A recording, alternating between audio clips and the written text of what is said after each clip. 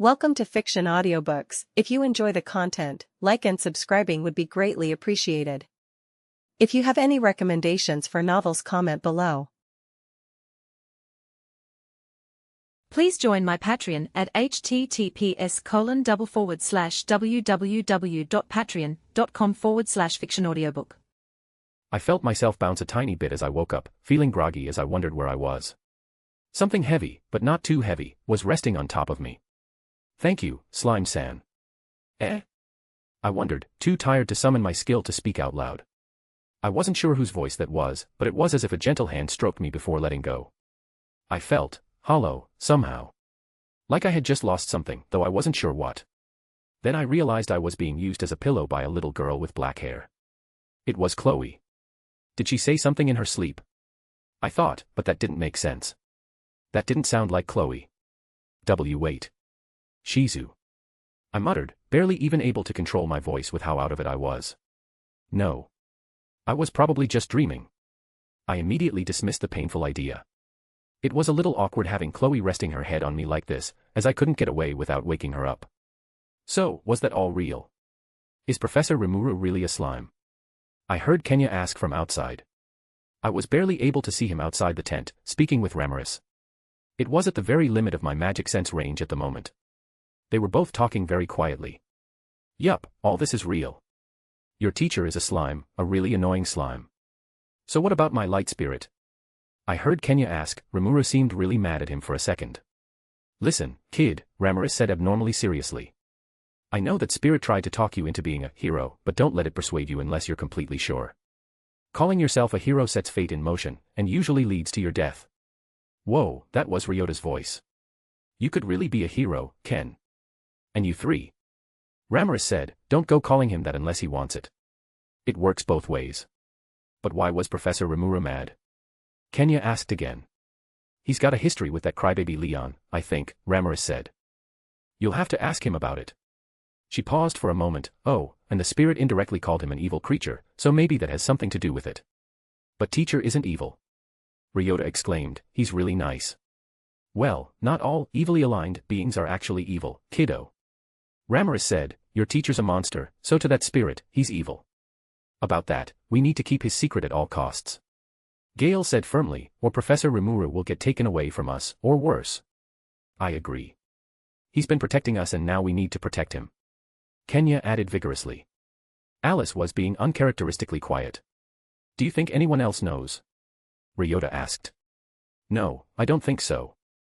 If Professor Rimuru was comfortable telling people about this, he would have just told us too. Kenya said. We can't be sure though. Gale interjected. Do you think he would have told us? Ever?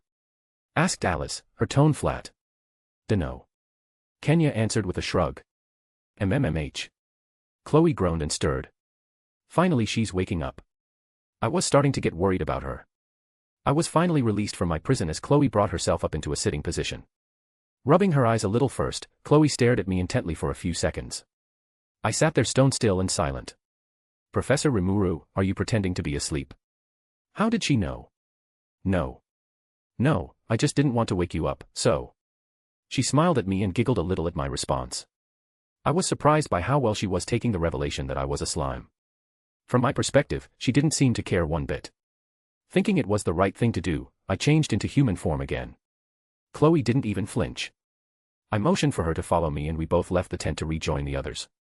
All eyes locked on me as soon as I did, making me feel slightly uncomfortable.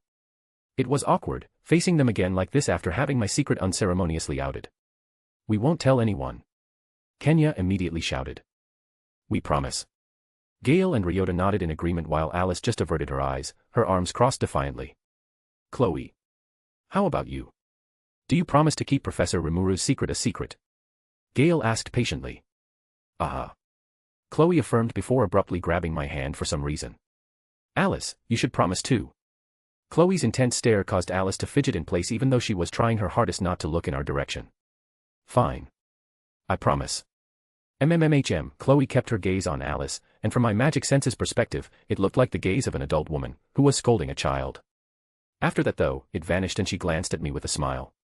Since everyone agrees, we can be sure your secret is safe. We should probably stay for a few days though, Professor. You don't look okay. Chloe was acting strange. She sounded and was behaving more maturely, and I was starting to think that spirit had some weird effects. I guessed it was fine though, so long as she was safe. I'm just fine, but maybe we should rest here for a few days anyway before heading back, just to make sure you kids are stable. I felt a small buzz of magicules around, though it was so faint that it was hard to detect, as Great Sage told me. Notice, a new aura has been detected emanating from the individual, Chloe Aubert. Detection difficulty rated similarly to expected difficulty of an archspirit. Aura is thinly spread and hid well. It was almost like Great Sage was concerned. Scared, even. I'll ask about it later. I had something more important to take care of at that moment. I need to apologize for not telling any of you about myself. I'm sorry you had to find out that way. I addressed all 5 of them calmly. It was pretty surprising, Gale admitted, scratching the side of his head awkwardly. I knew something weird was going on with you, I just didn't expect it to be that. It was weird for me too, when I first woke up as a slime after dying back in Japan. So your whole reincarnation story is true? You didn't lie about that. Nope, it was 100% true. I was a human man in my previous life. I just couldn't tell you kids about me being a monster now. Despite that, though, I'm still human at heart. You should have just told us, from the start, Alice grumbled. Alice, you know he couldn't do that. Ryota said. We weren't exactly inviting to Professor Rimuru at first, and that would have been worse if we knew back then, Gale pointed out. I couldn't just stand there and listen to them all talk about this, I needed to say something myself. I planned on telling you guys eventually, after things settled down. I thought it was wrong for me to reveal something like that before saving you, just in case you I cut myself off. Just in case you didn't want me around after learning what I was. Saving you was the most important thing, and I didn't want to jeopardize achieving that. I continued, trying to keep my smile. There was an uncomfortable moment of silence before anyone spoke again. I still can't fully believe it. Gale disbelievingly said, expertly changing the subject. I wasn't sure if he did it on purpose or not, but I was still grateful for the easing of tension. That we are going to be fine now. I know it's the truth, but it's just hard to believe. Yeah, I'm still shocked that I might become a hero later, like the ones in books and stories, Kenya said with sparkles in his eyes. Don't heroes kill monsters, though?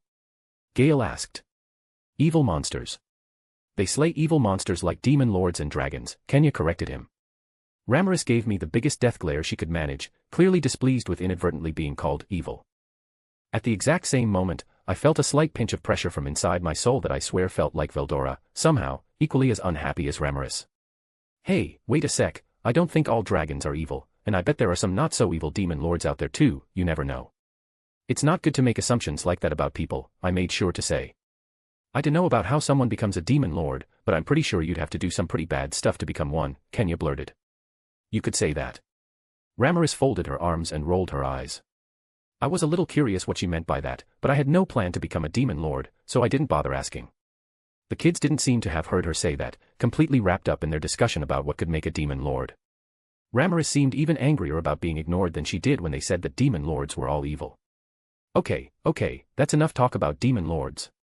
I held up my hand to stop them before Ramirez had popped like an angry balloon. She was already bright red with frustration and I didn't need her losing her temper fully, I wasn't in the mood to deal with something like that. I'm sure you all have a lot on your minds, so why don't you ask me and Ramirez any questions you have? I bet she could tell you more about your spirits and stuff. Yes. I can explain it all. Ramirez pridefully tooted her own horn. Teacher, what kind of skills do you have? Don't monsters have lots of skills? Ryota asked me curiously. Yeah. I have some skills. Professor Rimuru's skill makes him bouncy, right? He's a slime so he's super bouncy. That's why every time we hit him while sparring our attacks just bounced right off. Kenya said, sounding a little annoyed. I wouldn't call that a skill, but you're kinda right, I suppose. Can't slimes grow back if they get hurt and only a little piece of them is left? Gale asked. I think so, but I don't ever want to test that. Ultra-speed regeneration is a thing, after all. Notice, as long as a sufficient amount of energy is available and enough time has passed, the individual Rimuru Tempest could regenerate from a single, undamaged cell through the skill, ultra-speed regeneration. The sage's explanation made perfect sense, but that doesn't mean I didn't find the idea deeply unsettling. How do you make yourself look like that? Kenya suddenly asked, why do you look human? Oh, I paused, not prepared for the question even though it made sense. I definitely can't tell them I ate shizu or anything, let's just stick with the basics. It's one of my skills, I explained. I can mimic things I've seen before. A small lie, but it was better for these kids not to know about Shizu's passing yet. Ooh. Turn into me. Turn into me. My answer immediately excited Kenya, who ran up to me. I wanna see. No Ken, that's creepy. Alice said, one of you is bad enough. Hee. That's mean. Thanks for the save, Alice. Is that why you look like Ms. Shizu? Gale asked curiously. Actually, yeah. I forced a smile, nodding. When she asked me to help you guys, she knew I couldn't go into a human city as a slime, so she let me use her form. But you used to be a guy in your last life, right? Ryota looked up at me with big eyes. You've seen a lot of guys since, so why don't you become one of them? Well, I don't have their permission, Ryota, I laughed. Wouldn't it be weird to go shopping and run into yourself one day? It's not perfect though, Gale added.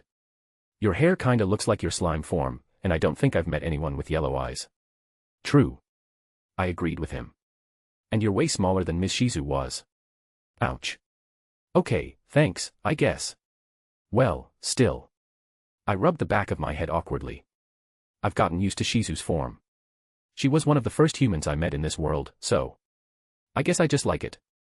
It's nice to have arms and legs again, not to mention taste buds. You can't taste things as a slime, teacher. Chloe piped up. Nope, I sighed. Sadly. But that's why I'm super grateful to Shizu for letting me use her appearance, I said while curling my hands into fists. I'm gonna do everything I can to thank her for it, including helping you guys. There was a moment of silence, the kids looking at me with new respect. Chloe said, can you tell us how you met Ms. Shizu? Oh, sure. I nodded, settling down on the labyrinth floor. Then I remembered where we were. The fairy who helped save the kids had been unusually quiet, apparently interested in our conversation. Hey, I turned to her, thanks, Ramirez, for looking after them while I was out. Well, of course. She preened, but if you really want to thank me, keep talking. I'm invested now. Why does it feel like she's treating my life story like something out of a movie? I wondered. She's been here alone for a long time, I guess. Probably doesn't get much entertainment. Okay, I nodded. Well, a few months after I was born, I ran across Shizu and some adventurers in Jura. Wait, a few months? Kenya interrupted, just how old are you? I had no idea how to answer. Great sage, how old am I again? Answer, you are 9 months, 10 days, 13 hours, 6 minutes and 45 seconds old. I didn't need that level of detail, but thanks a lot. Like 9 months, about. I said, a little more than that, I think. Teacher is just a baby. Chloe mumbled in awe. Hey, no. I waved frantically, past life, remember. I'm 37, well, 38 I guess now. If you count both lives. Wait, what? Ramirez suddenly exclaimed, and you're already that strong. Yeah. I shrank away from her, flitting into my face. Is it really that weird? Yeah. She kicked me in the forehead. It normally takes decades, or centuries, for fully grown monsters to get as strong as you. Especially for a slime of all things. She kept beating up on my face, punching my eyes, which would have hurt if I wasn't a slime with pain nullification. Wait, Ramirez suddenly stopped. Who named you? Well. I glanced at the kids, not wanting to reveal to them I'd been named by a legendary apocalyptic dragon. He's a bit of a jerk, apparently, and has absolutely no impulse control. Real immature guy. Guess that explains you, Ramirez jabbed at me. Monsters take on aspects of their namer, after all. Filing that away for later. I didn't like the idea of me picking up Veldora's personality traits, but it probably didn't affect me since I don't remember changing at all after getting named. Maybe because I was human at one point.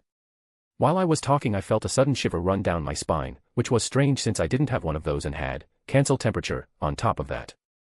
It almost felt like something had prodded me from the inside. Well, that's nice of you to say, I pouted, turning back to the kids. Whoa, Alice was staring at me. What? I asked, looking at her. We all thought you were an old man. Kenya blurted out. Hurtful, I whined, but anyway. Back to the story. I couldn't let this conversation go any further, clearly. So I found Shizu and some adventurers who were with her. Before that, actually, I tried to go to a human town but they chased me off for some reason.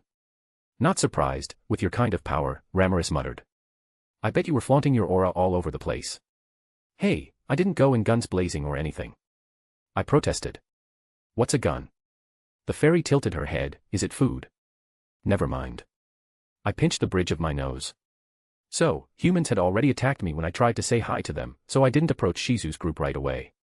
But you did eventually, right? Ryota asked. I nodded. When I was tailing them, Shizu could tell I was there, and she'd give me these really scary looks. The kids nodded sagely, and I wondered where they'd acquired such an experience.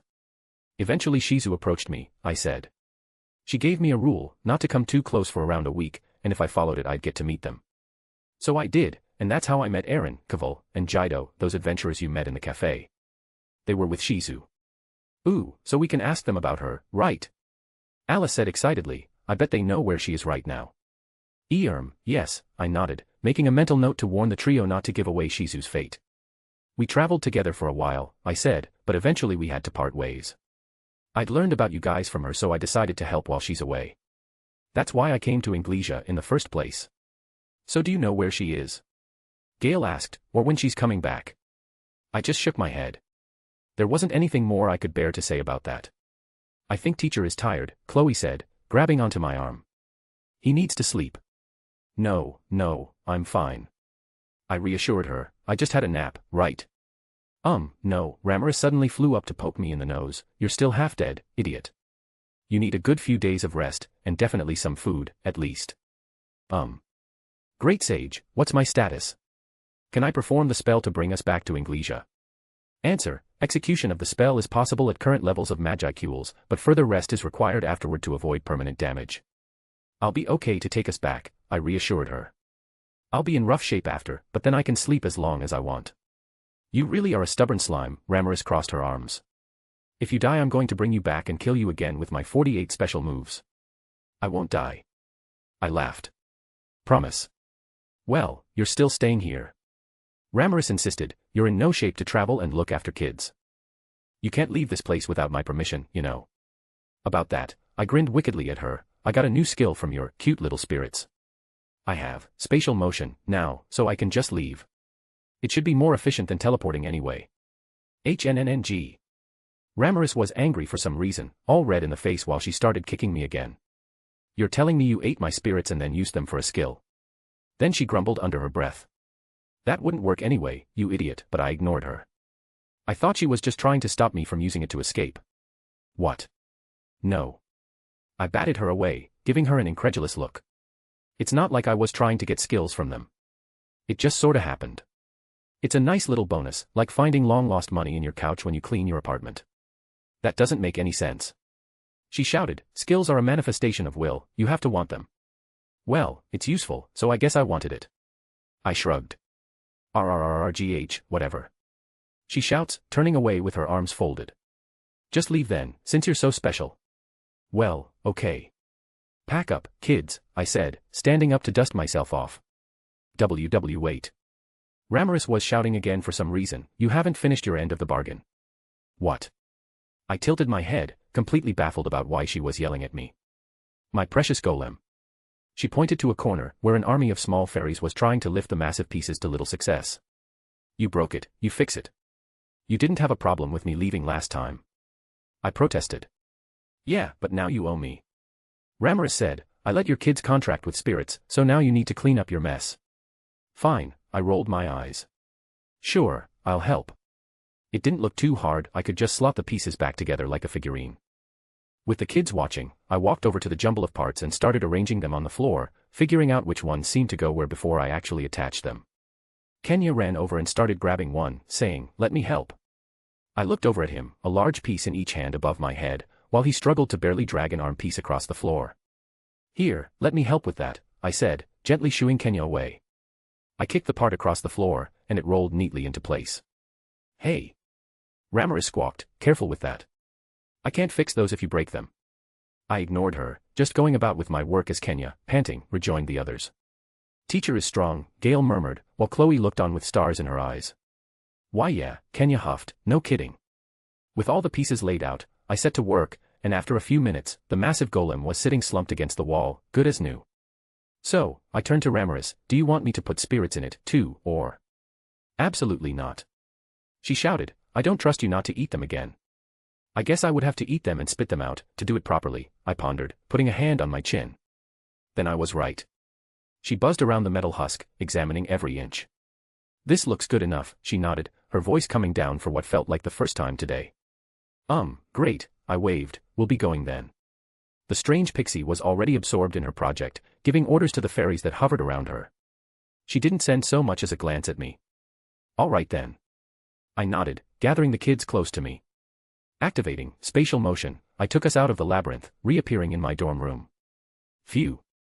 I sighed, immediately dropping human form so I could use my nice, comfy blob shape to rest on the floor. I feel like I could sleep for a week. You're not going to sleep on the floor, are you? Probably. Gale sighed, would you let one of us sleep on the floor? No. Gale nodded and grabbed me up without any more hesitation and set me on my bed. You're very squishy, teacher. Huh. You're right. Alice poked me with a finger. Then Ryota and Kenya joined in on the poking. Can we stop with that, please? Sorry. Ryota drooped.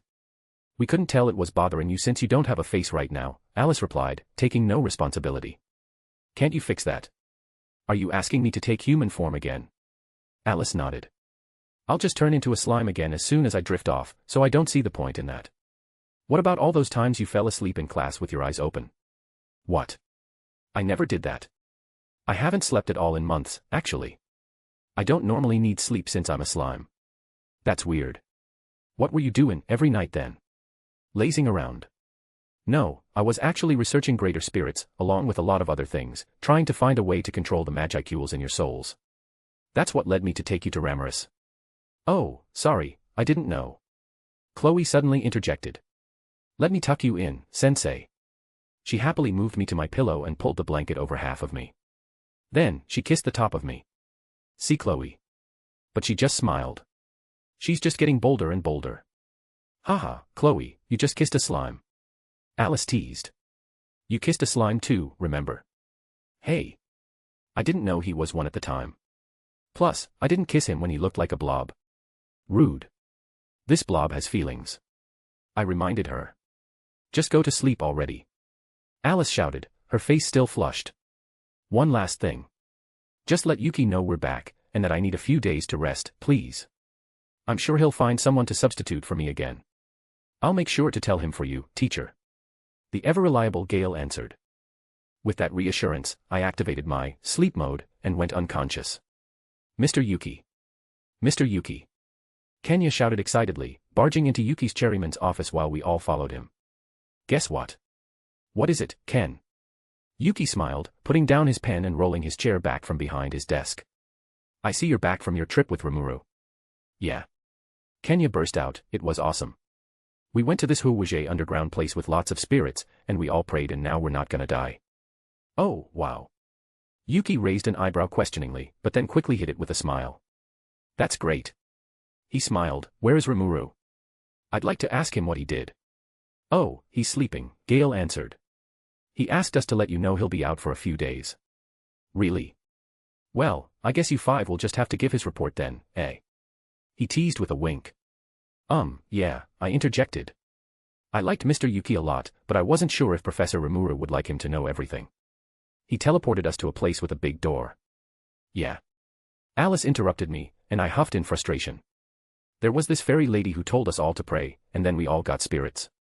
Professor Rimuru teleported us back, I said. He was really tired though. Why yeah. Hey Mr. Yuki, Ryota shyly said, how did you meet Professor Rimuru? Oh. Kenya caught on immediately. I frowned at them both, but they didn't notice. Yeah, Professor Rimuru is super strong. Where'd you find someone like him? Was he a mage, Professor? He used a pretty big spell, Alice asked. Mr. Yuki looked at all of us for a minute, silent. Then he laughed.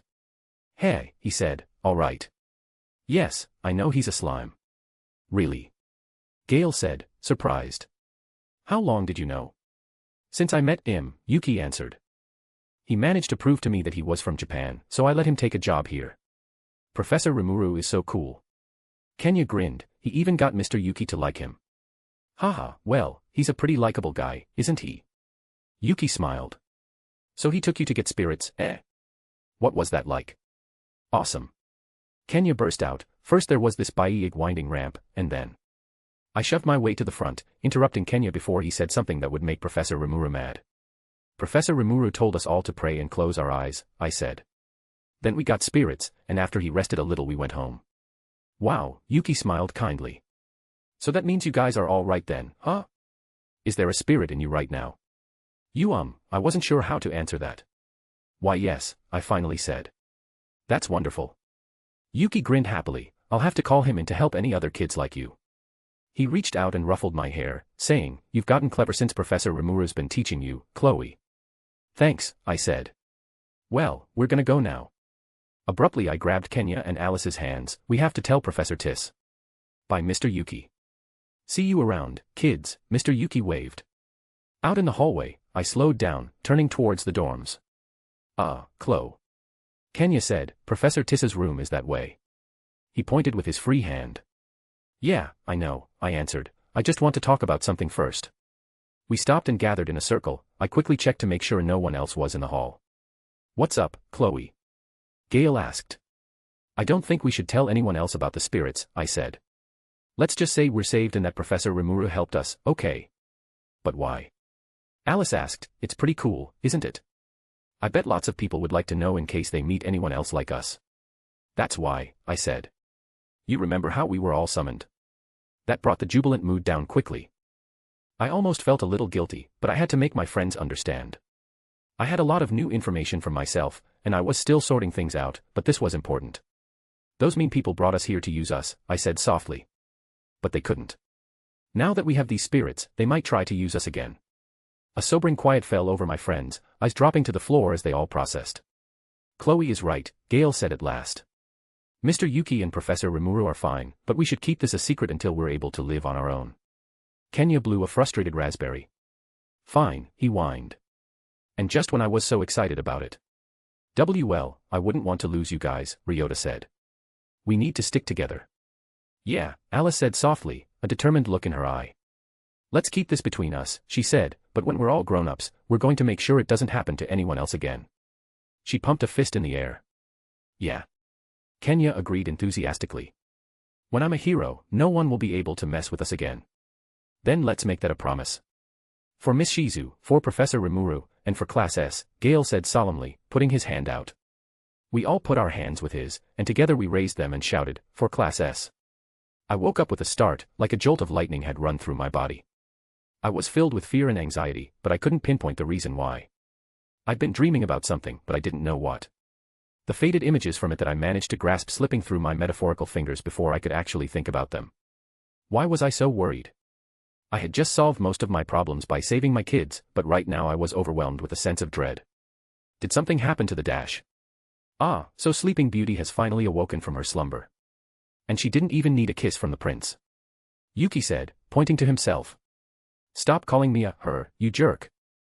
And I want nothing to do with your lips, so keep them away from me. The sickening sensation was replaced by surprise and irritation.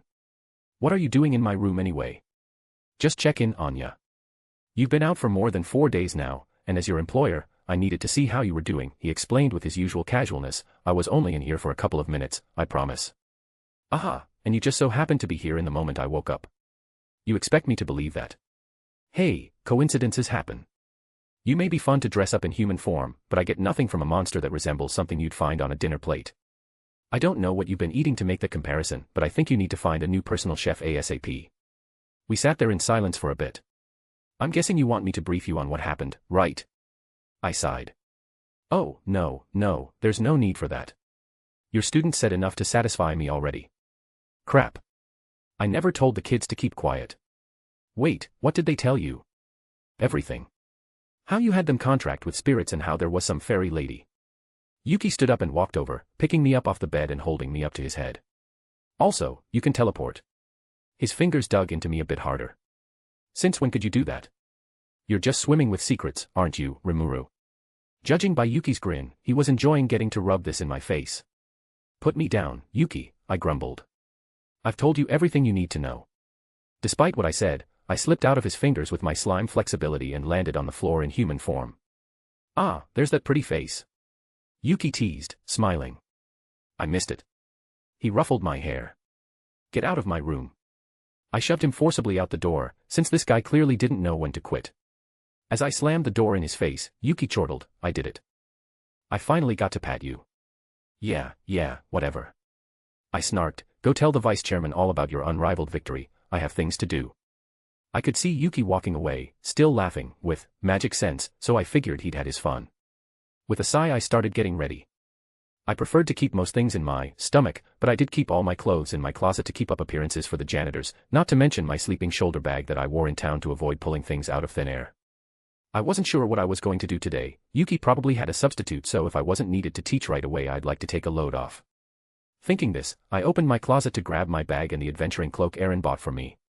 For a full minute, I could only stare, arms still holding the doors open.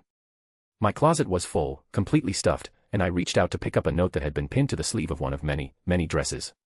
I thought your wardrobe needed an update, so I got you these as a gift. Enjoy. Yuki. P.S. Don't think about wearing your adventurer gear around the school, it's not allowed. Winky face. I clenched the note hard enough in my hand that it fell to pieces. Ugh. Whatever. I'll make do. Alright, now that you guys don't have to worry about dying, school is going to be even more important. I said in front of my class, who were all gathered for our morning lesson. Just then, someone knocked on the door. Peeking outside with magic sense, I saw Yuki. Come to see the fruits of his labor, has he? Come in, I called, shuffled the papers on my desk. Hey guys. Yuki sauntered in, just doing a routine class inspection. What are you doing, Toda? Where did you get that outfit? I didn't give you that. It was a little satisfying to see the look on his face as his master plan fell apart, completely confused. Oh, this spiffy little thing. I preened, tugging on the collar of my nice new button-up shirt. Wouldn't you like to know? Yuki pouted. You're no fun. How'd you even get your hands on that? I know you didn't leave the school and it's not like you can just borrow from another teacher. If you give me all my clothes back, I'll tell you, I smirked. And let me just say, all of my clothing. I'll know if you kept any to use as leverage for later. TCH.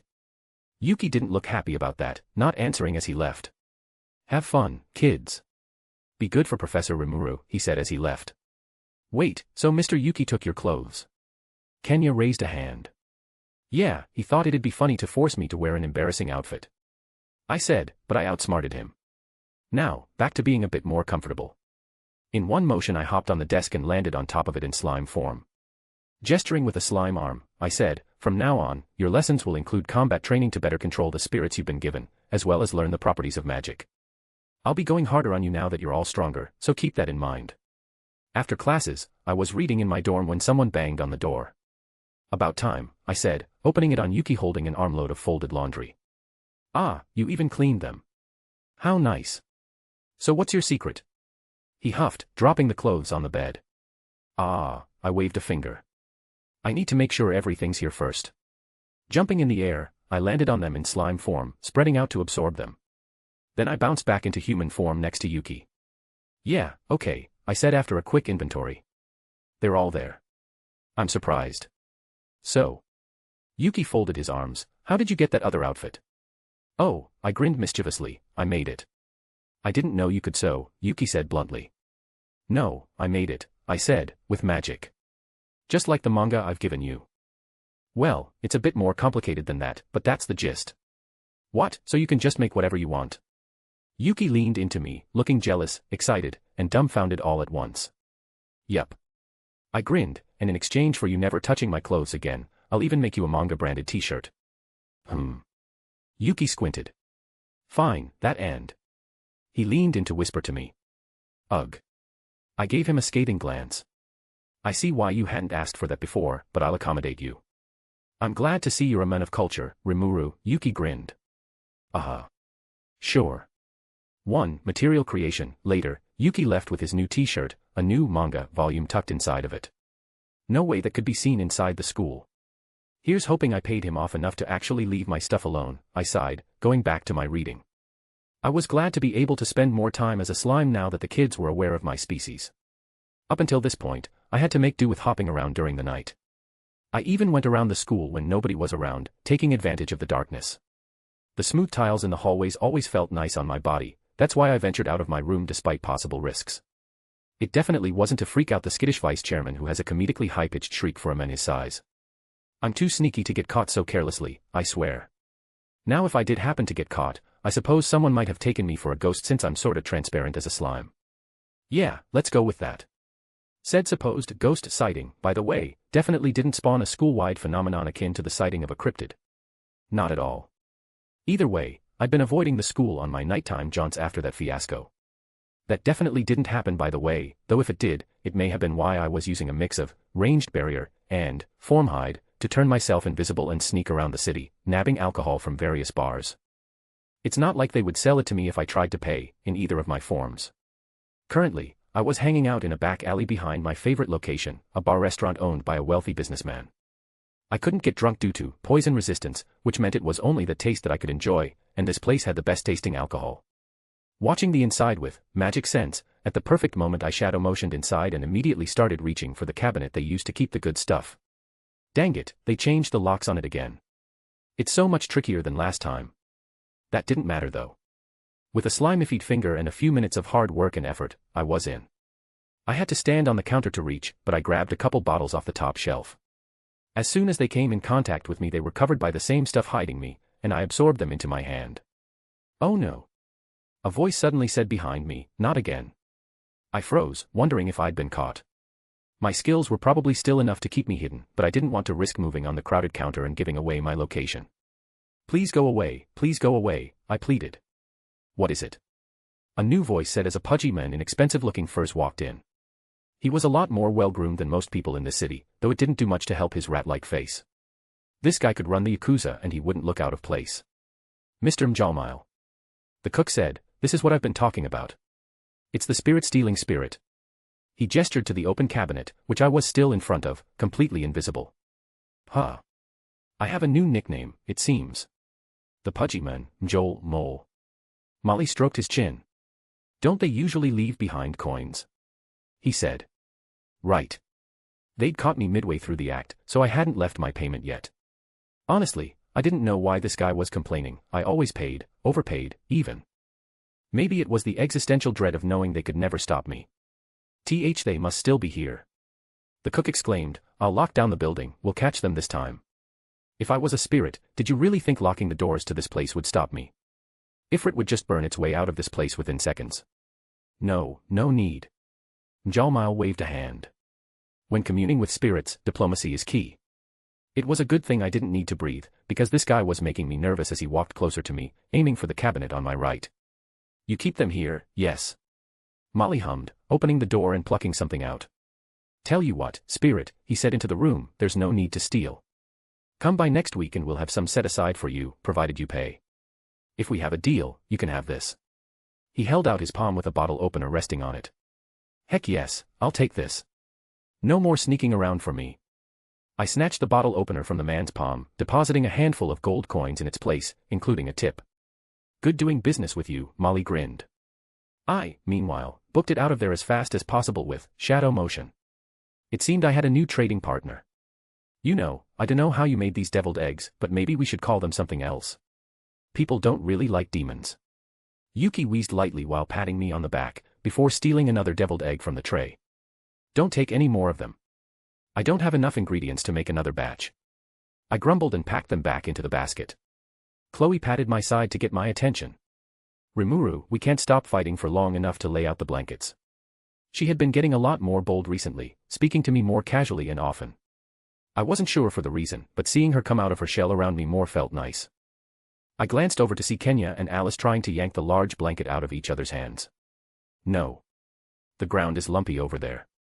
I refuse to sit on lumps. Alice shouted. But it's in the shade. I don't want to eat in the sun, protested Kenya.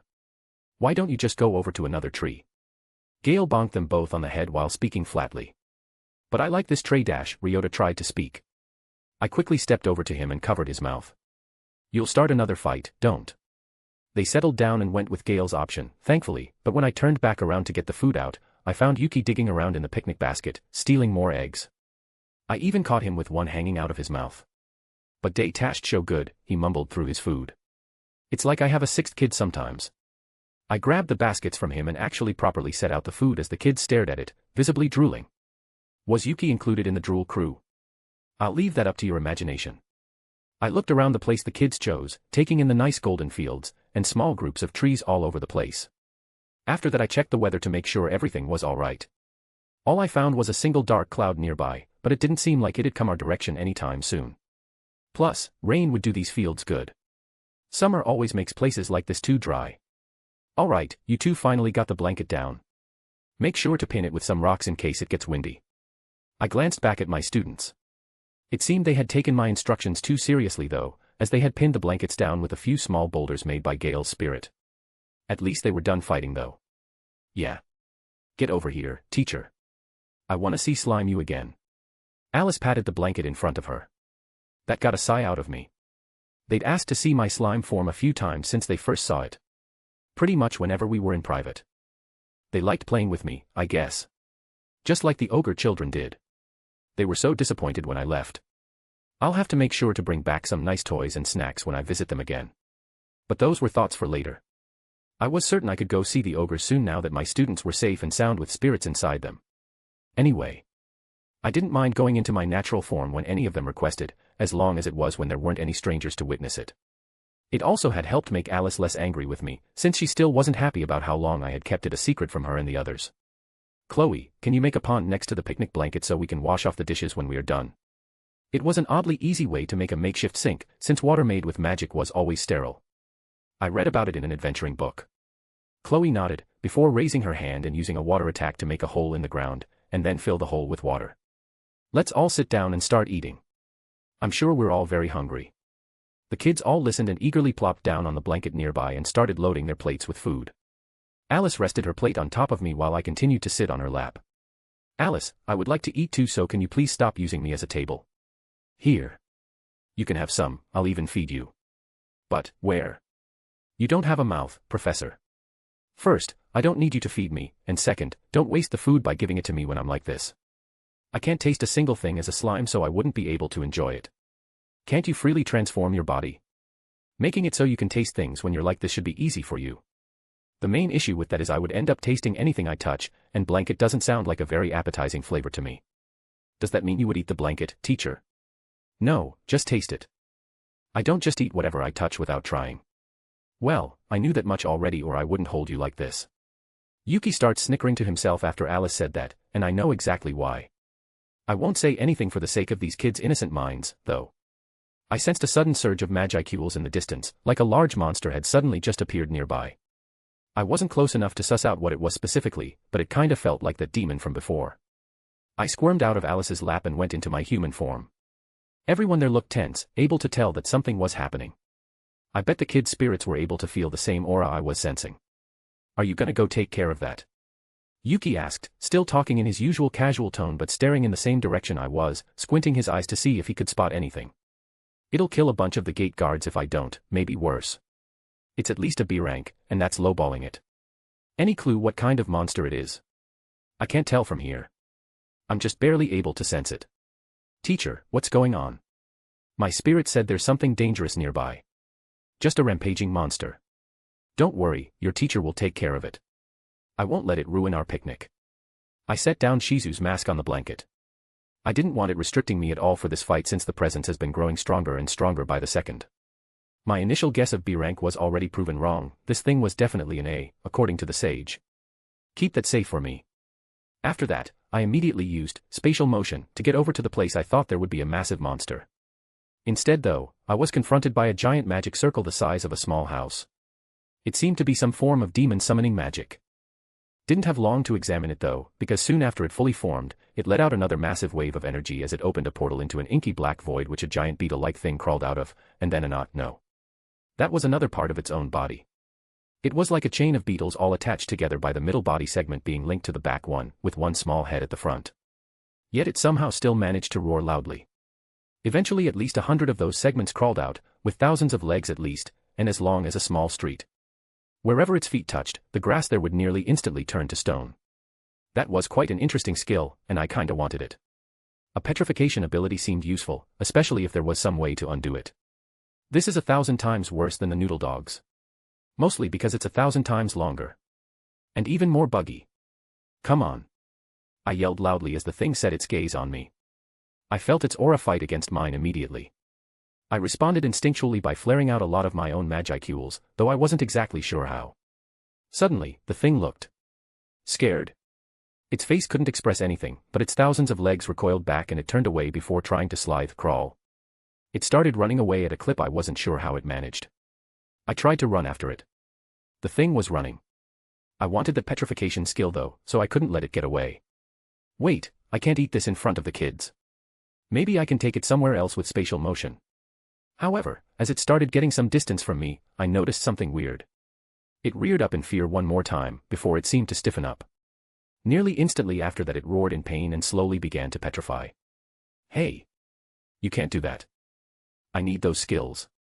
I couldn't really argue against it though, because the entire aura disappeared and I couldn't even sense the spirit of the monster any longer as all the magicules in the area were sucked back into the portal, and it closed up. Damn it.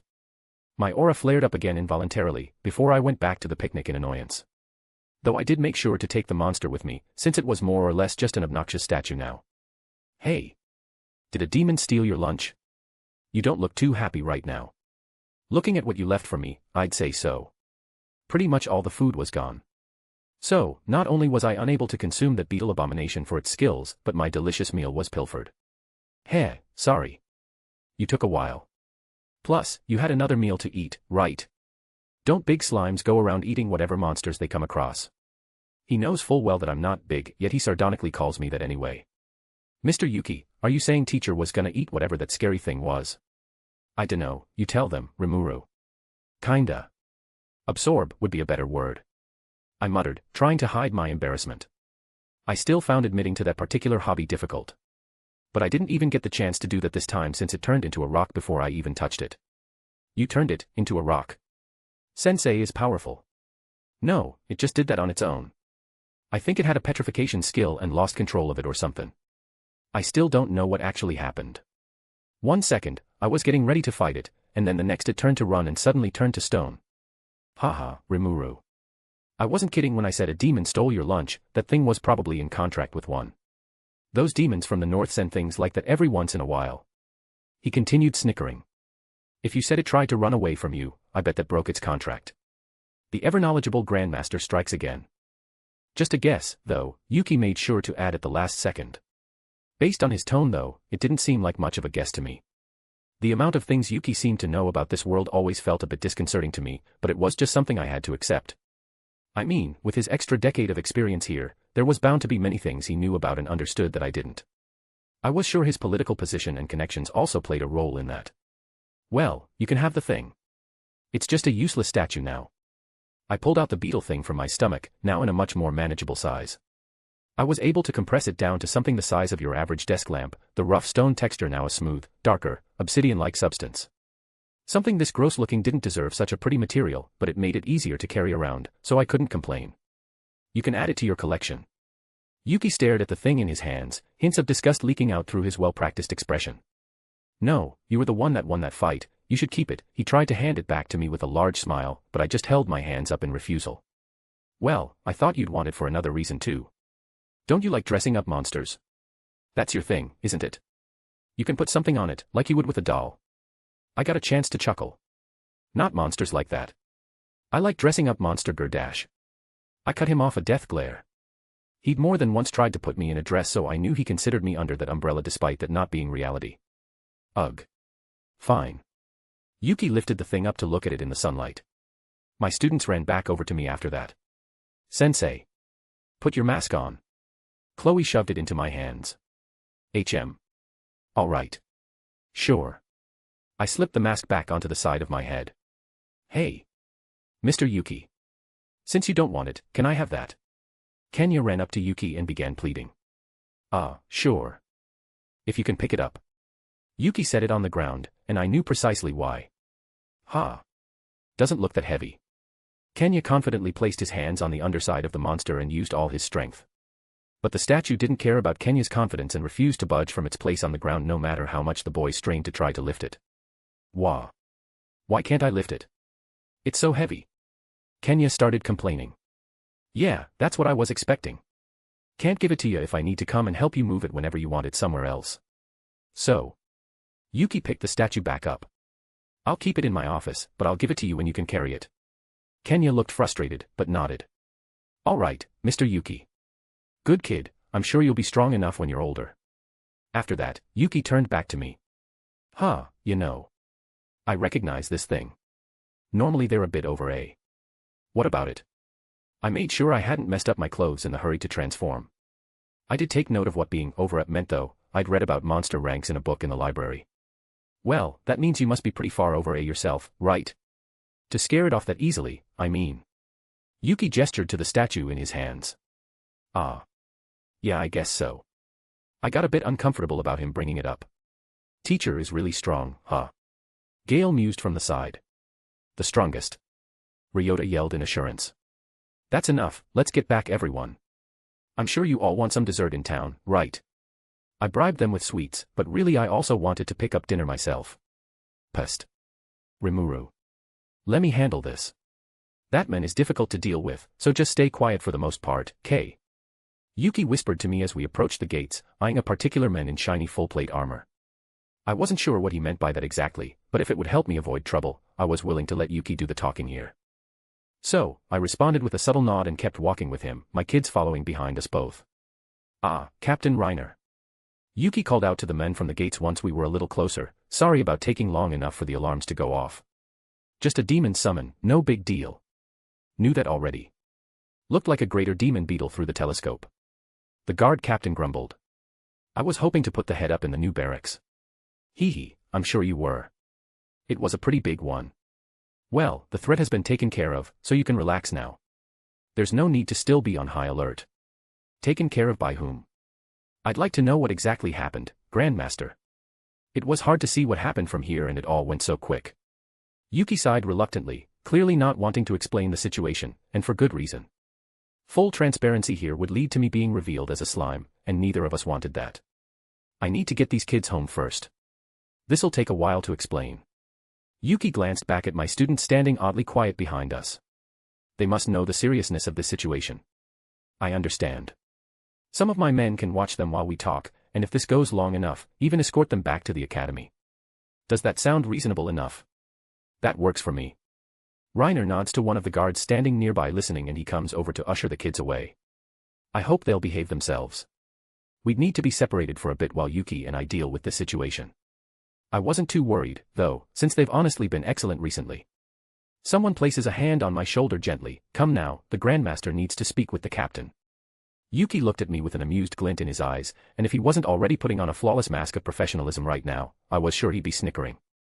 Haha, no, Rimuru needs to stay for this, Yuki said to the men, his tone light. Yeah, please don't lump me in with my students, I added.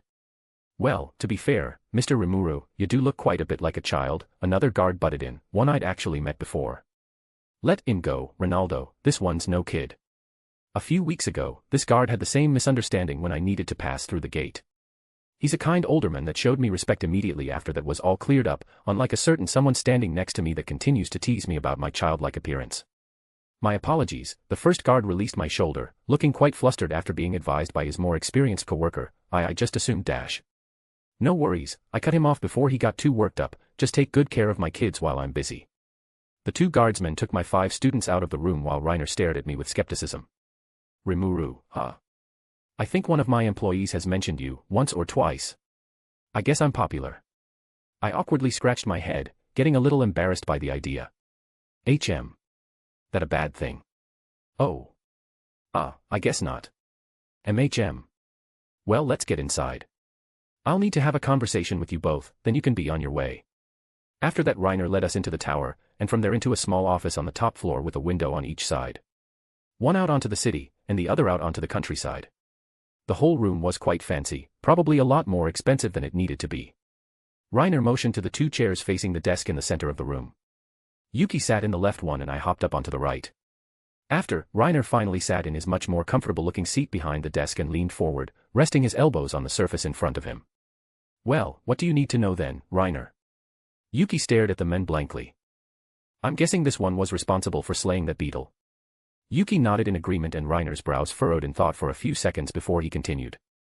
I want to know how a kid could beat a monster like that, really. It just doesn't seem to be possible. The men clasped his hands together. They told you before, Rimuru isn't a kid. He is a B-ranked adventurer. Yuki motioned toward me again. Shouldn't your men have told you that? Maybe they did, I just couldn't believe it. However, if you say it now that tells me something else. He turned his scrutinizing eyes in my direction and fell silent. The pause made me nervous. It seemed he was onto something and I was worried I'd been outed as a monster, somehow. I glanced over at Yuki. He was still the picture of calm as he watched the other men still watching me. I may have been worried, but Yuki didn't seem to share in that. They're a Majin, aren't they? Masquerading as a B-ranker. Ain't that uncommon? The men began constructing a story. Especially since a little girl wouldn't exactly have an easy time beating an over-A monster, even if they are a B-ranked adventurer, or even an otherworlder. I'm not a little girl. How many times do you gotta hear that, men? Yuki had already called me a he to this man's face, but that didn't seem to be enough for him to understand just yet. Ha. Well, yeah. Rimuru is a Majin. His appearance should have tipped you off to that. Yuki giggled it off under his breath. You aren't stupid enough to think I'd let a normal kid become a B-ranker, are you? Yuki reaches over and pats the top of my head. Not you too. Reiner seemed to get a little mad at Yuki's insult, indicated by his face turning red. I guess that explains that then. Let me see your license. Rimuru, I want you to get credit for this. I don't really want credit, though. I spoke under my breath. Reiner nodded. Yeah, I was expecting that. You street Majin that Yuki adopts tend to not like attention. Really, I just need to make sure our guards know they can call you for this kind of thing in the future. Of course, don't get too cocky. I'm sure you'd have a hard time against any of the other stuff I've fended off before. He smiled kinda nastily, his words dripping with arrogance. I'm a busy man, but I'm willing to help with emergencies when I'm in the area. I gave him that much, at least. I needed to play nice with someone with as much authority as Reiner had. That's good enough for me. Nodding first, Reiner turned his eyes to Yuki. Keep this one in check, Grandmaster. Although they would not be any trouble for someone like me to handle, you have a strong little one in your hands this time. Internally fuming at the way I was being treated, I left the room with Yuki, keeping my mouth shut. I knew telling off the captain of Inglesia's guards would cause nothing but trouble for both Yuki and I can't believe you told him that, without asking me first. I almost wanted to slap you when I heard that come out of your mouth. He'd figured it out the moment he saw you, Rimuru. If I lied to Reiner about it, it would have just worsened my position. Observant guy. Hey, not exactly, but in this case, yes. Yuki patted me on the back. Personally, though, you were a bit too obvious. You can't just go off fighting over-A monsters when that contradicts every part of your story. However, on top of that, you do look like a child, so seeing you behave the way you do it all gives it away. I can't help that. Sure, but it still makes it obvious. Happens to tons of adventurers though, and many do end up looking a lot younger than they are. So I'd suggest just accepting it. Some people will be afraid of you, but it does make your charade a bit more airtight. So what was with that adoption joke? You've done this before. Huh. Yeah, I've taken in a few Majin before. They need a bit more protection than normal adventurers. You are a bit unique, but not that special, really. Yuki brushed it off like it was nothing. I may be working at the school you run, but that doesn't mean I consider myself adopted by you. You're like 10 years younger than me if I count my time in Japan. That'd just be weird, so don't get the wrong idea about it. I won't. Though, the word adoption is fitting with how you look. Yuki paused. When I think about it, Majin make good secretaries. They've got lots of skills to handle all the stuff I don't want to do. That idea disturbed me, knowing Yuki's tastes. I am not changing my position. You aren't the person I had in mind. Yuki laughed, but it still left me unsure. Maybe you'd make a good one too, though. I won't be a secretary, ever. Haha. After seeing just how pitiful this version of Sensei is right now, earlier, I needed to figure out why, and what he has done in this timeline. So, I began an investigation by breaking into the small defenses he put around his room. It felt a little rude, knowing Sensei put a lot of effort into those barriers, but it needed to be done. It wouldn't be the first time I've broken into this room, well, maybe just the first time in this timeline. Then again, I didn't really closely examine the memories I had here. I checked the closet for the Kijin, and he wasn't there. I checked Rimuru's desk for papers from Tempest, nothing. I checked his clothes for stuff made by Shuna, and I only found a few silk clothes that didn't look particularly well put together. Now though, I was sitting above our teacher, looking at him closely with my skills. I may not have full access to my ultimate skill at the moment, but I can at least manage to access universal perception at a very short range if I put all my effort into it. Rimuru doesn't have gluttony yet, it's just predator. He's also too small, his diameter is at least 2 centimeters smaller than he should be at this point. It's frustrating. He shouldn't even be here, and I shouldn't even be awake yet. Maybe he'll get himself killed early too. I shook off my thoughts and tried to focus again so I could check him over for magic circuits with any potential subordinates. I again didn't really find anything though. It was almost like Sensei didn't know anyone in this timeline. I felt a little movement in his magicules though, as he seemed to wake up. So immediately I put on my little girl eyes and face and pretended to just be worried. Well, at least for a different reason than the reasons I was actually worried. Teacher, you have to leave us now, don't you? I innocently asked him after making sure he was conscious. Rimuru shakes a bit and transforms into human form. What are you doing in my room, Chloe? What do you mean? I just opened the door. I tried to pretend nothing was up at all. But I swear I locked it. I even remembered putting a barrier up. He looked disturbed for a moment, in a very cute way. Sensei. That's adorable. A little slime like you could never stop me. I guess you forgot. I tilted my head and pressed my finger to my chin. I guess I did. So, why are you up? Rimuru rubbed his eyes. It's the middle of the night. Well, I'm just worried that Sensei will leave. You healed us. That's all you said you'd do. So I couldn't sleep. Leave you. No, even though you're no longer in danger, that doesn't mean I need to leave. My job isn't done yet. Rimuru paused. Why are you calling me Sensei? You don't usually call me that. I decided to ignore Sensei's silly questions for the time being. But don't you have other people relying on you back home? People back home? Well, I guess so, but they don't exactly rely on me, per se. I'm sure my friends miss me, but it's not like they can't function without me. What about Tempest? Rimuru stared at me for a few moments, before he seemed to get a small light in his eyes. A bit of hope swelled inside me. My family name. What about it? All that hope was immediately dashed. That crystallized my suspicions. He doesn't have Tempest, he doesn't have responsibilities he has to return to, and he doesn't have subordinates to save him from himself. Was that how different this timeline was from what I could remember? I'd already realized that many things were off, but if he didn't even have Tempest. I plan on staying with you five for a long time, he continued, cutting off my thoughts. His beaming smile was genuine and warm, but even that wasn't enough to dispel the unsettling chill that was running down my spine. This is wrong, this timeline is wrong. But I didn't have the heart to kill him myself, and it would be difficult at the moment anyway. No. I won't. This time I'll take care of this version of Sensei the right way. Rimuru seemed to get worried for a moment, leaning away from me. Are you sure? Are you sure you can stay? I innocently asked him. I may have to leave occasionally, maybe for weeks or even months at a time, but I want to watch you all grow up. You have a future to look ahead to now and I want to see you achieve your goals, whatever they may be. Goals. What would I even do with a timeline like this? I could run away with him, and take him for myself. The war though, what to do about it? I guess there isn't much I could do to help. I'll just keep him safe since clearly Sensei is weaker than even I am right now. I hugged him tight. I just want to keep you safe. He patted me on the back of my head. You don't need to worry about me, I'll be fine. Isn't it my job to keep you safe? No. I didn't want to lie about that at least. It was much too important. Rimuru leans forward and tries to lift my head to look into my eyes, clearly worried. Chloe. I'm quick to get off of him and go to the door. I'm going to bed, Sensei. Make sure to put your barrier up, okay? Don't forget again. Yeah, I can do that. Good night, Chloe. Once I was out of the door and into the hallway, it became obvious that the door was locked, and then a barrier went up around the room. Come on man, you gotta have something better than this. I was trying to complain and bargain with a carriage dealer, who did not look at all amused with my attempt. I was never the best at haggling, but I consider myself decent enough. I can assure you. Sir, this is the best carriage we have on our ledger. It has a bed. An adventurer like yourself should understand how grand that is. I've never even heard of a carriage with a cooking corner. The dealer grumbled to me. You could buy a camping set at one of the many stores downtown, so please don't try to pressure me on this. How can this be the best? I at least want a place to heat water, come on.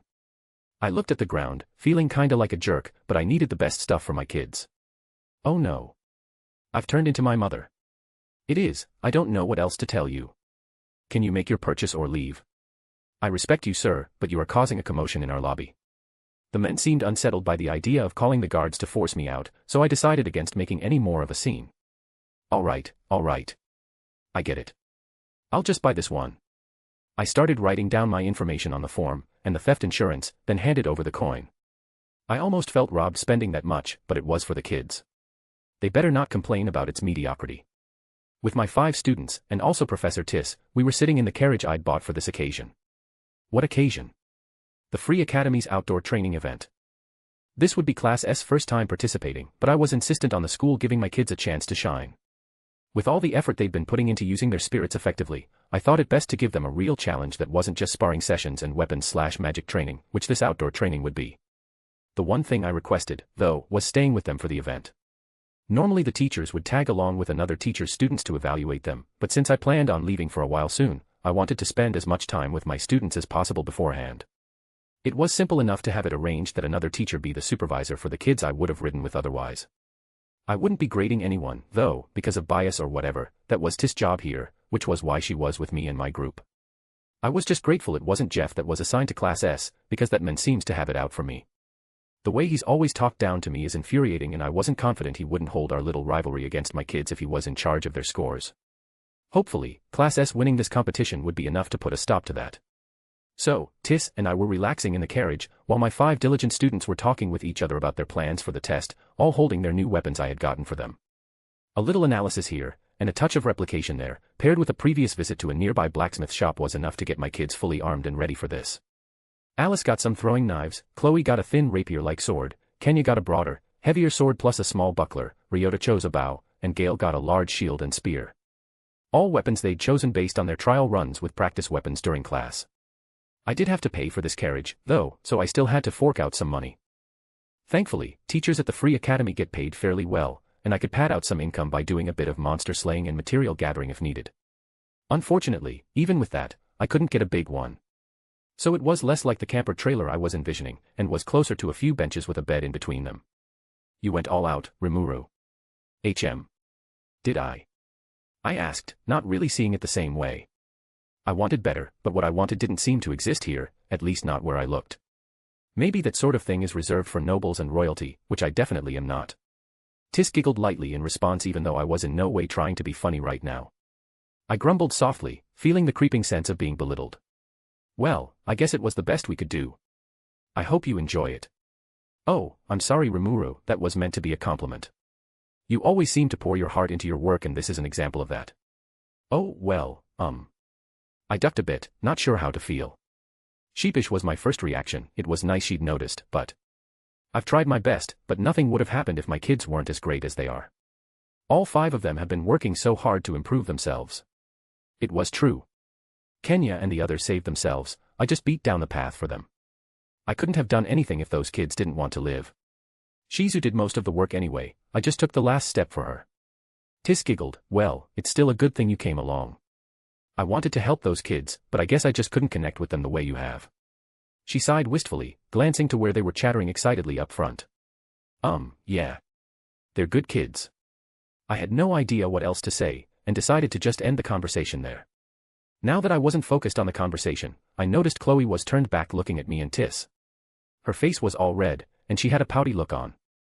I guess one of the others won an argument against her. She didn't like to lose after all.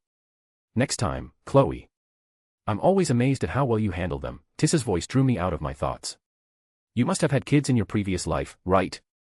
You even handle the other students remarkably well. Ha! I couldn't help it, a quick, sharp laugh burst out of me. The kids turned around to see what was up. No, it's fine guys, I chuckled, waving them off. They shrugged, happy to go back to their banter. I wasn't even married, I told Tis. Kinda wish I was, but it is what it is, I guess. I did have nieces though. I guess it's for the best, one less person left behind after what happened. Though, I do feel bad for Tamura. I suddenly realized I was rambling a bit, Tis staring at me with a friendly, slightly confused smile as I trailed off. Well, I turned away, I didn't have much, is what I was say, ing. Suddenly the carriage bounced dramatically, hit a rut or something, and I was propelled straight up off my seat and into the ceiling, hitting it head first and landing on the floor with a thump. Ow, I said reflexively, absent-mindedly rubbing my head. I guess it's a good thing I have pain nullification. Oh my gosh, Rimuru, are you okay? Tis was immediately on her feet, impressively balancing on the jostling carriage while crouched next to me. She grabbed my head, turning my face toward her first at one angle, then another. She combed through my hair, feeling for any bumps. Ah. I sat there frozen, not sure how to react to Tis doting on me like I was one of her students, but thankfully she seemed to notice the problem before I had to say anything. Oh, I'm so sorry. Just as quick, she sat back in her seat, dusting off her skirt. I just wasn't thinking. You're okay, right? Yeah, I'm fine, I said, fixing my hair a bit. Don't worry, I know what I look like. It was only natural that her first reaction to me getting hurt was that if you take my appearance into consideration. I heard a snicker from Kenya, Alice looking like she was trying to hold in her laughter as well. I gave both of them a stern look and they quickly turned back around, acting like nothing was unusual. Hopping back up, I tried to sit down next to Tis, but before I'd even noticed she'd moved, Chloe was wedging herself between us on the bench. I want to sit by Sensei in case he falls out of his seat again, she declared, glaring at Tis. What was that about? Don't look at people like that, Chloe. It's not nice. You can still sit with us though. I gave her hair a playful ruffle, which earned me another scowl from Chloe, though not as severe. After fixing her own hair, Chloe grabbed my hand tightly. It seemed to make her happy again, so I didn't complain. Stop. Gale suddenly shouted up front, instantly putting Tis and myself on alert. The kids were piling out of the carriage, forming a defensive line against a shapeless opponent in the path. Literally shapeless. Well, slime-shaped. It was a purple slime. Tis and I came to the front to observe, making ourselves comfortable. I was a bit curious, this was the first slime I'd seen that looked so different from me. The slimes in Jura all looked the same, including myself, round, streamlined, a beautifully soft blue, and delightfully bouncy. This guy was a whole other monster, literally. It was bigger, for one. About the size of one of the kids, and not nearly as smooth in shape. It looked like a blob of purple sludge, standing semi-upright, really gross stuff. I wanted to try having a conversation with it, but it didn't look very friendly, and I couldn't do that with Tis around anyway. Rest in peace, strange, gross-looking slime-like monster. It's technically not even a slime, right? I couldn't be related to anything that disgusting. Notice, by definition, the monster referred to is a species of slime. Analyzing. Purple slime, a slime-type monster dwelling in mountainous regions in the Western nations. It feeds on mineral and plant matter, but is quite aggressive when confronted with a living target. This individual exhibits. Okay. That's all I needed to know. Sheesh, the sage was way too eager when it came to these kinds of things. Notice, information is pertinent to individual Rimuru Tempest survival as a slime-type monster. Are you talking back to me? Answer, unable to construct response to prompt. While I was chatting with the voice in my head, the kids had been formulating a battle plan. This monster moved quite slowly it seemed, they'd had plenty of time to argue while it approached. Come on, Alice. You should give it a shot. Chloe was encouraging her, holding her sword towards the monster. Yes, you wanted to be the one to kill the first monster that attacks us, Gale said. He was looking uncharacteristically evil at the moment. Gale, I take back what I thought about you being mature. Why yeah, now's your chance. Even Ryota was getting in on this. What sort of hazing was this? Alice, meanwhile, was staring at the blob in pure revulsion. I am not going near that disgusting thing. It looks like something that would come out of Kenya's nose. But it's the first monster, Chloe tried. It'd make you the coolest one here. Still no. Alice shouted, I'll take the other first monster we see next, okay. They were all such children. I couldn't help but snort at their antics. While the kids were arguing about that abomination which was definitely not a slime, it had gotten closer, and with surprising speed it lunged at Kenya. Kenya. I jumped to the ground, ready to intervene if that thing somehow wrapped around him. I knew how slimes hunted and it was never fun for the prey. I wasn't supposed to interfere with this event, but Kenya's life was way more important than them all not being disqualified from the outdoor training. Before anyone could make another move, though, Kenya retaliated. The sound of a massive explosion suddenly bombarded us, the area filling with steam as a hot, goopy substance flew from the point of impact. I heard Alice's shrill scream. Then the fog cleared, and a new shape oozing purple goop appeared in place of Kenya and the slime, standing there with his red-hot sword still held out. Blech. That tastes disgusting. The purple blob revealed himself to be Kenya, entirely coated in the remnants of the purple slime as he hopped about, dropping his sword as he tried to wipe the nasty gunk off him. Eek. Alice shrieked, also dancing around like a madman. It got on my clothes. EW. For crying out loud, I broke myself off, calming down a bit now that the scare was over. No longer worried for Kenya's safety, though my mind had new things to consider. That slime just erupted. Answer, individual Kenya's flaming sword caused a steam explosion to occur within the purple slime, destroying the individual's cohesion, therefore causing it to mitosize itself. Yikes. Could that have happened to me when fighting Ifrit? I asked internally. That was horrible. I never thought I'd be so dismayed about a pile of goop. It was like the disturbed human emotions of my last life when I saw something gory or nasty, just for slimes instead. Great sage, I said, remind me to never take in a hot object like that without cooling it off first. Notice, isolation within the unique skill, Predator's stomach, would render the danger irrelevant. Additionally, extra skill, thermal fluctuation resistance, would prevent such an outcome. Do it anyway. I ordered. I'm not taking chances with this. I could get stabbed and sliced all day, but if I outright exploded. Goodbye, new life. Notice, the individual Rimuru Tempest could recover from this degree of damage with extra skill, ultra-speed regeneration, provided enough Magicools are present. I gave you an order, Sage. We're done here. I almost thought I heard an annoyed "umph" at that, but I must have imagined it. What was more important was seeing how the kids were. That purple goop stuff wasn't acidic or anything, right? How did I dissolve stuff as a slime again anyway? Answer, with the extra skills, absorb, and dissolve, Just be quiet for now, all right? I tuned back into reality to realize the kids were arguing about something, which is when I realized what the sage said, the slime mitosized. Which meant it had split into lots of little slimes. They were cleaner now, since all the rock sludge was left behind when the original big slime exploded, just little purple things no bigger than grasshoppers. Some of them were the size of large rats, but no bigger than that. Each just looked like a purple version of myself from back in the sealed cave, and while it freaked me out for a moment, I quickly found them quite inviting. Then I fully took note of what the children were arguing about. They are really gross. They are all over me. Alice was complaining vividly about all the slimes on her. They are like sensei, but aren't. Chloe mumbled to herself. I tried to ignore how creepy she was being and instead focused on the others. Kenya was trying to squish one with his boot, but was being stopped by Gale. Come on, these things are monsters, it's our job to exterminate them. Kenya whined at the other boy. Teacher is right there, have some more tact. Gale quietly said, refusing to let the kid kill any more of them. Kenya had obviously already squashed a good 10 of them before his intervention, though. Ken, come on. They aren't even attacking us anymore. They're just little things, and you'll creep teacher out if you just go killing them. Ryota urged from the sidelines. Why would Professor Rimuru be especially upset about this? Tis asked, looking confused. Nothing. 4 of the kids responded at once. He just thinks slimes are cute. It was Chloe who said that, and I liked her explanation the most. It was the easiest to work with, even if it wasn't entirely necessary. Only when they are little like this, and not gross like that big guy was. I passively kneeled down and picked up one of the little grasshopper-sized ones. Yeah, the small ones are kinda cute, but that didn't matter. I set the small monster back down and watched it hop away with the others, them quickly disappearing into the grass to the sides of the road. Alright kids, let's go. No threatening monsters here, the little ones will probably be fine.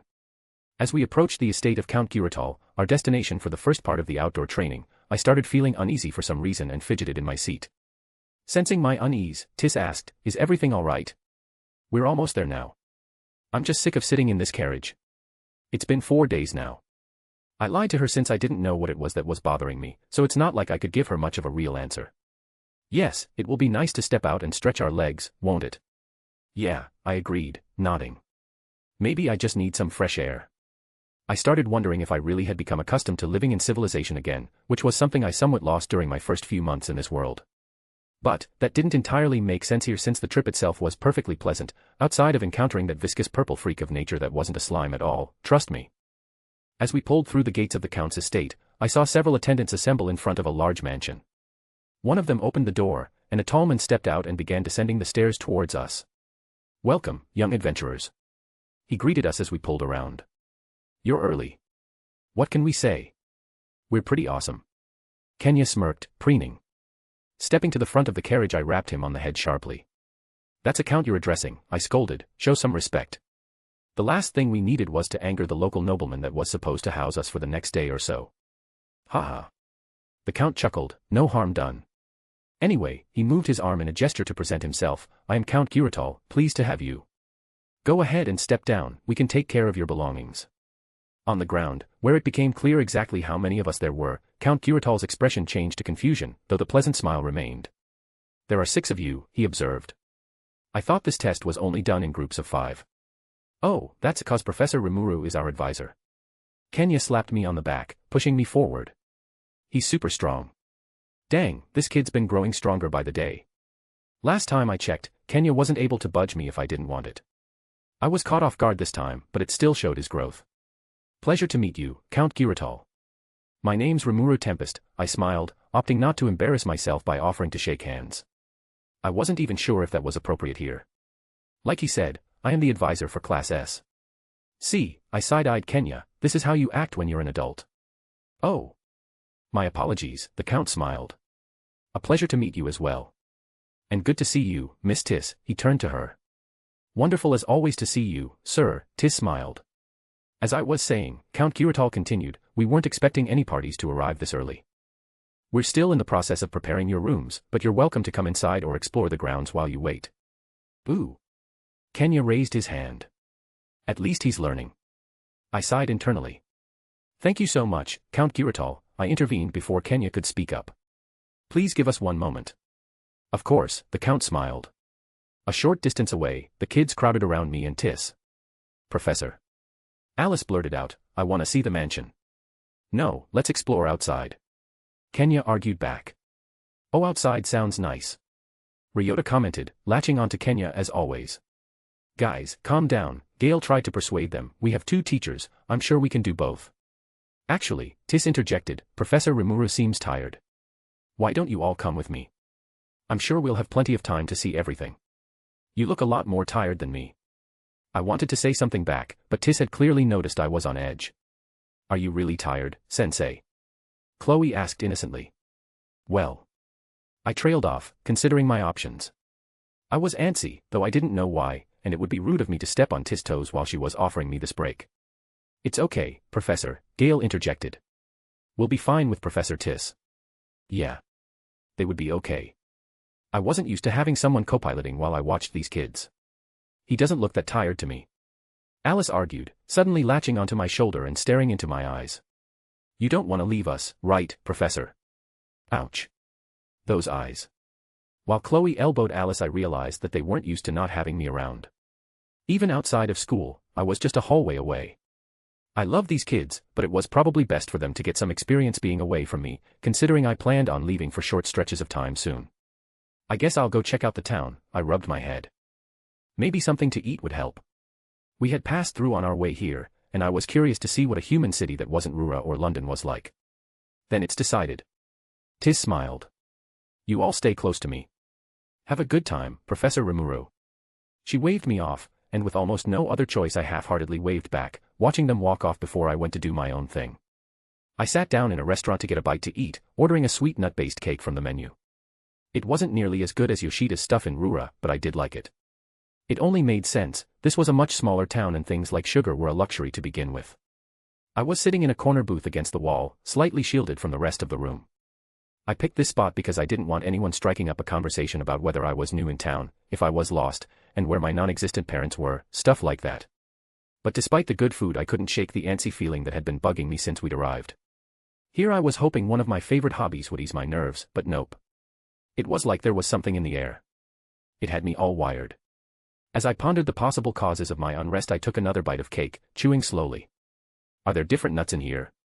The nuts in the cake had been baked soft, and came apart without any effort, but I was definitely chewing on something harder and crunchier than those.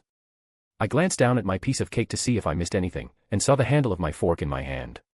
Just the handle. The head was missing. I stared at it for a moment, chewed, and swallowed. Oh. It would be really bad if somebody saw me do that. There was no trying to downplay just eating metal like a normal human. I glanced around, but fortunately nobody had been paying attention to me. Picking up my napkin, I pretended to wipe my mouth, covering it so I could scarf down the rest of the fork and hide the evidence. Why did I eat it with my mouth? I dunno. Barring the risks of exposing my slime hood in public, it was nice. I enjoyed the texture, surprisingly.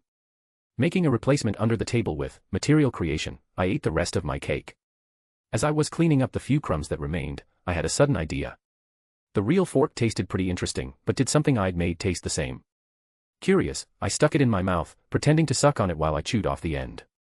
The texture was right, but the taste was bland. More than bland, it was tasteless. How strange. Shrugging, I watched an elderly couple nearby stand up and walk off, leaving me alone in this corner of the restaurant, so I scarfed that down and made another one to leave behind. Guess I'll have to stick to real forks from now on. Choosing to ignore the disturbing implications of my newly acquired taste, I paid my tab and left.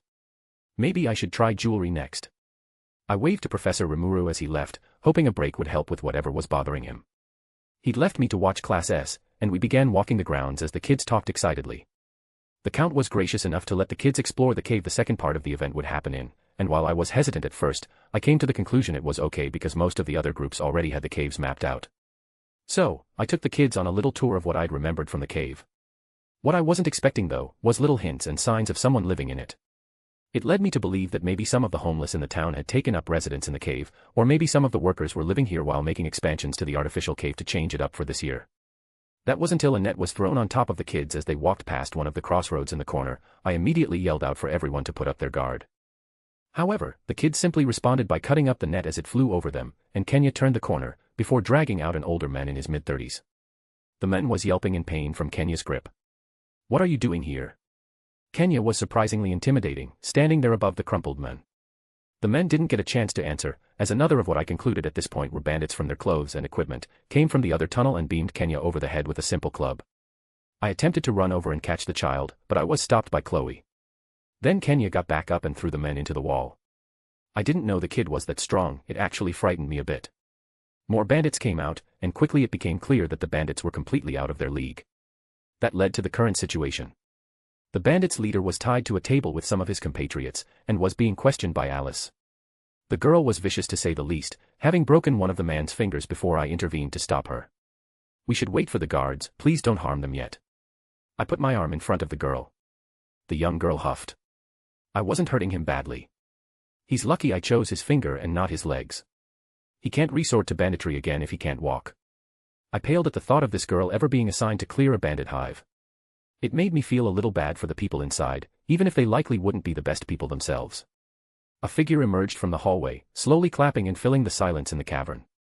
"You children are fairly strong being able to take out these useless criminals, but you shouldn't get too full of yourselves just yet."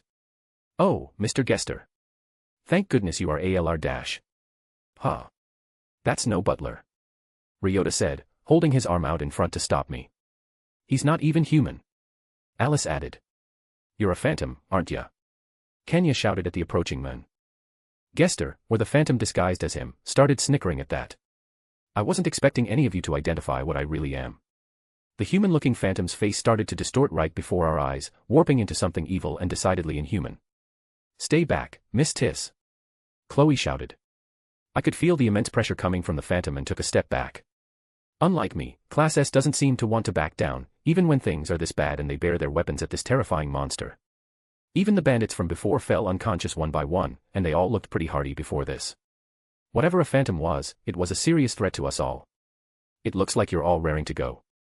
In that case, shall we begin?" The phantom taunted the kids. Kenya lunged forward with his sword at the phantom, but in horror, I watched every single one of his strikes get effortlessly deflected by the still smiling phantom. The phantom responded with its fist, which nearly immediately slammed into a blackened steel shield from Gale, which dented but managed to keep itself together. The creature seemed to get a bit irritated as it was surrounded by daggers from Alice, and pelted with arrows from Ryota. Chloe was just standing back next to me. Kenya attempted to stab at the phantom again, only for the phantom to smile maliciously. "It seems I'll need to get a bit more serious." After his declaration, the phantom singled out each of the students one by one, slamming them into the walls of the cave, until each one collapsed on the ground. It left Alice, Gale, and Kenya completely unconscious. Chloe turned to me with a smile of her own. "Don't worry, Rimuru-sensei will always be there for us. So we just need to do our best." After that, she charged off toward the phantom with Ryota. The pair tried to fight the phantom off, but it only took a few more blows for the pair to get taken out as well, leaving me alone. I knew the kids were more powerful than me, each of them on their own. So I wasn't prepared for this. I didn't know what to do. Even Class S stood no chance against this phantom. I will just have to do my best, just like the kids. I feel like she's right. Professor Rimuru will show up and protect us. Then I felt a chill spread throughout my entire body, as it almost felt as if all my senses stopped working properly. Something entirely horrible and destructive was behind me, I just knew it. I couldn't even move with the presence there. It was far worse than the phantom, and I couldn't turn back to see it. It didn't matter though. I will protect these children with all my strength, it doesn't matter what shows up. This was meant both for the phantom and the ominous presence that I couldn't bring myself to look at. That's my job, Tis. I'll take care of this guy. I heard Rimuru's voice, but it was deep and coarse. It was holding back a terrible anger. Our Rimuru? I shakily asked. Chloe was right, but at the same time, I'd realized something. That horrifying, monstrous feeling was coming from the small teacher I'd gotten to know over the last few months, not some threat. Although, really, he almost seemed like an entirely different person. Rimuru's normal cheerfulness was gone, replaced by seething anger. Just, don't try to move, you'll hurt yourself if you do. Rimuru even seemed to know what was happening to my body, my immobility at least. What is going on, Re-dash? The phantom decided not to let me talk, as my mouth was sealed shut against my will. It sets its eyes on Rimuru, behind me. At least I assumed so. A bold one, aren't you? Did you do this? To my kids? Your kids? Do these children even know what you are? Does that teacher know what you are? The phantom laughed loudly. I doubt you could protect anyone. In the blink of an eye, a purple light flared into the room and blinded me. Then everything went black. That bastard told me I couldn't keep my promise to Shizu.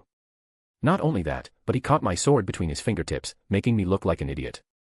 I didn't expect you to get so mad. The thing taunted shamelessly. Coy asshole, smiling like that. I'd show him how a real monster fights. I was glad my aura going out of control and knocked Tis out because now I didn't need to stop myself from doing it. I let my aura hold it in place, and melted around that disgusting creature. I'd eat it before it could taunt me any further. Great Sage told me it was a phantom, but she also told me it was inhabiting the body of a human. So I begrudgingly waited to dissolve the thing until I could get it out of the guy. With a bit of effort, I managed to yank the thing out of the guy with Degenerate, but I got something I didn't expect as a result from the sage. Notice, analysis, partially successful. Individual, Rimuru Tempest, does not meet the requirements for the following skills: Universal Perception, Holy Attribute Resistance, and Holy Magicule Conversion. Data will be stored until individual, Rimuru Tempest, qualifies for these skills. What did I get from it then? Answer, Rimuru Tempest has acquired one skill which he qualifies for, Interdimensional Traveler. However, this skill is currently unusable due to the individual, Rimuru Tempest, inhabiting a physical body. This skill is only usable by spiritual lifeforms, without causing immediate and irreparable damage. I felt a long and sustained grumbling session come on. Did it at least give me a lot of Magicules? Answer, the Magicule capacity of individual, Rimuru Tempest, has increased by 34%. That was great, but I had more pressing concerns. First, my kids. They all seemed to be knocked unconscious, but I could see that their spirits were working hard to repair the damage they took. Next, Tis. Unconscious and had minor Magicule poisoning from exposure. I knew I'd probably need to help her or she'd be in for a hard, long recovery. And last, the man now slumped on the ground, looking like a perfectly normal human now. I presumed he was innocent, although I couldn't be sure. He wasn't dead, which was good, and I hoped being possessed by the phantom wouldn't cause him any permanent consequences. After assessing the room, I went over to Tis. I'll need to remove some of those Magicules from her body. They were coating her like a film, the Magicules just on the surface of her skin. But, if I didn't do anything about them, I was sure they would soak in deeper and make her very sick. Sighing to myself, a small part of me telling me this was wrong to do to this nice lady without asking, but I knew that it was necessary. Her condition was at least partly at fault, and now I needed to minimize the damage. I slimified my arms and spread them out over most of her body, minus her head, to maximize the surface area and started to clean up the excess Magicules with Degenerate. After a few minutes of this, Tis started to stir then opened her eyes. I wasn't quite done, though, so unfortunately me and my slime arms were the first thing she saw after waking up. Hi, Tis. I immediately released her and returned to fully human form. That's not a good expression. Abject horror is how I would describe Tiss's face in that moment. What are you? She asked, her voice shaking. I answered her by turning into a slime. I'm a slime. But not a bad slime, see? I'm squishy and harmless. Well, that last part was a bit of a lie, but I'd never hurt Tis, so I thought it was fair to say. Tis sat up and just stared blankly at me. After a few moments she managed to softly ask, why did that feel comforting despite looking so terrifying? She asked, wrapping her arms around herself and shuddering. I reformed into human shape, hoping that would help. I just needed to make sure I didn't indirectly hurt you with my aura. The kids'll be fine, but you're not as used to Magicules as they all are. I rubbed the back of my head awkwardly, smiling in hopes she'd see how genuine I was. Tis then stood up, wobbling a little on her feet, and started swiftly walking toward the exit. Hey! Tis, wait. I still need to explain some things. I can't. I just can't handle this. She left the cave and I didn't try to stop her. I knew it would just make things worse. I'll just have to wait for her to calm down. I don't think she'll tell anyone about me anyway. I look over at my kids again. On second thought, some potion won't hurt. I made 5 Magical-encased doses of potion that kinda resemble glowing water balloons and toss one at each student. Then, I tied up the unconscious butler that was inhabited by the phantom before. I needed to make sure he didn't mean us any further harm before letting him run free, even if I did think he was innocent. Then, I spotted a few people that I didn't notice until now, tucked into the corner and already tied up. They looked like bandits. Huh. That's one of the knots I showed my students a few weeks ago. They must have beat these thugs and tied them up before the phantom attacked. I was filled with a sense of pride in my kids. Not only did they handle these bandits, but then they fended off that phantom long enough to keep Tis alive before I showed up. Chloe was the first one on her feet, and after spotting me, immediately hugged me. Sensei, did you go eat anything you weren't supposed to? She asked an oddly pointed question. Haha, you got me. I ate some cake earlier. She almost seemed to glare at me for just an instant before pouting. You know that isn't what I meant, silly. I was really getting creeped out, so I decided to change the subject. How about you help me wake up your classmates? After that, you can stay here while I go get the guards. Chloe walked over to Kenya and cast a spell, Clean Washington. I could tell she was intentionally intrusive with her use of the spell, washing everything. She even left a few drops of water up in his nose. In short, Kenya woke up sputtering loudly. Not like that. I shouted, because Chloe was already moving on to another target. Kenya really needed a bath. Chloe answered calmly. Chloe. Kenya whined, holding his nose. I walked over to Alice and gently tapped her on the shoulder. 5 more minutes, Mom. She muttered groggily, not even opening her eyes. Alice. I said her name. Her eyes snapped open. Oh. Professor, what happened? You were knocked out in a fight. Alice gritted her teeth. She seemed pretty bothered by the idea of losing. She seemed fine now, so I moved on to the next kid. Gale. Wake up. I jostled the boy. What dash? Teacher? I thought you left us. Gale muttered sadly as he stared up at me, eyes only half open. He almost looked like he was gonna cry. I just went into town for a bit, but I'm back. Gale rubbed his eyes hard for a few seconds and sat up. Yeah, I remember now. He flashed a smile that assured me that he was fine. Ryota. Get up. Kenya was trying to shake Ryota awake. Kenya, be gentle, he was the most hurt out of you all. His wounds were healed by the potion, but he might still be injured in a way that didn't fix. Ken, you're okay. Ryota immediately hugged his best friend tightly after coming to his senses. After giving the kids a few minutes, I stood up. All right, stay here and keep an eye on these bandits and the butler. I'm gonna go grab the guards. I hope they won't ask too many questions. I stepped out of the cave and immediately spotted a dozen guards quickly headed toward it. Oh boy. For a moment I doubted that Tis truly kept my secret, but didn't really give the doubt much weight. Worst comes to worst, I bet Yuki could vouch for me. Hey. Calm down. The danger's already gone. I yelled at them, waving my hands in the air, one of them holding my adventurer's license. The guards close in on me, but not in a way that made me think I was their target, which was a relief. Steward, escort the kid away from the cave. It's too dangerous. Great. More of this. I was starting to get used to this song and dance, but that didn't mean I liked it. I'm Rimuru Tempest, a B-ranked adventurer and advisor at the Free Academy. I showed them my ID, there's nothing else to worry about, I took care of it. The guards looked surprised, but calmed down a little after that. They did end up asking me a bunch of questions, but nothing that had to do with me and what I was. Tis didn't give me away, this was purely about the phantom. The guards had no idea what a phantom was, so I compared it to a demon and that seemed to do the trick. I also mentioned the bandits, even though I wasn't sure exactly what they did to make my students tie them up. I'd leave that investigation to the guards and ask my kids about it later. The butler ended up perfectly fine after I evicted the phantom from his body. He seemed fairly nice, so I didn't think he willingly let that thing inside him, but who knows. It wasn't my business. The Count was glad to have his butler back, saying that the men had been acting odd lately to the point where he was concerned, and really, that poor man didn't need anything else to worry about. Why do I say that? Because in the few days we stayed at the Count's manor, I got to meet his nearly bedridden wife. She asked to meet me, actually, after hearing about what happened and how I dealt with it. I felt bad for her, so I scanned her with analysis after asking permission, wondering if I could save her with my miracle potion, but Great Sage shot that idea down immediately, informing me that giving her that would kill her. It also gave me an alternative, though: surgery.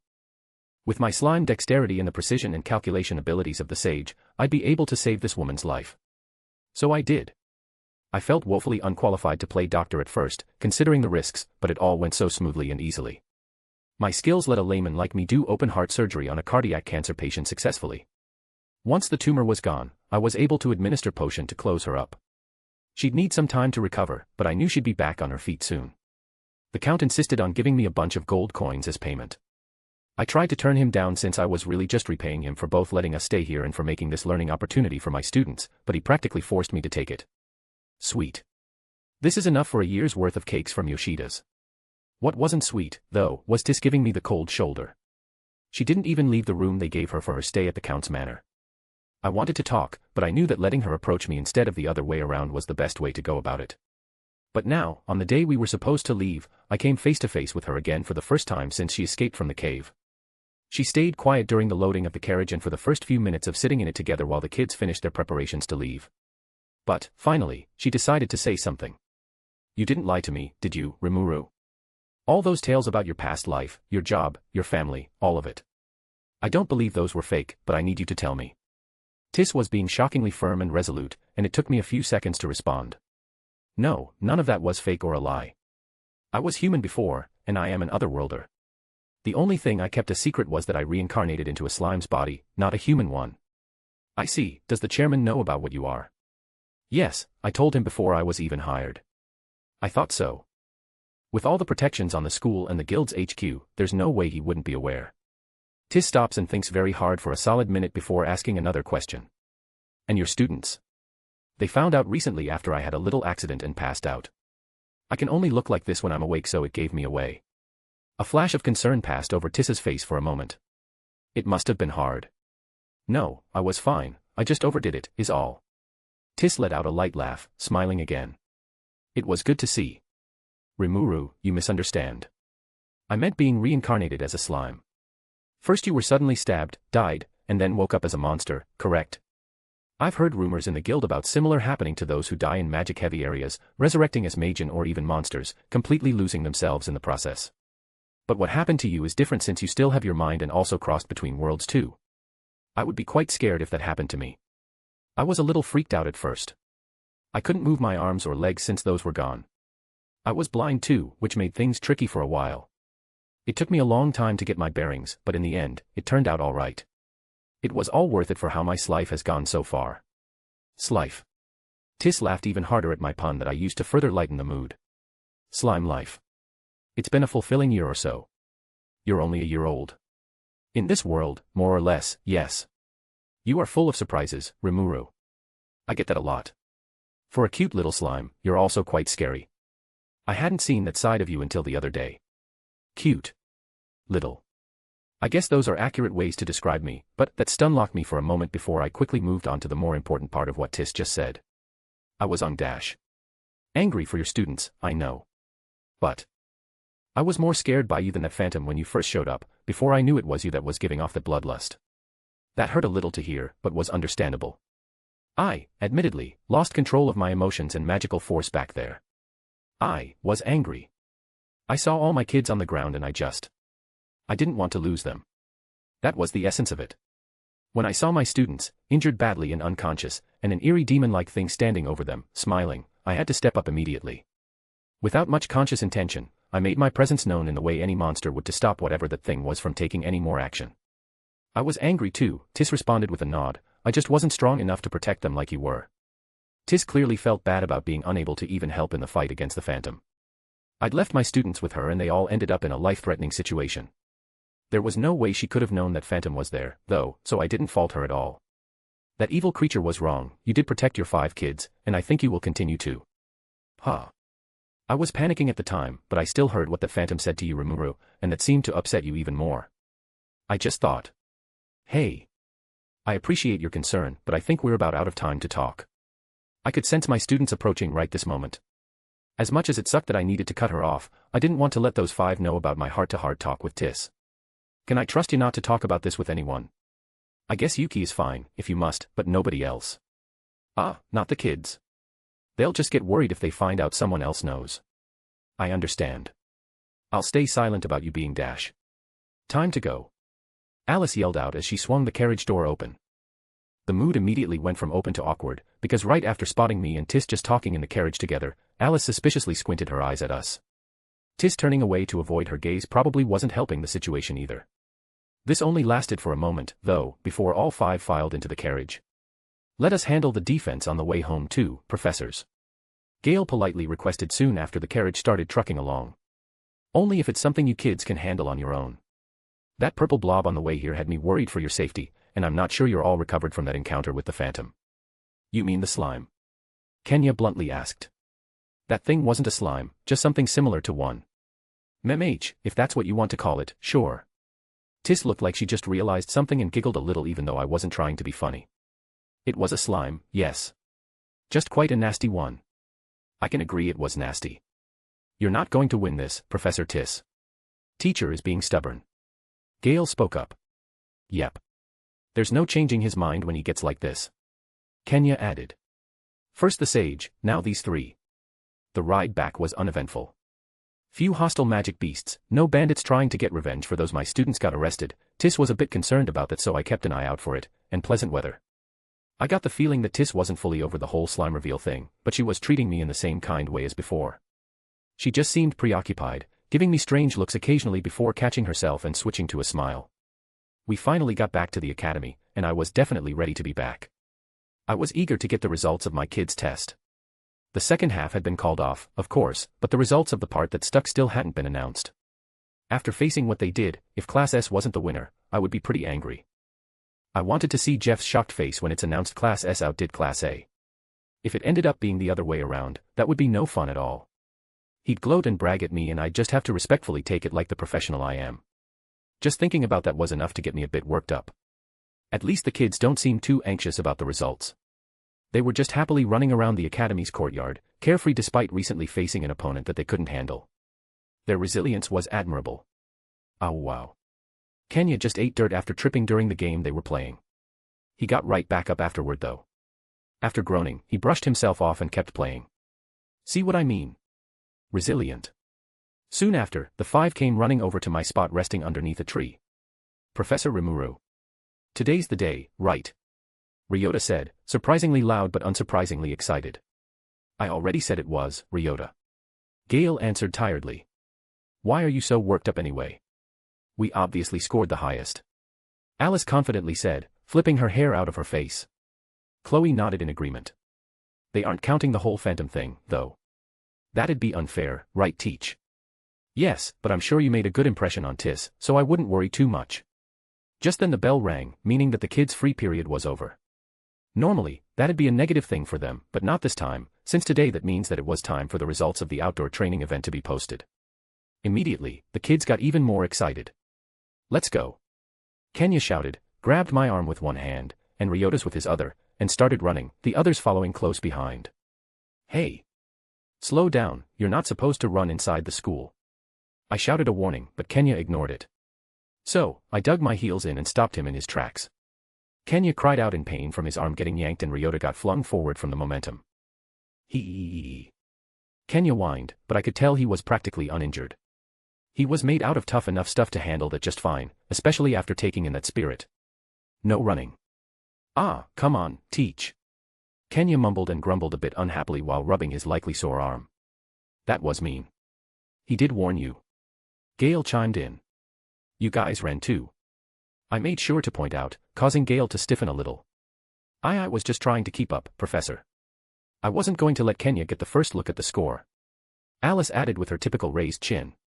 And you were running too, Professor Rimuru. I was not. Kenya was dragging me.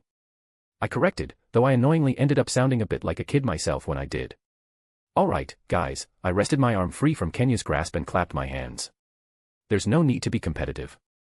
We'll all see the score together, after we walk there together. The kids met my orders with some petulant grumbling, but it wasn't enough to dampen their spirits. So we walked to the main hall of the school, where a bulletin board was hung up.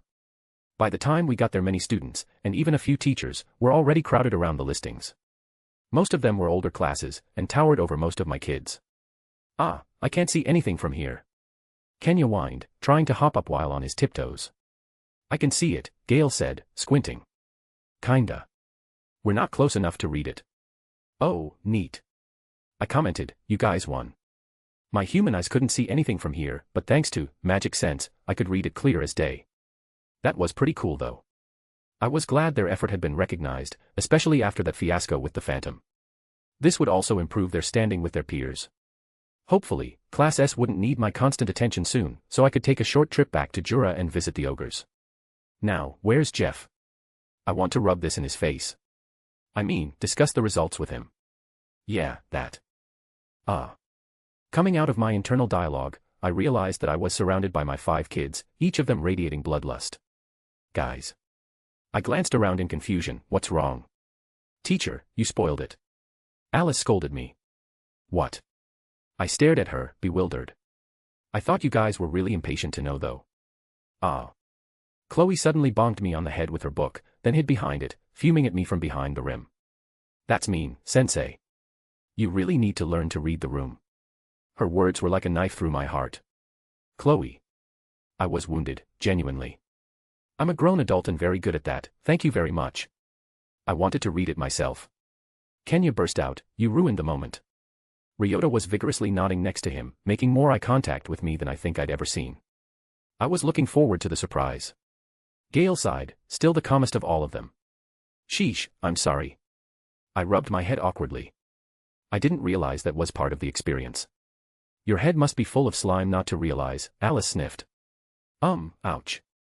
She knew perfectly well what my head was made of. This was just adding insult to injury. Fine, fine.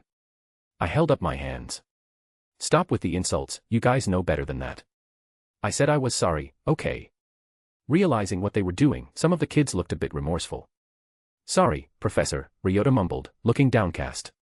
Yeah, we're sorry. Chloe and Gale added. Just don't act out like that again, okay? I patted Ryota and Chloe on their shoulders. There will be lots more outdoor trainings to win, I'm sure. So what should we do to celebrate? Kenya broke our brief moment of awkward silence. We won, and we weren't even allowed to go at first. We need to have a party. Haha, why not? I laughed. You guys think of something fun you'd like to do, and then propose it to me tomorrow. I need to go take care of some stuff, so you guys behave, alright? Okay. Bye, teacher. I waved at my kids as I walked away, taking the opportunity to escape. I bet he's gonna go brag to Professor Emeritus, I heard Kenya whisper to the others after I was some distance away. Am I that obvious? I almost wanted to go back and say I wasn't, but I was. It's fine, I grumbled, me walking away doesn't prove anything to them. I'm still setting a good example, they can theorize and speculate all they want. I wasn't allowed to be on the committee that judged the students' performance due to only being an advisor, but I knew Jeff was. Which meant he already knew who won this year.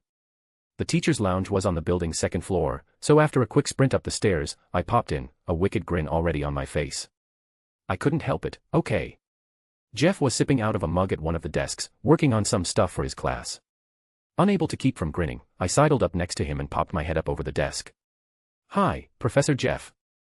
I practically sang those words. Jeff paused, mug halfway tipped into his mouth as his eyes stopped on me. After a pause, he set the drink down on the desk and said, if you want to seem more like an adult, you shouldn't hang off the edge of the desk like a toddler. It's not my fault I'm short, I pouted, but even an insult like that wasn't enough to wipe the grin off my face for long. So, I leaned forward eagerly, have you seen the results for the outdoor training yet? I knew he had. That's why I was here. Jeff gave me a hard stare, bringing his mug up to sip out of again. Sorry, if you came all this way to see me grovel, I'll have to disappoint you. Congratulations on your student's achievement, though. It was well earned. Ah, you just took all the fun out of it. I deflated a bit, resting my nose on the desk in an exaggerated pout. Don't act like the battle is won. My students will come prepared next time, I assure you. Jeff said. And mine will, too, I grinned, perking up again. Also, Jeff added suddenly, which I did not expect.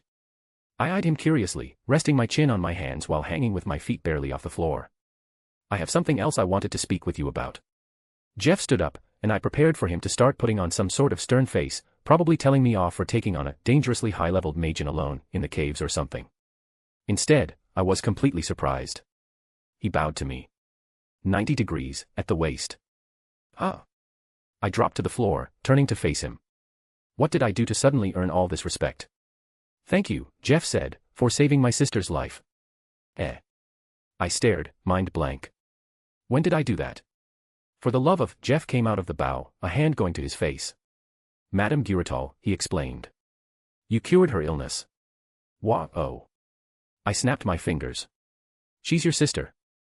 I had no idea. Clearly, Jeff muttered. Clearing his throat, he started again. She's my younger sister, to be precise.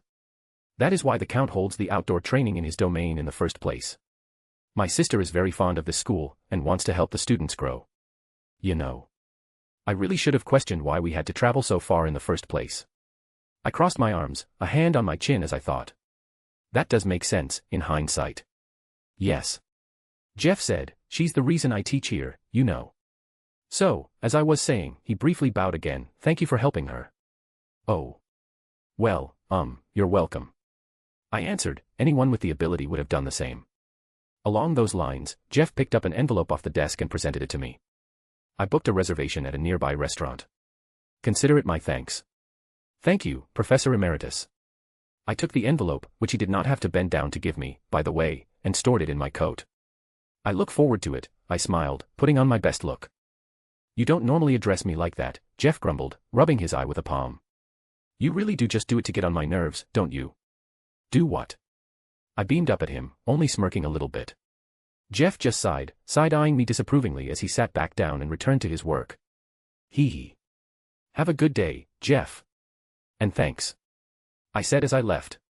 Have a good day, Professor Rimuru. He replied, not looking up from his papers. Ah, there they are.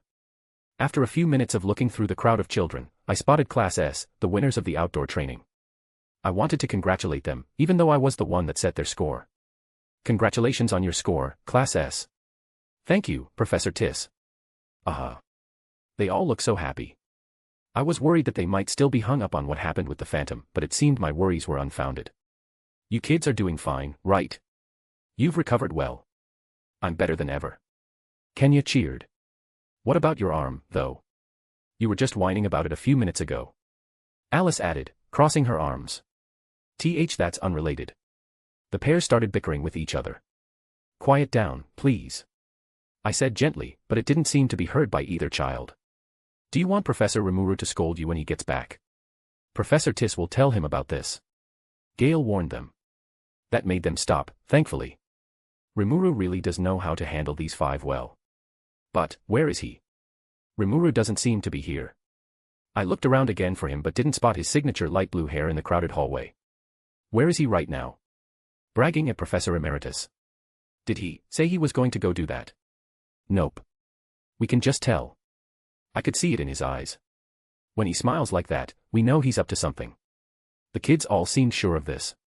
I suppose Professor Rimuru can be quite easy to read, depending on the circumstances. You five seem to know Professor Rimuru very well. I guess. Alice huffed, and Chloe nudged her, giving the other girl a slight dirty look. Of course. Kenya said excitedly. He helps us and does lots of fun things with us, so we're around him all the time. He's a great teacher too. Ryota added. I smiled and nodded, mentally preparing myself to move on from this. I was about to ask a very important question and I needed to be careful about how I did it. Yes, he does seem like a great teacher, and a great protector for you kids. I saw that back when he defended all of us from that Phantom. But I do need to ask you all something very important, so please answer seriously. Taking a deep breath, I steeled my resolve. How much do you trust him? It hurt to even ask, but I needed to hear it from them. I needed to silence the small, lingering doubt in the back of my mind. I felt a shiver and my eyes were drawn to the black-haired Chloe. Her dark eyes were cold, piercing, and lacking any childishness whatsoever. With my soul. She said emphatically. It feels sort of like Rimuru's presence back in the cave. The other children took a step back from the girl, also feeling the strange air around her. I trust him completely, Gale interjected, his voice a little shaky. I do too. He's a great person. Kenya shouted. Teacher protects us. I trust him a whole lot. Ryota added. Even though he's sneaky, I trust him to keep us safe. Alice answered last, after a pause. They were all staring at me now like I did something wrong, or they were trying to decide if I did. To diffuse the situation, I put on my teacher's smile and said, "That's great. You never really took to any other teachers, so I was just curious. Sorry if I made you uncomfortable, I just wanted to see how you were all doing." "It's okay." Kenya grinned widely, putting his hands behind his head. "We're doing great. Thanks for asking though." "I'm glad to hear that. You children be good for your teacher, okay?" With that taken care of, I started walking back to my classroom, taking a few deep breaths to calm myself. That was tense, but now I don't need to worry. "She knows," I said seriously, turning to my other classmates. "Huh?" Kenya turned to me, looking confused. "Knows what?" I took a deep breath to calm myself. We were still in a busy hallway, I had to be careful to protect Rimuru. "Let's go back to the classroom to talk," I said, and raced off with my picture book clutched to my chest. Once we were alone in our room, Kenya asked again, "What's wrong, Chloe? What's Professor Tiss know? Are you okay?" Gale asked, "You're acting weird." "Yeah," Alice said. "You're kind of scaring me, Chloe." "Sorry," I sighed. Putting on a serious face again, I said, "I think Professor Tiss figured out that our teacher is a monster." Actually, I knew this for certain. When I pretended to be knocked out in the cave, I heard Rimuru reveal himself to Tiss. He's still so naive. But if Tiss was questioning Rimuru, then she might turn on him. I didn't like that she knew in the first place, and if she was going to threaten him, then I'll take care of it. There was no need for that yet, though. Hopefully my friends and I could take care of it less violently. That does make sense. Gale frowned, his brow furrowing. She saw him fight the Phantom, right? I bet she figured it out then. So she was asking us to make sure we're safe. Ryota spoke up softly. He didn't usually say much, but he was observant, and I could see he was worried for Rimuru too. If Professor Tiss knows, she might. Yeah. Kenya nodded, "We need to do something." Yes. Professor Rimuru protected us, now we need to protect him, Gale agreed. "Why don't you just tell Professor Rimuru then?" Alice asked, "He can take care of it himself." "No, we can't do that," I argued. I didn't want him to have to deal with this, we could figure out the problem with Tiss ourselves. "Well, why not?" Alice crossed her arms. "Well, what if we're wrong?" I questioned, using the first excuse I could think of. If we tell Rimuru-sensei she knows and she doesn't, Professor Tiss might find out anyway. And then he'd be mad at us. "So what do you want to do, Chloe?" Gale asked. "We need to convince her to stay quiet," I said, "and I think I have a way how." When the weekend came, I took my kids off school grounds for a little treat. I said I'd get them something to reward them for winning the outdoor training event, and I kept that promise. We went to Yoshida's cafe, of course. The kids love it there. I do too, but that's not the point. I got them whatever they wanted, and now they were in dessert bliss, thanking me profusely. It put a smile on my face, seeing them all this happy. "Isn't that the mask of that famous hero?" Some dude rudely pointed at me, but I tried to ignore it and just enjoy my cake. I was wearing Shizu's mask on the side of my head, as usual, but I wasn't expecting someone to point it out like that. "On that kid?" "Nah, it has to be a fake," the other man seated next to him said in a dismissive tone. Did he just accuse Shizu's mask of being a fake? Oh, now I was offended. I didn't even care much about that kid comment, but I couldn't let an insult to Shizu go unchallenged. "Excuse me for a moment, kids," I said as I stood up from the table. They all heard the comment too, and they all knew I was angry. I then marched my way over to the pair of rude adventurer-looking types to argue my point. Despite my best efforts, after 10 or so minutes, I gave up. No matter what I said, they both remained unconvinced. Apparently, some places around here actually sell replicas of Shizu's mask, meant for kids to use in pretend play, which definitely didn't help my case. It sucks those two were too stupid to tell the real genuine thing from a cheap, kid's toy fake. I even let them take a closer look at the precious mask of magic resistance, leaving it on my head, of course. I'd never let them hold it, but it did no good. Not wanting to make even more of a scene, I retreated, my good sweet boosted mood utterly ruined by the interaction. Shoot. Where'd the kids go? The table was empty, the kids' desserts left behind half-eaten. A quick scan with magic sense was enough to figure out that they were in the back of the cafe, talking with Yoshida. Sighing, I let myself back there so I could fetch them. I thought they knew better than to just barge into the back of a restaurant. Guys, you can't just wander off like this. Haha, it's fine, Mr. Rimuru, I kept an eye on them for you. Yoshida cheerfully answered for them, sounding unbothered by the kids. I knew he liked them a good deal, so this wasn't surprising. I wanted to learn how to make cream puffs, but Mr. Yoshida refused to share his secret. Alice said with a small pout. The others just followed along. I wanted to learn that too, Chloe added. Me too, kinda. Ryota muttered. I just followed to keep an eye on them. Gale shrugged.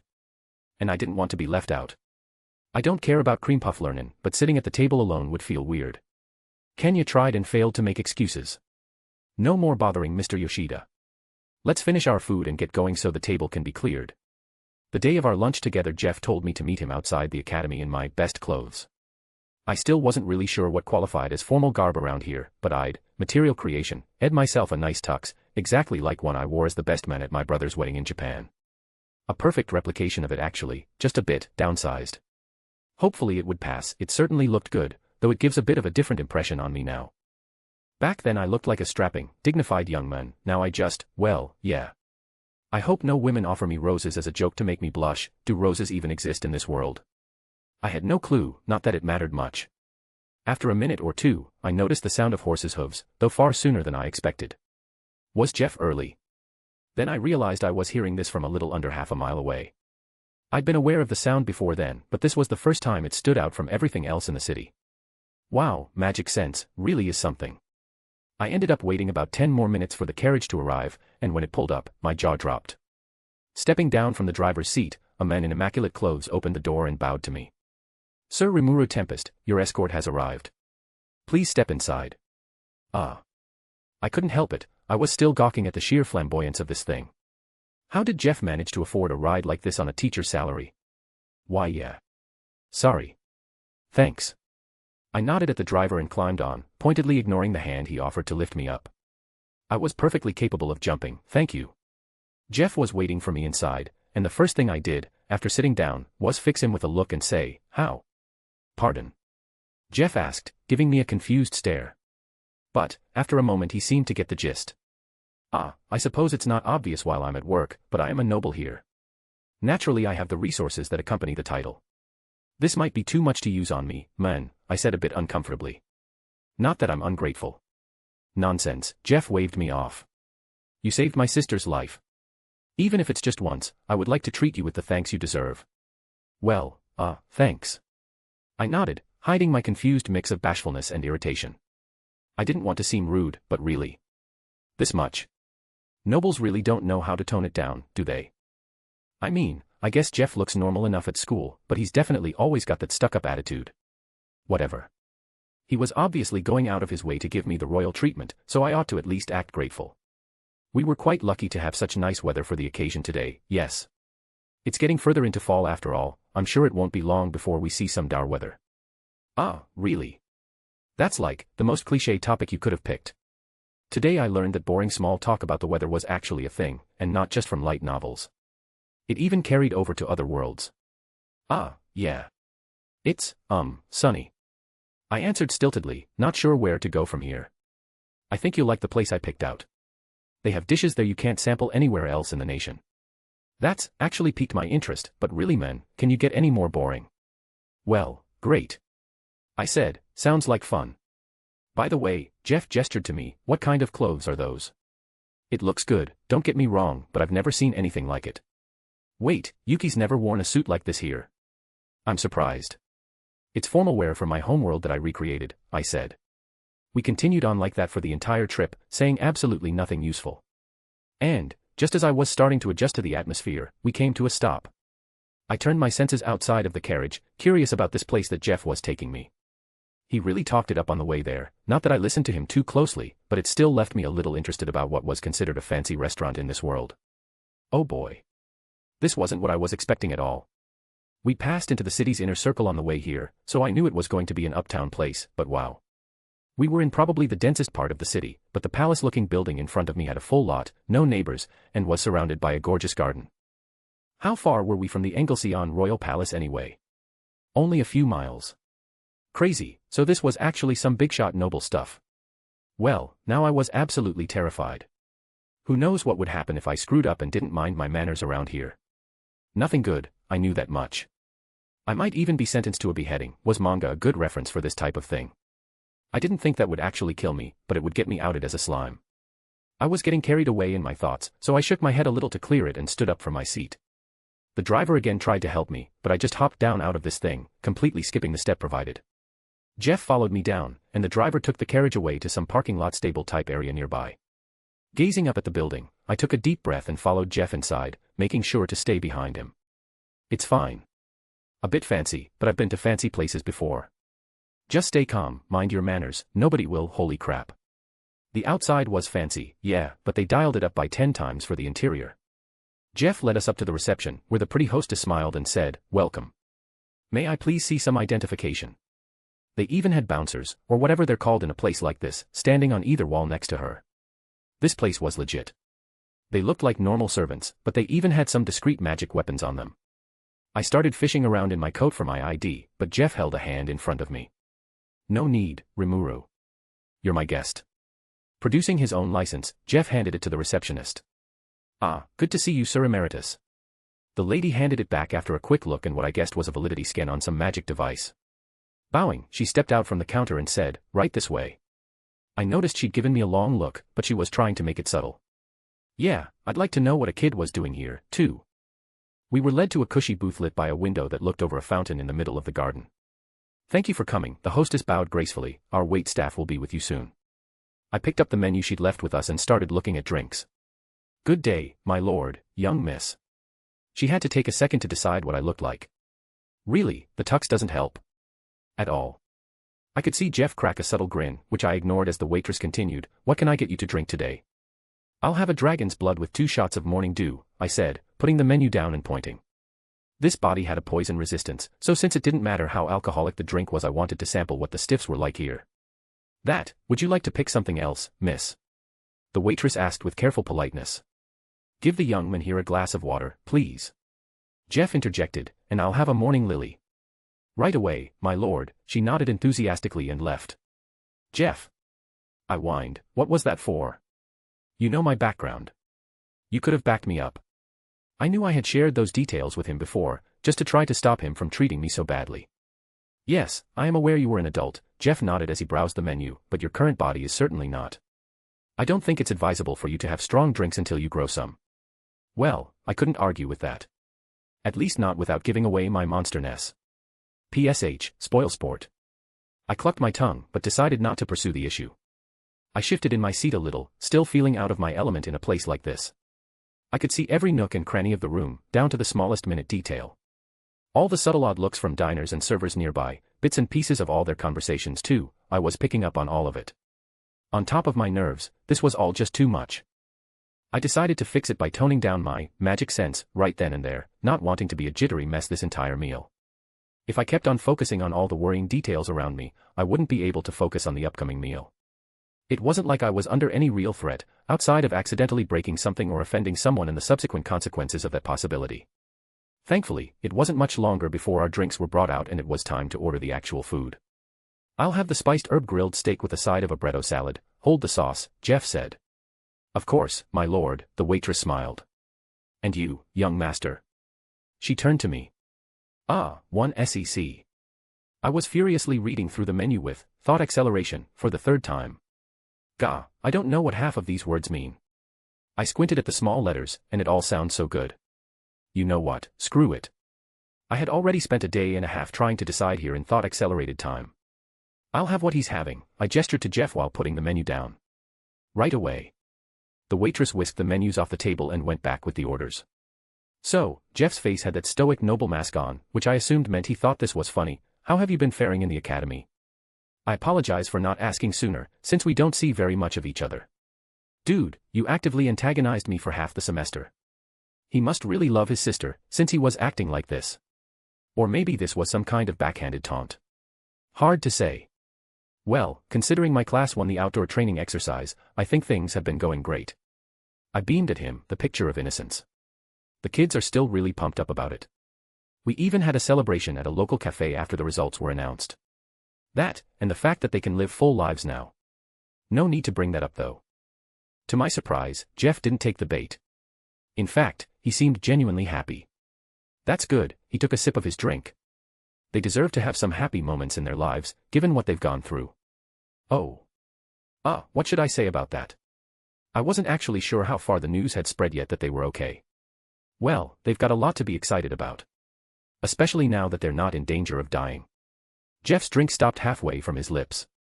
Pardon, he said, looking flabbergasted but also a little eager. Heh, I smirked. Surprised you, didn't I? I found a way to save them. They're going to be fine now. That's. Jeff set his drink on the table and dabbed his mouth with a napkin. You're just saving lives left and right, aren't you? Well, I'm just doing what's right, and I made a promise to save them. You can't fail a promise like that. I took a drink from my glass of water. Jeff looked at me for a long moment. Have you told them?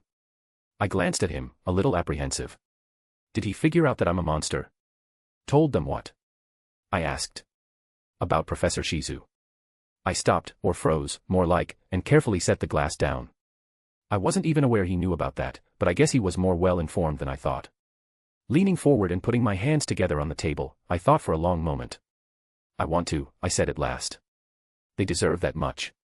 But their lives have been so chaotic recently, and they're still learning to get along with the other kids. I want them to have a stable foundation when they take this on, you know. I sighed. There has to be a time and place for that, right? It's a difficult burden to carry, Jeff said sympathetically. You know them best at this point, and they seem to trust you. I'm sure it will work out. We sat in awkward silence for a moment. So how's your class going? I blurted out, unable to bear the anxiety of what I still had to do. It completely dwarfed the nerves I'd felt about the fanciness of this place earlier. I almost felt sick to my stomach, if that was even possible for slimes. The waitress suddenly returned with a tray on her shoulder and skillfully slid our dishes onto the table, then refilled both of our drinks before leaving silently. Things have been fine. Currently I'm teaching an elective class on magic wildlife, on top of my usual duties teaching Class A, Jeff replied. The students have been hardworking and eager. I couldn't ask for a better group. Ha, I chuckled. Yeah, they're probably nothing like Class S. So you're studying monsters? I asked curiously. I was happy to have the distraction of a new topic to talk about, one I was familiar with. Yes, but only the weaker, docile sort. The kind that can't pose any threat to people. He answered while cutting into his steak. So like slimes. I took a bite of my own food. No, nothing that common. There's nothing to gain from studying those. Besides being repulsive, they are as uninteresting as they come. I closed my eyes for a moment to center myself. I was really offended, and trying not to show it. Then I looked down and spotted my fork in my hand, bent out of shape. I hadn't realized I was even clenching it. Oh, whoops. That probably wasn't good, this was an expensive place.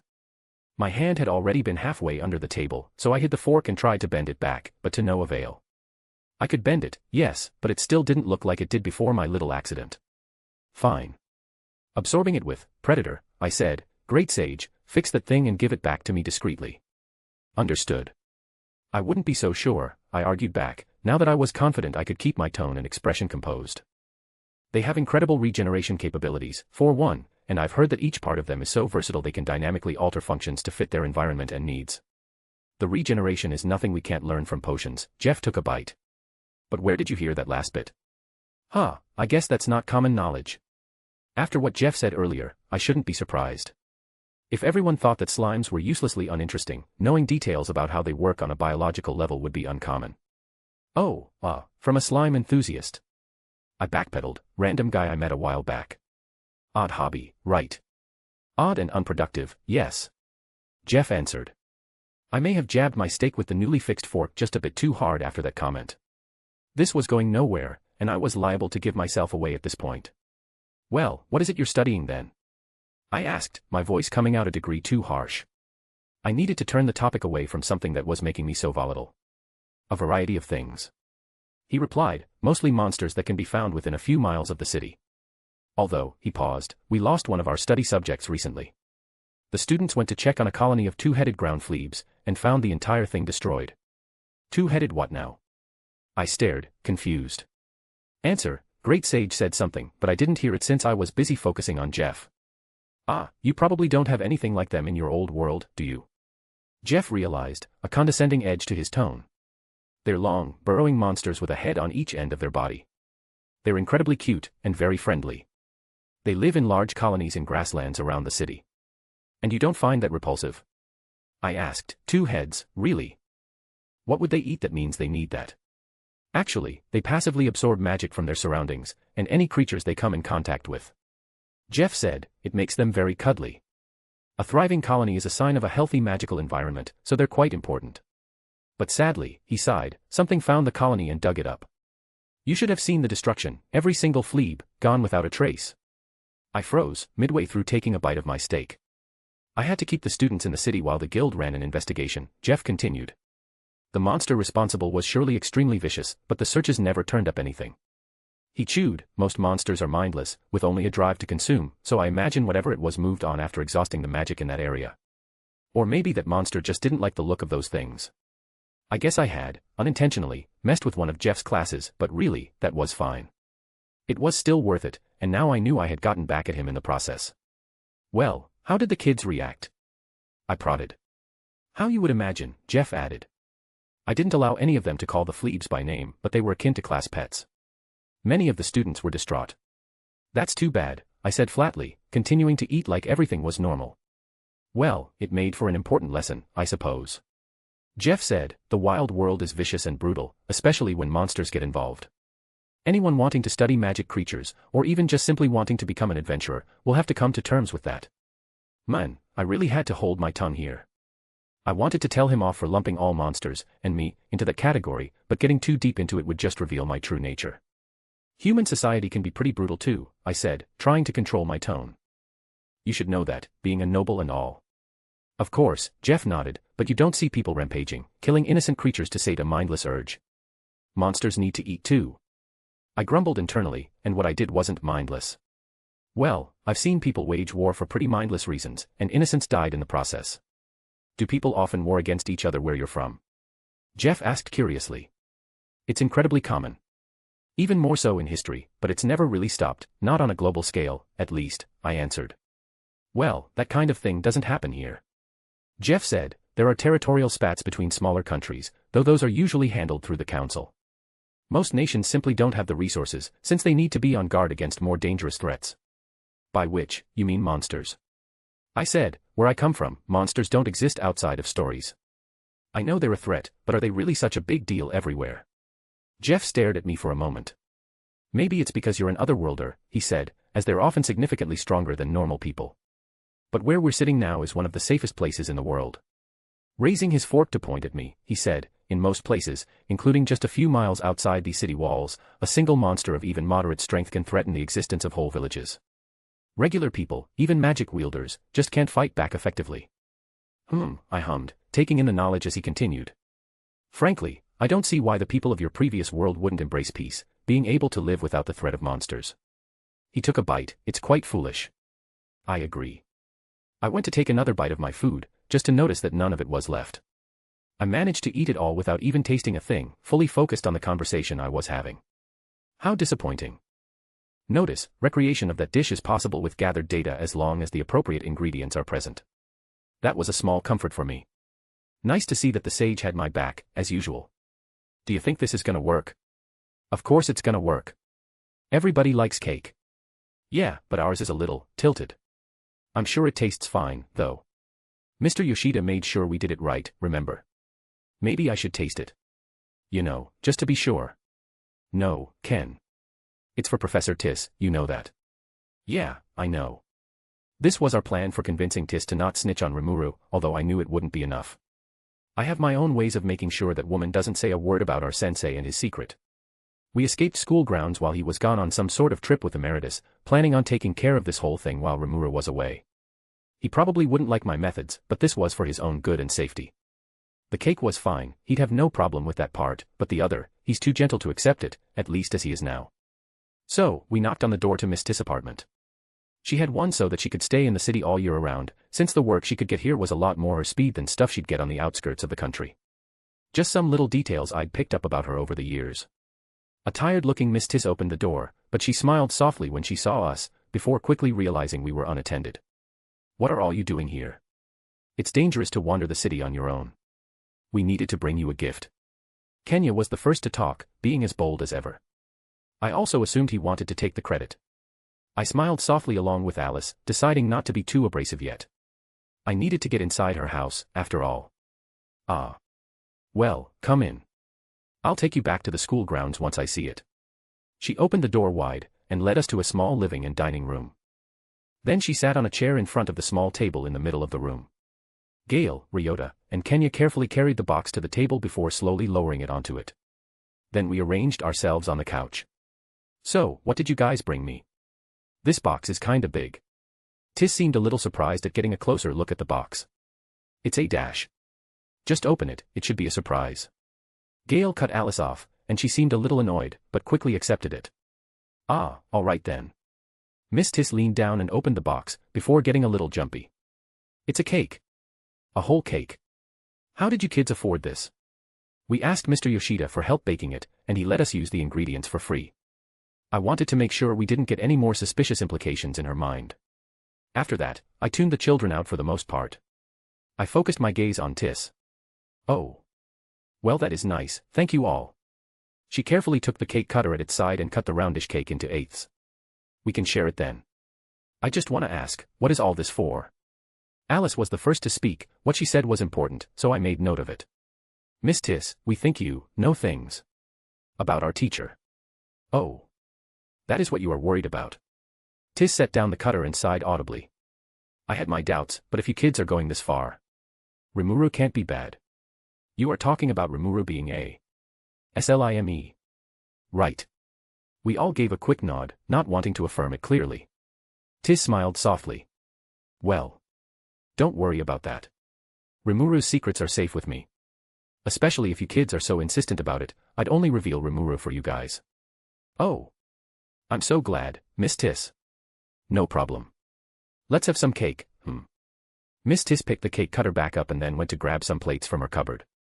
After that she came back and quickly placed a slice for each of us in the room. Yeah, I'm glad we can just enjoy the cake. I thought I might need to take this further. I made sure Tis heard that, even if I tried to pretend to hide it by speaking under my breath. Tis raised an eyebrow at me, but ignored it a moment later. She began passing around the cake. I smiled slightly. Don't worry, Miss Tis, I couldn't have done much. Ah. Don't say that, Chloe, you're definitely stronger than me already. I'm just AC rank. She sat back in her chair and began picking at the cake with a fork. I guess. I don't think about it that way.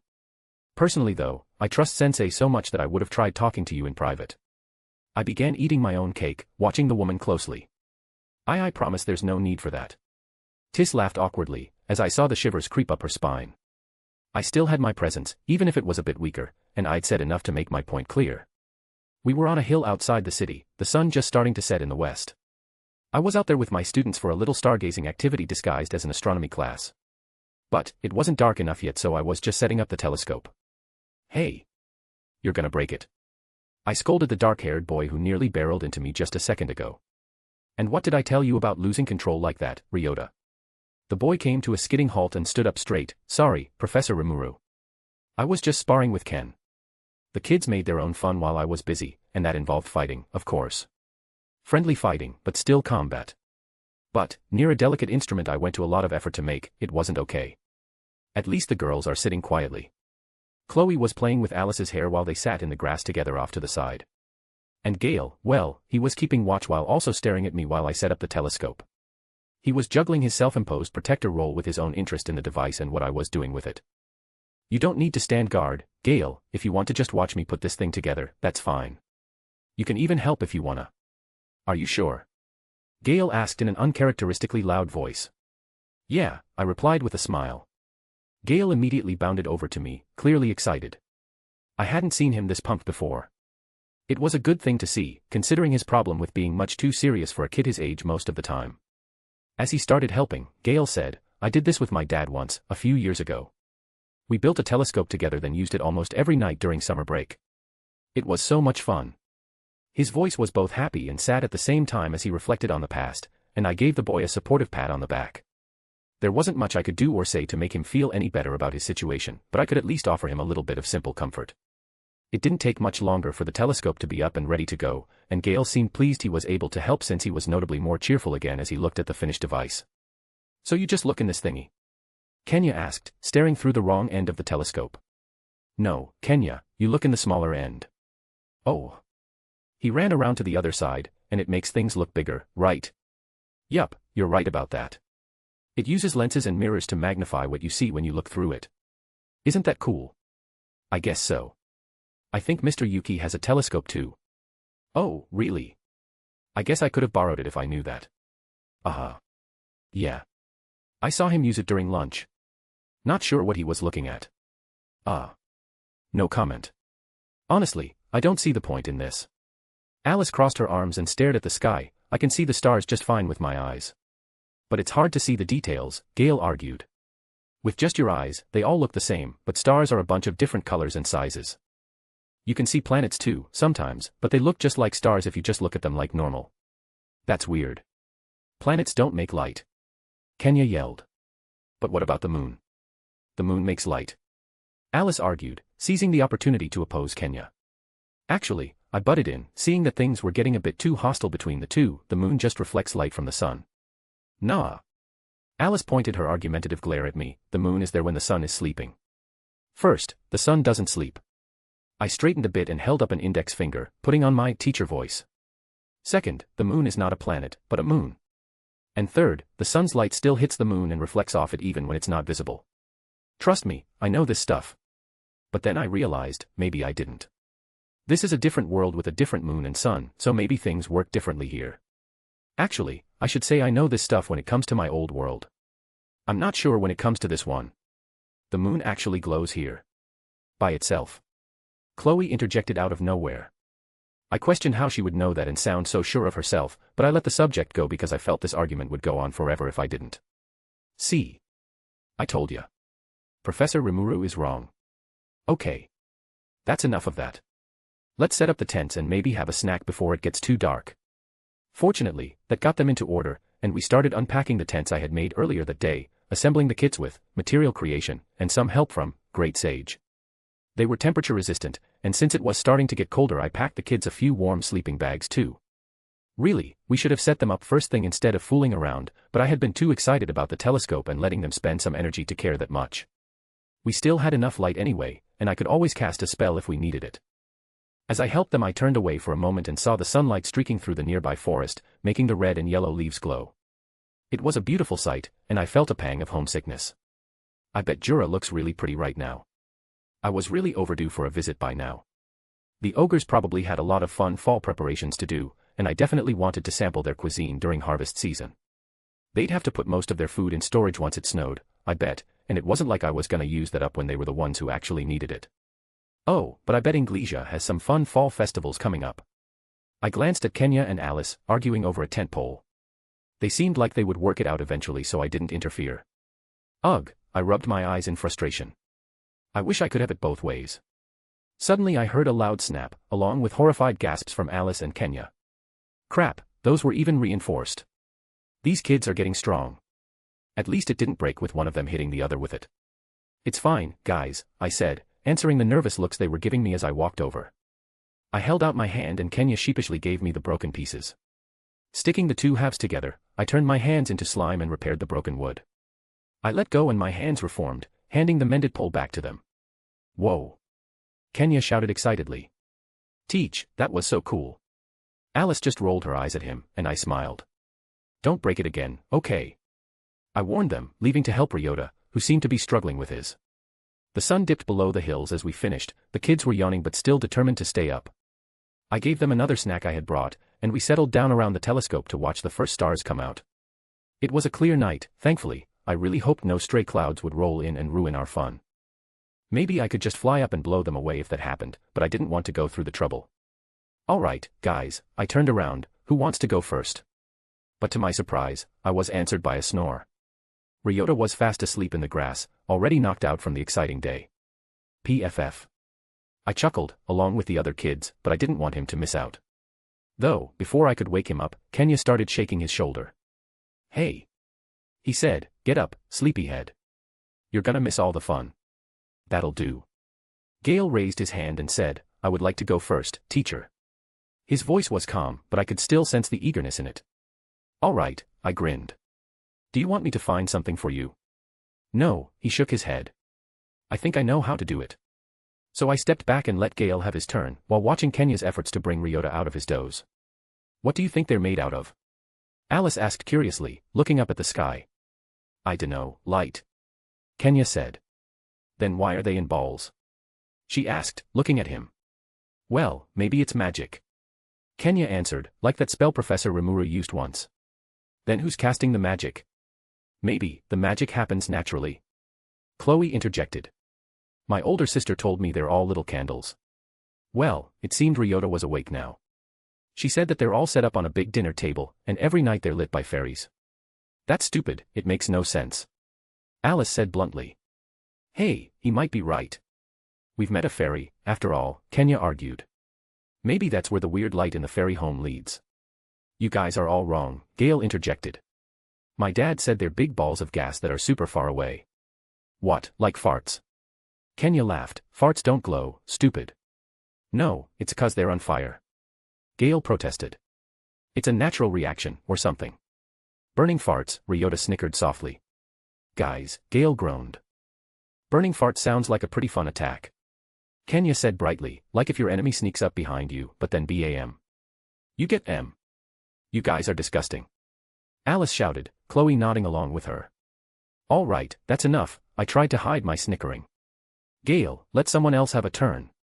And Kenya, if I catch you lighting your farts on fire with magic, you'll run laps for an entire day. Duh, the kid moaned, I'll be careful. No means no, I said sternly. So who wants to go next? Ryota shyly raised his hand. I wanna see. Ryota needed a bit more help than Gale, so after he was done looking at the star Gale ended on, I helped him position the telescope to find planets and other things. Meanwhile, the other four kept up the conversation. You can make pictures in stars, right? Alice said. Don't they have a name? Yeah. Kenya jumped in, they're called constipations. Kenya, Gale scolded, that's a dumb joke. What? Kenya protested, I'm not joking. It's constellations, Kenya, Chloe said softly. Yeah, Gale added.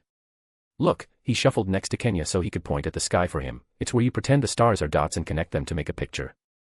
I can show you the Big Dipper, it's. He frowned, maybe it's the wrong time of year. This is a different world, Gale. I quietly told him, none of the stars will look the same. Oh, yeah. Gale seemed pretty disappointed, that melancholic look on his face from earlier being back. I guess Alice felt bad for him, since she piped up, well, why don't we make our own then? Look, she laid down in the grass next to them, that one's a cat. Oh, look. Ryota pointed out, that one's a triangle. They're all triangles, Ryota, Kenya scoffed. Those only need 3 stars. But it's still cool, right? Sure. Those ones kinda make a circle, see? Looks like Professor Rimuru. Yeah, when he's a blob. It looks nothing like him right now. I want to scold them, but they're kinda right, I guess. This was a conflicting feeling. I'm way more than a blob. Hey, I said, I'm more of an oval than a circle. Those were probably the dumbest words to come out of my mouth since I was 10. Sheesh, these kids are rubbing off on me, and not in a good way. Yeah, but if you look from the top, you're a circle. Kenya said, so it still counts. I just shook my head, it was a moot argument anyway. After Ryota stepped down I let Alice take a turn, and then Chloe. Kenya, surprisingly, went last. All right, he huffed after taking a look at the first star I showed him, crossing his arms while I adjusted the telescope. That was pretty cool. Hee hee, I grinned at him, is this boring now? No, he admitted, though a whine was on the edge of his voice. I motioned for him to come back over, and he eagerly put his eye to the telescope to see the little red dwarf I'd found. You know, Miss Shizu's gonna think this telescope is really cool when she comes back. He grinned while my non-existent heart sank a little. Oh, right, Gale nodded. She took us out to look at the stars in the courtyard once. We didn't have a telescope that time, though. It was really fun. Chloe ducked her head a bit, she told us stories about the stars she looked at when she was a kid. Why yeah, Ryota smiled. She said her old world was like one of those stars, and that maybe, our worlds were up there too, and one day we could all go back. This conversation was already crushing me, then Ryota had to go and say that. Oh, Shizu. I moaned internally, you would have known there's no way back, right? Why say that? No, that's not what she said, Chloe interrupted. She said that, if we can see them, maybe there's a way to reach them, and someone could find a way back one day. Well, that was a bit better than the alternative. But, there's gotta be a way, right? Professor Rimuru found a way to save us, so maybe he could find a way to send us home. I did have a skill along those lines in my repertoire, didn't I? I think it was called Traveler, but Great sage, said I couldn't use it because my body didn't match or something. But one day, if I ever figure it out, I should look into that. Even then, however, there was no guarantee I could take someone with me. It wasn't like normal teleportation magic. I don't know, Ryota, I said somberly, having no choice but to interject now. Maybe it's possible, but I don't think I'd have the capabilities for that. I wasn't too interested in returning home now anyway. But, if it was for the kids, and I found a lead, that was a different story. Well, when Miss Shizu comes back, we should all go stargazing together. Kenya offered excitedly, maybe we'd even be able to see our old worlds in the sky. When Miss Shizu comes back. The word sent a pang through my chest. Yeah, Alice chattered happily, she was really worried about us before. She'll be so happy to know we were saved. We're a lot stronger now, too, Gale nodded. She's still stronger, Ryota mumbled.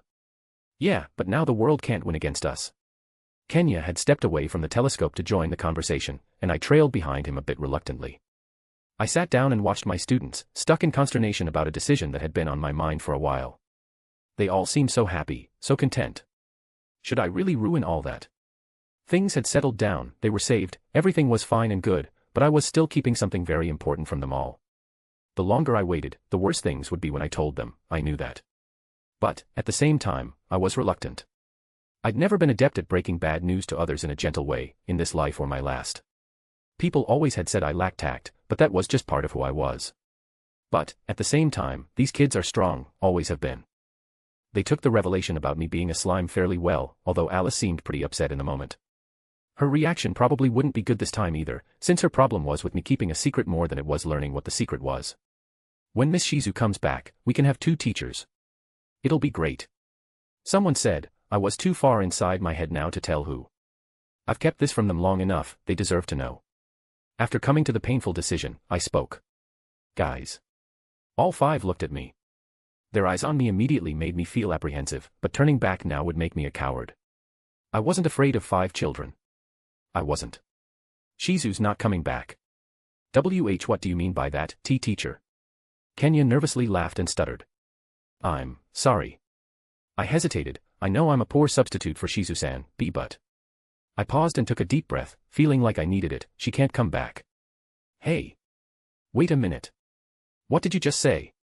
Alice demanded. What you mean she can't come back? She. I hesitated even more, and it was only made worse by the faces the kids already had. She passed away. After I met her. It took a lot of strength, but I raised my head so I could look them all in the eyes. Shizu never abandoned you, I said. She sent me to save you in her place, since she couldn't. No. No. You're lying. Don't lie to me. Alice screamed and started punching me over and over. I just laid there, limp, until Chloe pulled finally her off. Aren't you mad at this liar too? Let me go. I need to beat the truth out of him. She turned on Chloe in a rage. Alice, stop. He's not lying. Chloe shouted. Yes, he is. He has to be. Alice screamed and sobbed. I don't think he is. I don't think our teacher is lying. Gale interjected. He wouldn't lie about this. Kenya screamed with his face covered in tears and snot. I don't like it one bit, but I know he isn't lying. No. He's a liar. He lied about what he is, remember? He's lying now too. Alice, get yourself together. Chloe yelled again. I. Alice sobbed before hugging Chloe tightly. She looked over at me with teary eyes and I met her gaze with total seriousness. I'll stop. She whispered. I'm not lying. I met Shizu shortly before her passing. We became close during our short time together. I sighed deeply. When her time was running out, I tried everything I could to save her, but, in the end, all I could give her was a promise. A promise to save us, right? Yes. That's what she was trying to do herself right beforehand, searching for a way to save you. I just finished her job in her stead. Professor Shizu left so suddenly, during the night, part of me thought she abandoned us. I cut Gale off before he could keep going with that line of thought. She never abandoned you, I repeated. Shizu was trying to save you up until the very end of her life, and in a way, she's been helping you even after that, through me. It felt weird to put it like that, but it was true. Professor, tell us everything, fervently insisted Alice. But I could tell by the tears in her eyes and the flush in her cheeks, not to mention her rapid breathing, that explaining things now would only cause more damage. I hated to ask these kids to try and sleep after this, but I felt they needed a good night's rest, a full meal, and a fresh head to deal with this. I will, Alice, I said carefully, and I want to. But in the morning, it's late and I think telling you while you're all so tired will only make it worse. No. Alice shouted, you have to tell us, right now. Or dash. Chloe placed a hand on her shoulder, and Alice whipped around. After exchanging a silent look, Alice visibly deflated. I guess she lost whatever argument they just had. I think Professor Rimuru is right, Chloe said. We should talk about it tomorrow. Alice looked to where Ryota was off to the side, uncontrollably sobbing, while Kenya and Gale tried to comfort him. Seeing the state they were all in, she nodded slowly. You better promise to tell us everything, she rounded on me. I promise. I answered solemnly, and I meant it. Professor, Gale glanced at us, I think we should take Ryota home. You're right, I nodded. Getting up, I said, I'm sorry that I ruined tonight for you guys. I guess I just wasn't thinking. Am I crying? I thought in shock, bringing a hand to my face and stroking a wet cheek. The tears dripped off my fingers when I brought it away. I met eyes with Gale, and realizing he was looking at me, I quickly wiped away my tears. I can't let them see me like this, they need a strong support right now. All right, I said softly. Let's go home. I could come back and clean up our things later, right now these kids needed to get in bed. I gathered them in and activated the spell to teleport us back to right outside the city. Teleporting right back to the school building just wasn't a possibility, unfortunately. Leading a group of crying children through the streets of the city thankfully didn't cause me any issues, which was partly due to it being late enough that many people weren't out and about. The gate guards didn't give me any trouble either since they easily recognized us on sight. No talking happened as we made our way back, just some quiet sobbing from a few of the kids.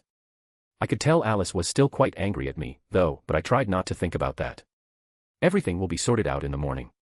That was what I kept telling myself. We arrived in the hallway, and slowly my kids began to disperse. It seemed Ryota would be sleeping in Kenya's room tonight, and Chloe was still busy consoling Alice. I just watched them with sad eyes as they wandered towards their rooms. With his hand on the doorknob, Gale turned back and said, "Good night, Professor." "Thanks, Gale." "I promise," I looked him in the eyes, "I'll see you all in the morning." Gale just nodded, and opened the door, leaving me alone in the darkened hallway. I had barely arrived at my own room, deciding to teleport back and grab our stuff in the morning, when I heard a knock on the door. Too exhausted to bother with magic sense, I opened it to see Yuki, in his nightclothes, staring at me. "Go away." I growled, and slammed the door in his face.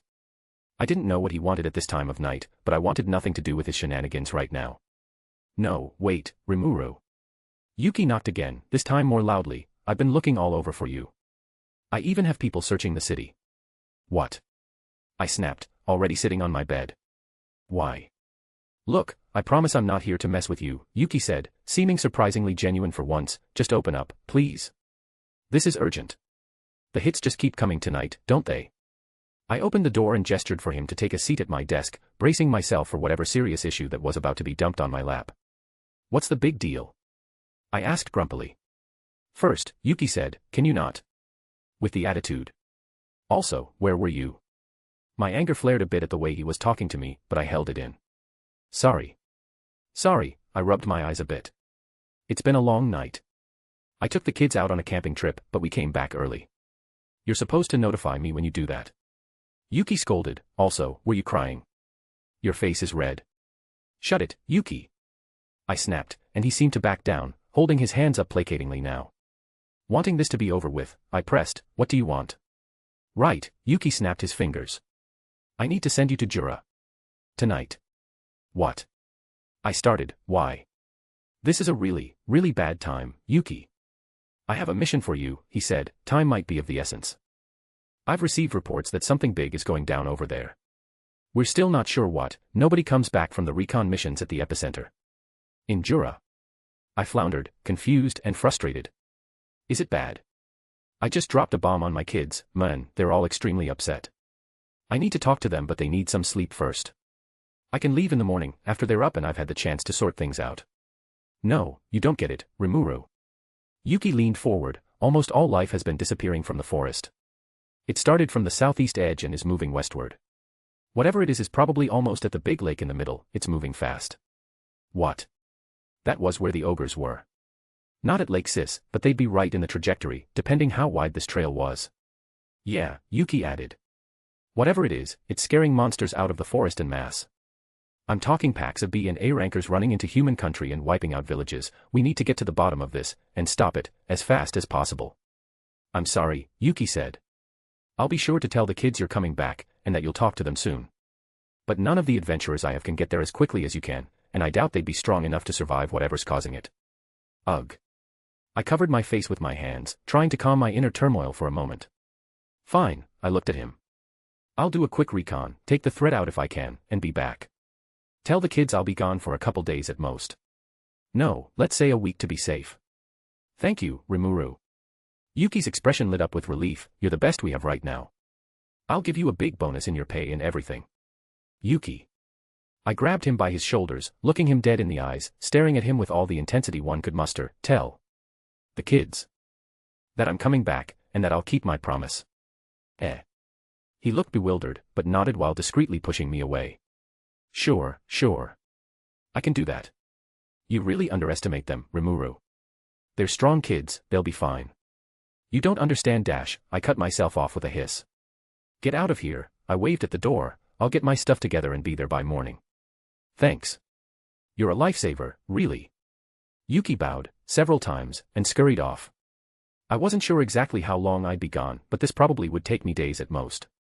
Just to be safe, I returned to slime form and ate up everything I had stored in my room, to make sure Yuki wouldn't mess with it while I was gone.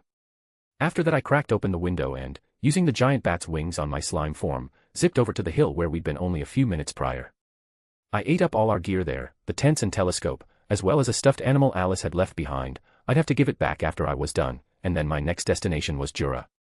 I took to the air and set off, flying as fast as my wings could take me. Author's note, happy 123,123 day. See you in a century. It took me all night flying as fast as I could to reach the border of Jura, and now that I had returned to my home, I made a beeline for the ogre village. As a strong race, they would surely have at least some idea of what was going on, and I could use their village as a base while I decided how to tackle whatever problem was causing havoc in the forest. Taking off the anti-magic mask, I let my aura out fully for the first time in quite a while. It felt really good, like letting off a big breath I had been holding. On top of being a relief, it would also serve to broadcast my approach to the ogres. I wouldn't want to scare them like I did last time. As I neared the site of the village, however, something began to feel off. I slowed to a walk, landing on the forest floor so I could take in the surroundings. Shouldn't the ogres have greeted me by now? I knew they could sense my aura from this distance, and since I was such a big deal last time, I'd figured they'd send scouts or something to greet me. Not just that, there were no birds chirping right now. The forest as a whole was eerily quiet.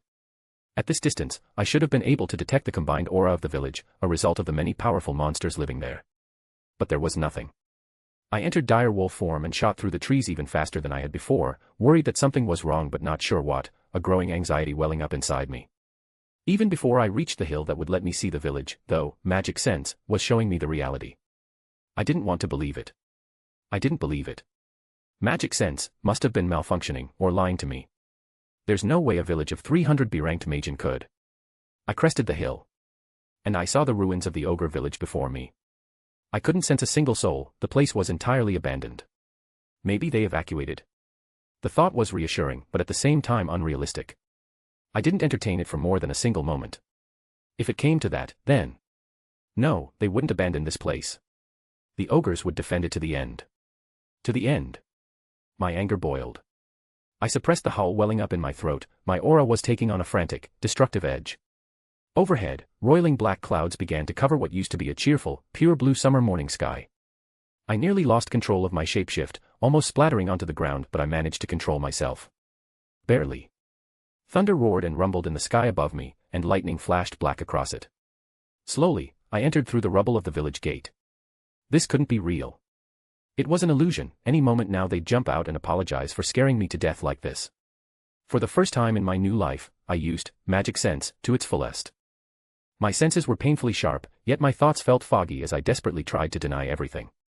I took in everything, not letting so much as an ant escape my notice. Every blade of grass, every drop of the rain growing steadily heavier, the grain of the scorched wood boards. There wasn't so much as a wall left upright. In the mud I found the prints of deep, heavy boots, now filling with the downpour from overhead. Notice, the composition of these tracks alludes to a large creature in heavy armor. I suddenly realized I had wandered to the doorstep of the chief's house, now nothing more than a damp foundation. In a daze, my gaze drifted to the trampled fire pit nearby. On the ground in human form, cross-legged and holding an ogre toddler in my lap while they tried to chew on my fingers with their deceptively sharp baby teeth. Still in the wolf form, I turned away and wandered further. Let's play hammerhorns. I will come to you again for your final challenge tomorrow, Rimuru. The purple-haired ogress said with a forced grin, hiding tears that seemed to be welling up in the corners of her eyes. We should hold a feast to send Rimuru off properly. Flashes of the past crossed my mind, vivid memories of the happy times spent with the ogres, triggered by the familiar, yet changed locations in the village. This was a place I had spent a good amount of time in, getting to know the ogre tribe, training with a sword, and just enjoying life. But now, that was all gone, reduced to ashes. The settlement had completely burned to the ground, and I couldn't help but feel like that was partly my fault, even though I didn't know the true cause just yet. If I was here, could I have prevented this? I agonized as I stumbled through the streets of the decimated settlement. I came upon something that I recognized, one of the spools of thread that I had given the pink-haired ogre princess. The spool itself was gone, but the strands of sticky steel thread were unmistakable, balled into a small bundle and poking out from beneath the rubble of a building. I switched to human form and picked it up, clutching it tightly in my hands and feeling utterly helpless as the rain ran down my body, soaking my hair and clothes. I am sure you are wondering what happened in your absence, spawn of the storm dragon. An almost angelic voice rang out through the sound of the rain pattering against the muddy ground. I'd noticed her presence a moment ago, but didn't bother with this person since I wasn't in a talkative mood. However, her knowledge about my origin immediately put me on edge. Who are you and what do you want? I coldly asked the green-haired woman of inhuman beauty. I am Trainee, a dryad and one of the overseers of the great forest of Jura appointed by Lord Veldora. She smoothly introduced herself. An overseer? I met Veldora, and he doesn't really seem like the type to do something all formal like that. But if he did... I paused and thought about what she said for a few moments. She seemed pretty powerful, just based on magicule count, stronger than the ogres at least. If she was a supposed overseer of Jura, then... I turned to her, my aura flaring as my rage boiled over. If that's the case, then why didn't you help them? My tone was lividly soft, in spite of the clouds raging overhead so loudly. I wasn't fast enough, and the Orc Lord was too powerful. I am sorry. Her face was blank, and her eyes dry of both tears and the rain. She bowed softly after staring for a few moments, inspecting me intensely with her emerald eyes. They were sharp, cunning, and confident, yet cautious of me, but it didn't show anywhere else on her. You still haven't told me what you want. It was clear she knew a lot more about what happened than I did, and she must have had a reason to approach me. I want you, Rimuru Tempest, spawn of the Storm Dragon, to defeat the Orc Lord in his name. Trainee stood back up from her bow and smiled at me placatingly. If you want to avenge the ogres, that is who your target would be. Avenge. The word was bitter to hear. Still, she told me something important, the title of my prey. Despite that, it felt too easy. I quickly wondered if she may be deceiving me. With that confident gaze, and power of her own. Notice, dryads are known as the virtuous managers of the Jura forest, ones who exact divine retribution against those that pose a threat to it. She could still be lying to me. I crossed my arms bitterly. Notice, evidence of activity consistent with the birth of the unique monster, Orc Lord, has been previously observed. The sage seemed convinced enough, and the anger building inside me was making me more and more apt to believe it and this dryad's words. Tell me where this Orc Lord is. I firmly demanded. As much as I want you to take them on before they consume the entire forest, you must know that they have forces numbering. Tell me where the Orc Lord is. Trainee looked a little surprised, possibly because of the coercion I'd laced into my words. After a moment of consideration, she nodded. The lizardmen and the dire wolves have joined forces and are fighting the orc siege in Lake Sis. After hearing that, I moved to leave almost immediately, but a stray thought stopped me from rushing off too soon. Already turned away, I glanced back at the dryad and softly asked, are there any ogre survivors? There were a few. Against my advice, they attempted to fight off the orcs by themselves, and perished. I stopped, clenching my fists. With your help. The dryad shook her head. Even with my help, they couldn't have won, and I couldn't risk allowing myself to be devoured. I wanted them to wait for your return, but they insisted on swift revenge. Quivering with rage, I tried to maintain my sense of reason. She should have at least saved them, stopped them in some way, she's probably strong enough to restrain even Redhead, was what I thought, but no. Who? I took in a shaky breath. Who were they? The ogre chief's son, the princess and her guard, a blue-haired scout, the sword ogre, and a blacksmith, she listed off. I could see her gauging my reaction, reading me cautiously. What was she afraid of? That idiot. I buried my face in my hands. Of course it was him. Stupid, stupid, stupid Redhead. Stupid old men. Stupid, immature ponytail, stupid PR dash. I stuttered, P-Princess. Why didn't they just wait for me? Oh. Right. I never told them when I'd be back. This was my fault. Stupid, stupid, stupid slime. I hated this feeling, this helpless guilt and grief. I wanted it to go away. Hey, Dryad. I hissed, too upset to bother controlling my tone much. Her eyes widened very slightly with surprise, but she met my gaze regardless, mostly unbothered. Stalking up to her, I craned my head to get as close to her face as my short body could manage. You're the one putting me up to this, right? I growled, sticking a finger to her chest. You're the overseer of the forest, or whatever. Then you have to fight with me. Of course. Trainee, to my surprise, responded immediately with a resolute expression and a nod. My sisters and I will fight alongside you, and help you keep the promise you made to Lord Veldora. Oh. I did make a promise a while back, didn't I? Wait, no. How do you know about that? I balked, hopping back a little. That was a telepathic exchange between me and Veldora. Her knowing I came from Veldora's magicules was one thing, something even the ogres were able to half figure out, but knowing a secret like that. I'd never spoken a single word about it out loud. The green-haired beauty smiled down at me knowingly. Dryads know all that happens within the borders of the forest of Jura. I shuddered. How long have you been watching me? After your conversation with Lord Veldora, I was able to see you up until you left for the human lands. Her smile and tone were disgustingly innocent. Ugh. I shivered, shaking myself to remove the tingling, uncomfortable feeling I had at the thought of that. Bunch of freakin' stalkers, no wonder. I turned away, taking my mask out of my coat pocket and donning it again. What's the big deal about a slime like me, anyway? I mean, I was named by Lord Veldora, sure, but really. Trainee, who had apparently been spying on me for most of my life, seemed confident enough in my chances. She probably had a decent gauge on my abilities, in that case. I didn't like it, but it was a problem for another time. Well. I glanced over my shoulder, spreading my wings. Can you keep up?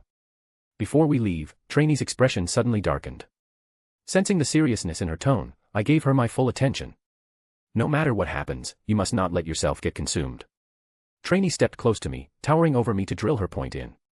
The Orc Lord is a creature that grows in power the more it eats, stealing skills, resistances, even physical attributes of its prey.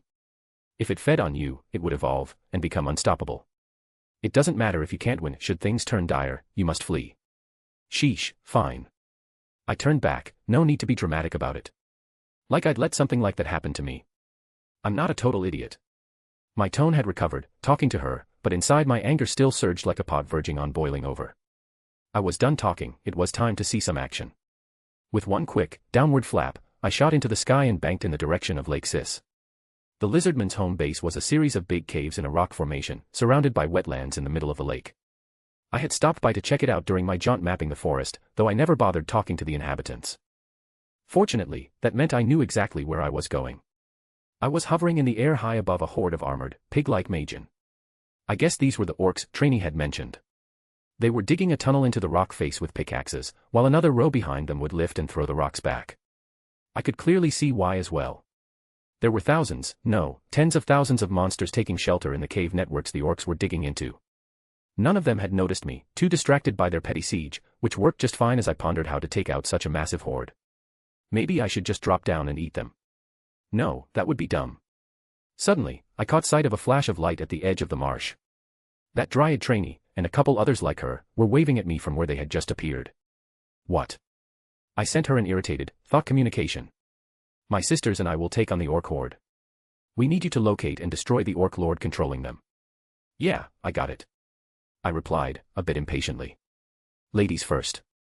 I watched as the three dryads suddenly each summoned a spirit. Trainee had a wind spirit, but the other two summoned higher flame elementals.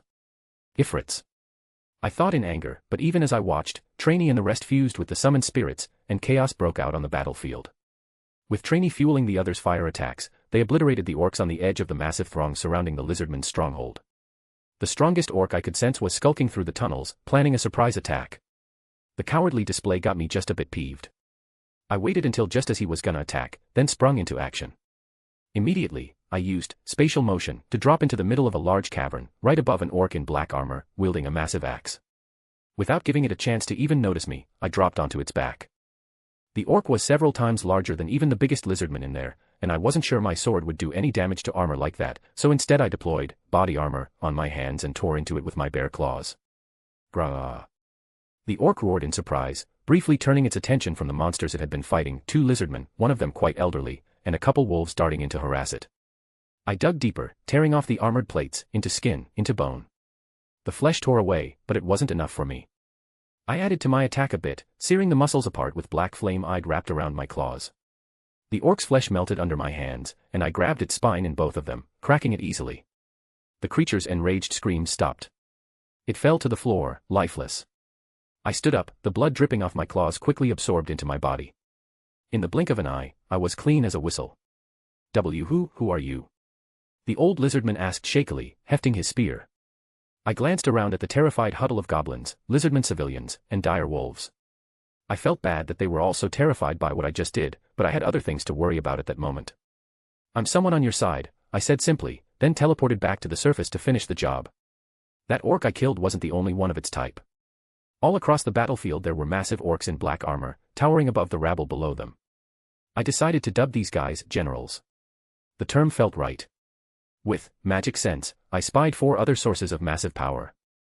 2 of them were grouped together, with a significant difference in strength. I would save those for last. Flapping my wings, I decided to keep the battle claws I had made with body armor, since they proved so effective. I dropped down on another general, dispatching him in the same way as the first. One of Trainee's sisters let a massive torrent of flame loose across the battlefield, and I dove into it without hesitation. Fire didn't affect me after all, so as orc grunts screamed and died around me, I streaked towards the general that had been caught in the blast, and I needed to make sure he didn't survive this. He went down the same as the last. Lastly, I needed to address the pair. Surely, I'd need to fight them both at once, with how close they were to each other. I felt I could do it, though. No, I needed to do it.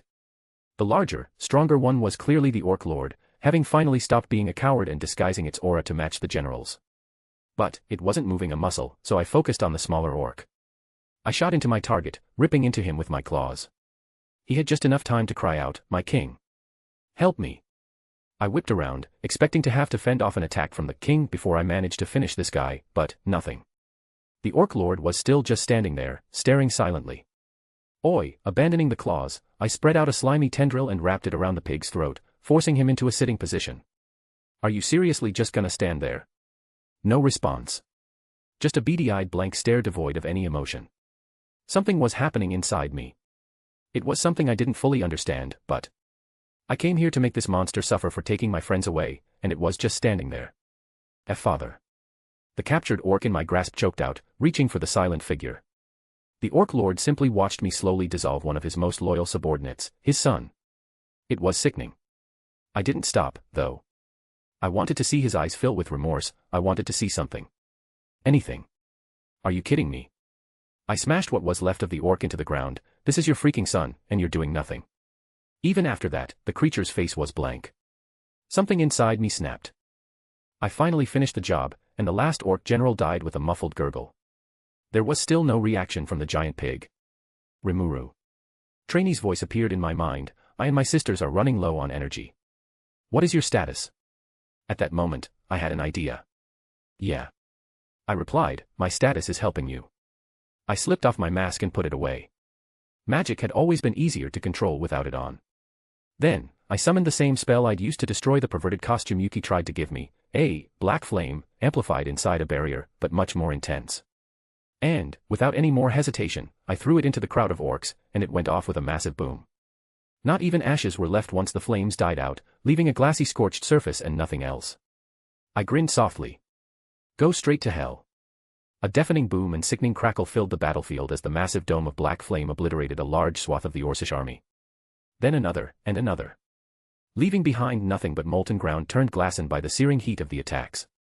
Sister. Triya stuttered, watching this all happening with wide eyes. If that were to be used on our... I stopped her before she could finish that thought. "I know. But Rimuru Tempest is kind and caring. He even went out of his way to save the lizardmen in the caverns before starting this rampage. Doesn't that speak to his character? With no reason to attack our settlement, he wouldn't so much as think of doing it." "You're probably right." There was a pause of silence from my 2 sisters and I as we continued monitoring the fight, one that was clearly being won by the slime. Already tens of thousands had been destroyed by him, and that number was continuing to climb. There was a sickening cloud of magicules already filling the air, the spirits and souls of the dead released back to the environment. I'd need to take extra caution with the area in the future. Are you certain you can control him once this is all over? He is stronger than you figured, from what I have seen so far, Dorith added, wincing as another dome of flames erupted in the distance. Control may be too strong a word, but I believe that I can at least keep him on our side, or better. I will trust you on that, sister. I will too, but this has me nervous. What if he becomes something worse than the Orc Lord after this battle? He will end up consuming it if he wins, right? Dorith asked with equal worry to Trya. Most likely. I am certain he will want to steal its skills, as he has done with other lesser monsters in Jura. I hope he will keep his senses, gaining mass amounts of power at once, it could overwhelm even the strongest of monsters. He almost seems made to absorb power with how quickly he has gained strength, so I doubt that will be a problem. Rimuru Tempest was born of and is blessed by Lord Veldora himself, his soul and will are strong enough to not lose himself to such a thing. He will. Once Rimuru calms down, he will go back to his usual self. No amount of power should change him in that way. My sisters nodded, agreeing with my firm conclusion. Though, you two should leave, now that your job is done. For your own safety. But, sister. This area is being polluted by death. I alone can handle monitoring Rimuru from here. There is no reason to risk all three of us when there is no benefit to it. Trya and Dorith seemed hesitant, but still faded away, returning home. I continued my watch of the slime, and hoped for the fate of this forest that I was right about him.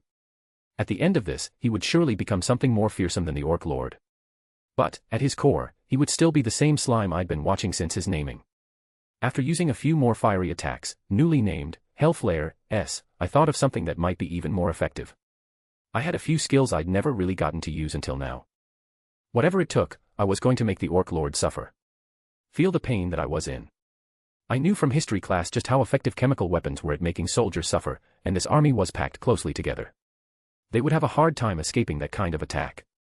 I thought about the right kinds of skills to use for that, and two came to mind. Storm magic could quickly spread a material across the battlefield, and, miasma, should be able to make any kind of poison I wanted. A thunderstorm, paralytic and painful. It would immobilize them, stopping their attack, and would put them in pain. It would put them in the same pain they put my friends in. That spell was simple enough, and the reliable sage had finished it by the time my thought was over. Thanks. I lifted my hand, and a set of magic circles spread around me, and up into the sky. A dark black rumble of clouds formed above me with a sickening crackle of black lighting and noxious fumes, until a downpour of toxic rain fell onto the army. It was pelting them as a poisonous monsoon, and many of the orcs began to fall and squirm in pain. Their breaths heaved and their movements became labored as it continued to pour down on them en masse. A small grin made its way onto my lips, and I wasn't entirely sure why. It just felt refreshing. But, despite the poison, a handful of orcs across the battlefield were managing to resist it somewhat, stumbling to their feet. Their actions were revolting, they'd crouched onto the ground and had begun devouring their comrades. I could see the magicules surging inside them as they did so, and a thought crossed my mind. Is this what happened to the ogres? My aura turned a stark black as my anger burned inside me with an even stronger hatred. Screw this, I have to attack the Orc Lord directly. But just as I was about to take a step, a newcomer entered the battlefield. It was that stupid Magian who tried to manipulate the ogres before I left. He seemed to ignore me completely and just started uselessly beating the Orc Lord with a staff, whining the whole time. Listen to me, you pig. Go kill that Magian before it destroys our entire army. If you don't stop them now, what was this all for? He pulled out a sword and tried to hold the Orc Lord at the point of it to order him forward. A sword I recognized, but it had changed. It was more refined and held the symbol I'd seen the ogres wear on their outfits. It had those magic crystals I'd given over to the old smith, and the steel I provided so Redhead could be ready to fight me the next time I came back. All of that was in the hands of this disgusting lowlife. How dare he? I couldn't believe this. I trembled, shaking in rage. I shot forward and grabbed arrogant idiot's shoulders and forced him into the mud, not even minding the nearby Orc Lord. Gay. The pathetic Magian shrieked, "This is a rare grade suit, do you have any idea what you've just soiled?" I didn't bother with a response, just wrenched Redhead's sword from his filthy hand and stepped back. The Orc Lord was still watching us, and I was done playing around. It was time to end this. I broke off a little bit of my slime and let it fall to the ground, and sent it off to go handle the other orcs. I needed a boost in magic anyway, and a clone could eat enough of those orcs to get what I needed. A black cloud of smoke formed around my little drop of slime before flying off into the distance toward the main part of the army. Good luck, little guy. That wretched Majin shrieked in rage, "You don't deserve that." He ran towards me to try and take the sword back, but I just shoved him off without even a glance. I lifted the sword, ready to strike down the Orc Lord with the very weapon Redhead would have used to do the same if he could, but the Majin's ranting didn't stop, and in it, I heard some interesting things. "This is all your fault." He shrieked at me, trying to pummel me with aura bullets, but they had no effect. "You were supposed to be weak. Weak enough for that stupid pig to consume." "What?" I stopped, cocking my head just a bit to listen. They were expecting me. "Why can't you just let the Orc Lord eat you?" Gelmud created a massive ball of energy and shot it at me, but I didn't move. "You're the last piece. Once he's a demon lord, I'll..." I grabbed the Majin tightly by the throat, effectively shutting him up. Then, an admittedly sinister idea crossed my mind. I turned my attention away from the idiot still floundering in my hands and back to the Orc Lord. "Hey. I dunno what to call ya. So, Orc Lord, if you really want to become a demon lord, how about just killing this waste of space? You're obviously stronger than him." I almost blamed the Orc Lord for not doing it yet, if this useless moron had been ordering him around.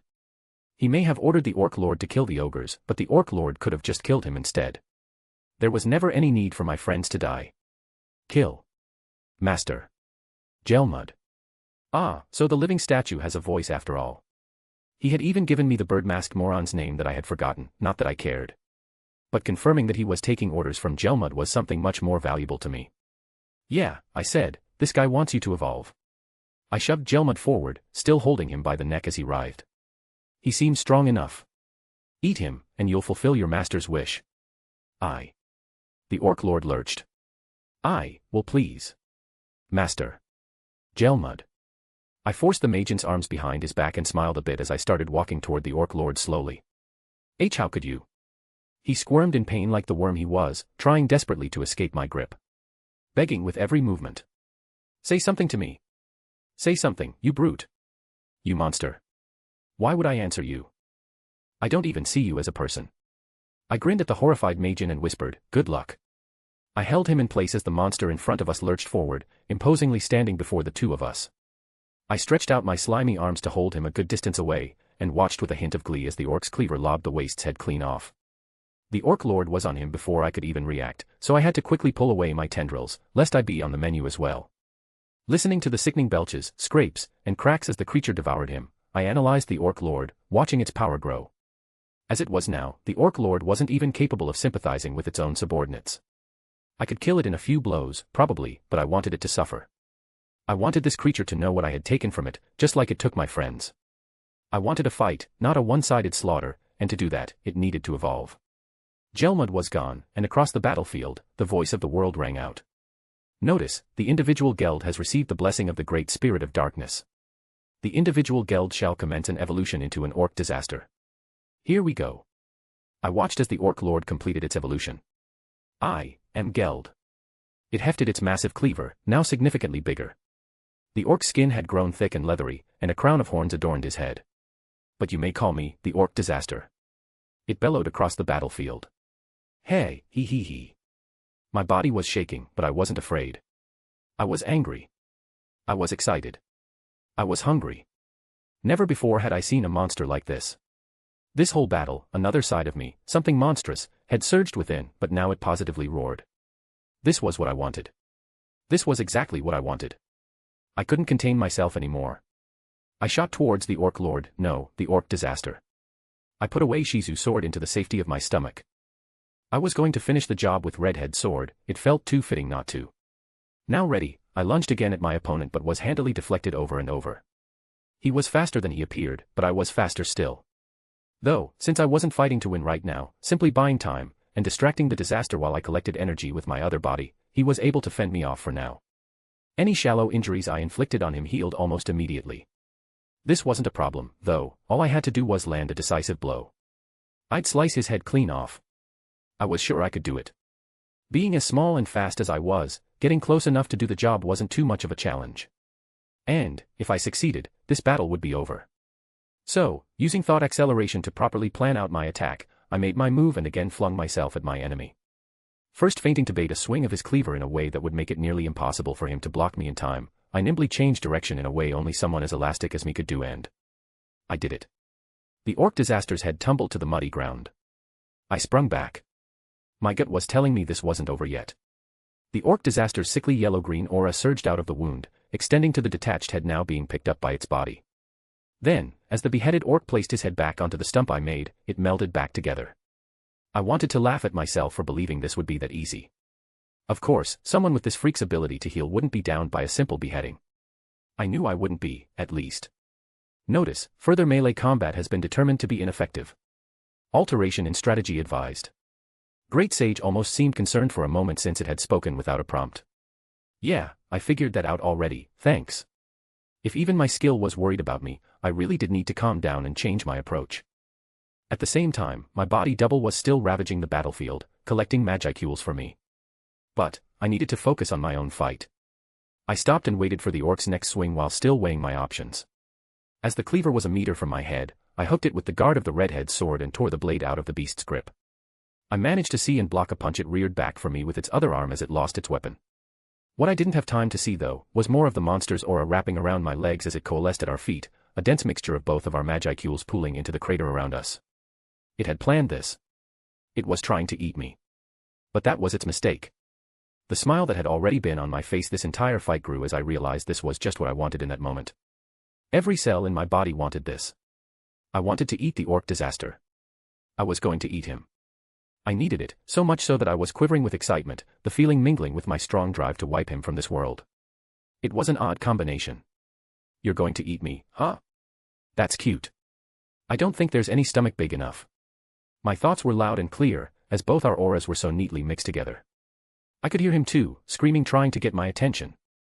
As I stored Redhead's sword inside my stomach, the orc disaster's aura swirled and snaked around my body, entrapping me within it, or at least that's what I made it seem like. I was in no way trapped, if anything, I was the trap. Because as soon as he had a grip on me, I melted and splattered all over him, sticking and clinging to the orc, spreading out and predating. Letting my instincts take over, I swelled and surrounded the leader of the orcs, to his panic. But he fought back with his aura, which rotted away at me, but not fast enough to outcompete my ultra-speed regeneration, and my growing energy from consuming his forces around us. He was putting up a good fight, but I was stronger. Our close contact led to him trying to speak to me again, but I was single-minded, only focusing on my drive to eat him. I didn't care about whatever excuses or pleadings he might be making as I slowly but surely pushed the predation in my favor. I wouldn't listen to him, not after all he'd done. Not after all those he took from me. The orc began to resist much more powerfully, with a second wind. It wasn't winning, but I couldn't get what I wanted at this rate. That was what brought me here, within our minds, having a conversation as we wrestled for control. So what's all this about? Haven't you already had enough? You resigned to death a moment ago, but now you're putting in your all again. I would be spitting venom with my thoughts if I could. Let my people go. It is all I want, none of them deserve this. They were deceived, and I have failed them as a king. Please end their suffering.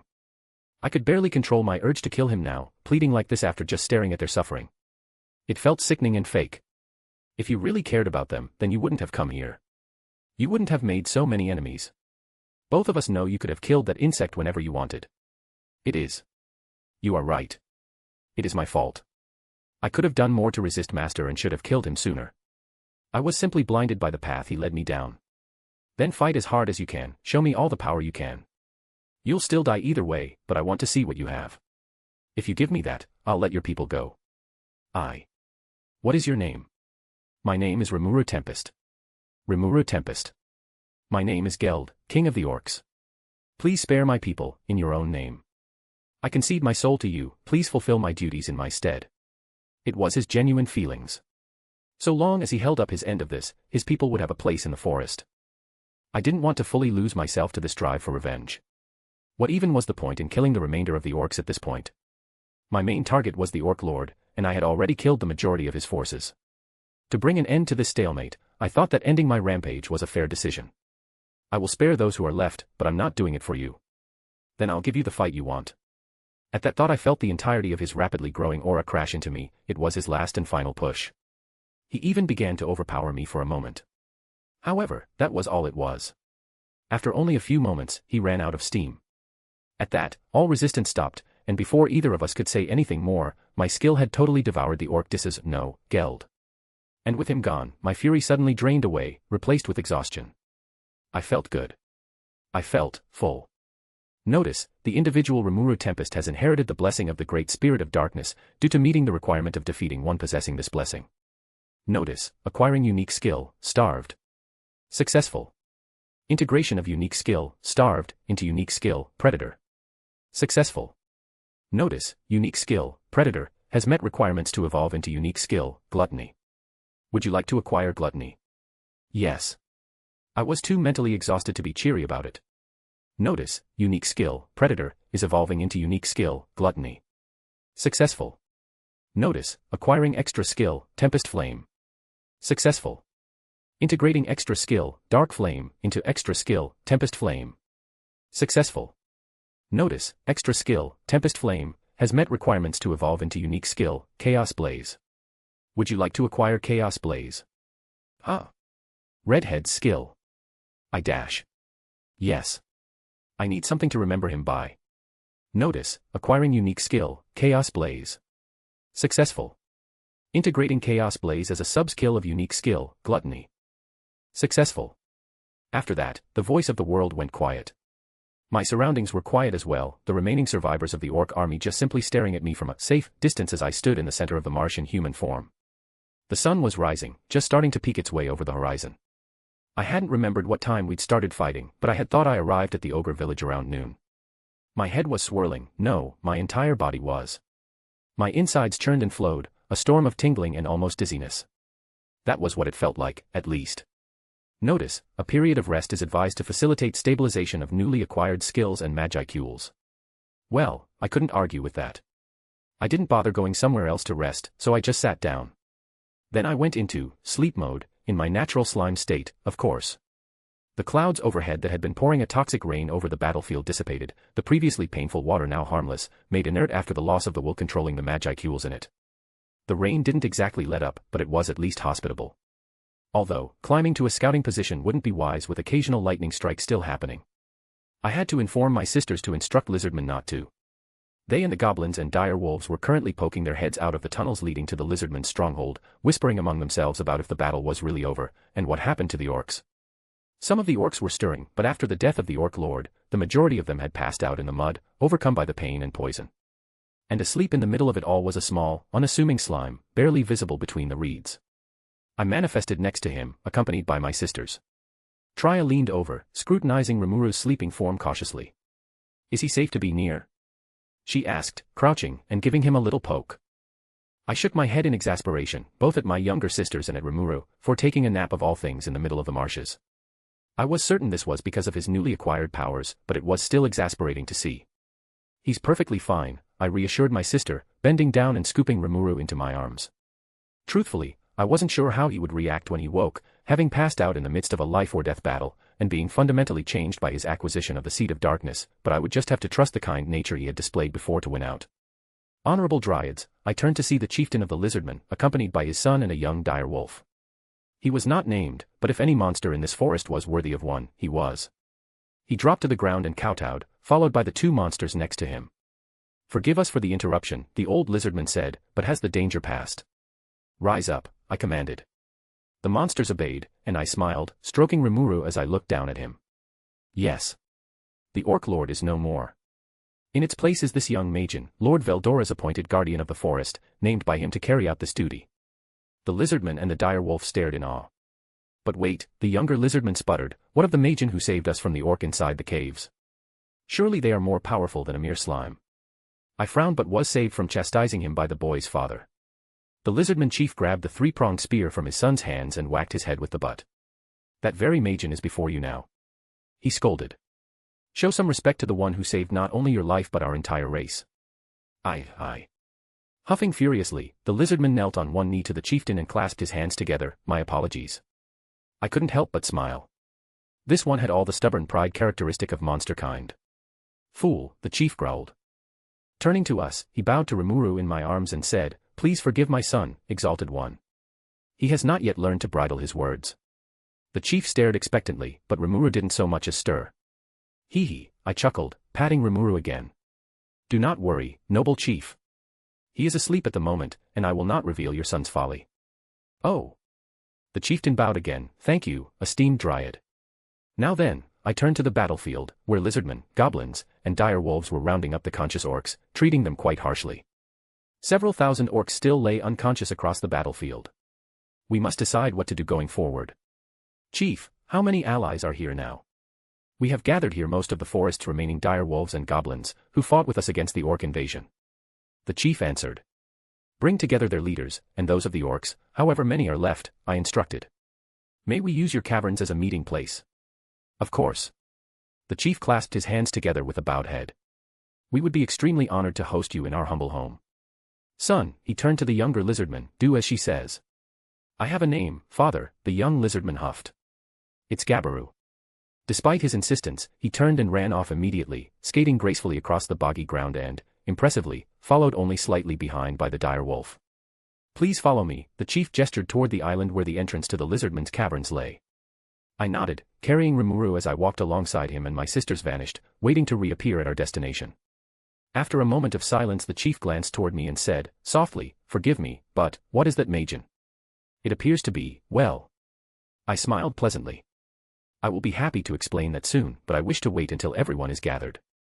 Of course, he nodded respectfully, and we continued in silence. The dryads and other races gathered in the largest cave of our stronghold, where I had given up my throne to the dryad and the remarkable young Majin. What to do with the orcs? One of my advisors spoke quietly into my ear. He was clearly angry. However, I was more stoic. That isn't a topic to keep to ourselves. The orcs are prisoners of war, and they are monsters just like us. I said it out loud. I had been leading the discussion in the stead of Veldora's spawn, as the most commanding influence in the room outside of the dryads. However, I could tell that each of us had spared a stray glance for the strange slime. He was still asleep, and that much I could tell from his aura. A quieter voice spoke, the new head of the orcs. If you must kill me, do so, and spare the rest. He was a dark brown orc, who I believed to be a simple lieutenant in the conflict. He surely wasn't one of those hulking generals. Punishment has yet to be determined, please stay quiet for now. If any are to pass judgment, you know who it will be. I glared lightly at the orc to keep him in place before looking back to the noble dryad trainee. She was sitting serenely, and gently stroking the slumbering slime in her lap. Normally a scene such as this would be an enchanting sight. Although, knowing what the slime was capable of, it was anything but. Our lord has yet to wake. She spoke softly. She had not used such language in reference to the creature before, and I suspected a scheme. From what little interactions we'd had, I knew her to be a deceptive one. One with good intentions, but nonetheless deceptive. The orc looked frightened and sat back down. I apologize deeply, Your Majesty. Esteemed dryad, I turned to the one still holding the strange slime Majin. Now that we are all here, will you tell us the nature of that Majin, as you promised? Of course, she smiled serenely. His form is that of a slime, she said as she stroked him again, but he is a creature born from Lord Veldora's magicules, the same as his older sister, Charybdis. The eyes of everyone in the room bugged out, and a new atmosphere of respect came over us. Except the orc, who had dropped his head and wore a look of dread. The spawn of Veldora is a creature more formidable than I could have imagined, I said softly. Yes. He is a weapon, and a guardian, given to us as Lord Veldora's blessing until he returns. She agreed. Ah, there it is. The dryad referred to this powerful creature as a weapon, which I supposed was the aim of her scheme, to bend this young Majin in service to the forest. Lord Veldora likely had appointed him as guardian, but this dryad was spinning things to take that a step further. Why else would she have gathered all the races here? A small part of me pitied the sleeping creature. The dryad looked up. I would like for each of you to come here, and swear loyalty to Lord Veldora's chosen guardian of the great Jura forest before he wakes. It should guarantee your safety. Before any of us responded to her declaration, the slime's aura stirred. Becoming at once highly aware of everything, before quickly hiding that clear sense of presence. It was a majestically impressive use of magic. The slime sprung away from the dryad, and onto the ground in a form resembling a human. However, due to the perfection of the copy, and the color of many features, it was clearly fake. The slime took a defensive stance as his golden eyes swung between each of us, his movements fluid in a way uncanny to the human shape he had taken. What's going on? He spoke under his breath and had a tone harsher than I had been expecting, but one that made sense considering his origin. The dryad trainee, unfazed by the slime's defensiveness, stood up and gracefully walked over to him, placing her hand on the top of his mimicked head.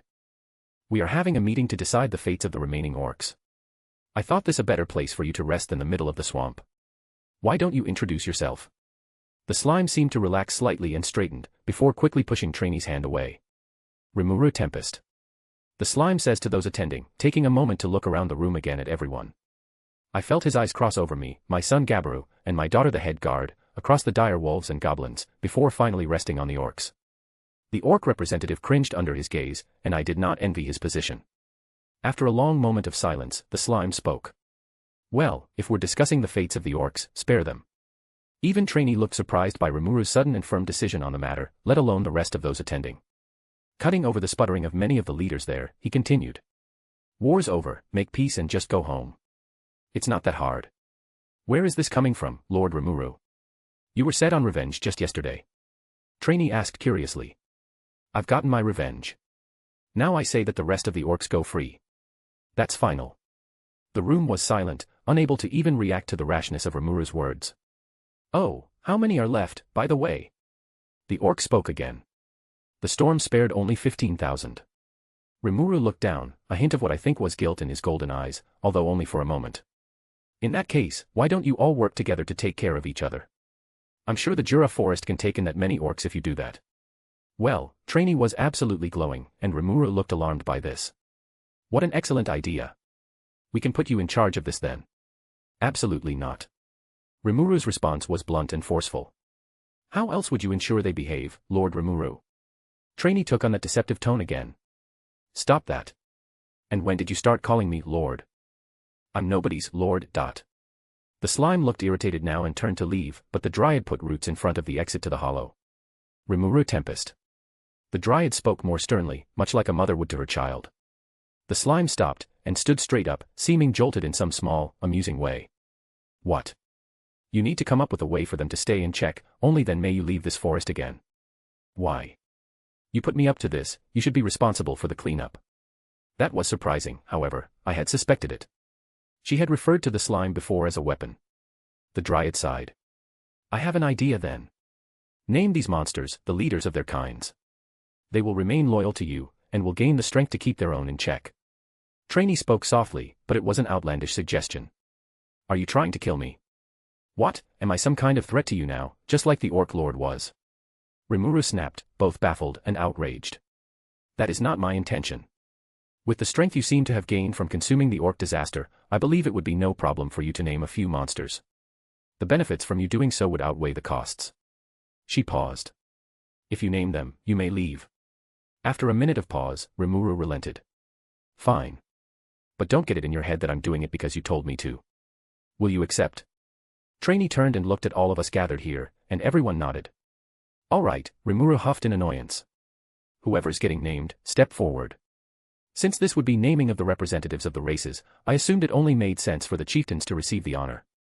I stood up and knelt on the ground, presenting myself to the guardian. In the corner of my eye, I saw my daughter pull my jealous son back by the elbow. The other races had a much more difficult time discerning who would be named, particularly the goblins.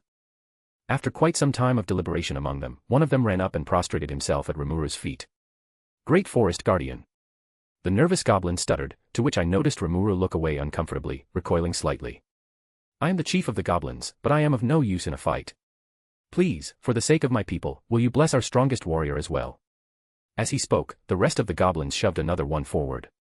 He was visibly nervous, stuttering things like, no, guys, I'm not actually. Well, you see, I don't need a name, I'm strong enough, right? So. For some reason, this pitiful creature was visibly afraid to go near Rimuru, not that I couldn't understand the sentiment. Rimuru looked down at the kowtowing goblin chief, then cast a scrutinizing glance at the candidate, who froze stiff the moment his gaze landed on him. They looked equally uncomfortable, which was a somewhat amusing situation. After a moment, Rimuru simply nodded silently. Thank you, oh great one. The goblin representative shouted excitedly. I noticed Rimuru cringe back, only slightly, probably not enough for most others to notice. All right, whatever, Rimuru sighed as the second goblin was shoved into line. Wait. My son called out, reaching a hand forward with the other held back by his sister. Gabaru, my daughter said sternly, stop. Do not interrupt the ceremony, or father will be angry. I cast a scolding glare at him for good measure, and that was enough to make him back down. Rimuru glanced between the two of us for a moment, then shrugged and stepped in front of me. His lips moved, but I didn't hear anything yet until he put his hand on me, and all of a sudden a rush of power like I'd never felt before engulfed my being. The cavern disappeared. The other monsters disappeared. I even lost awareness of the dryad, only able to hear the guardian's voice. Your name is Abiru. All at once, the intense rush of energy stopped. I stumbled to my feet, drowsiness tugging at my limbs as I supported myself on my spear. As best I could, I bowed to him and stumbled back to my place to watch the proceedings. Ah, you okay, man? Rimuru's eyes followed me, concern in his voice. He will be fine, my lord, the dryad interjected pleasantly. It is normal for monsters to require rest after acquiring large amounts of power. Rimuru nodded, still unsure, but determined. Standing next to the quivering dire wolf, he repeated the process. Ranga. Then he moved on to the goblins. Gobi. Unlike myself and the wolf, the goblin slumped from his kneeling position, already sound asleep. Gobta. The goblin's strongest warrior stood perfectly straight. As soon as the power of the name entered him, his eyes closed, and he stiffly tipped forward, face planting flat at the feet of Rimuru. I gestured to my son to move the goblins to a more comfortable place. First shooting me a petty look, he complied, picking each up under one arm. Well done, my lord, the dryad praised him, but Rimuru held up a hand to stop her. You there. He looked to the back of the chamber. Orc. You need a name too. You I can't. The orc representative threw himself to the floor. I'm sorry, my lord, but I am unworthy. And that means your people are unworthy of a protector. Rimuru replied, walking forward until he stood right in front of the quivering orc. Your name is Orda. Your Majesty, you can't, the orc, Orda, protested, but the power had already taken hold. Presumably deciding his work was done, Rimuru turned away and began walking to the cavern's entrance. I have business elsewhere, so I'm leaving now. He said shortly. Author's note. Hello, readers. I bet you weren't expecting another chapter this quick, but we wanted to surprise you all. I hope you're liking the direction we're taking this story. Also, I just wanted to remind you all that this story is a collaborative effort between 3 authors. Me, Agent T-123, and Watcher Magic. Check out their other stories too if you like this one. Smiley face. See you all in a month. Moo. Since I've killed Geld, I've felt empty. No. That emptiness has been there since I discovered that my friends were dead. I just filled it with anger, but now that that's gone, all I want is to see my kids again. The hole left in my life by the passing of the ogres ached, but just thinking about those 5 children seemed to fill that hole, if just a little. But then I remembered. Oh, yeah. They're upset with me. I'd almost forgotten with how much had happened over the last few days. I was going to explain how Shizu-san died to them in the morning, but then I was sent off to deal with the Orc Lord.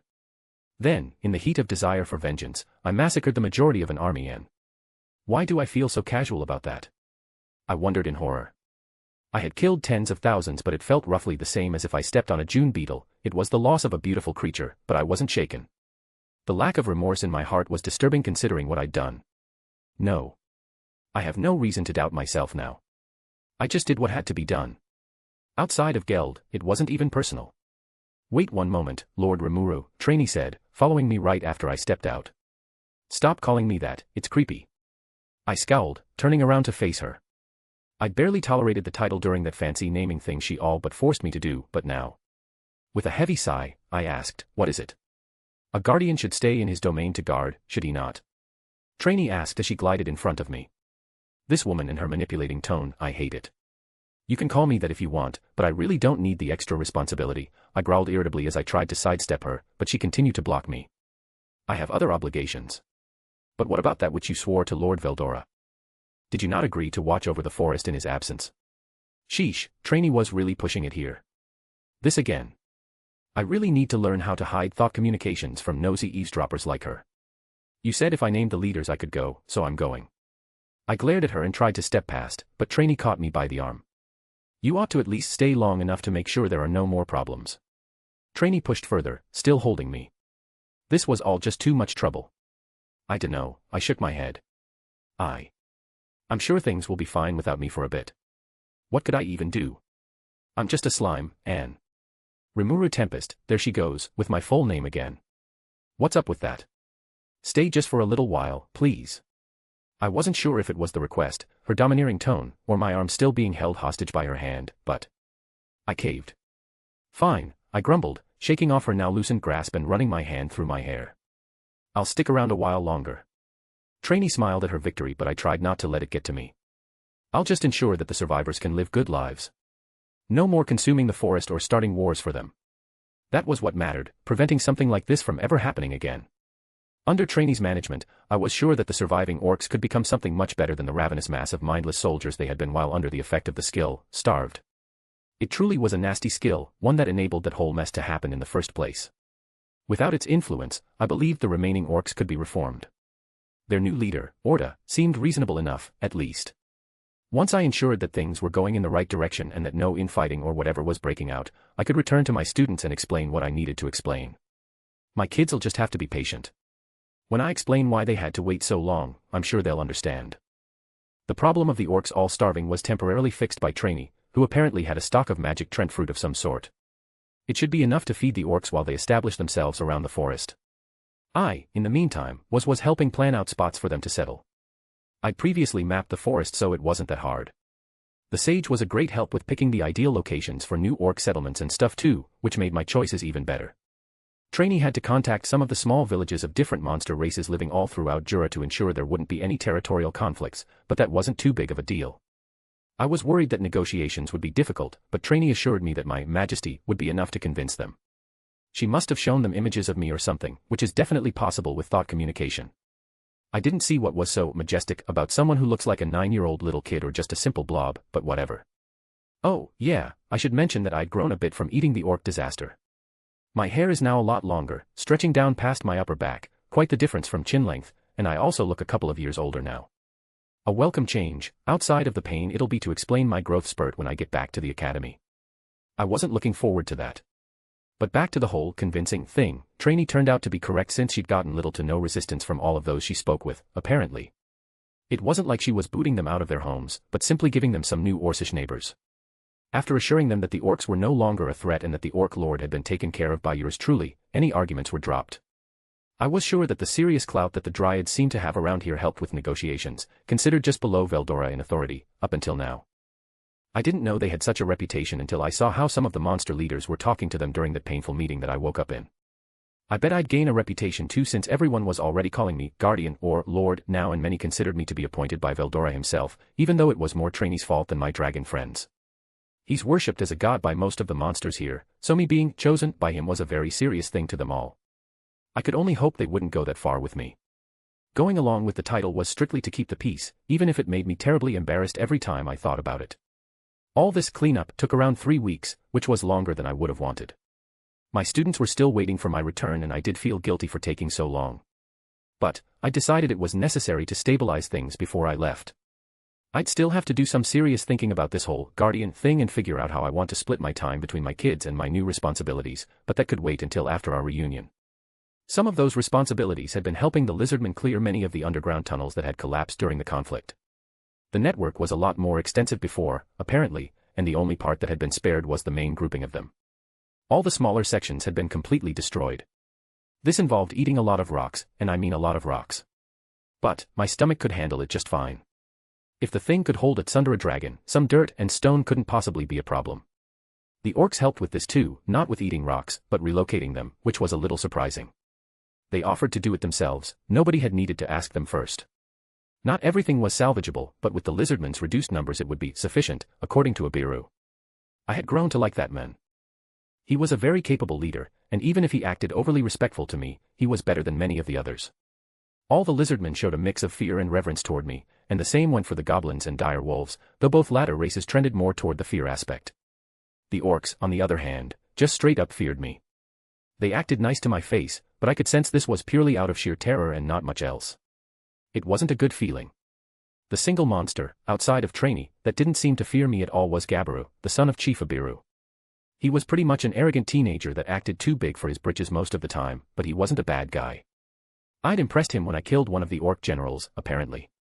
He wanted me to be impressed with him back, I think, since he was always spewing stories about duels he'd won and beasts he'd slain when he was just a hatchling. Although, as annoying as he was, Gabaru made me smile. He was hilariously petulant and full of himself, but him treating me like a normal person made me want to allow him to stick around me. It was a nice distraction. I dusted my hands off while standing in the same marshy area that had recently been a battlefield. There. That should be enough, I said out loud, mostly to myself. Some extra cleanup had been necessary after the battle, since the lizardmen's territory had been corrupted, by Trainee's terminology, by all the death and destructive magicules in the wake of the war with the orcs. My new skill, gluttony, worked wonders when it came to absorbing all that rogue energy, though, so I used the opportunity to get the hang of the new ability. Unfortunately, I had an audience. Some of the lizardmen just couldn't help themselves, I suppose. Gluttony was pretty impressive to watch in action. But it wasn't the skill they seemed to be in awe of, but me. When I was working, I could feel all their eyes on me and it was incredibly uncomfortable. And, when I went over to ask them to stop with this stalker nonsense, they all started kowtowing to me. I ended up just walking away after that. Didn't say a single word, just walked away. It was too awkward to do anything more. I went back to the caverns after that job was done. I was just looking for something else to do as I walked through the cave-like tunnels. Nobody had noticed me nearby just yet, and I wanted to keep it that way. It would just hinder their work if they did. But, as I was passing a doorway, I overheard something. "Do not speak so disrespectfully about our new lord," a scolding, motherly voice said. She sounded more afraid than angry, though. "But he killed a smaller voice protested, but was curtly cut off. "Quiet." More panicked and more scared, the woman's voice continued harshly, "Lord Rimuru has shown great generosity to our people. Acting ungrateful may cause him to change his mind about our treatment." I froze right there, dismayed. I understood why the orcs would be fearful of me, but I didn't think they believed I might go back on my word on a whim, or just because a child wasn't being respectful enough toward me. I thought I was clear enough about my intentions. I guess I have some explaining to do. I knocked softly on the cave wall. "Hey," I said, putting on my best friendly, gentle expression, and stepped inside, intent on reassuring them that I wasn't going to change my mind anytime soon. I wouldn't turn on them for anything short of overt betrayal, and definitely not because of a few rude words said behind closed doors. Shock and horror overcame their expressions the moment they recognized me, and the young orc child, the one that had been arguing, hid behind the orcish woman. There were more orcs too, mostly women and children. Many of the weaker orcs had gotten very sick after Geld died, the excess magicules left over from the effects of starved, wreaking havoc on their bodies. That, and the malnutrition that was already there. All of them looked utterly terrified despite my efforts to appear as harmless as possible at that moment. Some of the other children cowered too, while many of the adults bowed their heads to me, greeting me in the meekest way they could, calling me things like Lord and Your Majesty. I had some free time, so I wanted to check and see how you all are doing. I calmly said, but it only seemed to make the lot of them more nervous. "Thank you for your concern, Lord Rimuru, we are all doing much better," one of the adults said after seemingly mustering up some courage. "Haha, of course I'm concerned." I tried to lighten the mood a bit, there wouldn't be any point in me sparing all of you if you died right afterward. The orcs just looked even more nervous after that, some of them clearly on guard. That was probably not the right thing to say, but it had just spilled out of my mouth before I could stop it.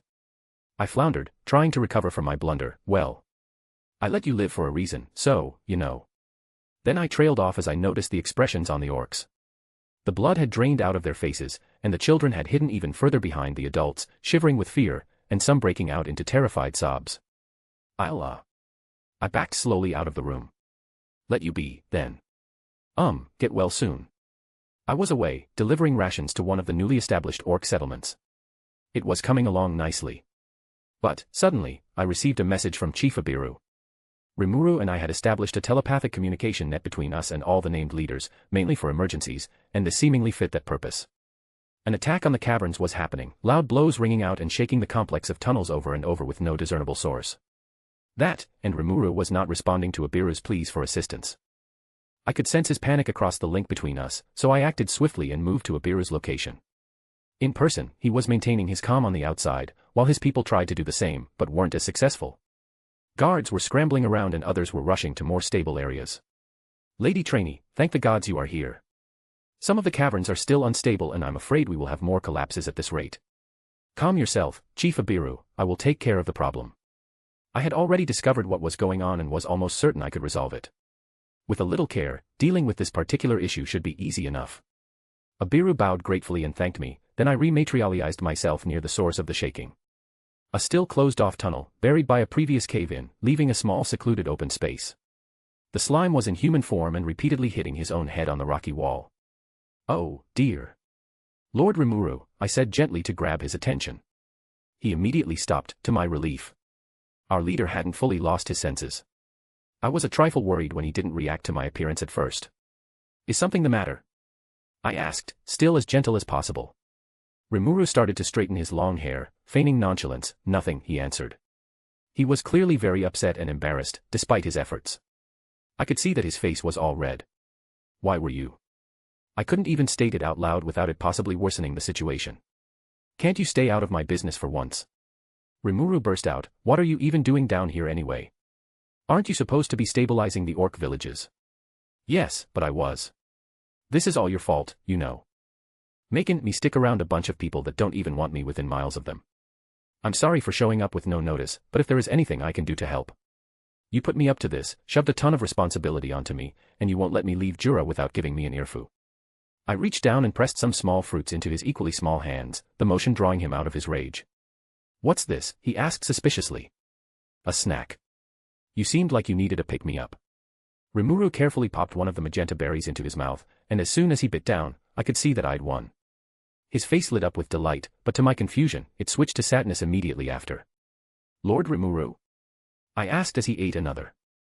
As he looked up he must have noticed I had seen his somber expression, because he melted into a puddle of slime. Said puddle quickly returned to his usual rounded state while still holding the berries between two little nubs and turned away in a huff. His reaction was unexpected, but I had succeeded in calming him down, so all was well. Trainee. Rimuru said.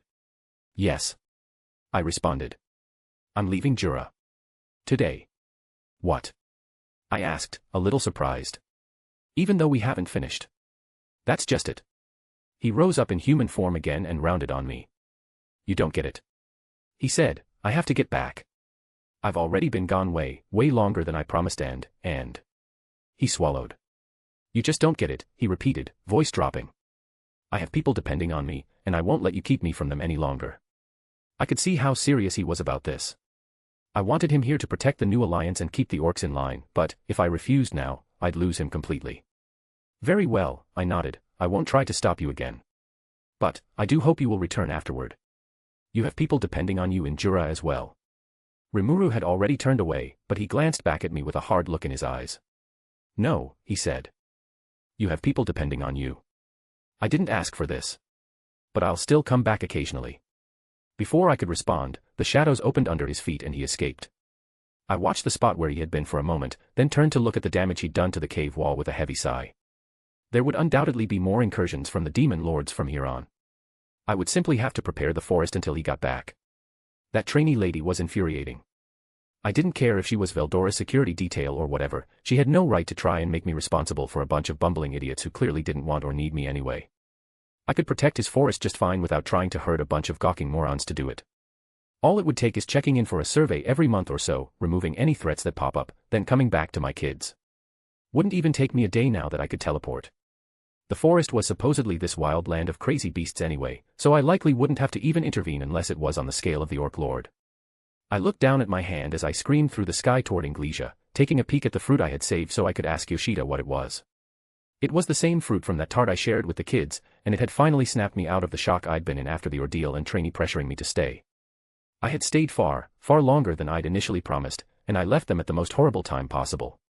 But there was no way I'd let the scars of what had happened prevent Shizu's students from living happy lives. I had to get back to my kids. Author's note, Happy April Fools everyone, and happy new chapter. We finally entered the next arc. I casually walked up to the gate, thoughts about my 5 students already filling my head.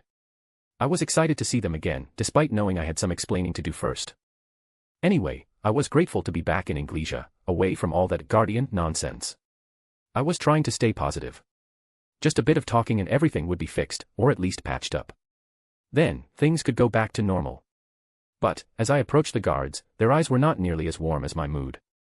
They glared at me with suspicion and caution, as if something about me was alarming, but I had my mask on the side of my head, completely concealing my aura, so I had no clue what it was about me that concerned them so much.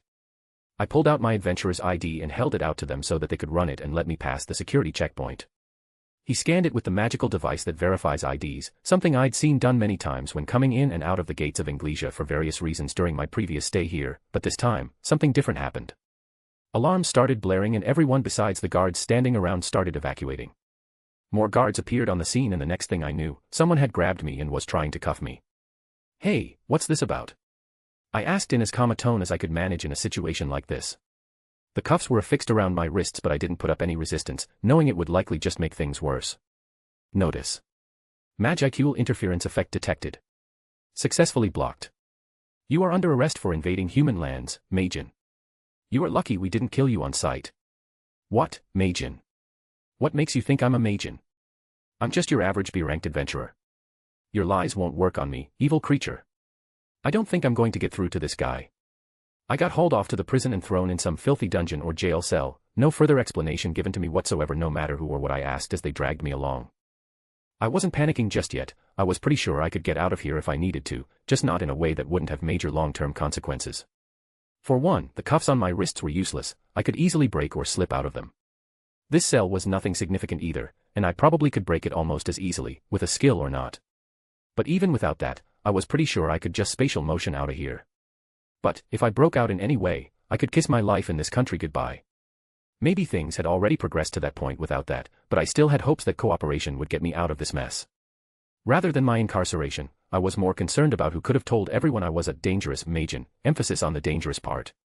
Yes, a handful of people knew by now, but none of them seemed to have much of a reason to spread it around. For something like you, that wasn't much of a fight you put up. An annoying voice taunted from outside the cell. I expected more from you, Rimuru Tempest. Reiner, captain of the guard. He came here awful fast. Was he behind this? What good would that do me? I want to live peacefully here, you know that from what Yuki told you. Yet, you went rogue and ran wild, Reiner smugly shot back. What? I wasn't running wild, I was on a mission from the Grandmaster. Let me speak with him and he'll clear this all up, I promise. Reiner just disbelievingly laughed in my face through the hole in the door. You may have been the Grandmaster's pet, but I've been ordered by the royal family's court to apprehend you. You're under my authority now, and you'll find I'm a lot less gentle than the Grandmaster. Let me talk with Yuki, I insisted, a bit more firmly. More laughing was all I got from him before he just walked off, leaving me alone again. This was also frustrating, and my anger and anxiety were building. What were they going to do with me if I didn't get out of here? Kill me? Keep me locked in here for years? Turn me over to that racist church to do who knows what to me?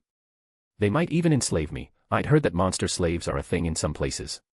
I'd never let that happen to me, though. Never. No need to worry too much yet, Rimuru. Yuki will catch word of this. I reassured myself, desperately trying to get a hold on my emotions. He'd bragged once or twice about how he had an extensive intelligence network, making it sound like he had a team of super spies at his fingertips. I was certain he was just playing it up to make himself look cooler than he is, but there was probably some truth in it too. Yuki had said he wanted me around, for the sake of my students and more, so he wouldn't let anything bad happen to me. So, I sat and waited, exercising my vast patience, and a few hours had passed with nothing of note happening. Then, with no warning, a large puff of smoke appeared in the corner of the cell. Got yourself in quite the bind, lil slime?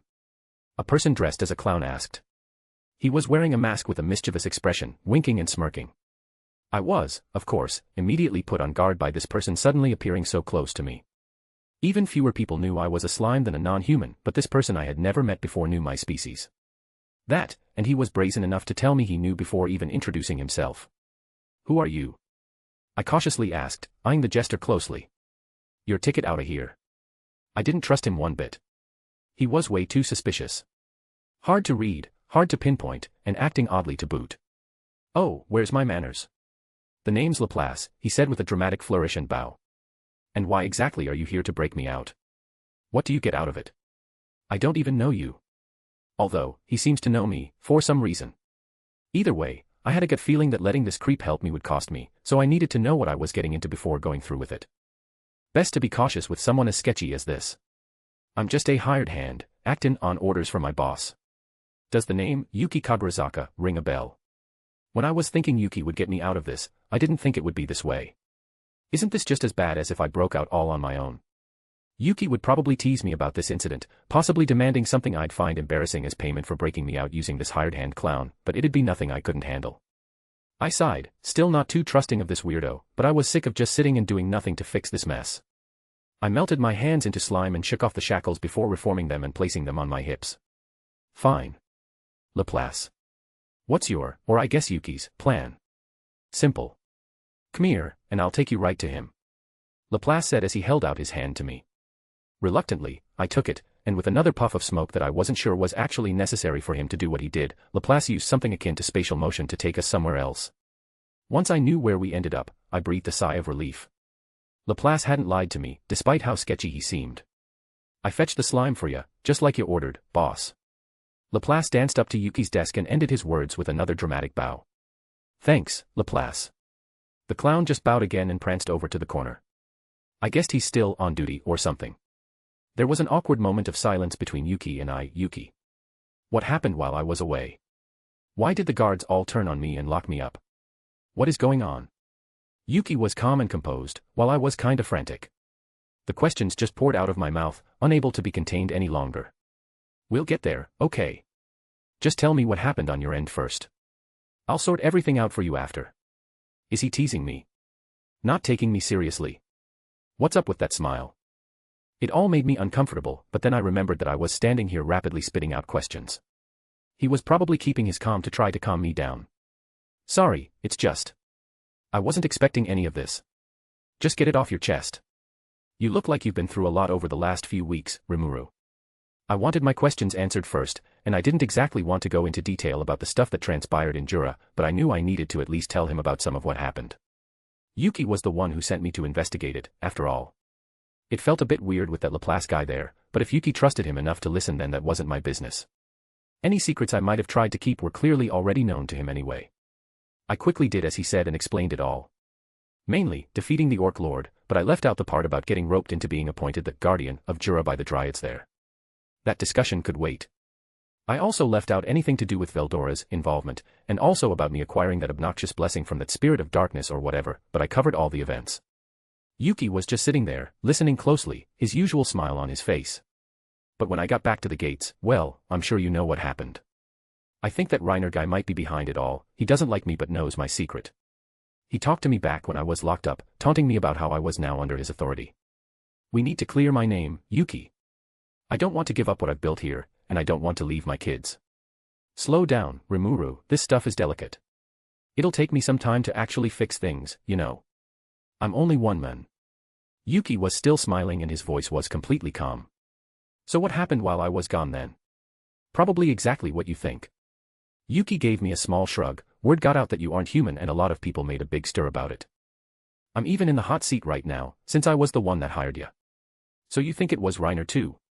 Yuki just shrugged again, still smiling carefreely. Not sure. I may have eyes and ears around the city, but I'm not omnipotent. I'll have someone look into him though, K. That was reassuring, but not a fix to this problem. What are we gonna do? What should I do? Leave. What? Go back to Jura. Let things cool down and sort themselves out. I'll send a messenger to find you when it's all taken care of. No, I can't just leave. The kids. Don't worry about them. I'll take care of them for you. No, Yuki, you don't understand. I can't just leave things as is with them. It's bad enough that I did when I left for Jura. I need to talk to them. Rimuru, you can't. You need to leave. Yuki said, his voice suddenly turning stern. For your own safety, of course, he said in a lighter tone. Just 1 hour.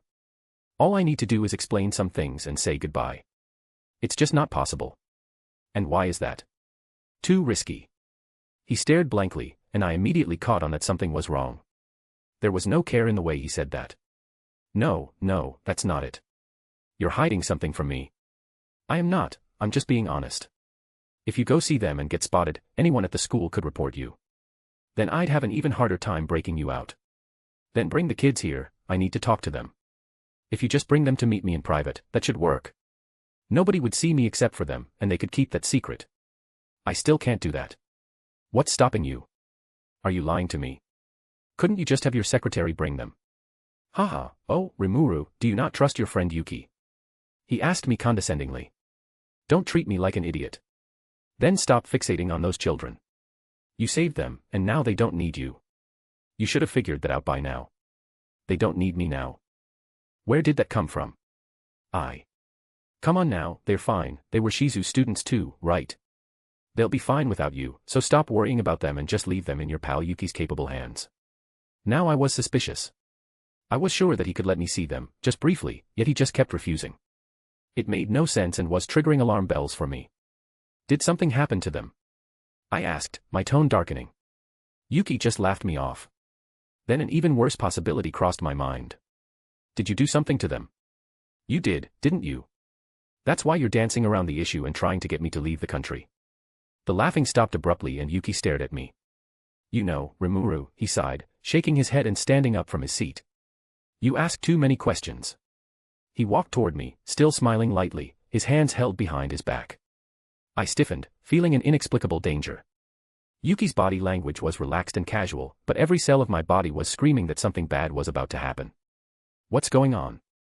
This is just Yuki, a normal human. He told me that he gained little from passing between worlds, just his youthful appearance and nothing else. While I was a monster that took down a newborn demon lord not too long ago. I shouldn't be feeling like this about him, but I couldn't shake the feeling. Was this a form of coercion, or something similar? Whatever it was triggering my fight or flight. Yuki. I stopped myself from taking a step back away from him. Just answer my questions, we're friends, right? I'm sorry I accused you of hurting the kids, I'm just worried about them. Yuki took another step closer. My heart would be racing if I had won, it almost felt like my entire body was buzzing. Listen, I don't want to fight you, I just need answers. Boss. I can. Quiet, Laplace, Yuki cut him off. Rimuru, you need to leave now. I can't. I answered, but it didn't seem to gain me any ground. I need to take control of this situation. Don't make me do this, I warned as I slipped Shizu's mask over my face, just tell me what happened to them. I laced my voice with a bit of coercion, as a last-ditch effort to solve this with words, but Yuki remained unfazed. I still didn't want to believe that Yuki did something to my kids, but a lot of the evidence here was pointing at that being the case. I also didn't want to fight him. We'd become friends, and hurting Yuki wasn't something I wanted to do, but at the same time, I needed the information that he so clearly was keeping from me. He brought a finger up to his chin, I don't think so. You're not as scary as you think, Rimuru. Yuki gave me one of his refreshing smiles, but the darkness in his eyes just made the entire thing unsettling. That was the deciding line. I had nothing else to work with. I sprung forward to punch Yuki right in the gut. I held back, not wanting to kill him, but put enough into it to do some serious damage. I was quick, I was precise, using thought acceleration to help me out with that. But then, Yuki caught my punch with one hand. Effortlessly. What the? I went for another punch with my free hand, just to try and get away, but Yuki caught that one too. A sinking feeling filled my entire being, and in that moment, I knew I'd screwed up. That was when a sudden shock ran through my arm and passed through to my other hand. I'd never felt anything like it, wasn't I supposed to be resistant to electricity? But it wasn't electricity, even if it felt similar to it. Whatever it was, it had passed right through my multi-layer barrier. I backed off, the feeling of danger on a whole new level of intensity. What even was that? My arms still felt funny, so I glanced down at them, and saw two arm-sized slime tendrils poking through the ends of my sleeves. Notice, interference with the skill mimic, human detected. Attempting to relaunch, failed. Beginning analysis on unidentified interference. I could move them just fine, just not reform them into the near-perfect human mimic I usually use. It was disturbing. Alert, avoid physical contact with the individual, Yuki Kagerizaka until analysis of the interference is complete. This was a lost cause at this point, I knew that. Words did nothing, and fighting Yuki was something much more perilous than I thought. I needed to get out of here, at least until I figured out what Yuki had just done to me. As cowardly as it was, I tried to use spatial motion to escape. Alert, presence of a spatial severing barrier detected. Spatial motion has been blocked. Analyze it. Forget about the thing Yuki did to me, analyze that barrier so I can get out of here. Notice, analysis subject is out of range.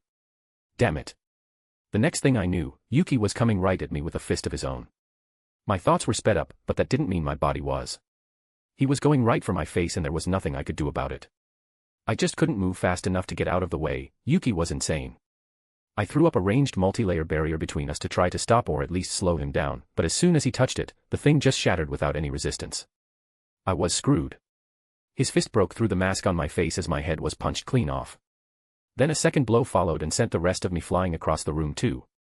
My senses went fuzzy, I could tell I was all over the wall, splattered. But I could still make out Yuki's stupid smile as he stared at me in satisfaction. Executing, ultra-speed regeneration, failed. Interference detected. Continuing analysis on interference. Executing emergency action, reconstituting body. Regeneration has been put on hold until the nature of the interference is identified.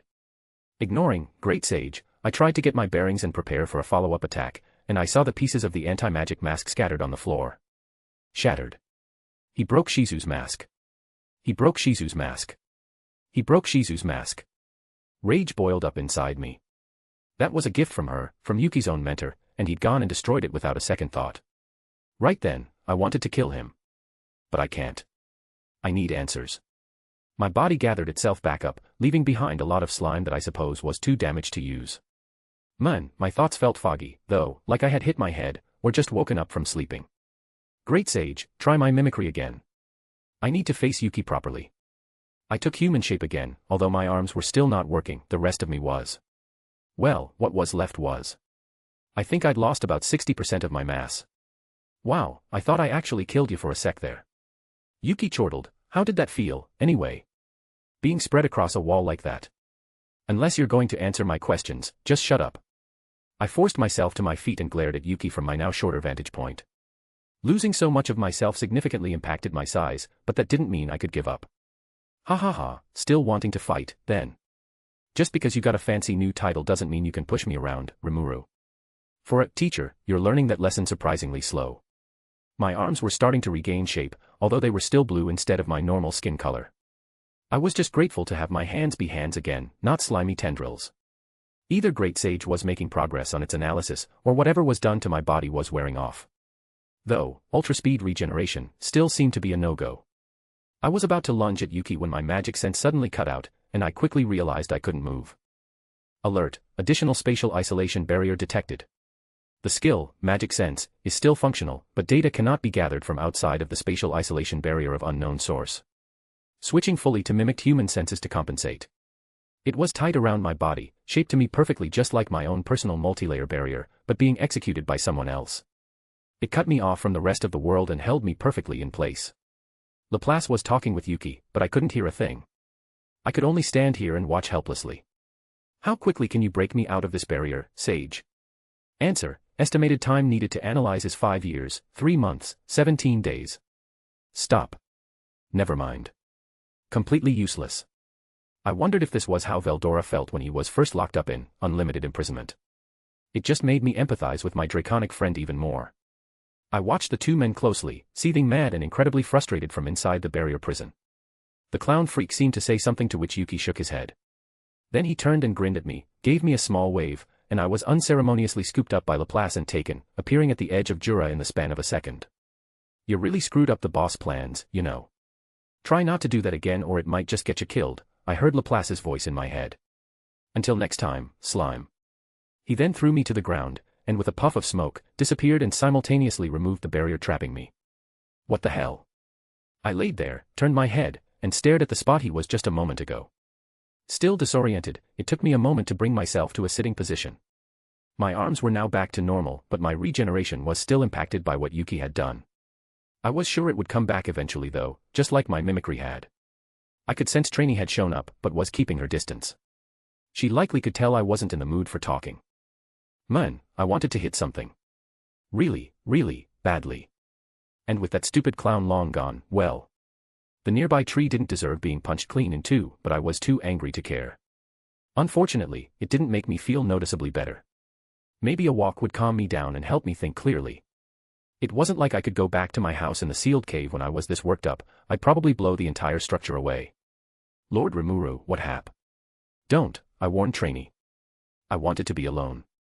Her face looked concerned, but I ignored that and kept walking. As I did, I could tell things were running away from me. Strong winds were kicking up, and even storm clouds were rolling in above me. Maybe just letting it all flow out of me is a real problem, even outside.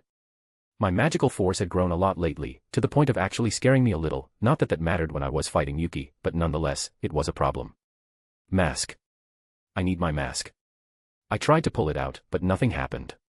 Notice, the anti-magic mask was shattered in the recent confrontation. Right. Yuki broke it when he literally punched my head off. Just recalling that detail made me shudder. Notice, would you like to create a copy of the anti-magic mask? Yes/no. Recreating it seemed like it would be disrespectful to Shizu-san's memory. I'd rather take the pieces and fix it than make a whole new one. Notice, the fragments of the anti-magic mask were not recovered. It stung, knowing I'd left something so important behind, but my life was at risk. I will get it back, somehow. Whatever. I found myself wandering the forest for hours, lost in my thoughts. I couldn't return home until I was calm enough not to destroy it completely. What happened to my kids? Did they get taken after I was outed as a monster because of their connection to me? No, Yuki would have told me, or maybe not. I'd probably go after them if that was the case, and maybe Yuki would be against that. Plus, those kids were strong enough to fight against anyone trying to capture them, and I didn't think even after what had just happened that Yuki wouldn't stop someone from taking them. Yuki cared about them, clearly, or did he? Was that an act? Notice, it can be concluded from previous behavior that the individual, Yuki Kagurazaka, would be emotionally capable of removing the children from the country of Anglesia to prevent your immediate return. Great Sage was becoming more wordy again, speaking without prompting. I kind of needed it though, so I didn't mind. It did make me remember something. Yuki said. I got a new title. Had word already reached him about me becoming guardian? I'd purposefully left that out of my explanation beforehand, because it was embarrassing, so how would he even know? The only explanation would be that his spies were in Jura during the Orc Lord incident. But he didn't seem to know what was going on here, that's why I was sent out. I was supposed to investigate and possibly destroy whatever the threat was, and I did exactly that. Notice, the individual, Laplace, had spoken of Rimuru Tempest having interfered with the plan of the individual, Yuki Kagurazaka. That Great Sage was right. That meant that I had messed something up in Yuki's eyes, but only one thing came to mind. What that insect had said. Gelmad, I think. You were supposed to be weak. Weak enough for that stupid pig to consume. Why can't you just let the Orc Lord eat you? You're the last piece.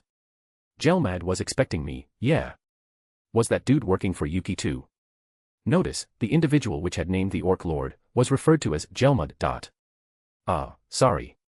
I didn't think it was bothering you. It is highly probable that Rimuru Tempest was surmised to be weak enough to be consumed by the Orc Lord using the unique skill, Starved. The individual, Gelmud, was likely acting in accordance with the will of the individual, Yuki Kagurazaka. I was supposed to get eaten by the Orc Lord, as part of Yuki's plan.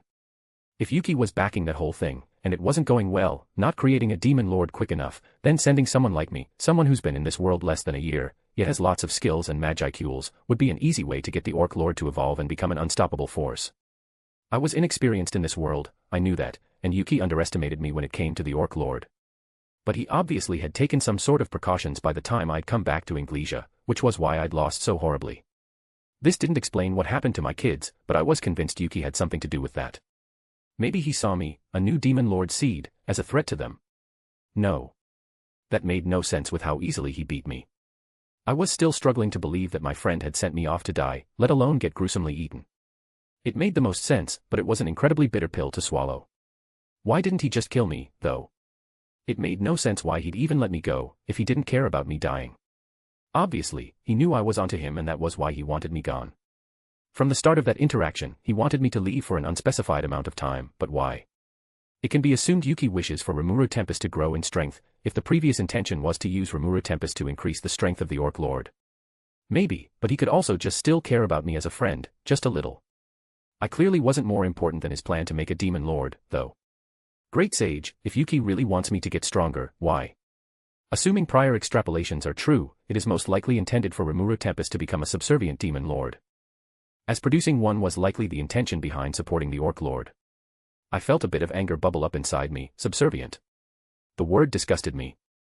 There was no way I'd let something like that happen. It was all only my thoughts, but if all this was really true, I'd kill Yuki the next time I see him. That was a promise to myself. I needed to find out where my kids are, but after that he had no right to live. He led me to kill thousands of orcs, and made Geld into a true monster. Pausing my thoughts for a moment, I thought about Shizu-san. I had to make sure all this was right, he was still one of her students, someone she cared about as if he was her own son. But, if it is all correct, then I'm sorry Shizu-san. Concluding my thoughts, I decided to finally just focus on calming down. So I sat down on the bottom of a lake bed. The water felt nice, and no fish even dared come near me this time. I had finally also regenerated my last missing pieces, which should make my clothes fit a bit better when I take human form again. Hey, Great Sage. You stopped doing that notice thing. Why? Notice, it was just your imagination. No. Don't say that, I liked you talking without all the jargon. I really like you, Great Sage. You are the only friend I can just talk to. So just talk to me. It was weird, because I felt Great Sage go quiet. It felt like it took ages for me to get a response. Conversing with Rimuru Tempest on equal terms is beyond the scope of this unique skill. Well. Predator evolved, didn't it? Why can't you? We could be partners. Great Sage simply didn't respond to that part, so I was left in silence. I almost felt like I made them upset, but I couldn't really tell for sure. I was so upset with the situation and mad at that dryad trainee for following me that I found a lake and sank right to the bottom of it to escape. Hopefully it would stop my aura from going too wild too. I stayed at the bottom of it for a week or so, not wanting to leave the pleasant coolness and pressure of the water around me. Trainee had bothered me multiple times while I was down there, but never over anything important. It seemed like she was checking up on me or whatever, but I didn't care and just blocked out her mental messages. Couldn't she just leave me be unless someone was trying to start another war, or destroy the forest, or something else actually consequential like that? I thought that was what we'd agreed on. With no good reason to leave this spot, I wasn't going to leave. Plain and simple. Moping. I wasn't moping. I was trying to think up a strategy to get information on where my kids were taken. Although, I was struggling to come up with anything. Even Great Sage wasn't much help in this department, simply telling me not to try and confront Yuki again. I still didn't know how he countered me so easily back there, and without learning that very important fact, a fight with him might end with me dying. I couldn't risk that. I had an objective to focus on. Yet, I had no leads. Really, my thoughts had been going in circles, a mix of reflection on my mistakes and plans for the future, but I just couldn't move past it all. I had nothing to work with. I sat there for a while longer, cocooned in the sensation of the lake pressing down on me and quickly falling into the same thought loop I'd been caught in over and over. At least Trainee seems to have given up. It's been a few days since she nagged me now, I think. I mused, appreciating the lack of interruption. With enough peace and quiet, I might just come up with a solution. An aura, a pressure hit me, even from down at the bottom of the lake. The strength of it was obviously larger than my own, and that was after the explosive growth of mine that followed consuming the orc disaster. The worst part was that I could tell it was heading right for me. Okay, just relax and it'll leave you alone. Maybe it's just something that wants to go for a swim too. I hoped so, since there was no way I wanted to get into a fight with whatever that aura was coming from. Don't assume this is going to be another fight with the odds against you. It might not even be hostile. I sat completely still, doing my very best to hide myself and hoping it would pass. It didn't end up helping. It stopped nearby for some time, and I tried even harder to conceal myself, but that did nothing. The presence knew I was there. Eventually they lost their patience and barreled straight into the lake, sending the water flying into the air, nearly draining the thing from what I could tell. I was exposed to the air, and to the eyes of this person I could now see clearly. Alert, subject's magicule count is estimated to be at a minimum 10 times the individual Rimuru Tempest's maximum capacity. Oh boy, yeah, nope. I don't stand a chance. I can't let this turn into a fight no matter what. Standing in the middle of this nightmare of an aura was a young girl, looking like she was in her early teens. Her platinum pink hair was arranged into 2 long pigtails and she was wearing something that no child should ever wear, which made me think she was likely older than her appearance would make you believe. She was staring down at me with her vibrant blue eyes, a playful smirk on her lips. The aura lessened a bit before she finally opened her mouth and introduced herself. I am Demon Lord Malim Nava, the Destroyer and the only Dragonoid, she boisterously declared.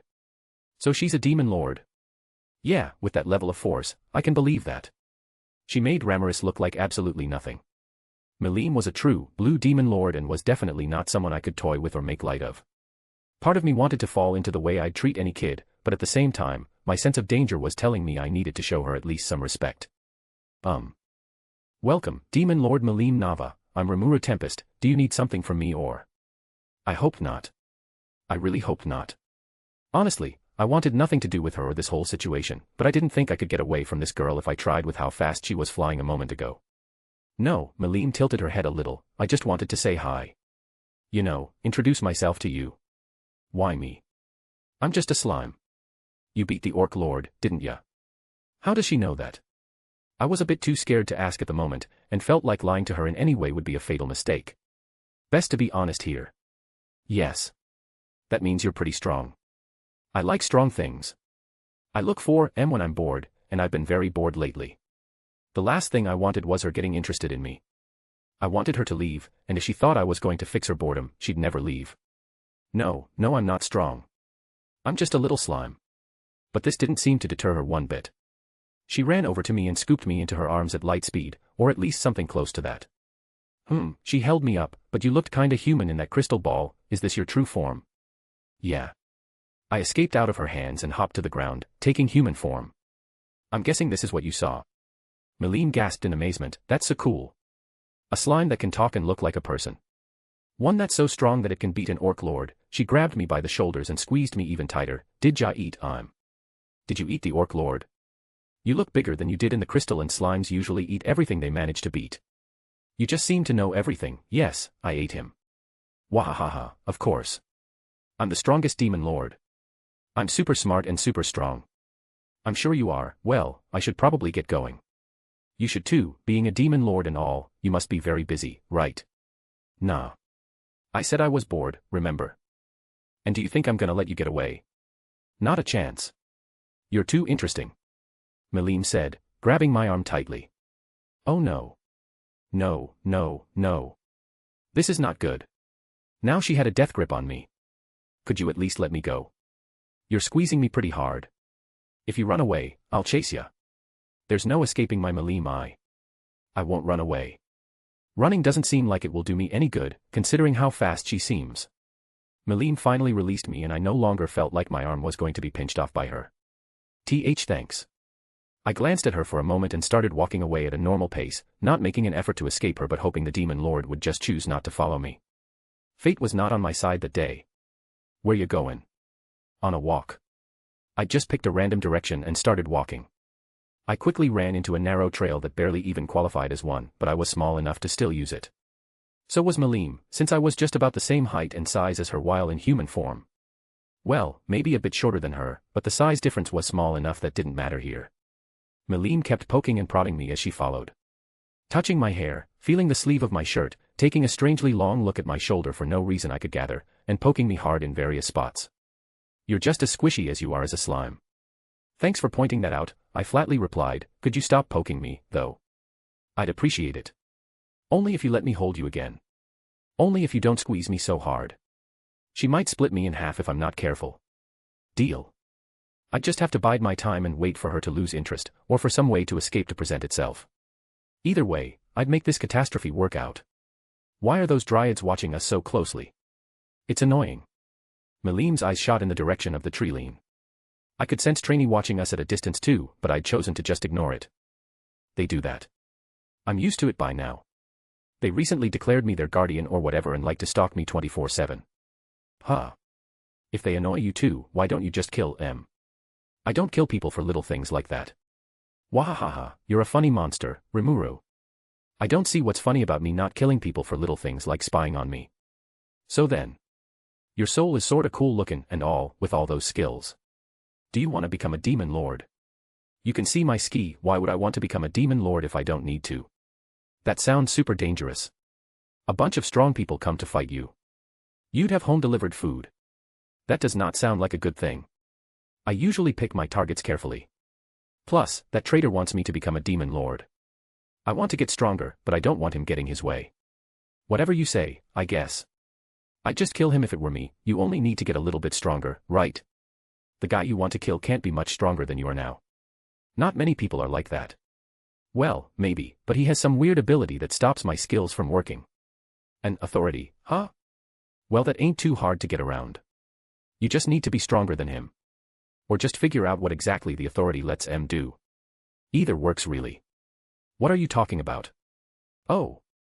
Not supposed to talk about that stuff with people like you, it'd make Guy angry. Not that I care. Just become a demon lord. Then it's fine. Well, maybe. Not supposed to talk about it with the newbies either. What would someone even do to you? Stop giving you cookies. I let my mouth slip, and regretted it instantly. She tightly gripped me. If he did that, I'd destroy that shiny palace of his. The tone she put on and the face she made, well. It looked like a demon lord, that's for sure. Don't go doing something like that because of something I said, please. I didn't want another demon lord coming after me if her going off was my fault. Haha. Don't worry about that, Guy wouldn't even consider you a person. How reassuring. Anyway, if you want to get stronger, I could make you stronger. Lots of my subordinates are really strong. No strings attached. Melim winked playfully at me as she said that, but I wasn't stupid enough to buy what she was trying to sell. I think you're lying when you say there are no strings attached. I guess I should make you do something. She brought her index finger to her chin before yelling loudly. I'll train you if you become my subordinate. No. I would not become the subordinate of a demon lord at any cost. I didn't even want to think about what it would entail. Oh, well, I guess that makes sense. She began to hit her head with a half-made fist. Maybe we could just be friends. I've never really had friends before. That didn't seem as bad at face value, but it did mean I'd be obligated to spend more time with her. I really didn't want that at all. Then again, I really needed to get stronger. Rimuru Tempest does not require the presence of another being. Considering what happened recently, making a friend might not be the safest move for me, but I still didn't agree that being alone forever was the best choice either. Well, that isn't quite true, great sage. I could use a friend. I get it, I'll make sure to come up with ideas so we can try to make a spell together later. Hopefully that would be enough to placate the sage for now, or at least distract it from its overprotective attitude that it seemed to be developing as of late. The creation of a spell is a useful activity for Rimuru Tempest's furthered ends. That's the spirit. Wait. No, it's fun. Hey, are you, talking to someone? Melim was staring at me piercingly. No. Huh. Must just be my imagination. Not you too. What's that? Nothing. So, friends. The question was so abrupt that it caught me off guard. Feeling both awkward and surprised, I hesitated for a moment. I dash. No, besties. We're besties now, bestie. Wait, I didn't agr dash. No choice anymore. You took too long, and you're too interesting to give you the chance to run off. Will I survive to see tomorrow if I say no now? My strained voice came out as more of a squeak than anything. Nope. The girl threw an arm over my shoulder and nearly knocked me over in the process.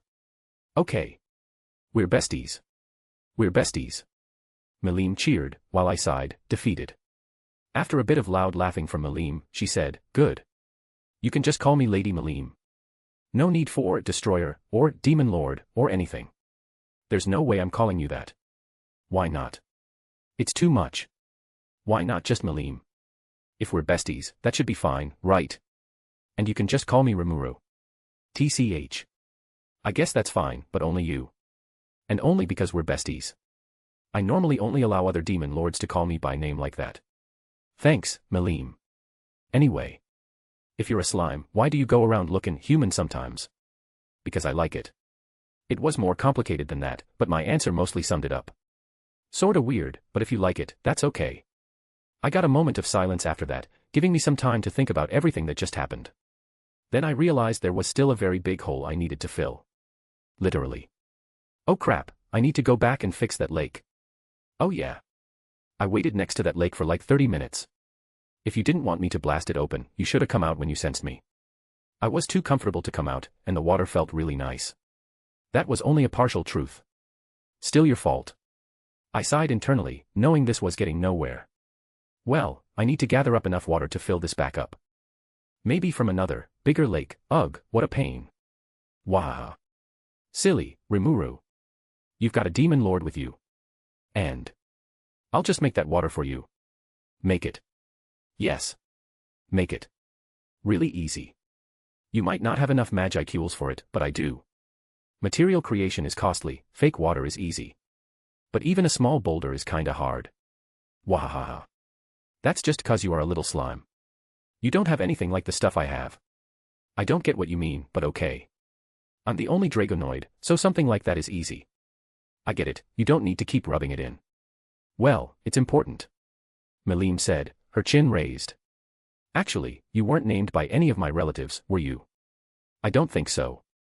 I didn't really know if Veldora had anything to do with her, since I knew that true dragons and those other dragons flying around are different, somehow. I just wasn't sure how. I didn't even know which one Melim herself was related to either. I guess it was just a hunch, your energy seems kinda similar to my aunt's. Maybe a bit more chaotic, though. Well then I don't think so.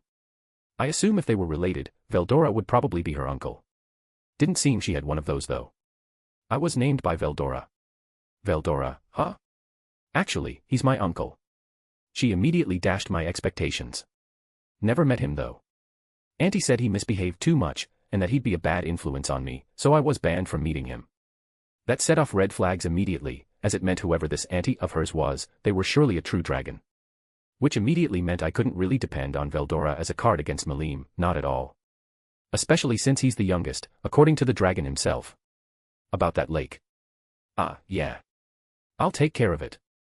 Melim didn't wait for me to come up with a plan, instead she just dashed back in the direction we had come. I ran after her in time to see her float into the air over the crater she'd left, and start blasting water. I had to fly up to her to avoid getting caught in the current myself. Nearly immediately the lake was replaced. It was actually over-replaced. It was at least a foot above most of the nearby trees. Luckily that area was already a floodplain. Melim herself seemed satisfied with this, as she stopped. All right Rimuru, let's go. You need to get stronger. Wait, there are a lot of dead fish floating up to the top. We shouldn't waste those, wanna eat first. I don't like fish. Too slimy and scaly. Slimy. Since when is cooked fish slimy? Or scaly? Something is seriously wrong here. Whoever prepared fish for her in the past must have a few screws loose. Like, raw. And unwashed. I asked her just to confirm my suspicions. Melim just shrugged.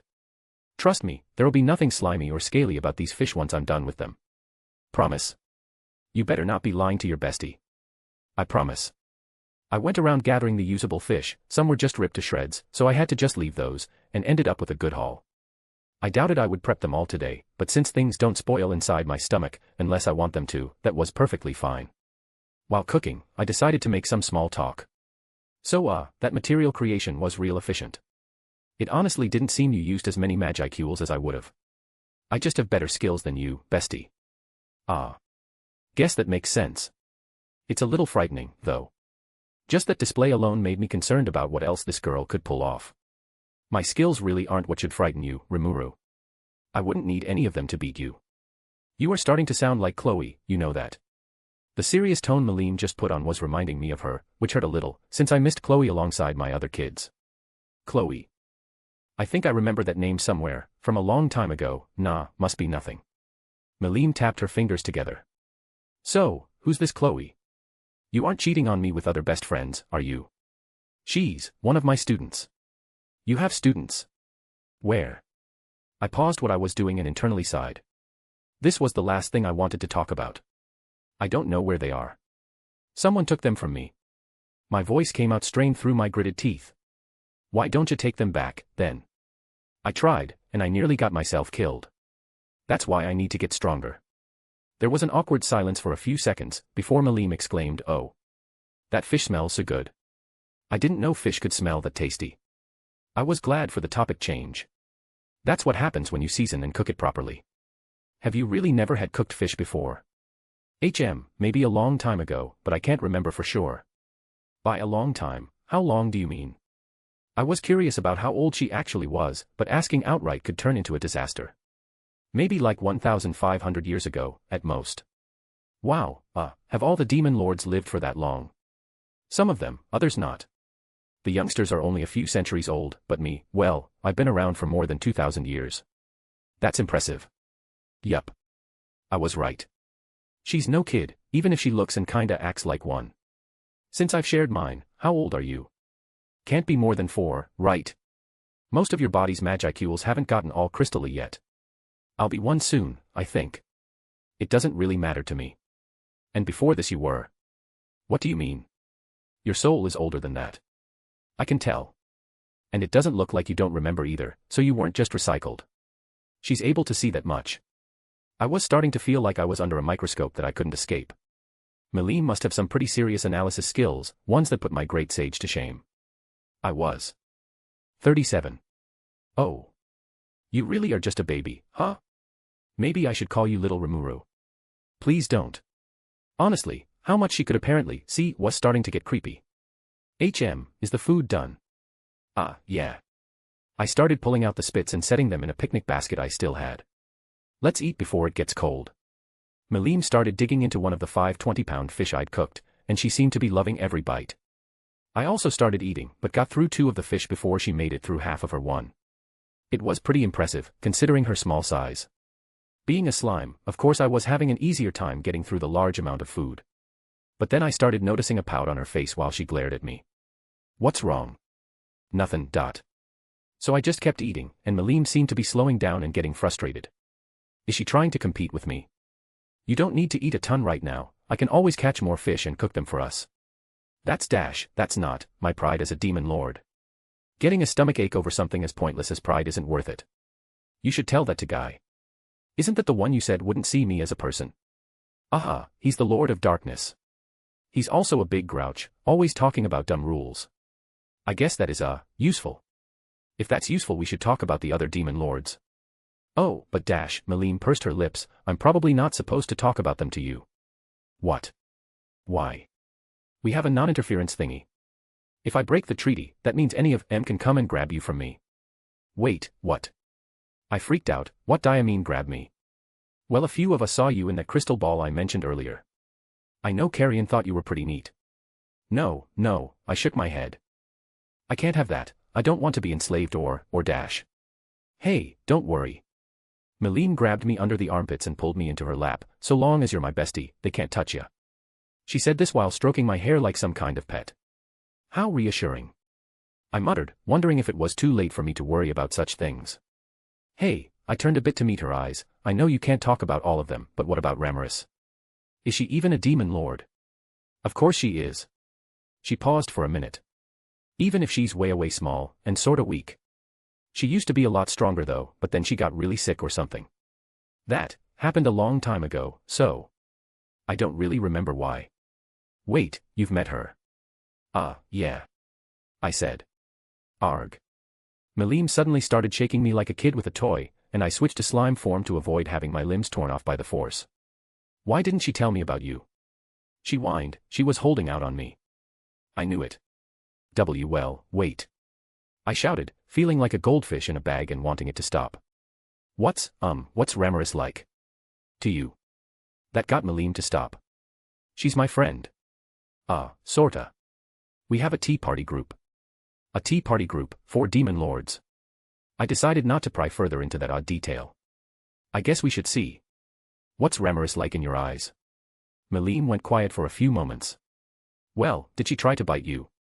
She asked. She does that sometimes, but you shouldn't worry about it. When I think about it. Maybe once. I don't remember. She was just really haughty and angry. Yup, that's Ramirez. She doesn't like it when you touch her stuff, or make a mess of her place. She began laughing loudly. Only 50 years ago, I destroyed half of her labyrinth by accident. Auntie told me I had to stay with Ramirez to learn to control my aura, but we gave up on that. I never want to meet your aunts.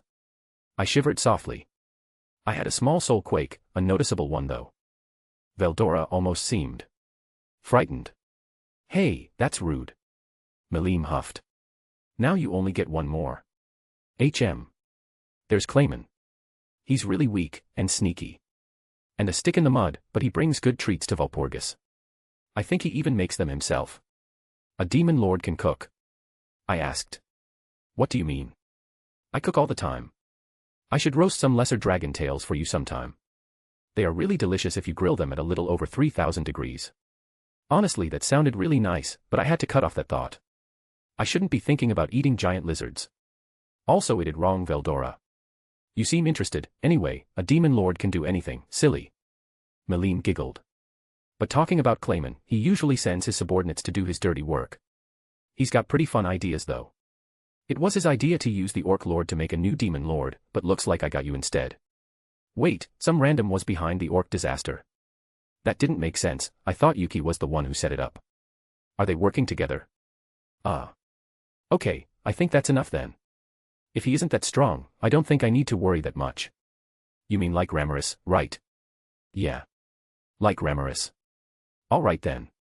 Shouldn't fight him though. Your skill is pretty good, but he's got way more magicals than you, and I'd get really mad if you got yourself killed. Guess I'll just run under the impression that they're all strong enough to kill me then. Best to be safe. This definitely dashed any idea about taking on Leon Cromwell for the time being, not that I planned on taking care of punching him anytime soon. Still, knowing I stood no chance against any demon lord and that Ramirez was an outlier was good to find out this way rather than a more dangerous way. I decided not to pry further, not really knowing how much I could get away with now that had a protector.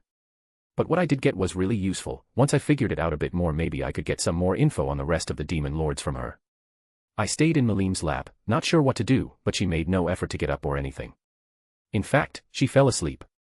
So I stayed there, falling back into the loop I'd been in while in the lake. Only now things were more complicated, and I wasn't sure I even had my freedom anymore. And that was scary. Great Sage. I'd like for you to work on something. After a few hours, Melim stirred. Annoying cat. She grumbled, setting me aside to rub her eyes. Like a blade tiger. No, something more annoying. One of Carrion's, he promised he wouldn't get in my way, that jerk. Carrion. Like, the demon lord Carrion. Yeah, one of his subordinates is here, in this forest. I can sense I couldn't sense a thing that she was talking about, but I took her word for it. Rimuru. Time to defend your territory. Hey, wait, I don't even know this cat you're talking about. What if he's just here to say hi, like you were? No. He's probably here to scope out the forest so Carrion can invade. You need to fight him, come on. Malim scooped me up and suddenly rocketed off the forest floor. The speed was intense, almost feeling like it was going to rip parts of me away from the wind resistance alone, but thankfully my barrier was enough to hold me together. Suddenly Malim's trajectory changed, and we started rocketing toward the ground. We landed with a crash that blew the leaves off nearby trees and almost wound up splattering my slime body. There was a scattered assortment of surprised shouts as the coals from the fire pit blew away, and the group of animal-human hybrid-looking people scattered. Malim lifted me over her head, and with horror I realized what she was doing. No, wait dash. It was too late, and I had a feeling my plea would have fallen on deaf ears anyway. She hurled me at a black-haired guy with a cat's tail, wearing some sort of dark-colored armor. Thinking fast, I opened my wings in slime form to slow down. It was barely enough, I slowed to a halt right in front of the panther guy and dropped on the ground in human form, still with wings. What the heck, Malim? I shouted, backpedaling frantically. Warn me when you're gonna do that. I heard someone sputtering, Demon Lord Malim, and other similar exclamations from the group, but I focused on the girl in question more than them. Well, you want to get stronger, right? She tilted her head obliviously, fighting is the best way to do that, I was just getting you warmed up. She said the last part with a beaming grin and her chest puffed out, all proud of how helpful she thought she was being. Ugh. I seethed, my wings flaring out in anger. I turned back to the animal people, who were defensively grouped up with the panther guy in the front. Sorry about that. I think that's normal for her. What are you all doing here? The panther guy smirked, stepping forward and striking a pose, his aura flaring out. I suppose it's not your fault that you can't stand up to Demon Lord Malim. I am Phobio, the black leopard Fong. He grinned while thrusting his hand out dramatically. Right. Yeah, you're all subordinates of Carrion. I surveyed the group, barely giving a glance to an offended-looking Phobio. What are you doing here? That's Lord Carrion to you, slime. Phobio growled. We have been sent to announce his rule of these lands. Crossing his arms with a smirk, he said, you ought to be grateful Lord Carrion has mercifully given you the chance to serve under him, despite your weakness. Right. This guy was starting to tick me off, and I couldn't stop the scowl from forming on my face. Well, I stood up straighter, holding my wings behind my back. As appointed guardian of the forest of Jura, I can't allow that. I said to Phobio sternly. I really wished I was wearing something more impressive, I definitely didn't look like anything special right now, it could have been handy to get this guy to back down. They put a slime in charge of this place. Phobio laughed scornfully, wow, you must be really desperate. I suppose all of your stronger residents must have died, though, given recent events. Something in me snapped, and I barely pulled it back together, holding myself back by a hair's breadth. He insulted all the residents of this forest, but more than that, he insulted the ogres and mocked their deaths. Phobio's subordinates cringed back as my aura suddenly went wild, sending a sudden surge over them as the wind picked up. Phobio stood unfazed, hands on his hips with a smirk on his face. Leave. Now. I ordered, my voice dipping into a snarl. You don't scare me, slime. Phobio grinned, then suddenly jumped into a new stance. Stepping forward and thrusting his fist out, he shot a blast of fire towards me. I didn't even bother moving, too ticked off at this fool. I took a step, and began walking towards him. Phobio was already sure of the results of his attack. Sir Phobio, look out. One of the beast people said at the same time as Malim started shouting, go get him Rimuru. You got this. As the blaze died down I shot towards Phobio's shocked face. I had barely resisted Yuki for even a minute, and this was a demon lord subordinate, so I wound up a fist and punched with as much force as I thought I could use to get him to back down. I didn't want to kill the guy, or else I'd have to deal with Carrion, and even with Malim on my side, I couldn't take a real demon lord. He was probably stronger than Yuki. My hit connected with Phobio's chest, and a strained ugh came from his mouth as he bent backwards from the force. Phobio went flying back, crashing into trees and through brush until hitting the ground. Then he kept going, leaving a rut in the earth at least a couple dozen yards long. Crap, I realized. I killed him, didn't I? Then, to my relief, slightly, he sprung back up and began stomping toward me, seething rage on his face, in his rampaging aura, in his curled fists, everything. Wait, Sir Phobio. The guy who'd shouted earlier, who looked like some kind of monkey, ran towards him, followed by a couple others. Please listen, I don't think you should dash. Shut up. Phobio snarled, thrusting them all aside. Hee hee. Melim was giggling like a kid. That was a good one, Rimuru. She cheered, but you should hit him harder than that. He deserves it. If I hit him any harder, I'll have a demon lord hunting me for revenge. Sir Phobio. The monkey guy shouted after him, your strongest move did nothing. Even if Lady Melim doesn't get involved, you might not be able to take this Majin. We'll see about that, Phobio growled quietly. Well, I had to give him credit where it's due. He didn't immediately charge for me again, instead circling me in a careful stance, gauging me. My eyes fell to the massive crack in his armor, smack in the center of his chest. I watched him, not making any move to interfere. Please just give up and go home, I whined internally even as I kept a laser-focused eye on him. Phobio's tail was bushed up and flicking in annoyance, his clawed gauntlets held up between us, and I thought I saw him bare his fangs a moment. Huh, I mused. I guess the whole animal person thing isn't just skin deep. I would have to ask Melim what they were. Neither of us made a move, until I pretended to get distracted by a cracking twig in the forest. Phobio lunged at me, slashing with his claws as I whipped back around. I retracted my wings, I wouldn't need them for this fight, and his hand passed harmlessly through the space of the one he'd been aiming for. He kept falling forward and planted his hands on the ground, following up with a sweeping kick aimed at my head. I switched to slime form and dropped to the ground under it, bouncing around him. Phobio tried to propel himself back to his feet, but I appeared behind him in human form and pinned him to the ground by his head, using body armor to make clawed gauntlets of my own so I could get a better grip. Grrrrh. Phobio hissed, small scratches from my claws appearing on his face as he twisted. But despite his efforts, he couldn't escape me. Listen, I said, looking down at him. Why don't you just take a walk? Enjoy the scenery or something, and tell Carrion that if he wants to meet me, we can arrange something. I grabbed his arms and heaved, spinning him around above my head once, before using a little bit of my skills and throwing Phobio above the trees, as far as I could manage. He'd already proven to be made of pretty sturdy stuff, so I was convinced he wouldn't die from it. Wow. I mused as I watched him disappear from my vision, screaming. That's gotta be a good few miles, right? Well, I dusted myself off. You guys better get walking, huh? Ha ha ha. I chuckled nervously to the remaining beast people. Oh, of course. Please excuse us, the monkeyman bowed hurriedly, and I watched as he and his crew started gathering up the scattered remains of their camp. Wahaha.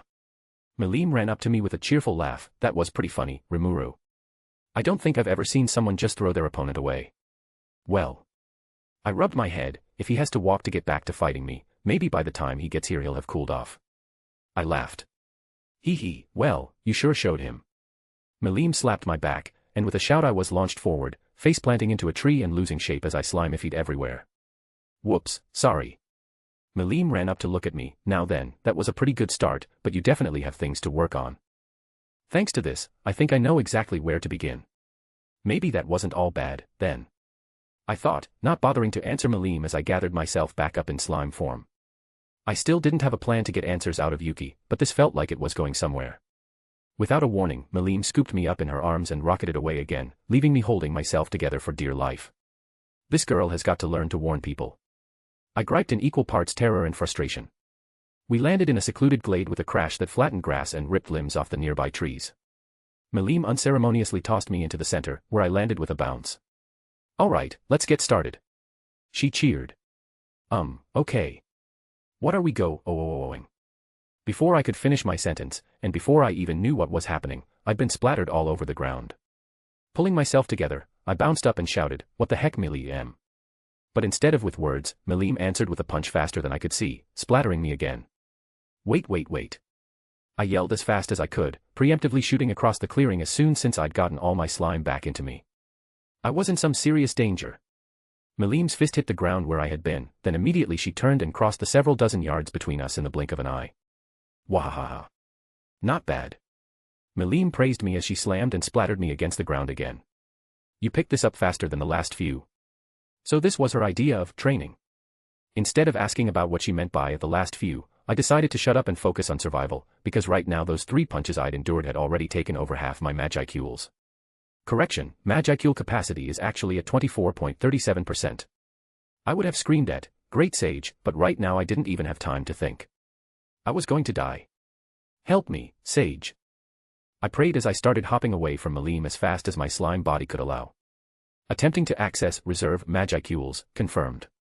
Suddenly I felt a rush of energy, and my previously sluggish regeneration picked up again. Malim stopped, skidding to a halt with her fist right above me. She tilted her head and let out a curious but I was too busy dodging behind her to care. Behind her now, I entered human form and swung Shizu's sword at her as hard as I could. If this was training I was supposed to hit back after all, right? Wah! Malim grabbed the blade in one hand, turning a glowing, draconic blue eye toward me with an expression that would make even veteran soldiers faint. Good try, Rimuru. Unceremoniously, I was hit again. I slammed against the trunk of a tree with a wham. My human form partly lost cohesion, but at least I was in mostly one piece. Gah. I peeled myself off of the tree and dove out of the way of another punch from Malim, which shattered the trunk of the tree. It fell towards us, at a snail's pace compared to how this battle was going. Malim and I were long out of the way before it had gone very far. Come on. I can do this. I tried to land another hit on Malim, but she whirled out of the way toward me before I could even move much. Aya. I cringed, waiting for the blow, but it didn't come. Cautiously I peeked one eye open and turned, magic sense, back on, which had vanished when I braced for the blow. I didn't want to see my head get punched clean off again. Not after last time. Now Malim was next to the tree, a hand resting on the trunk. Hey, Rimuru, she said, tone deadly serious. Why yes? I asked, tensing up slightly. You turned off your magic sense. Never, ever take your eyes off your enemy, why here? Well, she was right. I was so freaked out I didn't even think about it, but that could seriously cost me in a real fight. This felt a lot like a real fight, though. Yes ma'am. I shouted. Faster than I could react, she grabbed the massive trunk in her one hand, and slammed it down on me.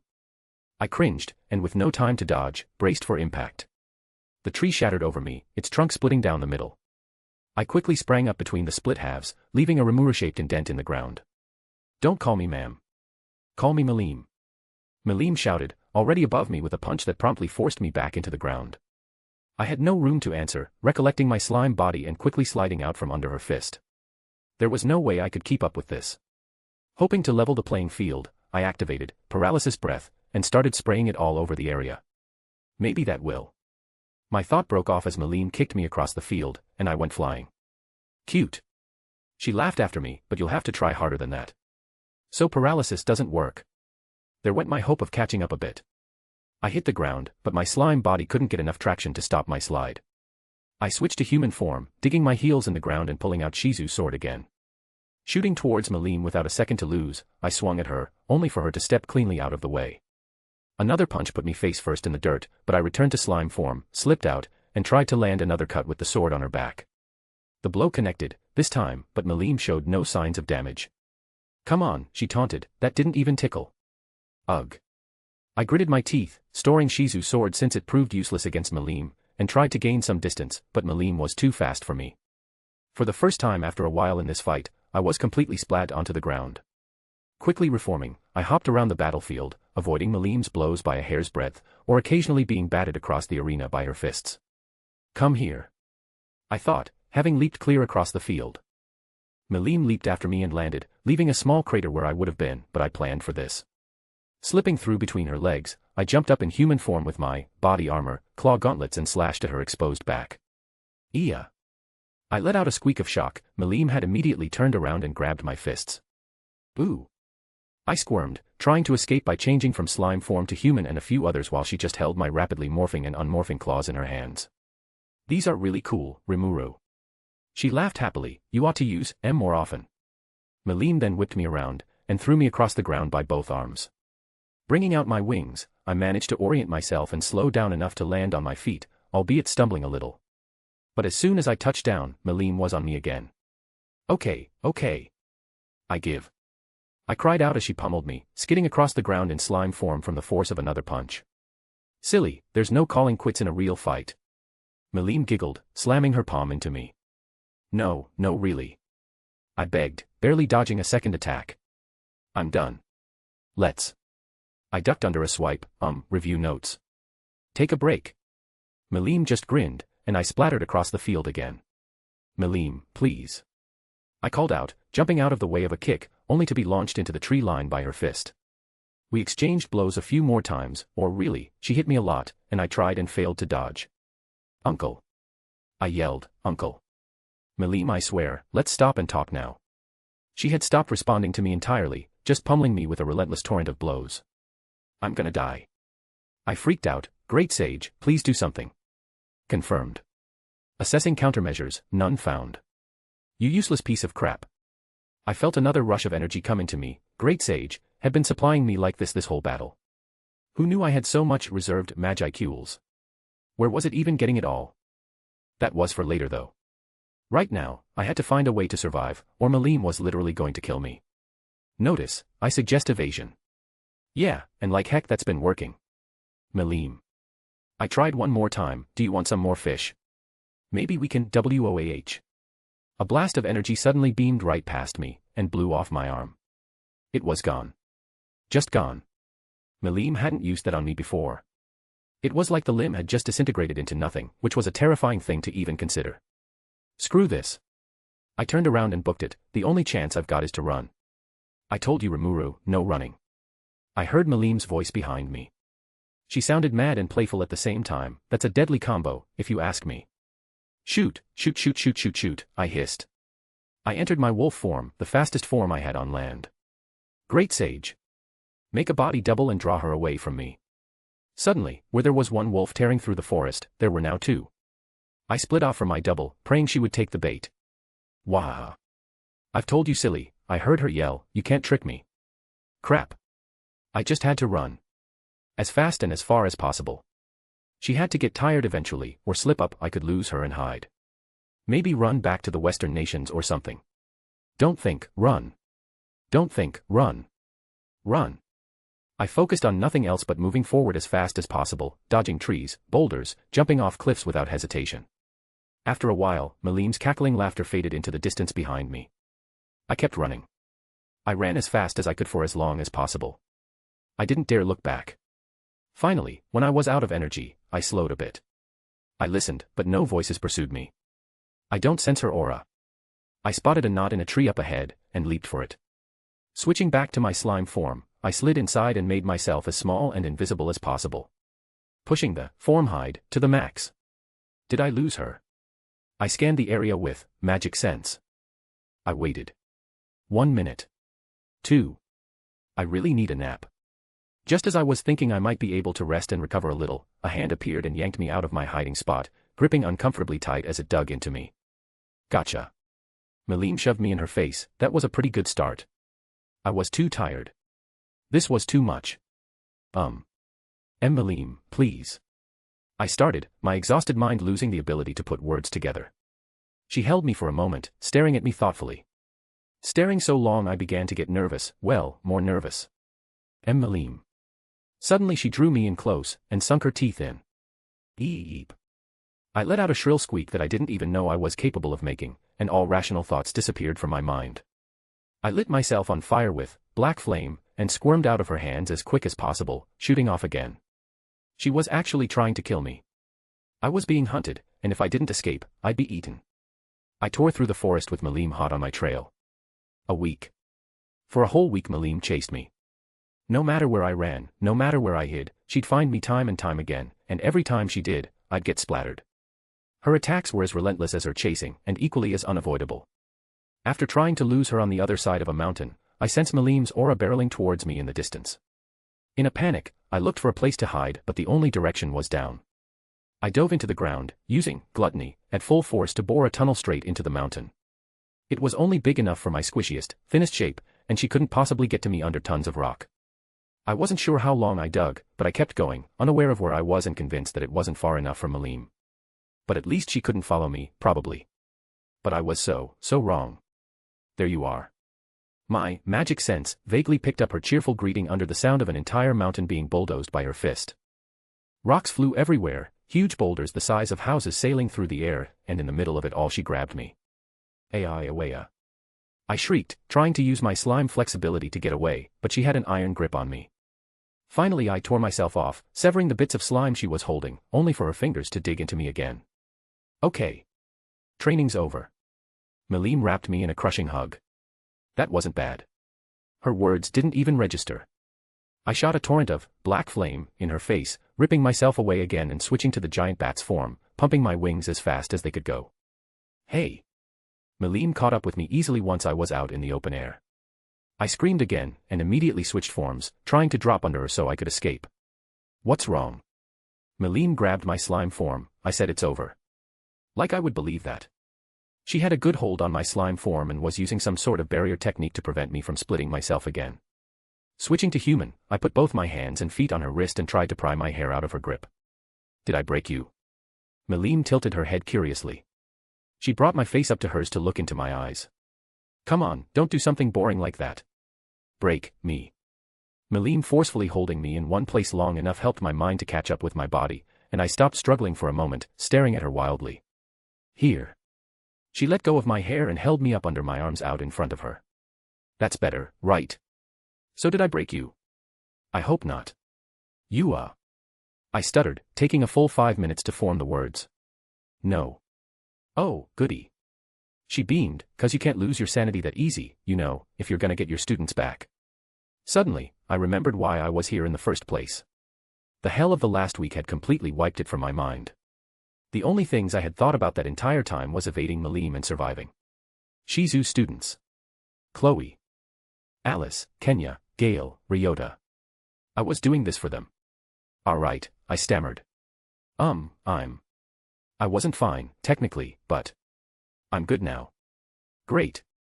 Melim let go of me and I caught myself by forming some wings, looking down at the hellscape her descent into the mountain had caused.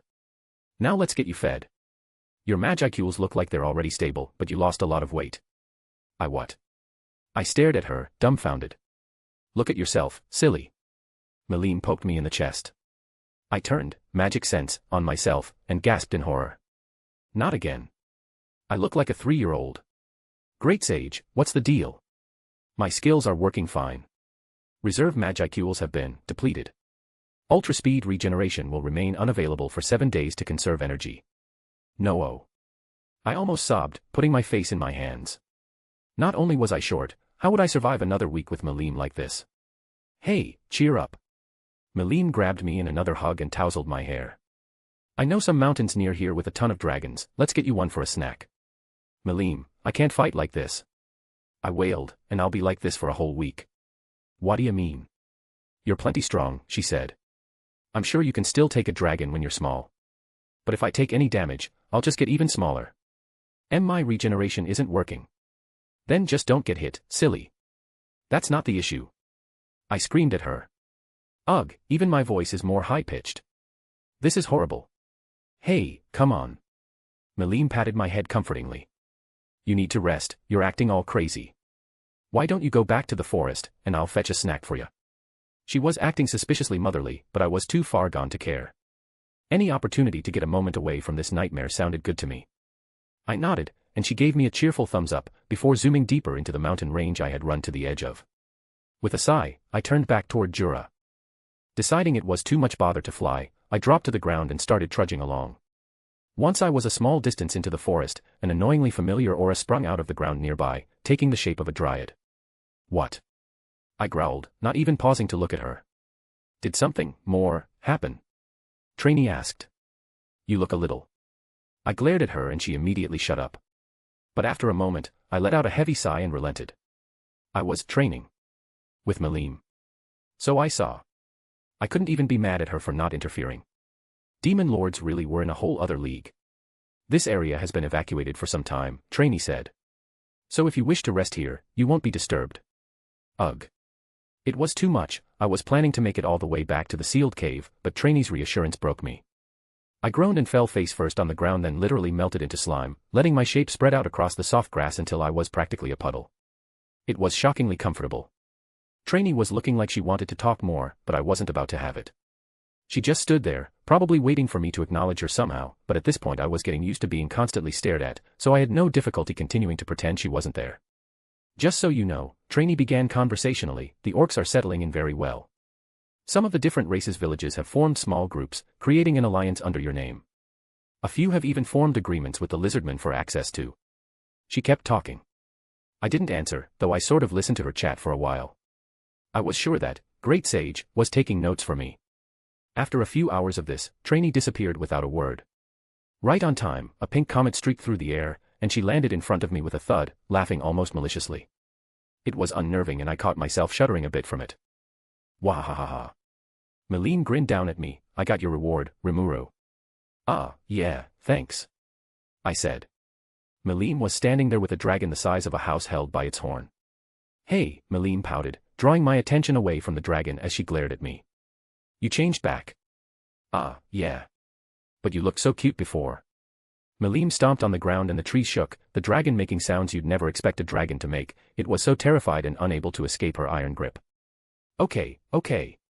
I returned to my minified human form and sat up on the ground, desperately raising my hands to placate her.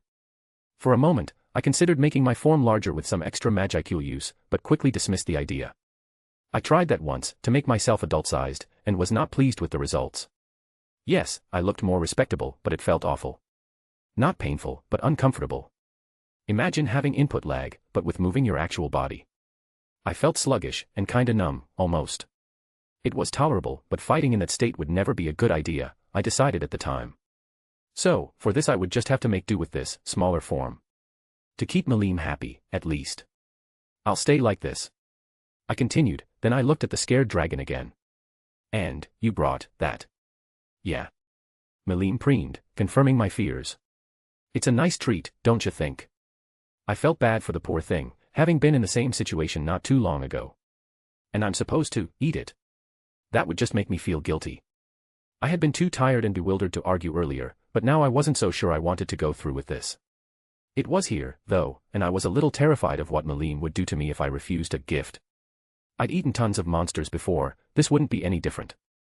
Alright, I groaned while forcing myself to my feet, let's get this over with. I started charging up, gluttony, a snack would do me good anyway, but Meline had other plans. Whoa. She held out a hand to stop me. Don't finish it off too soon, she said. What? I looked at her tiredly. Why not? This exercise, Meline preened as she revealed her full plan, is all about technique. I thought this was a gift. It's both. Okay. By this point I was just figuring out what Meline seemed to consider technique, which was paying a little more attention when you smashed into the poor target. I want you to try controlling your strength against this guy, so don't kill him right away. I balked. That's cruel.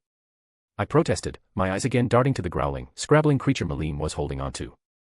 The demon lord just shrugged. It's just an archdragon, she said, and you're going to eat it anyway, right? But I trailed off, looking from the dragon to a grinning Meline, and back again. I was so exhausted, and in the short time I'd interacted with Meline I'd won absolutely no arguments with her. And who knows what she'd do to me if I didn't play along with her plan. Also, if I spent a while fighting the dragon, I could at least use it to stall and put off more torture. Sorry dude, I apologized mentally, though admittedly not entirely sincerely. Better you than me. Fine, I sighed aloud while summoning Shizu's sword. This would work better if I didn't use my skills at first. Set it loose. King Gazel, the intruders are moving back into the forest. My best intelligence officer, Henrietta, reported to me as I sat around a table with my top advisors. Good. Continue to monitor the aura and notify us if they take even a step back, I instructed. She nodded, still managing the magic connection to her informants while she sat at the table. Jane. Only one of the 10 great demon lords could cause that amount of trouble. I rubbed my temples. Many incidents of powerful auras appearing in the forest of Jura had been occurring recently. Often they appeared dangerously close to Dworgen, but this was the worst yet. We felt the rumble of the mountains in the city, and then suddenly a huge quake occurred, the first in Dworgen's history. Damage reports were still coming in. Could it be that new guardian creature trying to flaunt its power? My good friend, Vaughn, suggested. If it is, it will soon discover Dworgen is not a foe to trifle with, I grumbled. What of the dragon lords, Henrietta? Any sign of movement?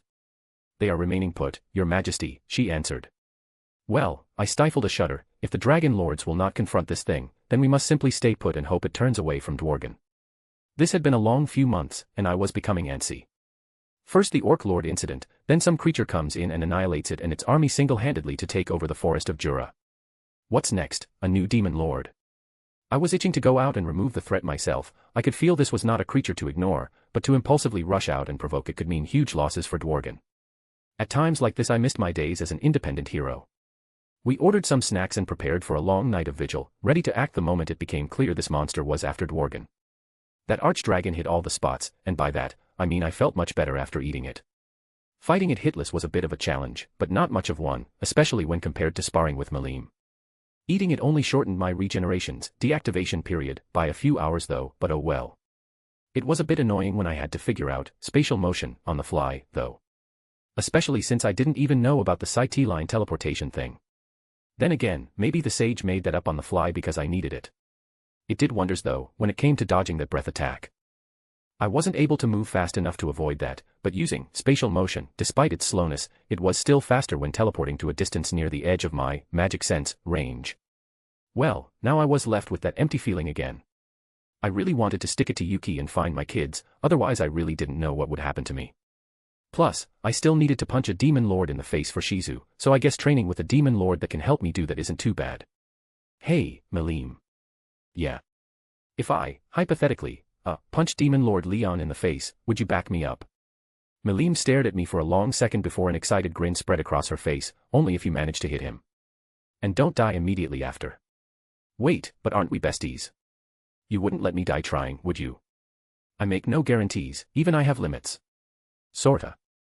If you die instantly, how can I stop that? Touché. Seems everyone wants to punch Leon, I wonder what he did. Well, I guess he hurt a lot of people. Nah, it's probably because of how he acts. He's never hurt a fly, but he just seems to make everyone grumpy, or sad, or something else. Guys' thoughts are probably the weirdest though. Never hurt a fly, that's a load of garbage. Sheesh, you really hate him, don't ya? I nodded. You probably are misunderstanding him. It happens a lot. He does things and people assume it's for bad reasons, but I know he's a softie on the inside. Especially since he's kinda human, all gooey and soft on the inside. Not as much as you though, Rimuru. Slimes are gooeyest. Malim held her arms out and gestured for me to come closer. She wanted to hold me in slime form, I knew that, and without a reason to refuse, I obliged. She hugged me in one of her two tight hugs, but not as bad as she had a few times in the past. It felt nice.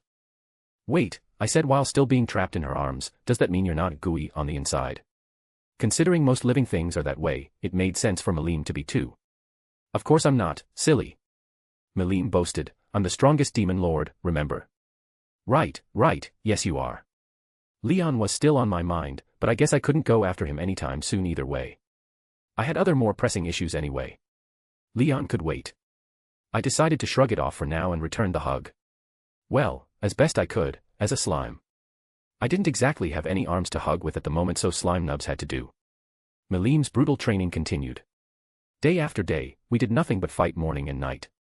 I still hadn't recovered my body mass, and now I was being forced to use my remaining energy stores on surviving her constant onslaught. Maybe she let up because I was wounded, or maybe I was getting better, I don't know, but I was getting hit less often. Well, not a whole lot less often. Actually, I think it was about the same. You've got a bit faster, but you're still too slow for me, Rimuru.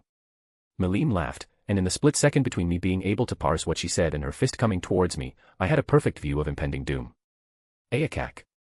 I couldn't help it, I'd been screaming a lot lately, and I shot backwards through the trees propelled by Malim's absurd physical strength.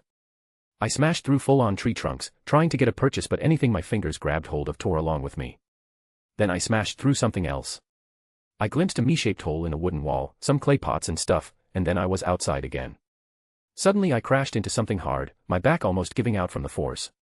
I felt a huge, heavy thing tip over behind me, saw a massive congregation of monsters staring at me furiously, and slid through mud that smelled suspiciously like stew. Whoops. Notice. Liquid mixture, 90% bull deer components, 10% native grasses. Analyzing composition for later recreation. Isn't that cannibalism or something? Taking in the situation with my mind still on hyperdrive, I stared at the herd of biped cow people surrounding me, looking like they just stepped out of an ancient Greek myth. Aren't these guys supposed to live in labyrinths? I think they're in the wrong setting here. Different world, different tropes, I suppose. Actually, maybe I should be more worried about how angry they look. Ahahaha, sorry. I scrambled to my feet in the mix of soup and mud, glancing at the empty cauldron that could probably fit a horse. Looks like I spoiled their dinner. And one of their houses. After the split second it took them to get over their shock, this entire herd of like 30-something starts raging at me. It sounds like Ragnarok out here. Filthy, weak little Majin. Various voices spat at me. How dare you intrude on our territory? A few of them were marching forward, others had rocks in their fists, spewing what I think were insults and general how dare you weakling crap. Sorry. It was an accident. I raised my hands and tried to back away, but they'd surrounded me. Halt. Suddenly a booming voice broke through the crowd, and they backed up around me. A steaming, raging, furious Bullman stomped forward. That's my house. He pointed at the two walls I had smashed through furiously. This one is mine. You. An incredulous voice spoke up as another big guy stepped forward. That was my soup. I cooked it. I think my house is more important than your slime-infested, horn-sucking soup. The other challenger roared, turning on him. My soup does not contain slimes. How dare you accuse me of utilizing such a lowly, disgusting pest? They were literally like, chest-bumping now, horns locked and everything. I think it has slime in it now. My thoughts were cold even as my already built rage at being beaten up day after day started to boil over. Answer, these lower lifeforms do not seem to recognize Rimuru Tempest as a slime. Wow, was that an insult from you great sage? I was kind of impressed. Quiet. Suddenly an even bigger, meaner-looking bullbrute butted in, literally, with his head, and forced them apart. Chief. After a moment of glaring and defiant huffing, these two guys seemed to give in to the larger bullman and dropped to one knee, clasping their hands together in front of him. Chief. Allow me the honor of disposing of this intruder. The first guy bellowed at the top of his lungs. He's right there, dude. No. I am more fit to serve justice to this puny weakling. The other huffed loudly. To be honest, I could have been long gone by now, but watching this train wreck of a society had me fixed to my spot. But, regaining my senses, I decided to try and start inching away, only for everyone to suddenly turn and stare at me, like in some kind of movie. No. The chief roared, I am the strongest, I defend the territory. Pushing through the other two without even breaking eye contact, the guy loomed over me, literally standing almost on top. I barely came up to his knee at this size. Intruder. He jabbed a thumb in his chest as he postured, you have the honor to be defeated by I, chief of the greatest of toroids. Embrace your fate. Look, I think we got off on the wrong foot here. I raised my hands and backed up again. I'll just leave, and, listen, I was appointed, guardian of the forest or whatever by the dryads. I fall back on my only piece of clout in hopes it'll chase these guys off. So, I'll just overlook this incident and be on my way. I tried to sound a bit authoritative at the end there, usually that worked when I was chasing away nosy co-workers, but it had the opposite effect from what I wanted. Oh ho. The Minotaur guy grinned, you claim to be the guardian. Yes, I recognize you now. You have shrunk. Great. Yeah, I just, chose to be smaller today, so now that that's established. Yes, the guy hit his palm with a fist. When I defeat you, I will be the guardian. I don't think that's how it works, man. Dang it, what's taking Malim so long? Now we duel. The Minotaur, toroid, declared, and he ran away from me at full speed. Eh? Is he surrendering? The crowd parted for him, and when he had gone as far as he could, he turned around, lowered his head, and started snorting. Scraping his foot and everything. Crap. I said out loud. I guess I would just have to beat this guy, and maybe they'd listen to reason. The bullman charged towards me, I waited until the last moment, and sidestepped him. The crowd parted for him as he careened past me, straight into another wall. RRRRGH. The chief pulled his head out and shook pieces of wood off his horns, at the same time as someone in the crowd yelled, the intruder smashed my house. What, you're blaming me for that too? I shouted. Dodging is a coward's play, the chief stomped towards me, you are weak. No, it's a life-saving one, especially when you're tussling with the demon lord. I guess I really would have to knock some sense into this guy. My attitude took an entire 180 in an instant with that thought. Alright, I growled in frustration, come at me then. I can handle you just fine. This time he charged me, and we grappled. I got a hold of his horns, and the guy reared up, completely lifting me off my feet. Ack. I was being tossed around like a rag doll, still hanging onto the guy. I was extremely light right now, and it was becoming an issue in the fight. You know what, fine. I kicked the guy in the face, and got a purchase on his cheek with my other foot. The way I was positioned now, I could break his horns pretty easily, but that felt a bit too far. They were pretty cool, and I think horned animals have blood vessels or whatever in them, so that'd be pretty painful. It'd make a mess too. Not to mention he'd be lopsided, so I'd probably have to break the other to even him out. Best not to cause any permanent damage here. As guardian, they were still in my care, technically, after all. Holding back a bit since I didn't want to kill the guy, I summoned a strike of black lightning right on top of the guy. Grah. The chief screamed and I dropped to the ground. He looked quite a bit more toasty than before, but he was still alive, so he'd probably be fine. I dropped to the ground, grabbed his leg, and flung him into the dirt a couple times, finishing by tossing him against the wall he'd smashed through earlier. RRRGH. The guy was prone on the ground, but he still struggled to get up. I will not be defeated. Come on, man, I complained, how badly do I need to beat it through your thick dumb skull? I stalked towards him, ready to punch him again or something. That's enough, with a flourish of light Trainee suddenly manifested between us. This battle is over. What do you want? I grumbled, glaring at her as I stopped walking. Lord Rimuru, she looked at me, well done proving your right to your title. Eh? Why'd you interrupt me then? This battle is already won. He sure doesn't think it is. I complained, Trainee. Out of my way, I ordered calmly. She gives me a strange look. I refuse, she answered simply. Look at him. I gestured to the chief, who had stumbled to his feet and was still raring to go. No, she said. You have gone far enough. At least let me knock him out or something, I whined. If you kill him, Trainee said sternly, there will be a power struggle in this section of the forest. It will create chaos, and many other races will suffer. I wasn't going to kill him. I objected, but at the same time my mind was going, I was going that far. Wahaha.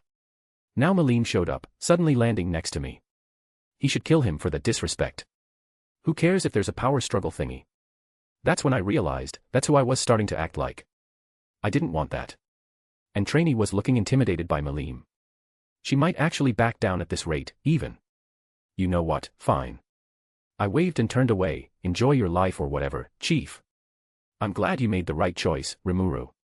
Trainee walked over to me and opened her palm. Inside were some of those magenta berries, the same kind from that tart in Inglesia. The reminder just made my inner fire burn hotter. Now, she whispered softly, can you please leave this place? The presence of the demon lord has already caused sickness among these villagers. Thanks, I grumbled, snatching them from her grasp and popping them in my mouth. Walking away I wondered, what was that? Is she trying to train me? That's right. Malim cheered, know your place, cowboy. She jeered at the chief as she followed after me. I sighed softly. Let's get out of here, Malim. We've done enough. Author's note, just a friendly reminder that this is a joint project between me, Agent T-123, and Watcher Magic. I lay sprawled out in the grass, in human form since unfortunately Malim wouldn't let me completely relax, apparently I'm just too cute. But, honestly, half melting into the ground was an okay enough compromise, so that's what I was doing today. We'd just had a serious spar, which tore up the forest around us for miles. I'd lost track at some point with how out of hand it all got, but I think we fought non-stop for days straight. If Trainee complains about this I'm ignoring her. It's just a bit of landscaping is all, right? I've got bigger fish to fry. Like Yuki. And feeding him to Malim so she'll give me a break. If I tell her he tastes good, will she go kill him for me? I wondered, seriously debating the idea for a moment before realizing how stupid it is. I shook my head rapidly. I needed Yuki alive anyway, and Malim would remove him from the population in the most violent way possible. I couldn't have that. A break does sound nice though, one that's more than just a few minutes spent becoming one with the grass, slime style. Hey, Malim, I propped myself up on my hands and returned to a fully solid state, don't you have, like, other responsibilities? You're an, super important demon lord, after all, right? Nah. You sure? You could leave and take care of stuff, and I can rest up and recover. No need to keep training me right this moment. My followers do their own thing most of the time. I just pop in every now and then for a visit and that keeps Em happy. She has followers. I wondered what this meant exactly, but I suppose an all-powerful demon lord could have some sort of religion based around them. Or maybe it was more like a fan base around a celebrity. It was hard to imagine Malim being seen in a religious sense, so I was kinda grasping at straws here. They call themselves the Dragon Faithful. Malim, grinning, answered my unasked question, they worship me. I see. I wasn't sure how to respond to that. Her? She was terrifying, sure, but I didn't really get any godly majesty from her. Malim was looking at me all proudly, and I got the feeling she was expecting something. So, are they strong, then? I couldn't imagine they weren't, she didn't seem the type to acknowledge weaklings, in her words. Of course. Some of them even spar with me. I couldn't help but feel a bit of sympathy with her supposed sparring partners after having more than a taste of that position myself. Maybe they would be a bit more your speed right now. Malim glanced down at me. I still hadn't quite recovered from all that fighting recently. My ultra-speed regeneration was still currently a no-go from when I got so damaged and low on Magicules that the sage went and turned the skill off for a whole week. As much as I was trying to avoid more grueling training for a short while, maybe fighting someone that wasn't Malim would be fine. So do you want to go to your followers and have me spar them? I guess it's about time I pay home a visit, can't neglect my duties as their goddess. It's been a while since I brought something with me, though. This something. Yep. You're my bestie. I was starting to think she didn't fully understand the concept of a bestie. Soon after, I found myself being flown through the sky at ridiculous speeds, being held tightly by Malim. As usual, when she decides she wants to do something, Malim immediately dropped what she was doing and left with me, flying roughly southward. I was starting to get accustomed to the feeling of moving this fast, with the amount of times that I'd experienced it recently, either from being hit and sent flying, or just straight up being grabbed and rocketed places by my Dragonoid bestie. It took a few hours for her to land this time, and to be honest, I felt a bit wobbly after we did. Maybe I was experiencing the slime equivalent of motion sickness, but I wasn't sure. Malim was still holding me in her arms anyway, so this was fine. This place was a lot different than Jura. The plant life seemed much more sparse, and the landscape was rocky and relatively dry and desert-like. I could see some mountains in the distance, and the center of the city was built into a large rock face. The rest of it was terraced, moving down from the temple in the middle. We'd landed in a courtyard of sorts near a temple. Malim hit the ground pretty hard, but the material of the floor seemed to be built to take it fairly well. I kinda wondered what it was made out of. Malim always tended to leave craters wherever she went, but there was nothing more than a few cracks left in the pavement here. I wasn't quite sure what it was made out of, actually, but I could see it was magically dense. At the top of the temple, looking down on us was a massive statue of a dragon. It looked a bit like a sleeker version of Veldora, with 4 wings and a kind of regal but intimidating expression. The stone eyes seemed to bore into me, whoever carved that was a heck of an artist. The statue's expression was actually intimidating enough to make me face the slightly less, but still uncomfortable, situation in front of us. The rows of people surrounding the platform, arranged all ceremonial-like, and staring right at me. Well, me and Malim, but I think I was the only unusual detail there. But, after a second, their eyes shifted, and Malim was the clear center of their attention. I still felt a bit weird though, having all these people staring right at us. I bet they were questioning why their goddess was holding a slime. Or wait, I was in human form, so maybe not. A big, bald guy with earrings walked right up to us and took a knee in front of Malim, shouting with a loud voice, "Lady Malim. We're so honored to be graced by your divine presence once again." I think the guy was just ignoring me, actually. I appreciated it. Hee hee. Malim reached out to pat the guy's bald head. "It's good to see you, Midray. Check it out, this is Rimuru, my new bestie." During the journey, I had been clinging to Malim in a way that, at this size, well, looked really embarrassing. I had to because she was flying so fast though. But anyway, Malim detached me from her torso and held me under my arms, shoving me right in the baldy's face. The guy looked up from his bow and suddenly we were almost nose to nose. That combined with being referred to as her bestie was too much. I felt my face get red and squirmed out of her grip. Malim released me at least, so I was able to stand on my own 2 feet and give a greeting bow to Midray. "Nice to meet you. I'm Rimuru Tempest." "He's a slime." Malim puffed up, "Pretty impressive, right?" "Oh, very, Lady Malim." Midray ignored me completely, standing up and saying, "To find such a unique creature must certainly be no difficulty for you. I'm sure it will entertain you for some time." "Excuse me? Unique creature? IT. Hey." I wanted to protest, but I got cut off as Malim scooped me under one arm, carrying me like a doll or toy, and started walking. "Malim," I started again, but got cut off. "He's sorta strong." She chattered excitedly, "Let's go to the dojo, he's had some hard fights recently so he needs a break, and I figured you guys would be perfect to test him in the meantime." "Hey, he can't just call me." I tried a third time. "What a wonderful idea." Midray clapped his hands, and during that we can prepare a feast for you. I guessed I had no choice but to let it go for now. Was it just my imagination, or did Malim's expression change for a second at the word feast? I knew by now it was no use to fight Malim, so I resigned myself to being humiliated as they walked toward some dojo-looking building. I was really starting to have second thoughts about this deal. Will she just toss me out when she's done? Given that Midray guy's reaction, it seemed I wasn't the first thing she brought back with her, and that did not give me high hopes. Had Malim gone through a few other besties before me? There was another younger-looking priest walking next to us, and he didn't look quite as chipper as the bald guy. Actually, he looked tired. He had a perpetual, "here we go again," kind of expression. Our eyes met for a brief moment, and I saw him looking at me with a hint of pity. but he looked away as soon as we made contact. Crap. I guess I should just hope I don't die before the end of this. I can't go after Yuki if I'm dead after all. Milim set me down in the middle of a big, flat area inside the dojo. A lot of people were already here, paired off into groups and stuff, but a good portion of the people from the group where we landed followed us too. Okay. Milim said, Rimuru's just a baby slime, and a bit of a beginner, so I want to see just how far along he is. I'm not a baby, complaining about it would just make me look worse, though, so I didn't. Of course, Lady Milim. Midray agreed, gesturing to a group of what I guess were rookies nearby. Before I knew it, I was facing off against a line of the Dragon Faithful, here to test my strength in Milim's honor.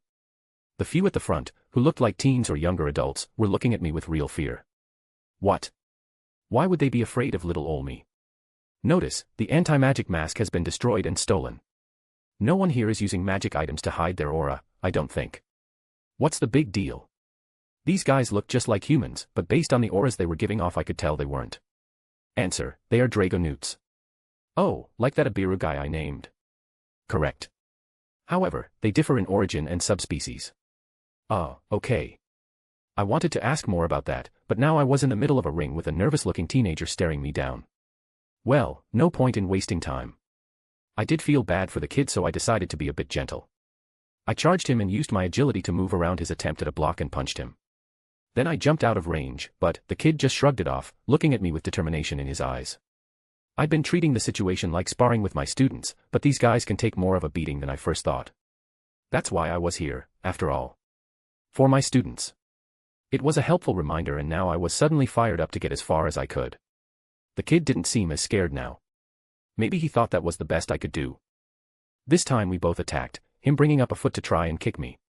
I ducked under it, and before the kid could move, I jumped up and hit with a lot more force. Suddenly a big crack rang out, and with shock I watched his upper arm buckle under my fist. Point. The referee shouted, and we both stepped back. Me in shock, him in defeat. I'm so sorry. I blurted out, I didn't think I was hitting that hard. What do you mean? The kid gave me a funny look, hitting hard is the point. Then he tilted his head with a friendly smile, don't worry about it. I can heal you though, just wait a sec. I was about to get a potion out of my stomach, but he waved me off. Nah, there's no need, he said as he walked off to the side. I wasn't sure what to make of that, but as I watched some guys at the side set his bone, which I cringed at, but all the kid reacted with was grunt from the pain. No scream, no tears, just a small noise and nothing else. What kind of crazy pain tolerance do these people have? And if that wasn't enough, an older Dragon Faithful started chanting, and suddenly the kid's arm glowed. The kid stood up and rolled his shoulder, then gave the priest a thumbs up. What was that? I knew about healing potions, I still had some of those stored away in my stomach, but this was some sort of spell I didn't know about despite previously absorbing the knowledge from a bunch of spellbooks. My curiosity spiked and I looked at Milim for some guidance, but she just waved me off and said, I'll tell you later. Then the next person stepped up, and I defeated them in a single blow. A blow that sent them flying across the room, but still. Wow. Maybe I've gotten stronger. More than I already noticed, I mean. This continued as I made my way through the lineup. The opponents did get harder, but I kept winning pretty handily. One or two got a hit on me, but it barely damaged me. About midway through the line, Midray was starting to look at me with something akin to approval. Maybe he was impressed. But as I handily defeated challenger after challenger, veins started to pop up on his bald head. The stronger the opponent I defeated, the more Midray's approval seemed to turn into frustration. At me, or at my opponents, I couldn't quite tell. I bet he was just staying quiet because Milim was there. Milim, by the way, had been cheering me on enthusiastically, at the top of her lungs, the entire time. Come on, Mun, aren't these your followers? I did actually feel a bit bad, for these people worshipping Milim to see her cheering on the enemy team. As I kept an eye on Midray, I noticed the priest next to him, who'd looked at me with pity earlier, was getting fidgety. When there were only 5 people left in line, Midray spoke up. Lady Milim, why don't the last few take him on all at once? He proposed. Ooh, yeah. Milim cheered, good idea. I'm sure he can take it. Ah, wait, are you sure? I knew these people were supposed to be the strongest here, not that I was that worried about facing them, but all at once. It seemed kinda excessive. I wanted to say something, but just a moment of hesitation was apparently too long, and before I could get a word in edgewise, the match started. Midray signaled the remaining Dragon Faithful, and they surrounded me while I was still trying to get Milim's attention. Yikes. I jumped several times my height in the air over a swipe from a guy behind me. Someone else jumped up to try and catch me with an uppercut, and I manifested my wings to dodge. That definitely surprised them, but I barely managed to switch to slime form and duck underneath another's high kick. I don't think I've ever fought this many people before. Not directly and all at once, at least. The last time I was faced with this many people at the same time, I ran for the hills, and that was all the way back when I discovered Bloomond. And this time it was in a fight where it wasn't life or death and I didn't want to actually kill these people. But, after a few minutes of getting chased around, I got my bearings and started to figure out how to fight back. They got a good few hits in, but nothing that actually felt damaging, mostly just bouncing off of me. And after a while, I was standing in a circle of defeated dragon faithful. Heh, I smirked, looking proudly at Malim and Midray. The other priest cringed. I didn't know what that was about though. Midray's head was bright red and snaked with veins. I was actually wondering if it was about to explode. He was starting to look remarkably close to a melon, with all those angry veins bulging. Malim, meanwhile, cheered, "Woohoo, good job Rimuru." "Hermes," Midray shoved the other smaller priest forward, "your turn." "So that's his name." Hermes looked reluctant, and I felt bad if he didn't want to fight, but after Midray's shove Malim yelled, "Go get him, Rimuru." We looked at each other. Seems neither of us had a choice in this. Still, I was feeling pretty confident, so I beckoned him to strike me first. He was faster than I expected, and his first strike hit, but in a moment I had him on the floor just like I had with the others earlier. I think that one blow he landed on me was more a result of me getting overconfident, if anything. Malim was having a blast, meanwhile Midray's expression sent a cold chill down my metaphorical spine. "Hermes, I was sure you'd do better." "I'm disappointed." Hermes looked at the ground for a good long few seconds, before wheezing out an "I'm sorry, Father Midray. I'll do better next time, I promise." He stomped out of the ring and glared off into the distance. Very well, Midray watched the boy for a moment, before looking to me with a dark chuckle while waves of aura poured off of him. "You may face me next." "Ah, okay." Alert, the aura being released is similar in nature to the one used by individual, Yuki Kagarazaka and other human adventurers. Proceed with caution. Samples will be collected through the engagement for future analysis. Like Yuki. The idea made me feel cornered and cautious. Midray watched me, grinning as he seemed to pick up on my fear. Maybe this was for the best, facing someone similar to Yuki before confronting the man himself again. I could treat this as a trial run for when that happens. Plus, I didn't think one of Malim's faithful followers would actually kill me right in front of her. She seemed to like me too much to allow that. However, his aura gave off a lot more mixed emotions. To be honest, it felt like I'd kicked his puppy in front of him. Go go go. Make it funny. Malim didn't seem to catch onto the mood at all, or maybe she was just being a little sick on purpose. A moment later, I couldn't even see the high priest in front of me anymore. He'd completely disappeared from sight. I could only estimate where he was based on the way his aura moved with Great Sage's help. Then I got my side slammed in with a fist as I saw him finally stop right next to me, only for a moment. Before I even hit the wall, he was above me to axe kick me into the floor. I was left splatting onto a very broken floor, with my slime spreading out like a thin paste. Reconstituting body. It is advisable to use full thought acceleration in future confrontations with individual, Midray. Could have said something earlier. I waited for a moment while slowly reforming. The fact that I lost a bit of myself again in the process didn't go unnoticed. Then before he could hit me again, "Hey! Hey! I surrender. You win." The man stopped in front of me, holding a very prepared fist back. Then he gave me a wide grin. "Perhaps you should control your pride better, youngling." "Ah. Come on Rimuru, you weren't even trying." Malim whined, "I didn't even see you using your skills. I thought this was a sparring match, not a fight to the death. If I whipped those suckers out, I might have wrecked this whole building." There was a time and a place for skills like Hell Flare or Black Lightning, and now wasn't one of them. Not the skills that make things go boom, the skills that make you think and react faster. How would you even see me using those? It was outrageous on its face, but she had mentioned something about my skills before. Become a demon lord, and maybe you'll figure it out. Wahahaha. There she goes with the becoming a demon lord thing again. I considered asking how I would even do that, but stopped myself before I said a word and looked away, feeling embarrassed about even considering it. I don't want to become a demon lord. I don't. Malim was grinning at me knowingly, though, and I wondered if she could read my mind on top of my skills. But, I dismissed that disturbing idea immediately. "Pardon my interruption," a woman stepped in and bowed to us. "Lady Malim, the offering is prepared." Is it just me, or did Malim's bright expression disappear for a split second? It was just like before. I didn't know what it was about, but I definitely didn't find it very reassuring. Seriously, what would make Malim of all people scared? Nothing I wanted to face, that was for sure. Malim nods while wearing a smile that shows hints of being forced before scooping me up under one of her arms and following the attendant. She was gripping me a bit harder than usual, and I knew she'd agreed to be gentle grabbing me when I asked before, so I wondered what was up. I squirmed a bit to remind her, but Malim didn't seem to notice. Her vibrant blue eyes remained transfixed straight ahead. Midray and the Hermes guy followed behind respectfully, though Midray was clearly excited since he immediately started talking. It's been so long since you've been here, Lady Malim, he was positively beaming, so we've made sure to prepare you the best offering you'll have seen this decade. The harvest was bountiful this year, so we have a grand abundance of items for you to enjoy. I was starting to wonder what the deal with this offering or feast was. What would these people consider an offering anyway? Soon enough the answer was before me, as we entered a new building. After a short corridor, we stepped out on a dais in a massive room where a table of vegetable assortments and a small amount of grilled meats were arrayed. For Malim, I assumed. She sat down at the table, plopping me on her lap like some kind of doll. I didn't touch anything, just observing since I figured I wasn't supposed to partake in an offering to their goddess. There were a couple grilled steaks and such, but 85% of the meal looked like it was vegetables. Just vegetables. I mean, they were clean, but these things weren't even cut up. Just whole carrots and potatoes, skin intact, sitting decoratively on plates like a floral arrangement. This was weird, for sure. Having gotten to know Malim, I could bet she had a child's palate. No kid would be happy to come to dinner and see a plate of nothing but green pepper slices. Malim grabbed the meats first, and devoured them with such gusto I was honestly shocked. But her voracious appetite immediately disappeared as soon as she had to pick up her first carrot.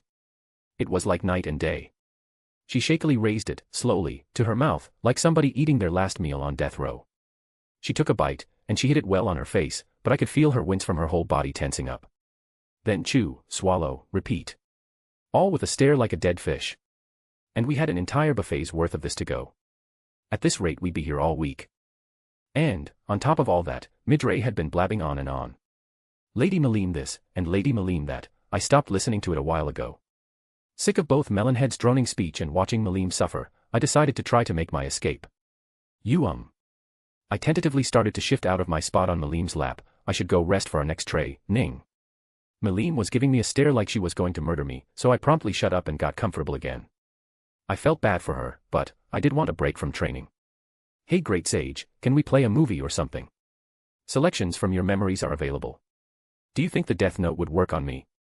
I idly asked Great Sage as we're several episodes in. It would not. But why are you so certain? Rimuru Tempest is not human. What? I asked, what's that got to do with it? The data in your memories explicitly states humans to be the exclusive targets of a Death Note. But my soul is human, I argue. It is not. What do you mean it's not? Of course it is. It is not. Rimuru Tempest a slime. Yeah, but I have the same soul, Stee. I was interrupted from my very strange argument with Great Sage by a large, raw potato being jammed into my mouth. MMFHTH. I instinctively tried to spit it out only for Malim to slap a hand over my mouth and give me another death glare. Ah. I see what's going on here. I activate gluttony inside my mouth and get rid of the obnoxious spud. So. I'm the family dog now, reduced to being the disposal for unwanted foods at the dinner table. I wasn't sure how to feel about that. Another minute or so went by with Malim quietly eating her vegetables, when all of a sudden a head of something similar to broccoli was slammed in next. I more or less expected this after the first one, but it still caught me by surprise. I checked on Malim with magic sense, and saw her glancing furtively at Midray, who was in the middle of another Malim ramble. Hermes was glancing down at me sympathetically, but I guess Malim wasn't as worried about him. After the third one, I was getting sick of this. Pest, I tapped Malim's arm to grab her attention, and she stopped her fish-eyed stare long enough to glance down at me. Make a distraction, I whispered. Quick to catch on, Malim looked up, and suddenly a potted plant on the other end of the room blew up as if a firecracker went off from inside it. Midray was interrupted mid-sentence. Hey. He waved at some of the worshippers gathered. Clean that up. We must not let Lady Malim's feast be interrupted. The heck was that? Since when could Malim move stuff with her mind? No, even worse, explode things with it. But, I had to act fast. With a quick, subtle activation of gluttony, a black swirl covered the table, and all the food disappeared into my stomach. I shrunk back as Malim suddenly glared down at me with a pouty expression. What's she upset about? A spike of annoyance ran through me. I thought I did what she wanted. But then she patted my head softly and hissed, you could have done that sooner. Well, whatever. Now we could move on from this chamber of torture. Commencing analysis. Feast consists of 20%, Great Sage started rambling, for some strange reason. Just give M to Veldora, I ordered it, I'm sure he'd appreciate a meal after who knows how long. Did Great Sage just smile evilly? I think it just smiled. Understood, this will increase his efficiency. Well, sure. A good meal always helps to clear the head after all. Oh my. Midray's attention had returned to us, you must have worked up quite the appetite, Lady Malim. Shall I have more brought in? And no. No need. She immediately scrambled to refuse, making wild hand gestures. I'm very full after that. Well, all right then. Midray beamed. Why don't we escort you to your lair then? Yes. Malim jumps up, clutching me to her chest with both arms wrapped around my midsection. Let's do that. Malim carried me as Midray led us through the city, all the way up the face of the cliff it was carved in, to what was probably close to the top. At least above all the other residences. Here you are, Lady Malim. Midray boomed, pushing open a big wood door, lavish, given almost other places I'd seen were covered by curtains. We have kept it spotless in anticipation of your arrival. Thank you Midray, she said, stunningly courteous and regal compared to what I was used to. You may leave us now. Yeah, that smirk isn't fooling me. Of course, he bowed and then opened his arms, I shall take care of your new little companion while you rest. No. Malim's royal facade broke immediately, he stays with me. Are you quite sure, Lady Malim? Midray was pretty taken aback. It is not proper for a goddess of your stature to allow. He'll stay, Malim confirmed again. He's my bestie. I assure you, Lady Malim, Midray tried again, we can offer a separate private room nearby, and we will give him the utmost respect. No. Malim said, in a tone that would take no further argument. If she wasn't already holding me in her arms she would probably be crossing them. Very well, Lady Malim. Midray, surprisingly, wasn't upset in the slightest. Please, he bowed very, very deeply, forgive me for my transgression. I of course merely want to look out for your comfort. Then he and Hermes left without another word. I had a chance to take in this lair of Malim's, and it was pitiful. If this is what they give their goddess, I don't want to imagine what living here is like as a commoner, I muttered. They mean well. Malim set me down on the floor, moving to sit on what I assumed was a bed, a slab of marble, polished, very expensive looking, with a thin blanket on it. Now see Mir, she stretched out her arms and made a grabby motion. Why'd you even put me down in the first place? I asked with exasperation, even as I obliged and climbed into her lap. Do not question one of the oldest demon lords, she lectured, lifting the blanket and lying down under it, then tucking me under her head. I wish my bed was as soft as you, Malim murmured. Maybe I should make a new one, out of slimes. Please don't. I begged, that's terrifying. But she was already fast asleep. Well. I knew how this went, having been subjected to it multiple times by now, and I was sure Malim would sleep until morning. Discreetly creating a slime form body double, I slid out from under her and tiptoed toward the window. Not wanting to risk the door making noise, or her hearing the beat of my wings, I softly climbed up and jumped out, only taking flight when I was halfway down. Time to see what this place was all about. I soared over the city, taking in the fires and the sparse vegetation, most of it grown as decor. This city seems to have something of a night market, marked by a single glowing street that was bustling despite the sky being almost completely dark. Landing on a rooftop since I wasn't sure how I'd be taken as an outsider, especially since everybody here wore nearly identical outfits.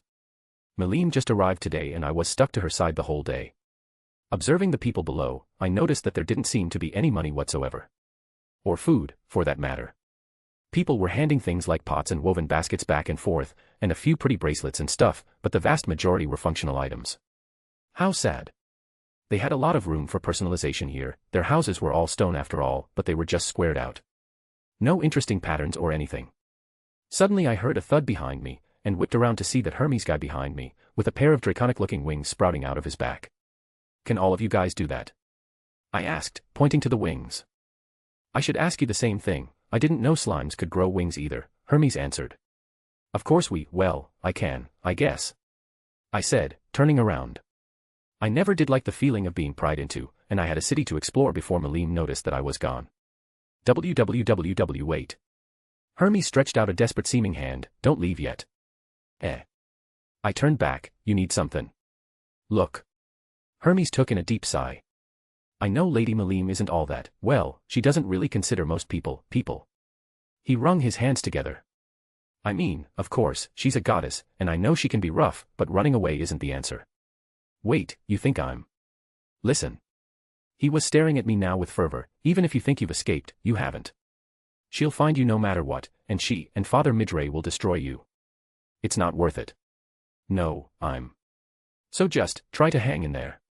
She's let people go before, he pleaded, just make yourself entertaining for a bit, and if she likes you, she'll just let you wander off when she gets bored. Shut up already. I shouted at him, I'm not going anywhere, okay? You're not. Hermes looked pretty surprised. Listen, I already tried, I said, turning around again and crouching to look at the people below. And she's doing a lot of good for me, I feel like I'm getting stronger now, and I need to sow. You tried to run, he interrupted, and she let you live. Ah, yeah. I twisted my head back. Hermes' eyes were as wide as dinner plates, like I just told him slimes fly or something. Wait, I did. My point is that he was very surprised. Look, I'm just gonna stretch my wings, get some exercise and a little fresh night air, then sneak back in before she wakes up. She won't know the difference. I said. Oh, Hermes said quietly, suddenly looking lost now that his script was probably broken. Okay then. We sat in silence for a bit, listening to the desert insects and watching the traffic die down. It ended a lot earlier than any other night market I was familiar with. I guess there wasn't much to go around here anyway though. Nobody browsed stores late at night if the most interesting thing to look at was a kettle. Listen, Hermes said, what you did earlier, for Lady Malim, thanks. Huh. I made a slightly distracted noise, why? Suddenly Hermes walked real close to me and crouched down with a hand on my shoulder. Don't breathe a word of this to anyone, he whispered conspiratorially. If you do, you didn't hear it from me. But Father Midray, he doesn't know Lady Malim as well as he thinks. Yeah, I got that already, I huffed in amusement. So, it's nice to have someone else here looking out for her, is all. He patted my head, then stood up. Don't go too far, he warned me, if you leave the city your aura will feel weaker to Lady Malim and she'll wake up. Sure, I waved back at him, thanks. I learned my lesson a little after Hermes almost got the jump on me, and paid a bit more attention for the rest of the night. I could tell he was still keeping an eye on me from a pretty big distance, which, rude, but okay. I guess it was his job, so I could accept that. It felt pretty good to get some exercise that wasn't me being actively blown to smithereens and or running for my life. The city was dead quiet, so I got bored of it after a bit and started coasting around the mountain, doing loop-de-loops and barrel rolls and stuff. I actually climbed high enough to reach the peak, and settled down there to look out over the landscape for a bit. Once the sun was starting to come over the horizon, I dove straight down, relishing the feeling of the wind blowing my hair back and letting out a cackle. The sun sank back below the ground as my perspective changed. I did a few more tricks as I slowed my descent, and then silently returned through Malim's window with her being none the wiser. I was extremely light, and with these wings could drift right over the floor and softly land by her head, replacing the body double and twiddling my slime nubs while I waited for her to wake up. Great sage. Does this count as a sonic attack? That is accurate. Thought so. Damage is being repelled by multi-layer barrier. Well, that's a relief. I never knew that Malim could snore as loud as she did that night. I blamed the veggies from earlier. Maybe she had an upset stomach or something and it was disturbing her sleep. All I knew was that it was shaking the entire room and Malim wasn't showing signs of waking up anytime soon. I endured this for a bit before deciding that enough is enough, and slipped away again. It was full morning now, and there were already people out and about on the streets. I stepped through the doorway that led outside and did a little stretch to start my day, wondering if I should just wander around for a bit before Malim inevitably barreled into me after getting up. Before I could pick a direction to explore, though, I noticed Hermes making his way right toward me. Oh, good, you're awake. Is Lady Malim still asleep? Can't you hear her snoring? Yes, but she's, faked that before, Hermes whispers very quietly. To avoid eating breakfast. Hermes gave a small, discreet nod. It's that bad, huh? Every meal. Hermes nodded a second time. It is our way. What? To eat the blandest, lamest food ever. The men sighed tiredly. We are not supposed to alter what nature has provided. It's considered sacrilege. Or, rude, or something. And you don't agree with it one bit. He lunged forward and covered my mouth with his hand. Be quieter about that. I nodded my head mutely and Hermes removed his hand, rapidly looked around us, and started talking to me in a soft whisper. I've done more traveling than most of my people and I have experienced a variety of cultures. It's hard to be completely content with the Dragon Faithful's restrictive way of living after seeing how the rest of the world works. I know Lady Malim has done the same and agrees with me that the food served here is Something that barely qualifies as that. Not exactly, but you get my point. I want better for Lady Malim, and I want better for the rest of us too. If our goddess doesn't support this restriction, then what is the point of it? I've tried speaking to Father Midray about this many times, but he's a very devout man and doesn't listen. Has he ever tried real food? Never. Well, then he doesn't know what he's missing.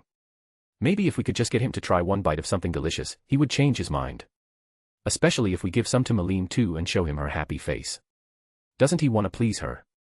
But how am I supposed to take him out of the country to try that food?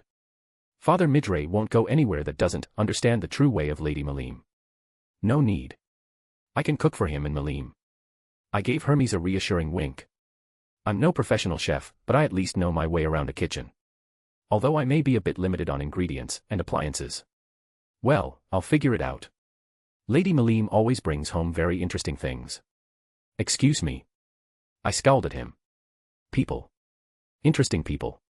He put his hands up in defeat and leaned away.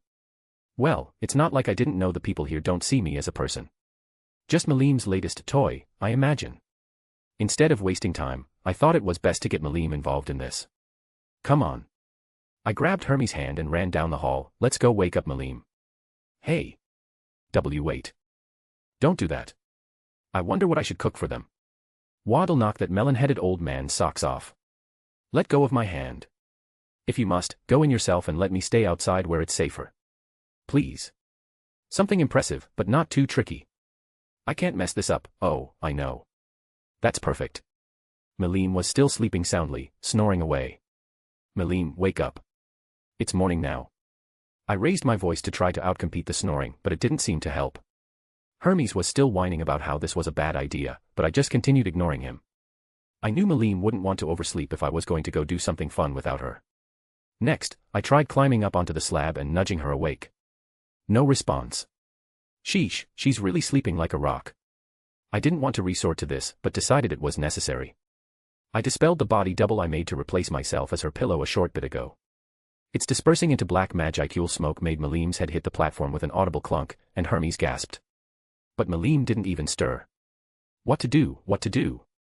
I could try yelling louder, maybe even using ultrasonic wave to boost it. So I did.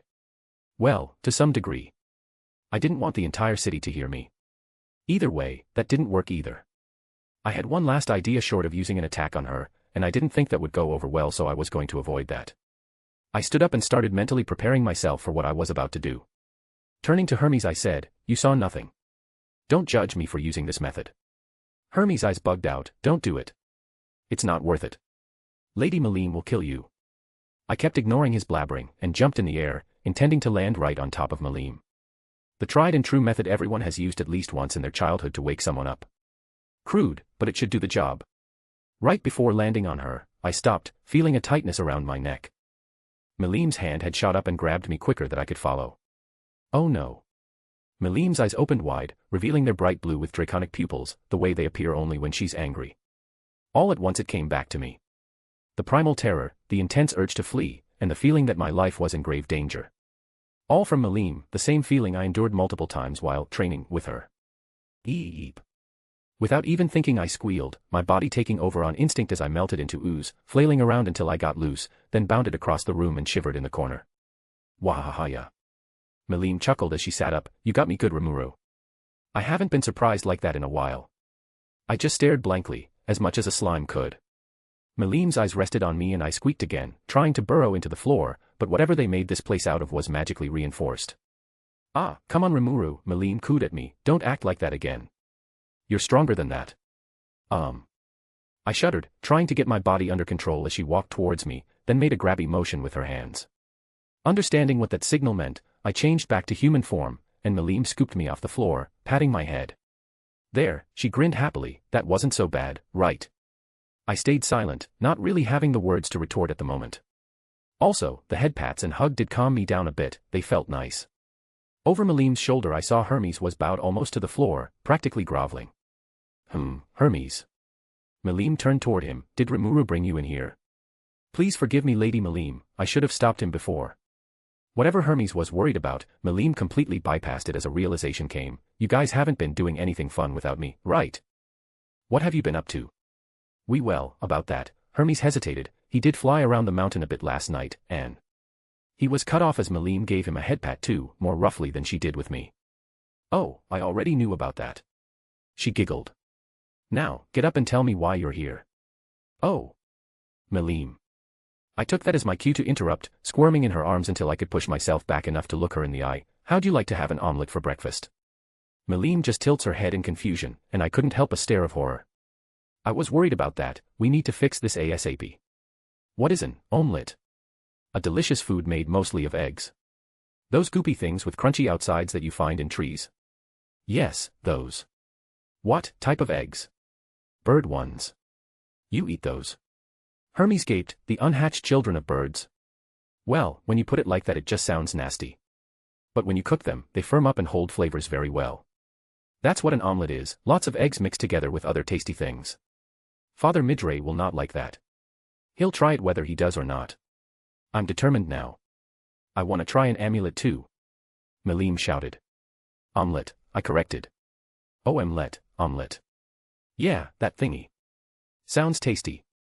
Don't worry, I'll make you one too, I assured her. That's the plan. Sure. Hermes seemed a bit hesitant, but whatever, he'd understand the joy of a freshly cooked omelet soon enough.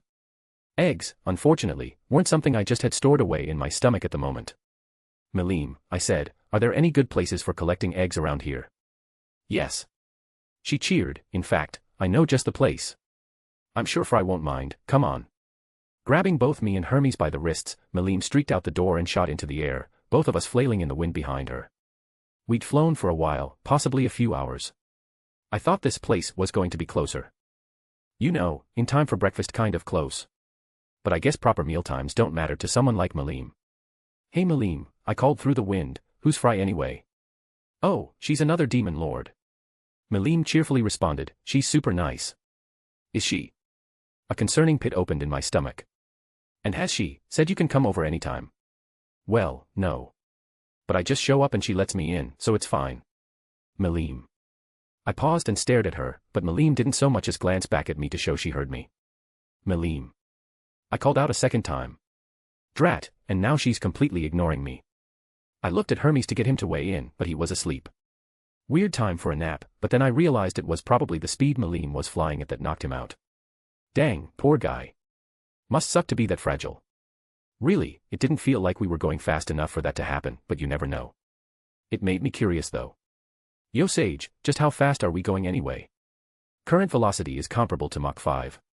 Whoa, and I'm barely feeling it. I guess I'm getting used to the high velocity.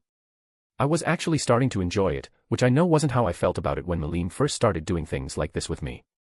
Up ahead I see a handful of dots flying towards us, which quickly turn into person shapes with wings. Another race of monster? I could barely hear something along the lines of halt. You are trespassing, before we blasted right through their group and left them way behind, followed by Malim's characteristic, wahaha. Wow, she really is something else. Those guys didn't even stand a chance. Malim's trajectory changed and we barreled toward the ground. I guessed we were aiming for a high mountain forest ahead. The ground neared, and we weren't slowing down. Malim. I called, and as she didn't respond and the ground came up to meet us I shrieked, Malim, Malim, Malim, Malim, Malim. With a crash and a sound that sent massive boulders tumbling into gorges and off cliffs, we made contact with the ground. Ugh. I collected my semi-splattered slimed self, taking in the crater and huge ring of trees that were blown down by Malim's landing. Hermes was lying a few yards away. Quickly I changed to human form and hustled over, checking his pulse. Okay, he's alive, and breathing, yep, he's fine. Wahaha. Malim, none the worse for wear, stood in the crater center, hands on her hips and laughing merrily.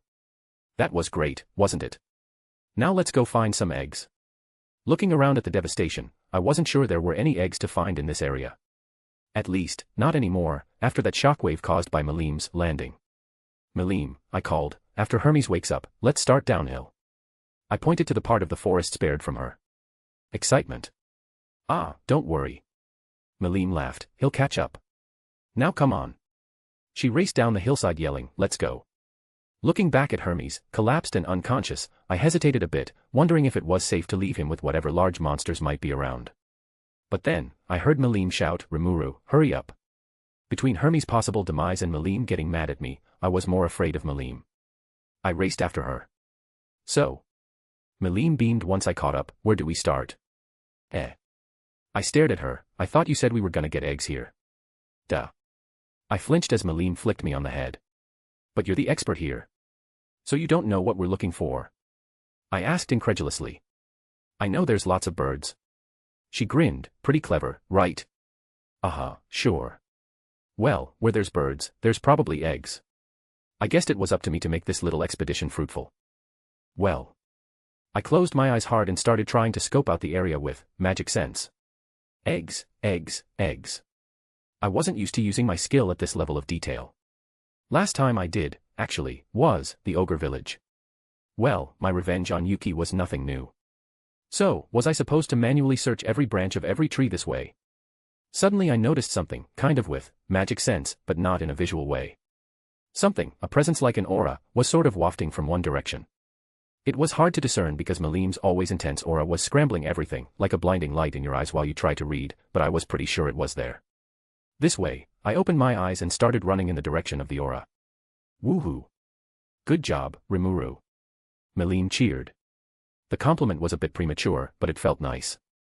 When we got close enough I could see a herd of monsters, large bird-like ones sitting on nests on the ground, while others stood nearby on long, spindly legs ending in some very sharp talons. They seemed flightless, with stubby wings and their size, which was big enough for an adult-sized human to ride easily. Pretty, Melim oohed, hiding in the trees next to me. They're all sorts of colors. She was right, they were all bright, flamboyant colors, much like a rainbow. They each had similar patterns and markings, but which colors were varied widely. They also each had two heads, one head would be up, looking around, while the other pecked in the dirt, then every few minutes they seemed to swap places. The two-headed thing seems familiar, I'm not sure from where though. Rimuru. Melim jostled my shoulder, the eggs. I followed her gaze, and yes, tucked in each of the various dirt and pebble nests were 3 to 4 bright pink eggs. They're a perfect color, Melim whispered, and they're sparkly. I bet they'll taste great. They're literally the same color as your hair, I thought, but there was no point in calling out a child for having childish thoughts. They look like they're practically made out of glitter. Weird. I agreed, dazzled by the sunlight reflecting off them. They looked oddly delicious, really, and I found myself salivating as I stared at them. I could almost eat one here and now, but no, I shook my head, these eggs are meant for omelets. Maybe I'll try it with some slices of bull deer meat another time. Well, I said, activating my little invisibility trick I'd used to get liquor in Inglesia, what are we waiting for? I snuck up to one of the nests, reached in, and picked up one of the eggs. They were almost the size of basketballs, and in this smaller-sized form I could only handle one at a time. Suddenly one of the birds walked up, looming over me. I stared up at it in awe, while it cocked its two heads and examined the nest. The egg I was holding should be safely concealed alongside my body right now, so I was just hoping these things couldn't count. Wahahaha. Wow, they feel so funny. In horror I looked at a nearby nest, where Melim had just waltzed in and picked up an egg right from under its caretaker's bird butt, thinking she could just get away with something that bold. Of course. I was an idiot to assume she had any way of being subtle, or would wait for me in the trees. Squaway awake. One of the birds screamed in alarm with both of its heads, and the sound was like a war cry, ringing off the surrounding mountains. Storing my egg with gluttony, I made myself visible again and ran over to Melim, hissing, "What are you doing?" As I reached her, every head turned toward us, the bird's eyes glowing an ominous red. What is this, some kind of attack mode? I'm helping you collect the eggs of course, silly, Melim scolded. Now hold this, she shoved the egg in my hands and I quickly stowed it in my stomach. The bird's eyes, previously dopey and spaced out, now looked a lot sharper. And meaner. The feathery crests on their heads that were formerly flat were now all standing straight up, flaring in anger. Stealth is definitely off the table now. Ugh. Okay, I said, grab as many as you can. As the birds charged us, Melim and I stood back to back, then dodged in different directions, scooping up eggs as we went. Melim kept tossing me hers to stick in my stomach, and I used gluttony to suck them right out of the nests. It was a frenzy of dagger-sharp beaks, full of even sharper teeth and claws, all coming right for me and Melim. But the birds were too slow to keep up with us, and I was actually starting to have some fun. Dodging, ducking, and weaving between all the frantic attacks from the flock of birds, we grabbed up every egg we could spot. Ha! I taunted one of them as its head stabbed the dirt just behind me, as I scooped a single egg out of the nest right under it. Nice try. I left it behind while it was busy trying to get one of its heads out of the ground, the second head snapping at me as I ran. Rimuru. Rimuru. Melim shouted, and I looked over to where she was pointing. That's it. That's the best one. Following the direction of her finger, I saw a nest in the center of the others, with a single, huge purple egg.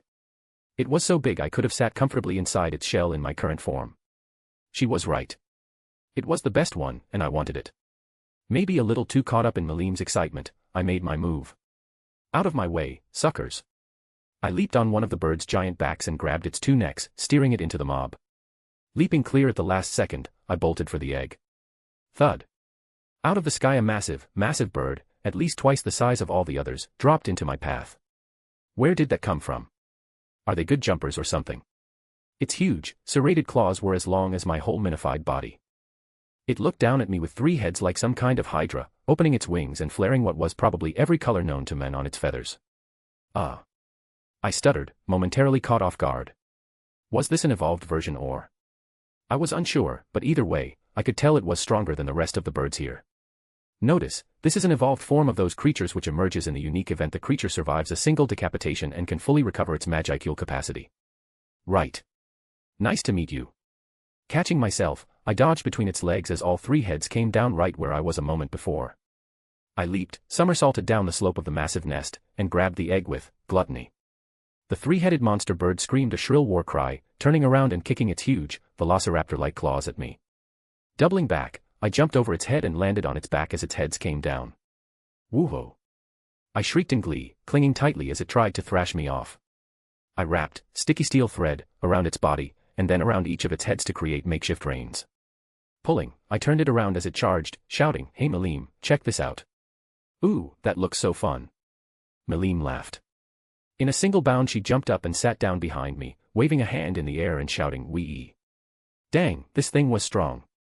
I kept pulling to turn it as it charged and thrashed and jumped every which way, screaming its head off the whole time. "Malim," I shouted, "I don't think I can stop this thing." "Don't worry about it." She cheered.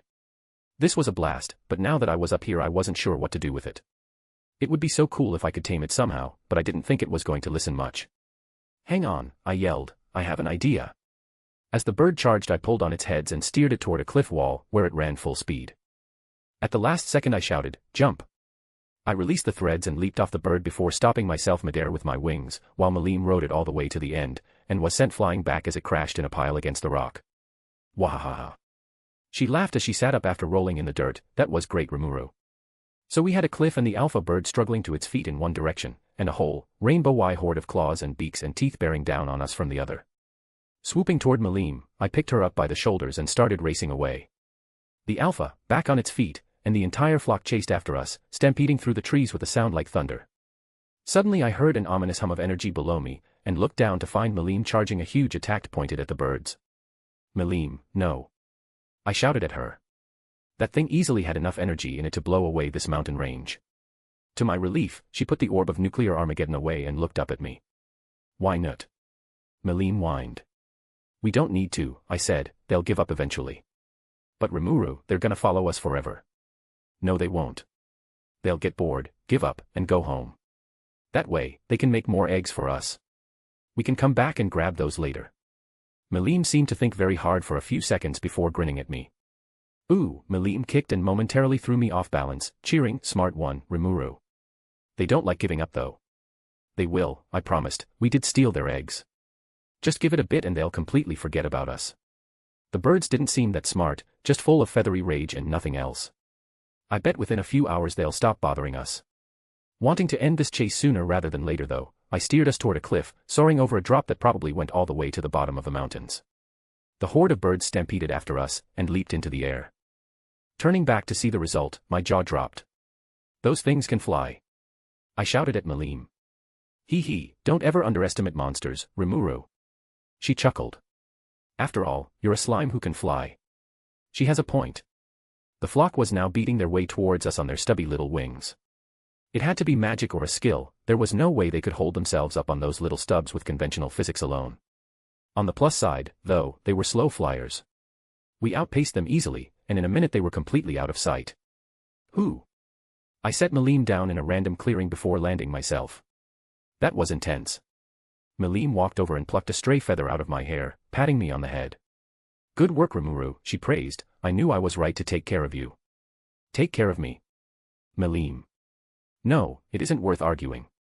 Apparently I wasn't the first person she'd made a pet, I would just let it slide this time. Ah, we got busted, Malim whined as she looked up at the sky. I turned my attention up there and noticed what looked like a group of people much like the one Malim blasted through earlier. She was right, we'd been busted. Can't we just leave? Yeah, but then Fry would call of Walpurgis just to complain about me, and she'd give me one of those stares. I don't like them. Who is she, your mom? No, she's way younger than me. So I'm more like the mom, Malim confidently pushed out her chest with her hands on her hips. What? I just shook my head at her. That was when the air stirred and a group of winged women landed right next to us. One of the ladies had an especially commanding presence about her as she stood with her arms crossed, staring down at me and Malim from our spots on the ground. Malim jumped to her feet almost immediately. Hi, Fry. I was just showing my new bestie how cool your, domain is. Yeah. He thinks it's super cool. Right, Rimuru. Don't drag me into this. Heh, yeah. It's very cool. I mean, Demon Lord Fry. Or Lady Fry. Whatever you prefer. She's so beautiful, and her clothes are so tight, and her chest is so by and no. No, Rimuru. Don't stare at her like that. I sort of felt like someone was glaring at me disapprovingly, but when I looked around, nobody was. It was strange, but I tried to ignore it. Shrugging off the sensation, I stood up and cleared my throat to cover for my fluster. It didn't help, though, based on the knowing smile she gave me right after. Era, who is this little one? Is he yours, Malim? Aha. Rimuru is my bestie. I see. This is the Majin that has staked a claim over Jura, yes. It's a guardian, as some are saying. That's correct, ma'am. I see, she bent down and stuck her face real close to me. It's a shame, she smiled, I would have had plenty of use for someone like you. When Malim discards you, you're welcome to come and work for me. I'll treat you very well. I stammered as she gently brushed her fingers across my cheek. Too scared and entranced to do anything else, I melted into a pile of goo on the spot. Fry, you made him melt. Malim complained, shoving her away. Stop using your charms on him. And I won't discard him. Never ever. Well, the offer's always open, little slime, Fry smiled over Malim's shoulder. I was really grateful to Malim for saving me like that. Malim was scary, but if she hadn't come along, and this Fry lady subjugated me, no. I'd never be able to stand up to her. Well, Malim. Fry looked down at her with folded arms. What are you doing in my territory? Showing Rimuru the sights, that's all. Malim attempted an innocent grin. Fry squinted, and that would have nothing to do with the Aurora eggs you stole. Nope, didn't see any Auroras here. Malim leaned against Fry casually. I thought you were too far south for those anyway. Malim. Fry leaned in at her, and I could see Malim jolt and start visibly sweating. Those birds are protected here. Why do you need the eggs in the first place? It's his fault. Malim pointed at me, and I sputtered in betrayal. He was going to make me an omelet with those eggies. I've never had an omelet. I am sorry. I resumed human form and kowtowed. I didn't know we were coming here, I swear. I thought we were going to collect eggs in Malim's territory. When she took off it was too late. If I could sweat I'd have been sweating bullets while the demon lord stared down at me. Very well, she sighed, rubbing her head with a more casual attitude. Gee great. In that case, Malim made to grab me and run off, but before she could take a step Fry said, Hold it, Malim. Return the eggs you stole, she ordered, and we'll give you some replacements that are proper for eating. Malim looked at me furtively. I can get away with this, right great sage? Yes. Like heck was I bailing her out here, she got me into this mess. Yes, we're sorry. I used gluttony and summoned the eggs onto the grass. Conspicuously, one very large one was missing. Less conspicuously, about a quarter of the smaller ones were as well. Malim eyed me. Unlike her, I was decent at playing innocent. There. All the eggs we collected together. Fry stared at me piercingly and I managed to maintain eye contact and hide my little white lie. Thank you, little slime, she smiled kindly at me. Go fetch Malim and her companion some eggs from the storehouse, she ordered the sleepy-looking girl. Yes, Lady Fry, the girl bowed her head obediently and flew off. Now, Fry paused. In the meantime, why don't we have tea together at my palace? What do you say, Malim? Will there be cookies too? Yes, there will be cookies, Fry answers patiently. Malim started bouncing up and down from excitement, while I was standing there wondering if I was gonna be involved in this or not. Fry seemed to be more inviting Malim than me or even both of us. I wanted to be polite, so I asked, "Want me to go grab Hermes and wait for you back home, Malim?" Malim tilted her head at me. "What you mean? You don't want any of Frey's cookies?" Frey's eyes turned cold as they locked onto me piercingly, and I felt like I wanted to turn inside out. So this is the stare Malim was talking about. It made me want to run for the hills, yet firmly pinned me in place at the same time, somehow. No. It's not that. I just didn't think I was invited. Frey chuckled lightly. Your reputation precedes you. Ah, what? What does that mean? This was freaking me out. Was she trying to imply something? After my brain ran circles for a few seconds, Frey sighed and spelled it out for me. You are only one step beneath Malim and I as demon lords in your position. Some humans may even say your title as guardian makes you one of us. You are not, of course, but you are still an important figure. You will speak with me today. Was there a "not yet" in there? I felt like she was trying to drop hints with her tone. And I mean, sure, I'm kind of stuck with the title now, but I really don't want to be a demon lord. On the other hand, being a demon lord means I can't be subjugated or pushed around by people like her and Malim. If you insist. I couldn't imagine what she was about to pry into me about, and honestly, I didn't want to. I'm not sure I can answer all your questions, but I'll try. I needed some sort of out to escape any overly pointed questions I didn't feel like answering, so that was why I said that. I didn't want to be outright rude, though. Frey giggled at me again. She seemed to be doing that a lot. This won't be an interrogation, Rimuru, just a friendly chat. I didn't know whether her reassurance was more comforting or off-putting. I just knew I had mixed feelings about that delicate smile on Frey's face. Shall we go now? Frey asked, readying her wings to take off alongside her guards standing nearby. Sure, Malim replied. But something occurred to me. What about Hermes? We kinda left him hanging earlier, didn't we? Yeah, he was too sleepy to help with the egg hunt. More like was too oxygen deprived, but that was just splitting hairs, so I didn't mention it. Malim continued, he's a big boy, he'll come and find us later. If you say so. Frey's palace ended up being at the peak of the highest mountain in view, with apparently no reasonable way to reach it short of flight.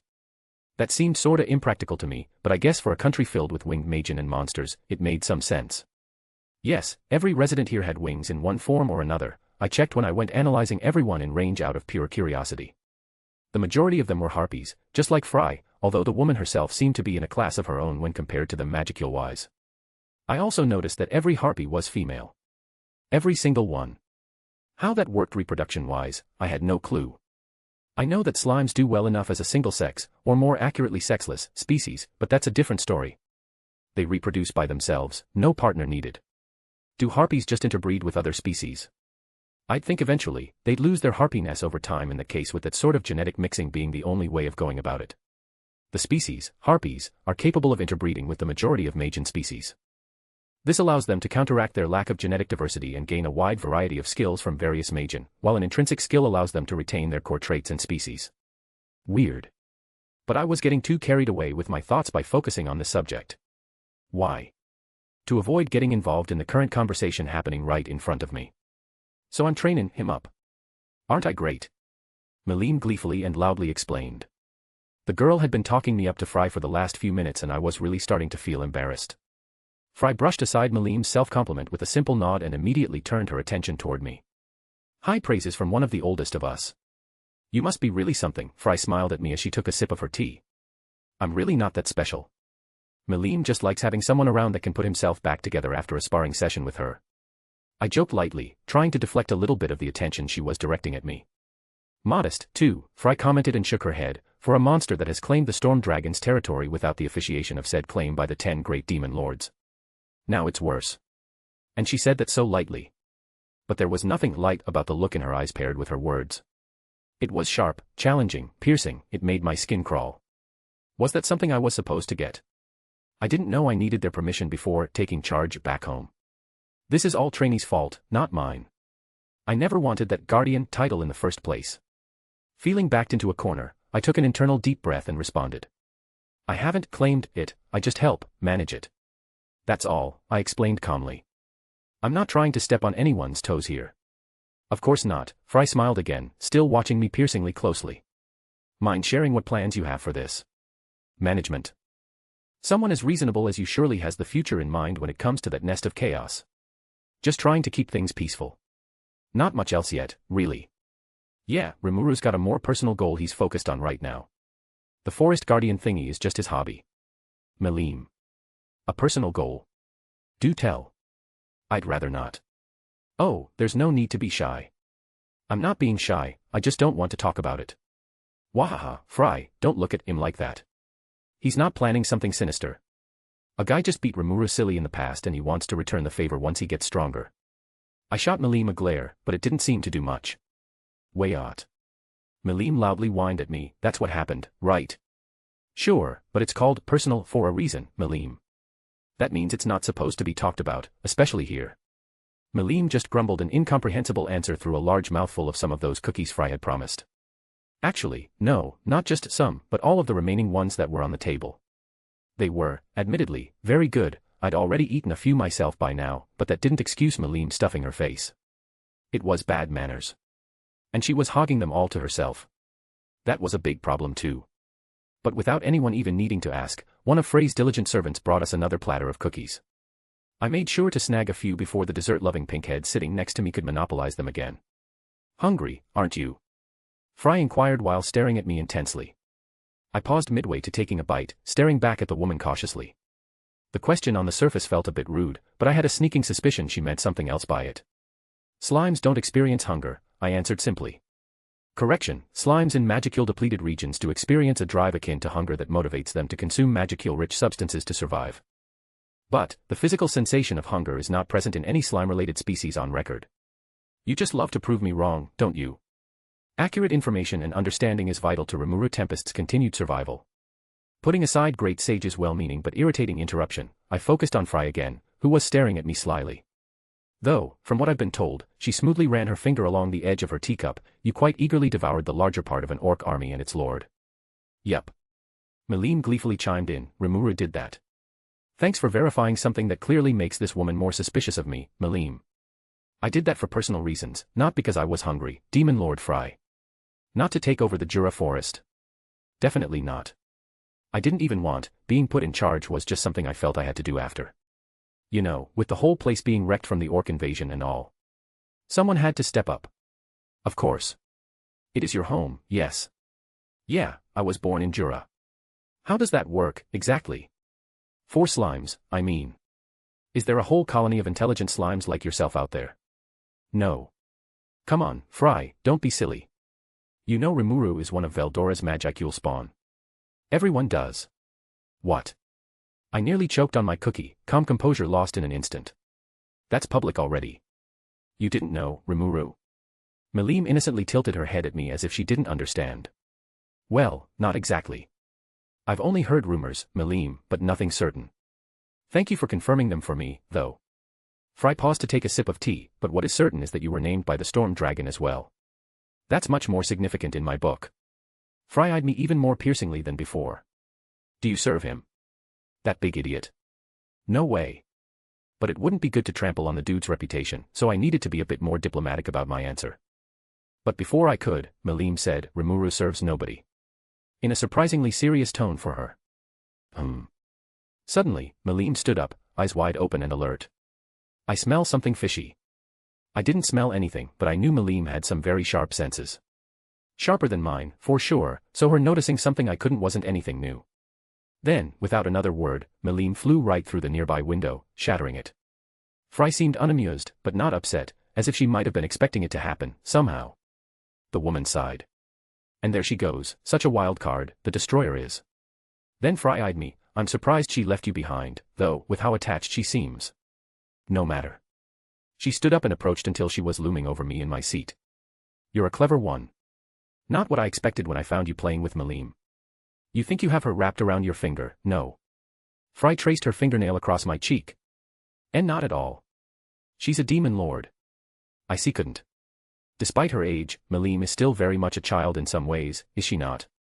I never said that. But it is the truth. I keep on her good side with sweets and nice words, and she eats both up without question. I suspect you have been doing the same, entertaining her in exchange for her unusual strength, scaring off the others by keeping what is said to be one of the strongest demon lords on your side. If one of them was to harm you, well, I believe she would do everything she could to harm them right back. And Malim doesn't have a reputation for being gentle, especially when angered. I nodded, knowing full well how dangerous Malim could be. With Jura at your fingertips and Malim at your back, you carry a lot of power on your shoulders, little slime. Why not put some of it to use? For your own benefit, as well as mine. And what do you mean by that? I asked, trying to harden and level out my tone to mask my discomfort. Well, Malim is quite flighty, she won't stick around for longer than she is kept entertained, which could eventually leave you vulnerable to this world's many dangers. But me. She placed a hand on my shoulder and leaned in closer so we were eye to eye. If we formed an alliance, that would be set in stone. I'm a woman of my word. An alliance. Yes, Fry smiled more widely. Just a promise not to attack one another with perhaps some occasional favors going both ways. I wouldn't ask for anything unreasonable or harmful. Now she had a hold of both of my shoulders and was still leaning in very close. The pressure was making it hard for me to think about anything else. Fair enough, but. I stumbled a little trying to regain control of the situation, but managed to firm my resolve. I think it's fair for me to ask you a few questions about you first. Before agreeing to an alliance.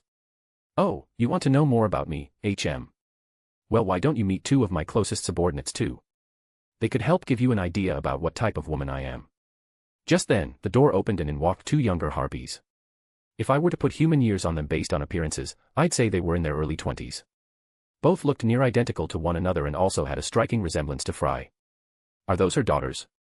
Unable to be determined without a DNA sample. Although, based on magicule composition and facial analysis, it can be highly suspected that they are close genetic relatives to the individual, Fry. These are the twin wings, a very talented pair of girls that I am very proud of. Fry gestured toward the identical pair. Lookia, Claire. This is Rimuru. Appointed guardian of the great Jura forest. Fry placed one of her hands on the top of my head. He is my guest until Malim returns for him. Both girls bowed in unison, graceful and utterly straight-faced. Welcome, Sir Rimuru. You Just Rimuru is fine, no, sir, needed. The two seemed mildly puzzled, but they would have to deal with it. I was already in an uncomfortable position and I didn't need unnecessary formality adding to it. Lady Fry, one of the girls asked Fry with a tilt of her head, still watching me with curiosity. Yes, Claire. Jura's new guardian is a slime, no. You told us that. Rimuru is a slime, just a very talented one. He can even fly, I saw his wings myself. Remarkable, yes. Unique. Lookia muttered. And strong. Claire whispered. Then the twins gave each other a meaningful look and nodded, interest practically twinkling in their eyes. Hold on, girls. I am still talking with this young man about an important alliance. I just wanted him to meet you both as an example of the caliber of people I have working for me. Yes, I wanted to ask you some things first. I guess. I hesitated for a moment to consider what to say. I want to know your intentions. As a demon lord. Fulbrosia is a beautiful country, so what else do you still want? A bold question, but one I can give you an answer to. Fry smiled even wider. I want to sit at the top of everything. World domination. Dangerous. Crazy, even. Very demon lord-like, though, admittedly. In the literal sense, the woman giggled at the shocked expression I'm sure I was wearing. I want to rule at the highest peak of this world, to claim it for the harpy race and watch everyone from above. That was better than my assumption, but it was still a bit wild as goals go. That's a pretty lofty goal. Yes, but one that won't tread on your interests, I suspect. I nodded. I don't really have any territorial interests, outside of keeping Jura safe. Of course you don't, Fry giggled again. I couldn't tell if she actually believed me or not. I'll agree to the non-aggression part, but the favors will have to be on a case-by-case basis. That was essential. The last thing I wanted was to lock myself into some sort of open promise that could be exploited later, let alone by a woman that was as clever as Fry seemed. I'd regret it for sure if I made a deal with the devil like that. Then our agreement is complete, Fry smiled, just a hint of victory in her eyes. Sir Rimuru, the harpy Fry called Lookia suddenly latched onto my arm, running her delicate fingers down my skin and stroking my hand. Can you lend one of these favors to me? Maybe. What is this about? No, Claire suddenly appeared clinging to my other side, leaning her cheek on the top of my head. We may look the same, but I'm far more skillful than she is. Why don't you let me demonstrate? Wait, you girls aren't. I'm more fun, Lookia pouted, you don't need her. She hugged my arm tighter. I wasn't about to let them fight over me. Okay, stop. I turned to slime form to escape and bounced away, landing on my feet. What is this about? What do you two want from me? If you aren't interested, perhaps you'd like Nemu more, Fry smiled slyly. I've never seen her show such interest in a man before today. Interest in a man. What does that even mean? I paled both internally and externally as I realized. Wait. As you may have noticed, all harpies are women. We often get quite broody though, and will seek out partners of other Magian races to have children. This can also come with political benefits. I saw how you were looking at me earlier. However, I believe my daughters would suit you better. Yes, Lucia said, he would make a suitable partner for me. Me too, Claire added, with a dangerous side eye at her sister. Girls, you two can share, Fry chuckled lightly. And no. I waved my hands frantically. They're very pretty, but I can't. I really hoped I wasn't blushing right now. Was I blushing? I couldn't bring myself to check. I know you are quite small, but I'm sure you could. No. I just can't. We all stood there for a minute, staring awkwardly while I tried to think of a solution to a problem I never thought I'd face in my life. Tamura would be so jealous. Do you doubt your potency, Sir Rimuru? Claire was the one who eventually broke the silence. That question was worse than getting stabbed in the gut, and I would know. I don't. No. Well. Yes. But it's because I literally can't. I don't have what's needed. I buried my face in my hands. I never thought I would need to admit out loud to that horrible loss I endured upon dying, but here I was, doing it for 3 near strangers. It hurt all over again, and had added embarrassment to just make it worse. Fry spoke softly. Your transformation abilities are remarkable, are you sure you can't? No. It doesn't work that way. Slimes don't work that way. Fry spoke in almost a whisper, to herself, but I still picked up on it. And here I was hoping to get grandchildren from this deal. Melim, I silently prayed, if you really are some sort of goddess, please come back and end this conversation before it kills me. And, as if my prayer was answered, a familiar massive aura suddenly appeared in the sky, quickly approaching. Wahaha. In seconds, she burst through the glass, smashing a hole in the window right next to the one she left through. Rimuru, have I got the training exercise for you? Come on. Thanks for the cookies, Fry, but we're leaving, now. I didn't know whether to be relieved or anxious. Another training session with Melim wouldn't be easy, but it definitely would be easier than answering more of Frey's questions. Mind explaining? Melim already had her hand on my wrist when Fry spoke, just fast enough to get Melim to pause. Charybdis is awake. She cheered excitedly, and then she rocketed away with me flapping like an old rag behind her. What? Don't leave so soon. I vaguely heard Fry behind us, but the sound of her voice disappeared before she finished. Wait, Melim. I yelled, Charybdis. The thing that literally exists to just destroy things. That Charybdis. Oh, Rimuru. Melim laughed, it's just a big fish. Would make a nice snack for you, think of it like giant sushi. You told me about sushi and how much you love it, remember? This is the same thing, but way bigger. Should I hope? I wondered. Sushi does sound great, but I don't have the rice to make it, and it's got as many magicools as some of the demon lords, Melim added, but it's just a big dummy. I was wrong. Melim is crazy. I knew she was, but I was a fool to think for even a second she'd have a realistic grasp of my odds here. All thoughts of food fell right out of my head. This wouldn't be a walk in the park, this would be a serious fight. Even Fry, a demon lord, seemed shocked and scared when Melim announced that Charybdis was awake now. Lord Rimuru. Trainee's voice suddenly appeared in my head. I guessed Melim had gotten us in range because she sounded frantic. Finally, I reached you. You need to get here now, we have a big emergency. That's an understatement if I've ever heard one, I thought dryly. Let me guess, Charybdis has woken up. How did you know? Melim, I'm on my way. And I was exhausted already. We landed on a bluff that was partially flattened by Melim's impact. Gathering myself up back in slime form and shaking the feeling back into my gelatinous body, I looked at the horizon with magic sense. I tried to focus on whatever it was, but for some reason my senses were all fuzzy. It was difficult to get a good read or look at the monster. It more just felt like an area of dense magicools rather than something solid, but I couldn't get the thing's precise location or a decent visual. Considering my near-omnipresent sight during this last year. Well, it was frustrating. Melim, what is that thing? I can't even see it properly. I knew it was Charybdis, but the strange blurriness was putting me on edge.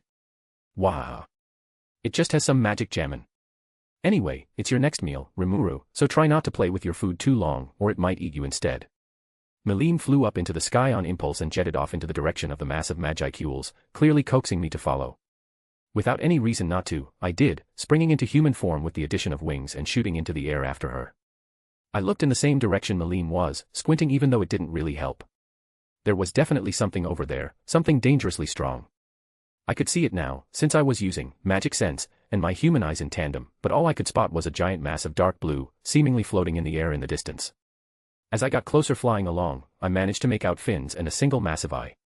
It honestly looked like a cross between a shark and a manta ray with dragon-like scales and a massive maw. I was a little grossed out by one element, that being its massive singular eye, that seemed to be staring right at me.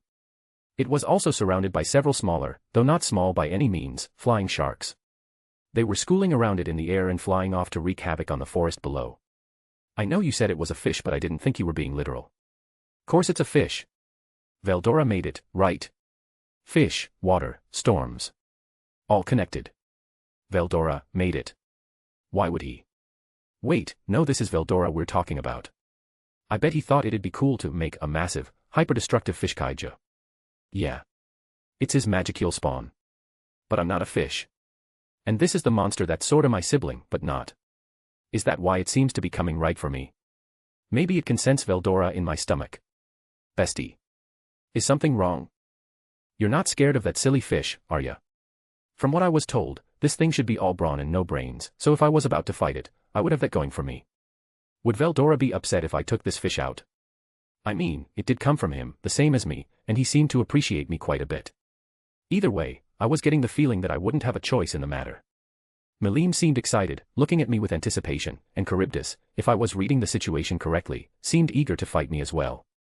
That was the feeling I was getting from it, at least, with that evil-looking eye staring intensely at me, even from here. You should be honored, I'm letting you have all the fun. I'd love to pummel that fish myself, but you need it more than me. I wouldn't mind some help. I could tell Charybdis was going to be a hard fight no matter what. Having a demon lord's help in this could literally be a lifesaver for me. Oh, don't be silly. You can handle it. Just fight smart, not tough, or whatever it is. Malim laughed loudly, with a clear sharp undertone. I got the feeling she was jealous. Just don't die. I don't plan on it. Making sure, that's all. Now go on. Malim urged me forward and I felt like I was being thrown to a wolf if I was honest with myself. The thing was massive, and so was its magicule pool from what I could tell. Larger than mine, at least. That, and the aforementioned, magicule jamming. I had no idea what effect that would have on my ability to fight it. I couldn't even be sure just how much stronger than me it was. After all, it was hazy and its exact magicule count wasn't clear. Not at all.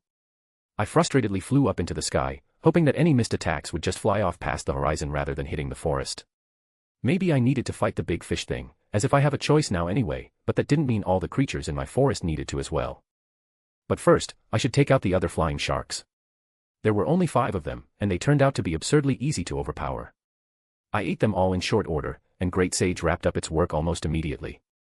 Skills, lesser gravity manipulation, and lesser magic jamming, acquired through the unique skill, gluttony. Abilities include. Tell me later, Sage, I need to focus, I thought quickly. Staring at the gigantic monster that was Charybdis, I tried to strategize a bit. What would be the best way to take on something this big? I mean, it was no joke how huge this floating fish was, and I was just one little Rimuru taking her on all by myself. Notice, ultra-speed regeneration is now fully functional. Nice timing, Sage. Well, that helped with the difference in scale, just a little. Why not target the most obvious spot? That freakish bulging eyeball right in the center of Charybdis' stupid fishy face. But when I dove right toward it, intending to plunge my katana into its center, it turned in my direction and attempted to laser me to death. I barely managed to avoid getting hit by the energy beam, and it left me thinking that I might need to be a bit more careful doing this. A few hits to one of Charybdis' less vulnerable-looking spots proved that those scales were a significant defense against pretty much anything. And they grew back almost immediately after I fried some away with an intense use of black flame. Notice, it can be concluded that Charybdis possesses a skill equivalent to ultra-speed regeneration based on the rate of recovery. Great. Just great. But if I keep at it, it should exhaust itself eventually, right? Right. How's he keep doing that? I wondered, as I watched Rimuru fight. He'd been at it for almost all day now, but every time he started getting tired, his magicule spiked back up again. It had happened twice now today, and those weren't the first times I'd seen it happen before. Rimuru has always been weird like that. Weird in a good way. Weird in a way that I wanted to understand. It was enough to keep me interested in this fight. I was watching very closely as he tried different strategies and attacks. Rimuru was always mixing things up when he fought since his skills seemed good at doing that sort of thing. I really want to fight that crazy fish myself, but I couldn't. Rimuru needed it, my bestie needed it. I'm a nice enough lady to let him have all the fun just this once. Just this once. And when he's done with his fun, Rimuru will make me the best omelette ever and it'll be super tasty. Yeah. As I was watching Rimuru, the familiar aura at the edge of my senses slowly got closer, until Fry came swooping down to me as it was getting bright out again. Melim. Fry gasped, really out of breath. It made sense since she was so weak and I bet she was hurrying, but every now and then I forgot just how weak she was. Rimuru was technically a little weaker, but he had so much potential. And he was still a growing slime, just a baby and younger than Fry by centuries. He would be stronger than her, and soon. Until Fry awakens, she'll stay pretty much the same. He really is such an interesting monster. I was glad I met Rimuru. I need to make sure nobody takes my bestie from me ever. Melim, you can't say something like that and just run off. Wow. Fry was actually raising her voice at me, and she never does that. She must be really freaked out. Honestly, it makes her less scary when she does this. Wahahaha. I laughed. I knew you were coming anyway. Besides, you haven't missed anything very exciting. This isn't a game, Melim. That thing could destroy my country. Don't worry. I waved her off. I've got Rimuru taking care of it. I pointed to the battle Rimuru was waging against Charybdis. He was holding his own pretty well, with the help of that magical replenishing ability he had. He'd even managed to injure Charybdis, though it recovered right away, so now he was trying some other stuff. Rimuru. Fry followed my gaze in astonishment. Can he handle something like that? I should help, he. Fry trailed off as, in front of our eyes, Charybdis fired a massive storm of scales. Rimuru's gluttony filled the sky with a black cyclone, sucking up all the sharp missiles and clearing the swarm of millions of them in an instant. Fry seemed to be having trouble keeping her usual composure. She gaped slightly and quietly muttered, "Remarkable." "Close your mouth, Fry, unless you want to eat some bugs," I snickered. "This forest has lots of those." She quickly shut her mouth and adjusted her posture to the more usual way she carried herself, though I spotted that embarrassed blush on her cheeks. "You can't hide that from me, woman." "Melim," Fry said, and I jumped as a shiver ran down my spine. She was back to her composed, stern self. "Why aren't you fighting?" Wahahaha. I put my hands on my hips and laughed. "I really want to, but that one's Rimuru's prey. He'll benefit more from it." "How unusual." Fry murmured, casting me a suspicious glance with narrowed eyes, but I ignored it. Fry couldn't cause me any trouble anyway. "Oi, you two." Carrion suddenly pushed his way out of the bushes. He'd been sneaking his way toward us for the past day, but he's never been good at being sneaky. Fry jolted a little. I guessed she hadn't noticed him. "Carrion. Why you?" Fry, she got all mad and glower why. But she quickly made herself look calm and asked, "What are you doing here?" "Well, I sent a subordinate to check things out here, but it looks like he's fooling around instead of coming back like he was supposed to, so I came to look for him." Carrion paused and looked over at Rimuru's fight, but then that started happening and, well, I got curious. "Then I spotted you too, Anne."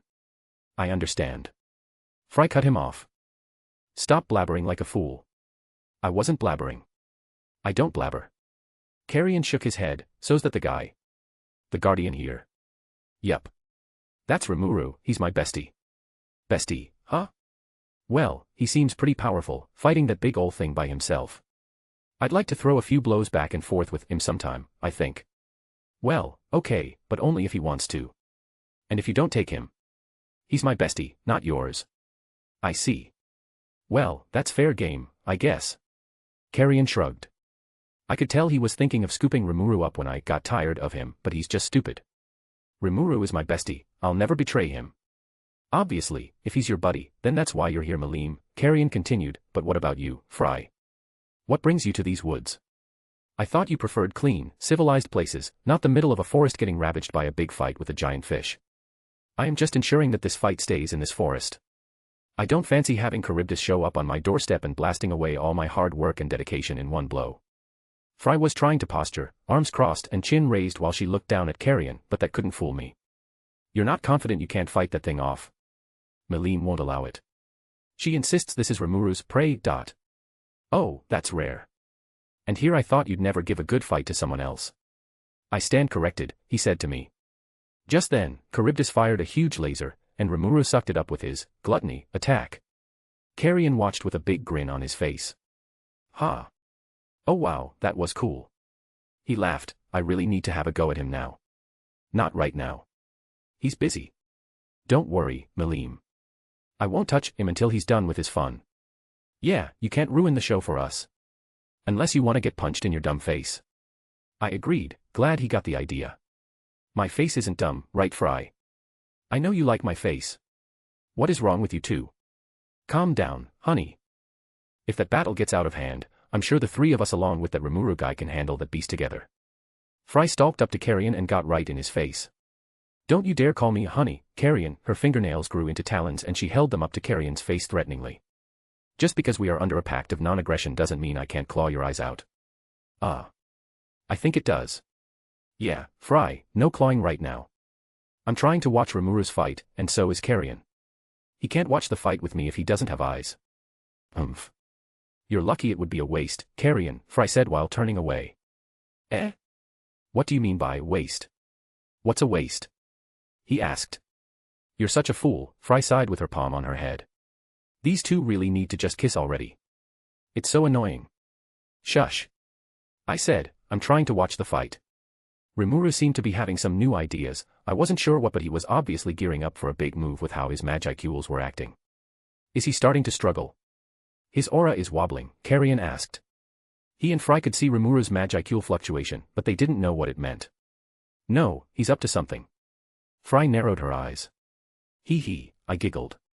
Just watch this, Carrion.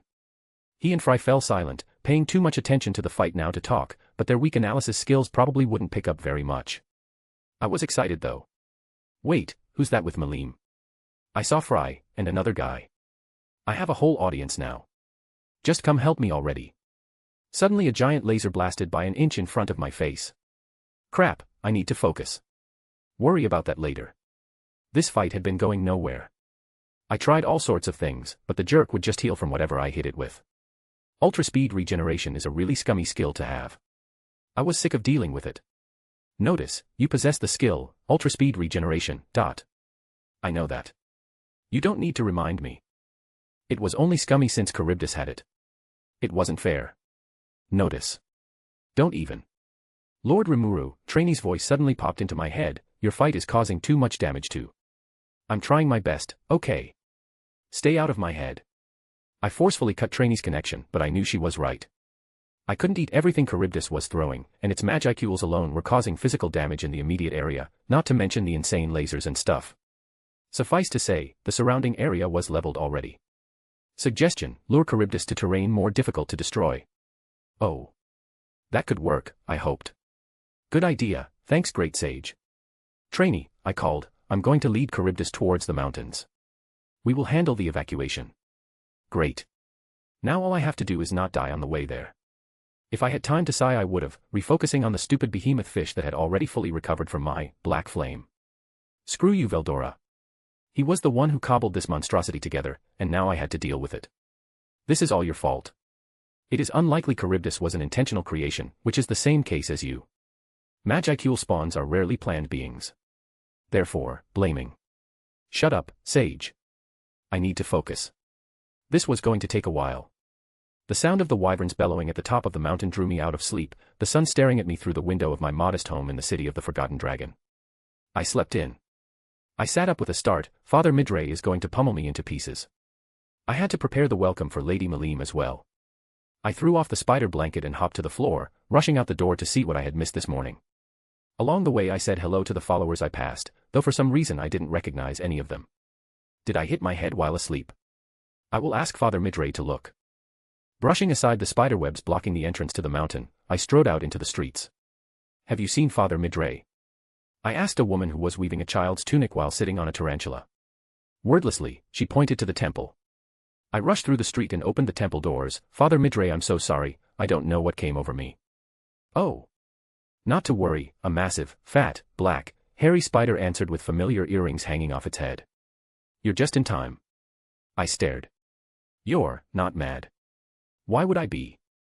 Father Midray laughed. Something was wrong here. I looked left at a writhing mass of spiders that covered the benches used to watch the matches. Spiders. My eyes snapped open. And my head was pounding. Staring down at me from a rocky ceiling, its beady eyes glittering, was a spider easily twice the size of a dragon newt. Ee. I screamed at the top of my lungs and started to writhe, but I only swung back and forth as the cocoon of webbing held my arms firmly to my side.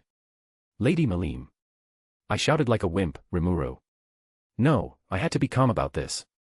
Asking the goddess herself to come to my rescue would be the greatest shame imaginable. What would Father Midray do? Hoo-wug. I gathered my aura around me and invoked battle will to control. With a huge aura blast, I destroyed the webbing and dropped to the ground, along with the spider which was knocked off the ceiling. Letting out a grunt as I hit the ground, I shot up and sprinted toward the opening of the cave this beast had set itself up in. Like heck would I actually fight the thing, that was too gross. Lady Malim. I yelled as I sprinted into the woods, Rimuru. Not only was there no answer, I couldn't sense either of their auras anywhere. It wasn't like Lady Malim to be very discreet, so I couldn't imagine they were still around. With a sigh, I spread my wings and took to the air, but still I couldn't see or sense a trace of them. Where am I anyway? It was a mountainous area, covered in pines and firs, but that was the best clue I had.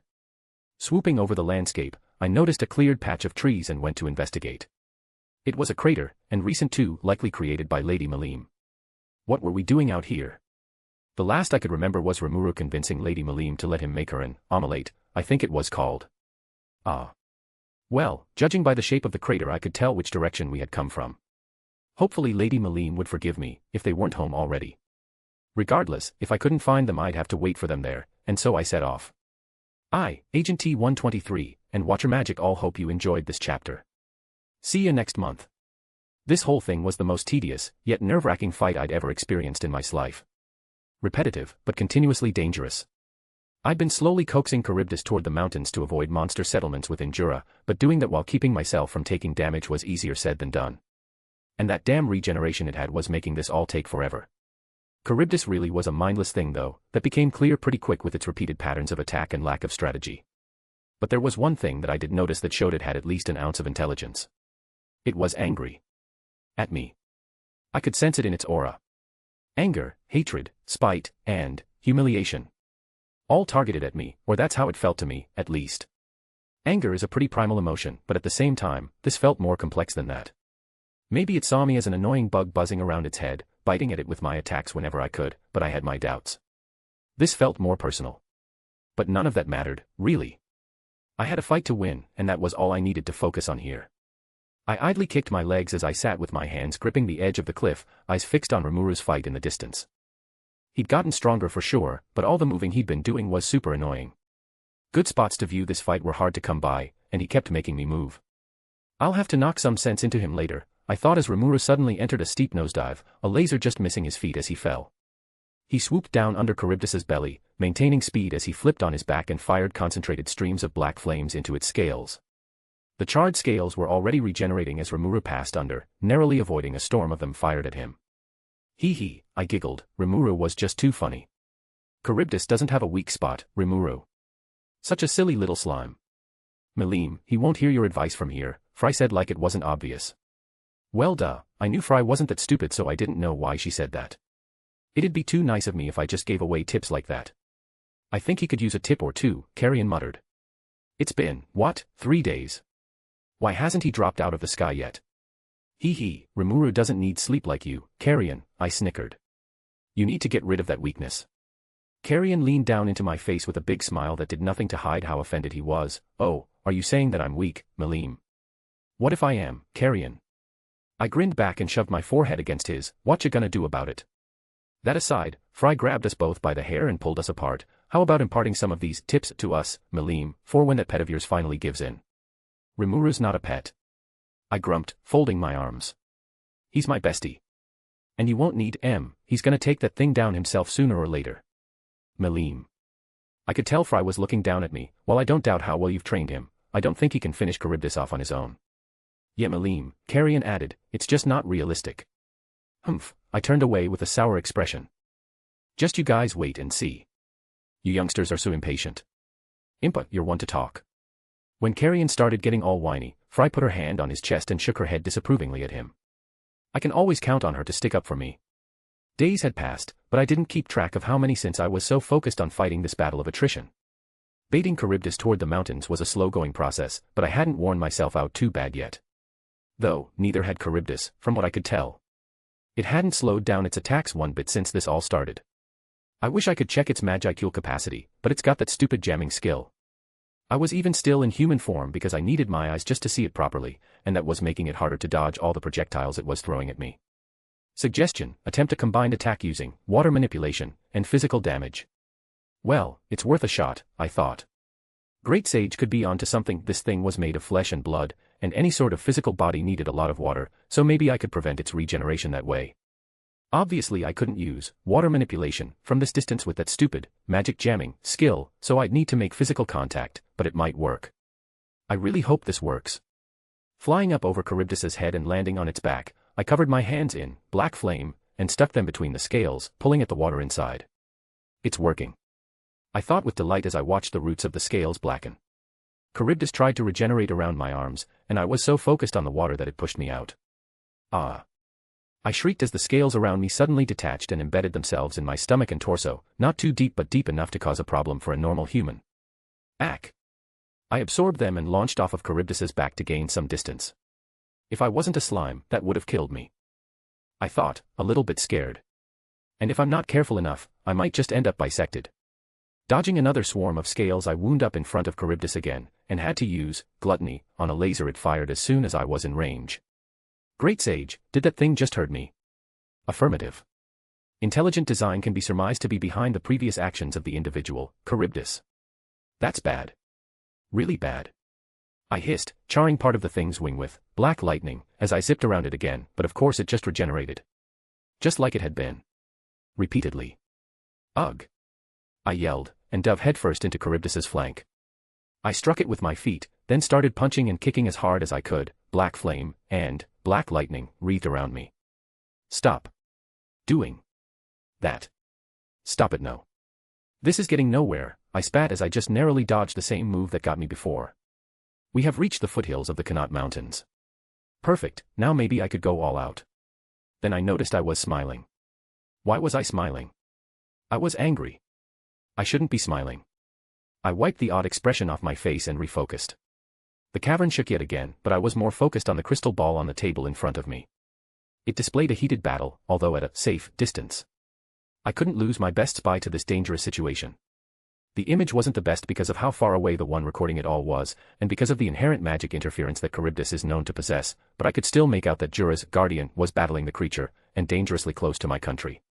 The city was being protected by our strongest mages working together to reinforce Dworgen's defenses, but after nearly a week straight of this, everyone was exhausted. Not just the mages, but all my citizens as well. Hunkering down and waiting for this all to pass, morale wasn't the best. Even I was exhausted, if just mentally. I could not truly tire, not for weeks still. Yet, my mind still ached, I needed a damn break. But, Dworgen would persevere. I would make sure of that at all costs. I had teams of mages rotating around the clock to reinforce every defensive measure we had available. Hopefully they would be able to hold out until this storm passed. We were counting on it. The best move for now was to just monitor things and keep up the defensive spells at maximum strength. But that guardian, what to make of that creature? Just a speck in the face of Charybdis, yet taking the monster head-on, seemingly on its own. That was an alarming thing to witness. And the fact it was drawing this disaster right to my doorstep, seemingly on purpose, what to make of that? I think we may need to dispose of that creature. Much too dangerous for it to flit around our lands unchecked like this. Jane looked at me with a raised eyebrow, clearly expecting me to take responsibility. I really didn't need her encouragement, but I accepted it with a nod. Would it be that simple? We both can see what it is capable of. Gazel, don't lose your backbone on me now, boy. I know neither of us are in our prime, but with the right preparation, I'm sure you could take on this upstart before it becomes a larger threat. Another attack shook everything around us. Blasted things, can't those monsters take their spat elsewhere? I've barely been able to get a wink of sleep since they started. None of us have, Jane. You haven't been sleeping. How could I, with this going on? I need to monitor the situation. Gazel. Don't lecture me right now, Jane. I'm trying to advise you, not lecture. Kings don't get lectured. This one seems to. I whispered. These ears may be old, but I still heard that. I don't know what you mean. Perhaps you are hearing things due to lack of sleep. I snapped back, to which Jane shook her head with a concerned frown. You must truly be tired. Go sleep, Gazel. I will have someone wake you if there is a change. This has been going on for days now, perhaps trying to sleep would be a wise decision. Sighing in defeat, I stood up and left the room. I threw everything that I had at Charybdis. I used my miasma skill to make a paralyzing, toxic rain. I summoned black lightning and black flame in huge quantities. I attached it physically with water blades. I went at it with my fists. I used gluttony to devour chunks of it that infuriatingly regenerated in seconds.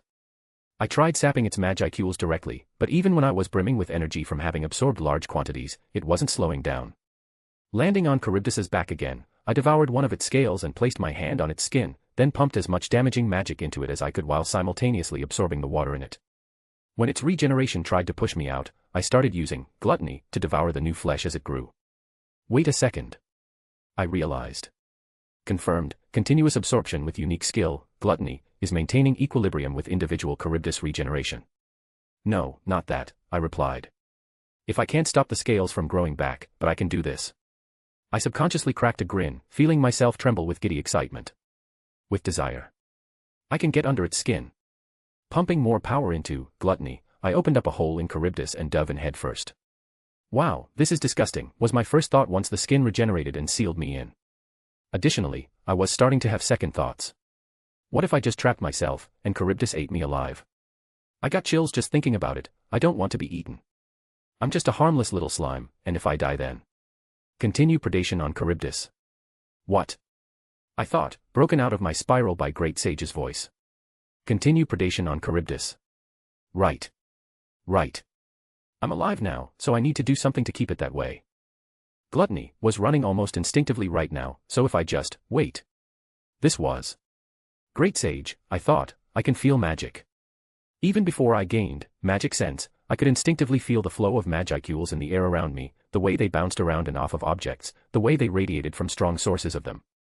This sensitivity to magic was just part of me being a slime, and realizing this in the first place was the way I gained magic sense way back when. That is accurate. Core. I thought, closing my eyes to block out my human form sense of sight. Melim taught me that all monsters have a core. That counts for this one, right? Correct. Also. I could feel the magic of Charybdis around me. Not too far, but having physical contact with it let me get a feel for the flow of the magiceules that made up its body. Not as much as magic sense, not as much as even just normal vision, it was like moving through touch, a feeling I was very accustomed to. And the magic felt stronger in one direction. That way. I switched to slime form, since it was easier to move like that in this environment, and started eating my way forward. Charybdis flailed in the air, smashing against the mountainside before getting airborne again, only to drop and just barely regain flight before hitting the ground. It threw attacks in all directions, storms of scales that filled the air so thickly it looked like a black blizzard, lasers gouging out new canyons and causing rock slides that shaved the tops off of smaller hills. Wahaha. I laughed, enjoying the show. Wow. I haven't seen destruction like that in ages. What did he do to it? Fry gaped in shock. Is it a psychological attack? But Charybdis isn't intelligent. It looks like it's itchy. Carrion laughed, and Fry shot him a stern glare. What? He asked with confusion. More like it's writhing in pain while it's eaten from the inside, I observed. They both looked at me while I stayed absorbed in the spectacle. That was a joke, right? Carrion asked me seriously. I just kept my eyes fixed on the battle. I wouldn't get to see a view like this again for another millennia, if I was lucky. Melim, Carrion pressed, you are joking, right? I don't think she is, Fry said with disgust. Is that where Rimuru is, then? Carrion stared at the battle with renewed fascination. He disappeared. He must have gotten hungry, I shrugged. That happens when he fights a lot. How, uncouth, Fry grimaced with disdain as she rested a knuckle on her chin. Ha. Carrion laughed, wow, that's cool. Never thought of eating my foe to death. I guess the guy is a slime, right? It makes sense. Wow. I laughed, I'm glad you see how awesome Rimuru is, Carrion. But remember, you can't have him. He's mine. Yeah, sure, Carrion scratched his head. Carrion, Fry said after a moment of silence. You had something to do in Jura, right? Why are you still with us? I could tell Fry just wanted to change the subject, of course he had to watch a fight this awesome. Well, it's not like I could ignore all this, he shrugged and gestured to the thrashing Charybdis. But it's not like I don't have time. My idiot subordinate Phobio ran off, is all, I'll track him down eventually. Oh, I said as I recalled the events of a few weeks ago, that rude cat. Possibly, Carrion looked at me strangely, but rude. Yeah, he tried to challenge Rimuru so he'd be your subordinate, I said nonchalantly, but Rimuru showed I'm who's boss. I laughed. Milim, Carrion's expression darkened. What do you mean, exactly, by that? Oh, he's fine, I waved him off. Rimuru just threw him and sent him flying across the forest. It was really funny. Dunno where he went after that though. Well, Carrion crossed his arms, but relaxed. Like I said, I'll find him eventually. Charybdis's regeneration immediately replaced the tissue behind me as I moved, but I was able to stop it from doing anything to me directly. I burrowed my way through it, getting constantly disoriented by the regeneration and the strange sensation of being tossed while not moving. It reminded me of my first time on a boat. I bet Charybdis really wasn't liking this. The individual Charybdis is currently attempting to remove you through various means. Yeah, what the sage said. I could feel it thrashing around and also the sensation of it dropping and rising in the sky, and slamming into stuff. It was really weird. Up became down almost every other second. I'm so glad I can't get motion sick as a slime, I thought as I ate my way forward, following the sensation of stronger magic concentration. I moved along mindlessly, letting my instincts take control as I sought out the strongest source of magicules within Charybdis, until I suddenly popped out of a wall and immediately felt myself get bounced around all over. Ah! I shrieked in surprise at both the sudden loss of the sense of touch I'd had, and the sensation of being bounced around like a pinball. I slapped into something that felt strangely like a face, before rocketing off again. Okay, enough of this. I switched to human form, grabbed the fleshy wall of whatever chamber I was in, and dug in with body armor, claws on both my hands and feet. Man, these things are always useful. Still feeling the tug of Charybdis as it rolled and dove, I craned my neck back to take a look at the rest of the room, but it was pitch black. Great Sage, give me a light, I said as I clung to the wall. Suddenly my hair started glowing, extremely brightly at that. Whoa. I marveled, not what I meant but okay. How'd you do that? You obtained the ability to mimic bioluminescence when you ate glowing moss in the cave you discovered outside the city of Rura. Oh, yeah. I had totally forgotten about that. That stuff tasted surprisingly good, too. I should go back sometime. It'd definitely still be there. I went several miles underground through a passage humans couldn't fit into. With my newly acquired light source, I could see the small, circular heart of Charybdis I seemed to have stumbled into. How did I know it was the heart? Because that idiot Phobio I had chased off was suspended in the center, entangled in gross, fleshy tendrils attached to the walls. Eeeeew, I grimaced, and then suddenly the stench of the place hit me. Gross. Was this what the inside of an animal smelled like? Why didn't I notice it earlier? You were too busy panicking. Well, turn it off. I yelled, and in response Great Sage just deformed the part of my face with my nose and mouth to be flat. Oh, that's even more disturbing, I winced.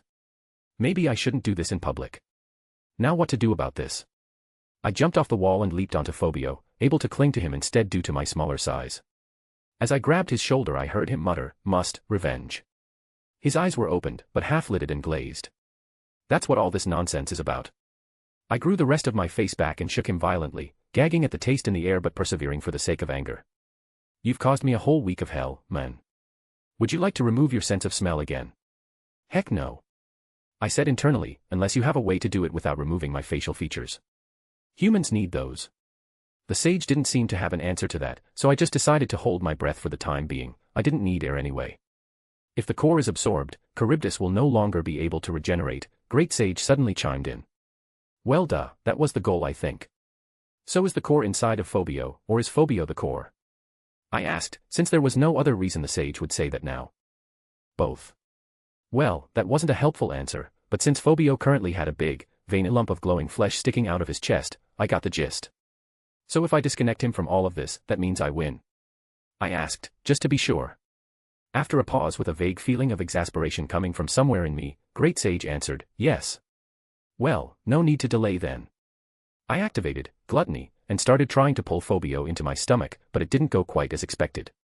With a yelp I jumped back as a bunch of sinewy tendrils shot out of the walls and tried to grab me, a few of them following up with stabs after I escaped. Something loud, a muffled roar that turned into a groan this deep in the belly of the beast, shook the room and I flipped to land upright as the whole place rolled. Then the thrashing started again, except now I had other issues to deal with. Great Sage. How do I solve this? Disconnect the individual Phobio from the individual Charybdis's physical manifestation. So like this. I fired a water blade that went clean through one of the tendrils holding Phobio. I clung to the wall as Charybdis thrashed violently. Phobio gasped and flailed too, letting out a pained, guttural roar as the tendril regenerated. Ah, great sage. I started hopping from location to location around the walls of the chamber as more and more tendrils came out to attack me. It's not stopping. They must all be eliminated at once. Well yeah, I know that.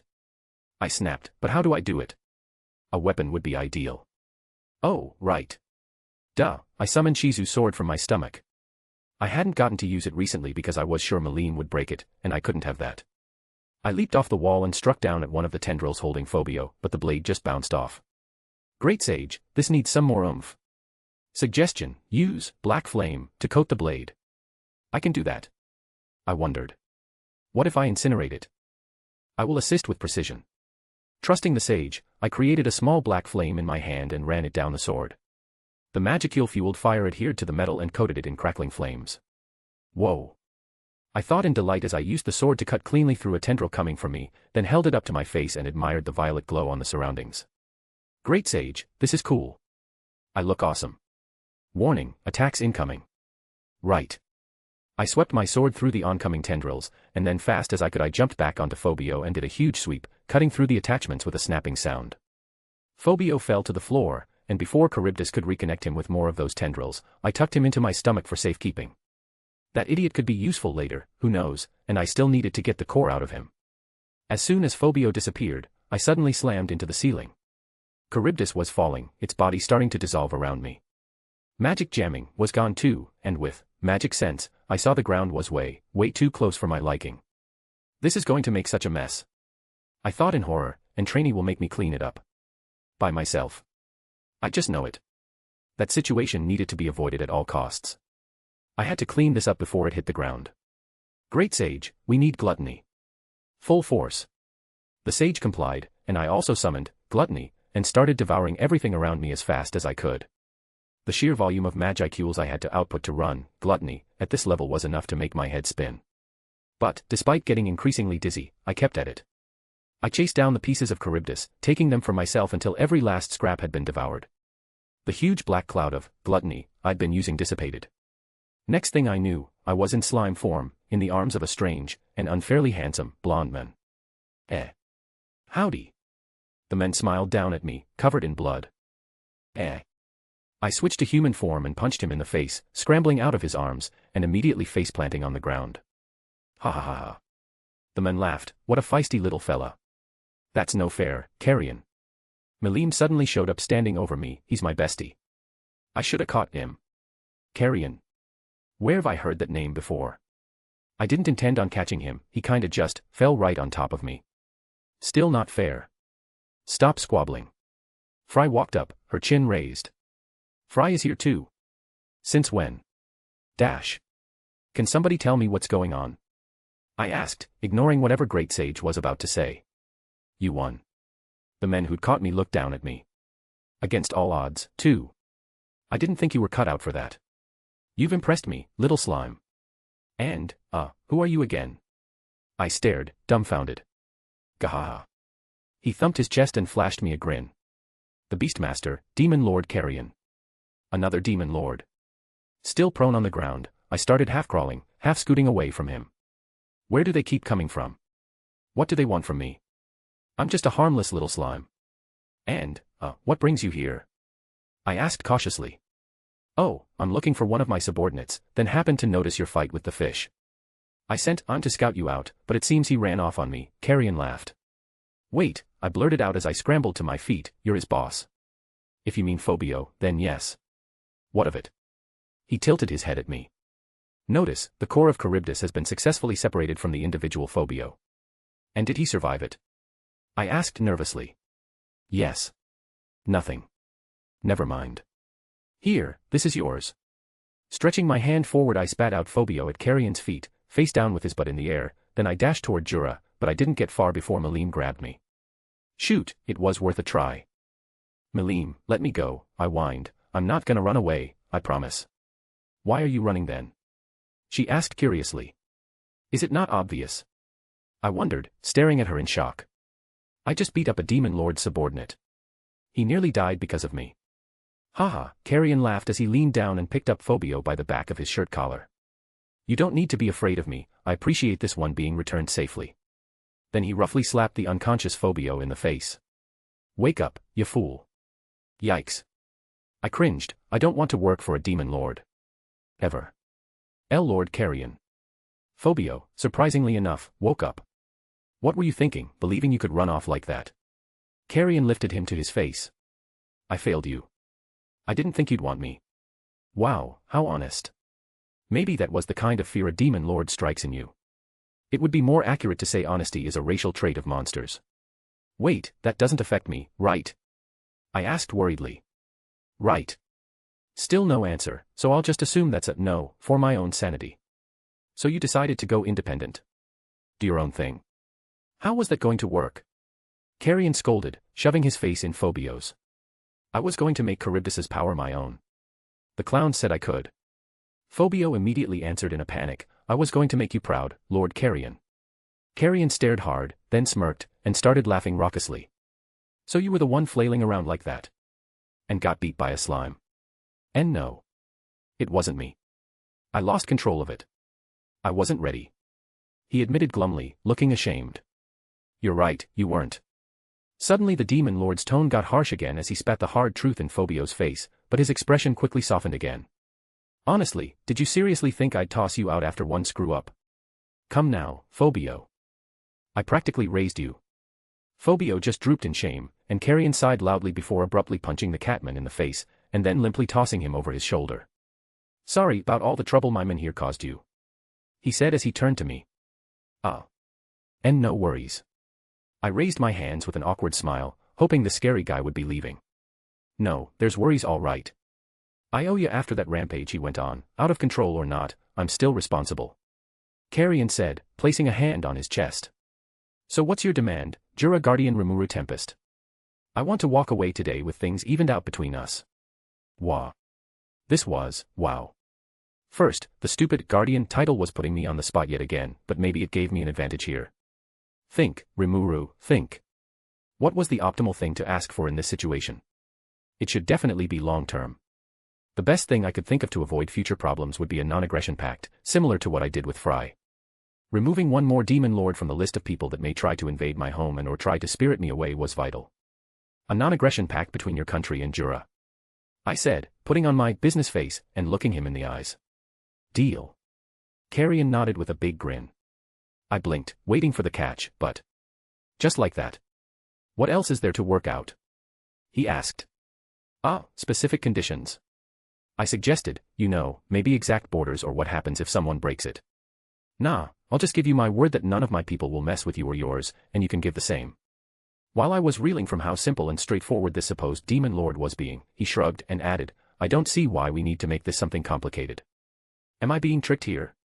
But what could there possibly be to trick with in such a simple promise? I gauged Carrion carefully, but he seemed perfectly honest to me. Straightforward and trustworthy, that was the impression I was getting from the man, despite his demon lord status. Sure. Yeah, I can agree to that. I said at last. Great. But if you ever want to have a go at me, a mutual spar, I'm all for it. That power you displayed was impressive and I'd like a taste of it someday. Carrion's expression changed to a teasing but excited grin. Not to start a war with you, but for a bit of fun. How's that sound? I'll get back with you on that one. I have a lot on my plate right now. I said. Maybe that was the trick. A lot could happen, on accident, in that situation, but it did sound kind of fun. You honestly want to fight him after witnessing that? Fry, who had been politely silent during this exchange along with Malim, scoffed at Carrion. Why not? I can always go for a challenge, Fry. Carrion laughed, not a care in the world on his face. Fry just shook her head at the men. Now that this is resolved, I will be heading back to Fulbrosia. I need to reassure my people that we will not be assaulted by a flying disaster in the near future. She said, glancing at me with a small nod as her way of excusing herself. Hee, I should probably do the same. Carrion scratched the back of his head. And I need Rimuru to make me an omelette. Malim cheered excitedly. I let out a yell as she suddenly grabbed me in a hug and spun me around. Omelette, Malim, and can I rest a bit first? My head still spinning from all that absorbing I just did. I said as soon as my feet were back on the ground, stumbling a bit. Great Sage was going to town trying to analyze Charybdis's core, while at the same time incorporating all the magicules I absorbed during the fight. It made for an odd feeling throughout my body, and on top of that, I was quite mentally taxed too. That long-drawn fight was an ordeal for me and I was still reeling from that fact it was all over with now. Almost as if my thoughts had summoned it, the sage's voice appeared in my head. Permission to put excess energy obtained through absorbing Charybdis toward a greater purpose. Yes/no. A greater purpose. What do you mean, sage? Answer yes or no. Great sage is sounding very persistent, almost excited. Fine, yes. Put it to good use, sage. I trust you. Confer. Confirmed. Requirements for the unique skill, Great Sage, to evolve into the unique skill, Wise One, have been met. Wait. You're evolving yourself with it. And did you just talk over the voice of the world? This one will take it from here. Scary. I didn't know you could do that. What else was the sage capable of that I hadn't realized? The unique skill, Great Sage, has successfully evolved into the unique skill, Wise One. What? I thought, astonished. Great Sage evolved itself. Could normal skills do that? Ah, and nice to meet you, Wise One. I am not a new entity, Master. You may address me as you always have. Aha. Now I was even more bewildered. You're talking different, right? Using Master and all that. It is just your imagination. No, it's not. I got a bit huffy, don't try and gaslight me. It is just your imagination. No, I'm fairly sure it's not. I insisted. I waited, but the sage, the wise one. That was a mouthful. It seemed it was just ignoring me. Well, looking sharp. Sage. It's nice to meet the new you. If it's alright I think I'll still call you Sage, after all a sage is still a wise one, haha. As previously stated, you may call me as you wish, Master. Great. I appreciate that, Sag. Wahahaha. Suddenly Malim slapped me on the back, and I was so caught off guard I ate dirt. You need to be more aware of your surroundings, Rimuru. But congrats on evolving your skill. You could tell. I asked, turning my face back at her and noting that Fry and Carrion were already gone. That's another thing you need to stop, Malim waggled her finger with a stern face. Don't ever admit your skills to an opponent. But, she grinned, remember. Nothing escapes my Malim eye. But it's just you, Malim. I didn't think it was a problem with my bestie. Malim's mouth pressed shut but she was beaming, clearly trying and absolutely failing to hide her happy expression. Well, let's go. I want an omelette. She suddenly scooped me up, and I had just enough time to shout. Malim, wait. Can't I rest first? Then the ground rocketed away, with me looking back at the crater we just created while held backwards under Malim's arm. It was a lot more awkward now that I'd regained my full size, so I changed into my slime form to make it more comfortable for the both of us. Wahahaha. You can rest when we get there. She cheered, as I watched the trees of Jura turn into a green sea quickly passing below us. Author's note, Watcher Magic and Agent T123 co-write this story, thank you all for reading. With Malim's usual grace, or in other words, slamming feet first into the ground at a ridiculously high speed, we landed back at the city of the Forgotten Dragon. Malim walked right up to the entrance to one of her temples, with me still cradled in her arms, slime style. Sitting on the steps was Hermes. So he made it back on his own, huh? I did feel a bit bad about abandoning him when Fry caught us in the act, but what's done is done. He seemed fine enough to me, well, maybe a bit melancholic, based on that mopey expression, but he wasn't missing a limb or anything. But, as soon as he noticed us, Hermes' eyes lit up and he sprung to his feet. Lady Malim, Sir Rimuru. Actually, now that I've got a better look at him, he seems tired. Glad to see you made it back home safe, Hermes. Malim and I got a bit busy and didn't have the chance to go back and pick you up. Oh. I managed just fine. Got a little tangled up by a giant spider, and then Doesn't matter. It's omelette time. Why yes, Lady Malim. I'll make one for you too, Hermes. Only if he distracts Midray for us. We can't have that old man getting in your way, Rimuru. She was right, but the longer I looked at Hermes, the more and more sorry I felt for him. He was clearly exhausted, and that bit about the spiders didn't sound pleasant at all. He had a forlorn look to him, already muttering, I don't see how I can keep him occupied that long, he's already mad I was gone for a whole week. Hey Malim, I said, how about you help Hermes? But I wanted to. She got a plaintive look and started to protest, so I steamrolled over that real fast. My bestie is just the best one for the job. Who else would Midray listen to, after all? I said, giving her my best puppy-eyed expression. Also, having her in the kitchen seemed like a disaster waiting to happen. Malim looked unsure, averting her eyes. MMMPH. She screwed her eyes shut, fine. I'll be the best distractor you've ever seen, he won't even know what hit him. Sensing the danger in that statement, I said, Melim, you know you don't have to. Don't worry, bestie. She grinned, patting my slime head. I've got it covered. You know what? I probably don't want to know anyway. Great. I jumped out of her arms and landed in human form on the ground, turning to her with my hands on my hips. Then you guys do that, I'll only need half an hour. Let's go, Hermes. Melim grabbed him by the collar and cheered, pumping a fist in the air as she dragged him away. Soon we're going to eat the best omelets ever. You're right, Hermes' expression was already brighter, which I was glad to see. I waved goodbye to them and then ran off to the community kitchen, determined to make these the most delicious omelets this world had ever seen, and shove it in that old man's face when he finally learned he was wrong. Entering the kitchen, I saw a bunch of the dragon faithful busily preparing what was probably a meal, or offering, for Melim. Each of them was going around carrying baskets of fruit and veggies, while some others were cutting slices of meat. Actually, preparing was too generous of a term. They had a couple of sinks, really just basins in the counter with a drain in them. They were cleaned and then the fruit and vegetables were placed in the bottom, before buckets of hot water were poured over them, and that was it. What are you guys doing? I asked, picking up one of the unwashed veggies. It looked sorta like a tomato. I started plucking the stem and leaves off. Sir Rimuru. A nearby dragon faithful looked at me in horror and snatched the basket of vegetables away from me. Please don't do that to any of the others. That one is not fit to eat now. Not fit to. What do you mean? It's perfectly fine. I retorted in shock, waving the de-leafed tomato in his face. No, the leaves are there for a reason, the dragon faithful said firmly, talking to me as if I was an ignorant young child needing to be taught a lesson. Removing them before eating is a desecration of the bounties of nature. Father Midray would be most displeased. Like I cared about what Midray thought.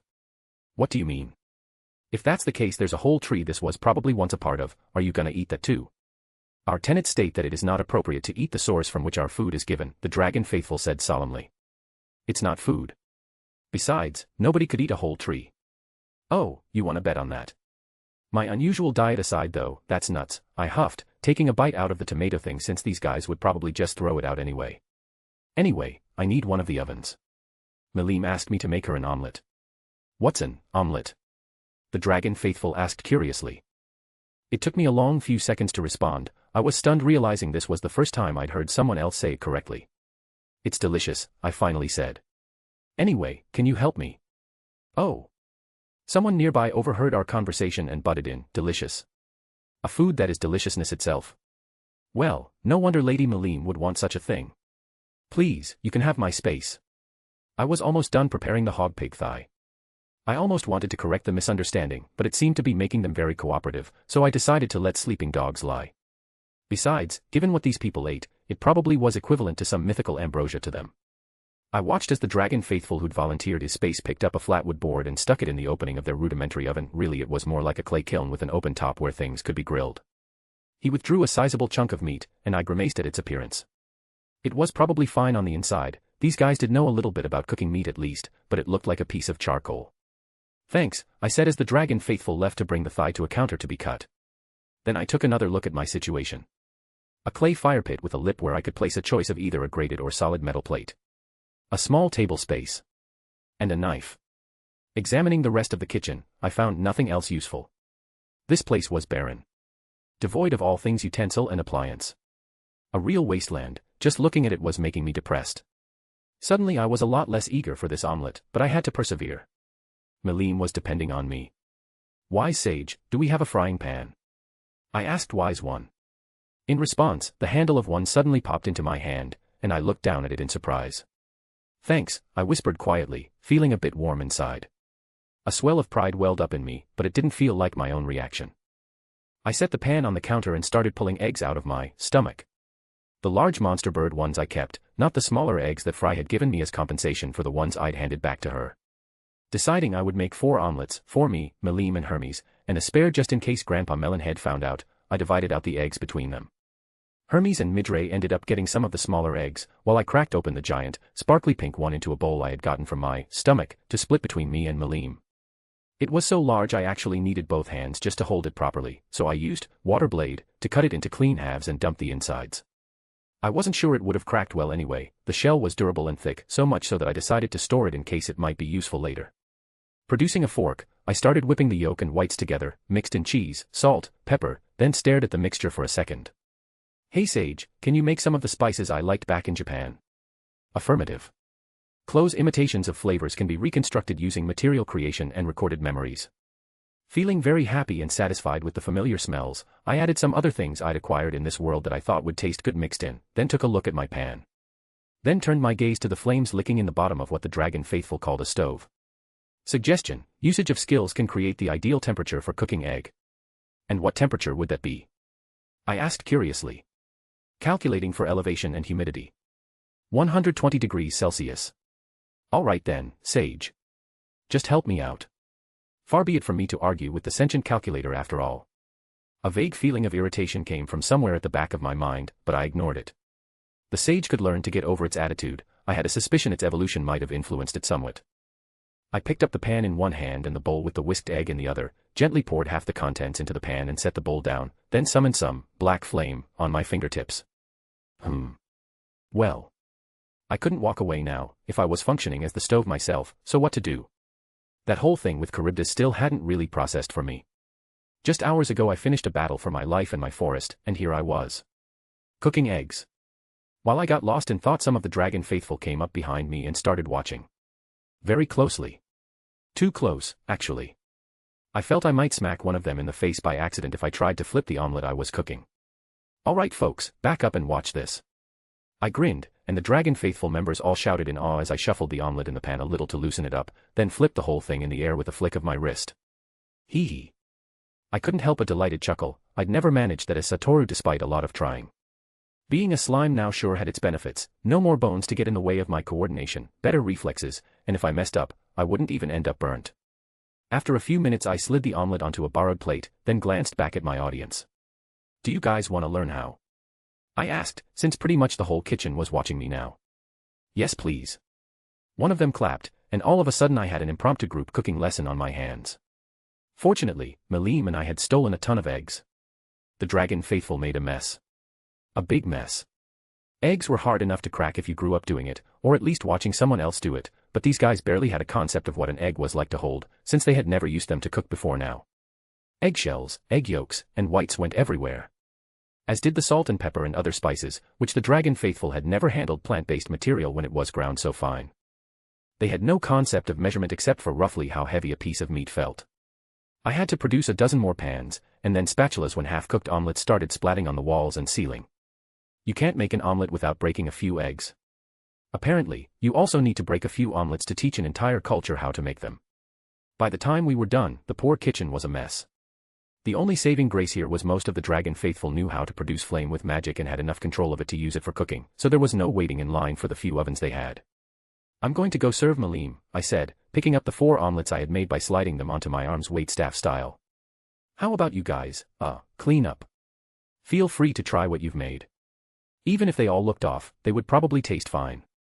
I was sent off with a chorus of, "Thank you, Sir Rimuru," quickly sliding down the hallway to the banquet hall where the dragon faithful served Malim her meals. The impromptu lesson took a lot longer than half an hour, so I hoped she wasn't too mad at me.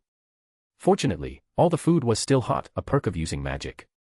As I slid the plates onto the table and started setting out forks and napkins made with material creation, a bruised, sweaty, disheveled Midray burst through the double doors at the end of the room, with a bald head bright crimson and nearly bursting with veins. Oh, I gulped. He's mad. What is the meaning of this? Midray stalked forward with his hands balled into fists. I quickly ran over to stand in front of him so he couldn't hurt the innocent little omelets. Ah. I looked up at him, towering over me. Sharing the delight of cooking. The veins on his head bulged even more at that. Oh no.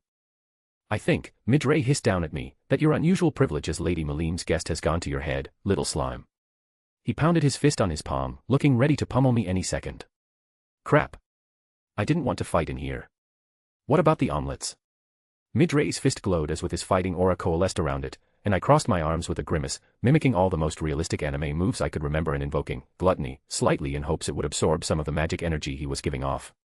Anything for these omelets. They are precious and need to be protected. Midray's fist connected. I twisted. The familiar hum of gluttony filled my ears. I shoved, and his fist slid to the side, away from me. Then, before I knew it, his foot followed it and was in front of my face. No attacking my bestie. Melim appeared, jumping Midray from behind like a guardian angel, and in an instant had him pinned to the floor with his hands behind his back. Rimuru. She raised her head up at me. Now. Do it now. I stood frozen, and her expression changed. Rimuru. I couldn't do that before. I looked her in the eyes. You have analyzed the aura of Midray, which has enabled you to better negate the effects of his attacks. Melim beamed. Of course, silly. You're stronger. Now do it. This is your chance. Getting caught up in the 0 to 100 energy Melim was exuding, I said, do what? Chance for what? Feed him the omelette. She insisted, he'll never agree to try it on his own. But I was gonna convince him by telling him about all the nutritional benefits and not going to work. Just do it. Melim yelled. I looked at Hermes, who had burst in shortly after Melim. He just gave me a small nod. If you insist.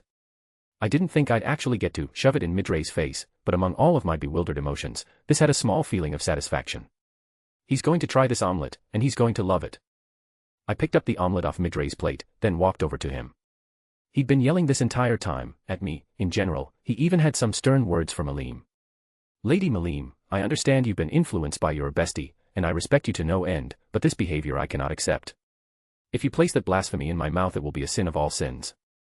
I refuse. I ignored his whining and stepped closer. Don't you dare, he shouted at me as I got on one knee in front of him. I stared down at him uncertainly, feeling like this had the air of an execution more than an intervention. This is all your fault, you know. You corrupted Lady Melim with your sinful outsider ways, and I should never have stood for it. Sheesh, these aren't your last words, okay, man. Midray needed to chill. I just had to get this over with. I folded the omelet, safely pressing all the toppings in the center, and shoved as much as I could in Midray's mouth. Then I covered his mouth with a hand for good measure. MMMPHF. Midray said, glaring at me with righteous fury. His jaw worked. Stop squirming and just taste it, dude. I snapped. Against his own will, Midray swallowed, and gradually went very still. So? I asked, looking down at him curiously while cautiously taking my hand off his mouth. It's. He smacked his lips, tears pricking his eyes. See, Midray. Melim pressed, Rimuru knows about a lot of cool stuff. This is what I want. It took Midray a long moment to respond. He seemed overwhelmed. Lady Melim, you want this? He said, his voice hoarse. Yes. She said emphatically, pressing down on top of him. It's delicious, isn't it? Ugh. Midray dropped his head onto the floor, staring at the wood. Let me up, please. Melim obliged, and I cautiously stood back, half ready to spring again in case Midray turned out to hate eggs and was just preparing to beat me up. And just because he accepted what Melim wanted didn't mean he was cool with me. Why am I this jumpy though? It felt like more of an extreme reaction than normal. As a prey species, slimes are more prone to extreme response when under great distress. You also have prior experience regarding Midray that is contributing. Well, can you fix it? I shouldn't be feeling this anxious. I asked, almost snapped. You are perfect the way you are, master. I was stunned silent. I had never heard that, in this life or my last. Midray had gotten to his feet, and was not looking down at Melim. Lady Melim, he said, you are our goddess. Whatever you wish, we will fulfill it to our best ability. And if this food pleases you, then we will oblige. He had a reluctant grimace on his face, but I was just happy Melim would finally be served good food. And maybe eventually he'd come around. Hopefully. So long as Melim was happy either way, it didn't matter. Everyone else gets to eat this food too, you understand? Melim said. Yes, my lady, Midray bowed. Great. She beamed happily, now come eat with us. Midray followed us to the table, where Hermes picked up his fork. Melim just picked up the whole massive omelet with her hands like a cookie, and I eagerly prepared to dig into mine. Shortly she noticed something was wrong, as Midray sat down at an empty plate. The rest of his omelet was scattered on the floor where he'd been force-fed. Rimuru, she said, give Midray some of yours. What? I whined, hugging my plate protectively. It was a huge omelet, twice the size of my head, and my short arms barely reached around it. You're just gonna make me give my food away. Well, you have plenty. She frowned at no-nonsense frown of hers. You're one to talk. Melim's omelet was just as big as mine. What if I don't wanna? Rimuru, Melim said sternly. Ugh. I whined, cutting out about a fifth of the omelet and slapping it down on Midray's plate. You better enjoy this, why here? I said to Midray. Come on Rimuru, you can do better than that, Malim said. Don't be a stingy little slime. Grumbling to myself, I cut out another tiny sliver so that the portion on Midray's plate equaled a fourth. Happy. That is plenty, Midray raised a hand. Thank you, Lady Malim. Malim looked happy as pie at that, and dug into her omelette with gusto. I spent the next few days teaching a few more recipes to the Dragon Faithful, but after getting sick of that, I ended up compiling most of my culinary knowledge into a cookbook and left that with them to use instead. It felt good to teach again, but it brought up some negative thoughts for me at the same time. I need to find my kids. But I wasn't in tip-top shape just yet, still recovering from my encounter with Charybdis. I may have gained some magicules from fighting it, but if anything, I gained more capacity than actual raw energy. I still needed some time to recharge and fill up my reservoir of magic before I could take on Yuki and find out what he had done to my 5 students. After nearly dying last time, I wouldn't have any leeway whatsoever. I needed to be in peak condition when I faced him again. So, when you gonna take that guy on? The one that stole those kids? I think you're strong enough now to handle him, Malim said suddenly. I swear she can read minds sometimes. I continued walking alongside Malim through the city of the Forgotten Dragon, going silent as I considered what to answer her with. I need some more time to rest first, I think. Just to be safe. Why? I'm sure you can tell I'm still worn out from fighting Charybdis. Well, yeah, but that's easy to fix. Malim held up her hand and a ball of raw magicules started balling up above her palm. No, not that again. Malim, your energy is too much for me to absorb without it eating away at me first. Phooey. Malim pouted and dispelled the energy. Well, you'll have to get it from somewhere else then. Have anything in mind? Well, no, or I wouldn't be here right now, I huffed. I don't want to go hunting. Who knows if I'd find enough anyway. Malim thought for a long moment. Ooh, I've got it. She smacked her palm happily. I glanced at her. You remember those energy drinks you told me about? She asked. Yeah. Where's she going with this? Well, I know something just like them. Spirits. All you have to do is eat a bunch of spirits. Spirits, huh? That was a good idea. Lesser spirits were basically just little bundles of natural energy, and they didn't have enough of an ego to fight back. I wasn't sure where Malim would get them though, the only place I knew of that had a lot of spirits was Ramras's Labyrinth. Where do you plan on getting these spirits, exactly? From the dwelling of spirits, where else? I don't think either of us are welcome back there, from what you've told me. Ramras'll let me in, or I'll make her let me in. And I'll take you in with me. I'm great at convincing, so I'm sure I can talk her into giving you some spirits to gobble up. I didn't know what to say because, based on our last interaction, I didn't think Ramras would ever agree to give me spirits to snack on. But that look on Malim's face made me think that showing doubt in her convincing skills would be a big mistake. I guess it's worth a shot, right? Of course it is, bestie. Malim said proudly, Ramras is my friend too, I'll get her to listen. I still wasn't convinced, but it was still better than sitting around all day.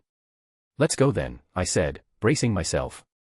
In the blink of an eye Malim grabbed me and we were soaring through the upper atmosphere. I didn't even flinch this time, just went with the flow. The Beast Kingdom and its farms and orchards flew by below us at incredible speed. Before I knew it, we had crossed Sarian and were back in Ergracia, near the labyrinth. Malim shot towards the earth, and in one of her typical crash landings, we'd arrived. We're further away than I expected, I said as Malim let go of me, looking around at the devastation we'd caused in the ancient forest. Well yeah, Malim answered like it was obvious, I can't go bustin' up the front of Ramras's place. We're trying to make a good impression here. Oh. I clapped softly. I had no idea Malim had it in her. We took a short hike through the jungle to reach the entrance to the labyrinth. Climbing the stairs to the big platform in front of the door, I noticed with a little surprise that my teleportation circle was still there. Immediately, thoughts I had been suppressing flooded back, flashes of me and the kids standing here, in the sun, right after they were saved. I stopped, staring at it. I could get from here to Inglesia in an instant. The thought came to me completely unexpected, and an image of Yuki with his stupid, smug face flashed across my eyes. I want to wipe that look off his face forever. I quivered, suddenly filled with more rage than I thought I had ever experienced before. Rimuru, get over here. Suddenly, Malim's voice broke me out of the downward spiral I'd started on. She was waiting for me next to the door, waving. Taking a deep breath, I shoved thoughts of Yuki away, and hopped clear over the massive magic circle to stand by Malim, not touching the ground once. Bang bang bang bang bang. Malim proceeded to knock on the labyrinth door with a sound that sent birds into the air behind us. Ramras. She shouted cheerfully, let me in. I brought a friend. Go away. A loud voice, that I realized with a jolt was the pixie I'd met here last time, yelled from seemingly nowhere. It should have come from behind the door, but I couldn't actually pinpoint its direction at all. Ah, come on. I know you're bored. You're always bored. Melim said, knocking again with enough force that I felt the vibrations. Stop that. Ramirez shouted, Melim, I am far too busy to deal with you. No you're not. Melim whined, I know you aren't. I promise I won't damage the labyrinth again. You're already damaging my beautiful, glorious front door. Ramirez fired back, her voice shrill with frustration. Just leave and I'll see you at Valpurgis or something. But you're lonely, aren't you, Ramirez? Melim responded, her tone suddenly very sweet despite still shouting at the top of her lungs. Come on, I know you want someone to hang out with. We're just here to visit. There was a long, telling silence, before Ramirez finally shouted, fine. Melim grabbed me, and in an instant we were whisked inside. We appeared in a room that I hadn't visited before. It was mostly just open space, but there was a small table with one normal chair sitting at it and another much smaller one perched on top of it, facing the larger one. So what's this about, Melim? Spit it out. I wanted to show you Rimuru. She said, grabbing me and holding me out for Ramirez to see. Hi, Ramirez. Long time no see. Huh.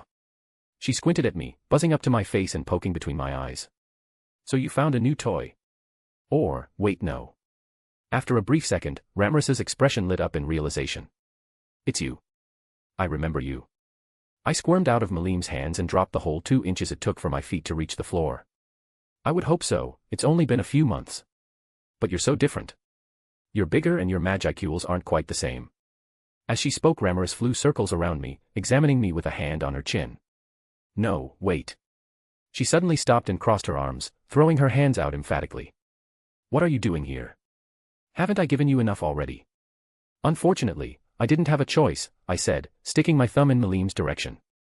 Ramirez glanced between us, her rage abating into resigned grumbles. I guess even someone as crazy as you can't deal with the destroyer, huh? Wahahaha. Rimuru may be strong, but he doesn't stand a chance against me. Melim laughed. Are you her subordinate now? No, we're friends, I explained, shaking my head. Besties. Not just friends, silly. Yes, besties, I corrected myself and Melim patted the top of my head, satisfied. I still couldn't help but avoid the word since it was so embarrassing to say out loud, but Melim always insisted on using it. Hey. What? Since when? Ramirez shrieked, doing the Midair equivalent of stomping her foot. You never said anything about that. Is she jealous or something? Wahahaha. Since the day I met Rimuru. I said he's my bestie, so he's my bestie. Melim gloated with her hands on her hips. I don't see why you put that slime above me friendship-wise, but whatever. Grumbled Ramirez with crossed arms. Ramirez and Melim sat down together at the table, and I was left wondering what I should even do since not long after, they started talking about people I didn't know and talking about events I had no knowledge of. Probably Demon Lord business, if I had to take a wild guess. It didn't really surprise me that Melim seemed to have forgotten the reason we came. I didn't feel the need for attention at all times or anything, but I felt a bit left out, and kind of hungry. It was just the 3 of us in the room, and I was clearly the third wheel. Well. I guess it wasn't just us 3, there were some of Ramirez's little pixie friends flitting around the room, although they were keeping their distance from me. I got the feeling they held my first visit here against me a bit, based on the dirty looks they all kept shooting me. Still, I resorted to idly watching them, sitting on the floor while leaning against the wall of the room, and half listening to Ramirez and Melim's conversation. The pixies came in an assortment of colors, both in aura and physical appearance. I could tell that they had different primary elements. I wonder if they taste different, based on color, like, is that red one spicy, or... I shook the gluttonous thoughts out of my head before I could make a mistake I'd regret. Not that I'd really regret eating the pixies, though I'd prefer to consume something a bit less sentient. I closed my gaping mouth too. Was I drooling? No, slimes don't drool. And they definitely don't drool over the thought of eating pixies that definitely don't remind them of colorful candies.